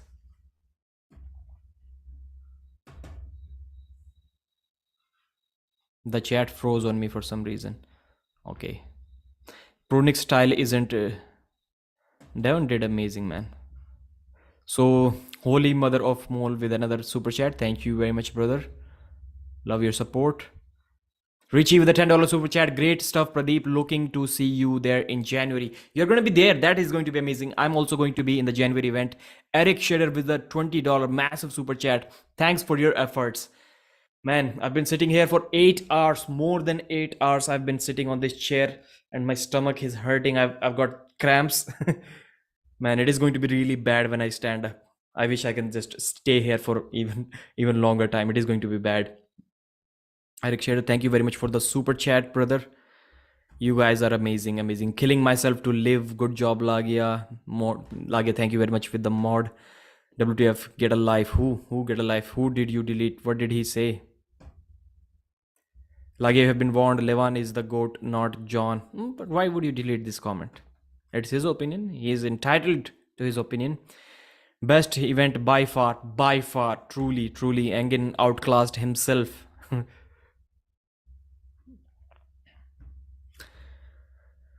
I love these recaps where I can just speak about matches, and I am maybe my memory absolutely sucks related to anything that is not arm wrestling. But for some reason I can remember 15 matches round by round exactly what happened in every single round, which is good for my career in this arm wrestling and YouTube. Spammer with 100 accounts is spamming. So thank you very much, guys. Thank you. As soon as the viewers number drop below, or maybe I'll continue till 8 hours. I want to make this live stream 8 hours long. 5.5 minutes remaining. Just subscribe. Didn't even realize that I wasn't okay. A lot of people really annoyed these matches. Thank you, Engin, and thank you, Pradeep, for going all in, all the excitement. Thank you very much, brother. What's your name? Virgin CCYY. Thank you. Pradeep, he was spamming that the 7. Okay, I mean 7 accounts. Good then, good. They need to do a better job spreading people matches further apart, competing with both left and right-handed. Who is spamming? Okay. All right, man. That was amazing, amazing stuff. Still 500 of you watching. Please, before you leave, still 5 minutes remaining. Don't leave yet. You can stay there for 5 minutes. And subscribe to the channel. I need subscriptions. When some outsider watches, yes, this is the main. I think I have the main arm wrestling news channel. And when they see this guy doesn't even have 20,000 subscribers, it looks bad. I didn't agree with my opinion. Arm wrestling news. Sporong versus Kalinichenko. Why are you typing the same thing again and again? You're going to get banned again. भाई अब तो बंद कर दो live streaming. कर देंगे भाई. तुझे तकलीफ है तो. Soul Arun with 125 pesos super chat. Thank you very much, brother. Bhai, you are the best journalist of the sport. Please keep doing what you do, and you are by far the best graphics designer in the sport. Soul Arun, you're the man. I may have some competition, but you're all alone. These all of these posters that I've been using, designed by Soul Arun, my buddy. He sometimes talks a lot of shit about me, but he comes back. He comes back to the origins. भाई कितनी कमाई कर ली आज ये भी बता दो. 19,000 की सुपर चैट दिखा रहा है तो 30% काट लो इसमें से. अभी तो वीडियोस वगैरह डलेंगी, निकाल दूंगा 50-1,000 रुपये तो एक दिन के या 2 दिन के 50,000. 7 accounts, good luck XT. Just warning. Matt Mask is washed up. So how good was this event? For the first time, many people got this experience before as well, where their stream did not crash even for once. But for me, it was the first time that the stream did not crash at all. So why don't you have anything to do? Why are you creating an account again and again and commenting the same stuff? Levan. Piece of wood. The problem they face, Levan, while trying to allow more between left and right-handed matches. Okay. Put big names way down. Yes, this is correct. Absolute correct. Rolf Philly. After pull will be juicy. Yeah, we're going to see those videos. Sandris first called Devon, then changed his mind to my Todd. Yeah. Solarun with a massive 500 peso super chat. Of course, bhai, we have had some differences in opinion, but we are always united in our love for the sport. Much love. Thank you very much, brother. Thank you very much. Really appreciate it a lot. You're the man. Once again, all of these East versus West posters designed by Soul Arun. It looks good. When you design East versus West 2 posters, it looks good, man. These are amazing. Next time, it gets better. This time, it got even better.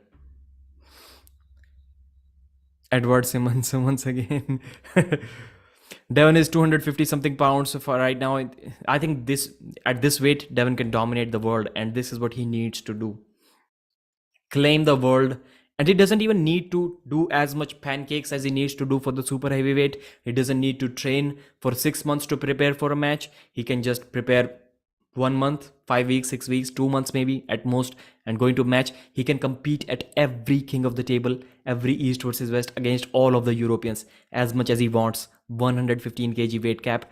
Devon can be and he should be the man at this weight cap before he goes to. Devon is so lean that he can probably even make 105 kg weight class. For someone who can make a 105 kg weight class, it is going to be difficult to be the number one guy in the world. Still, Devon can beat, I think, almost anyone, maybe anyone except Ernes and Levan Saginashvili. Dennis match. I want to see that Dennis match.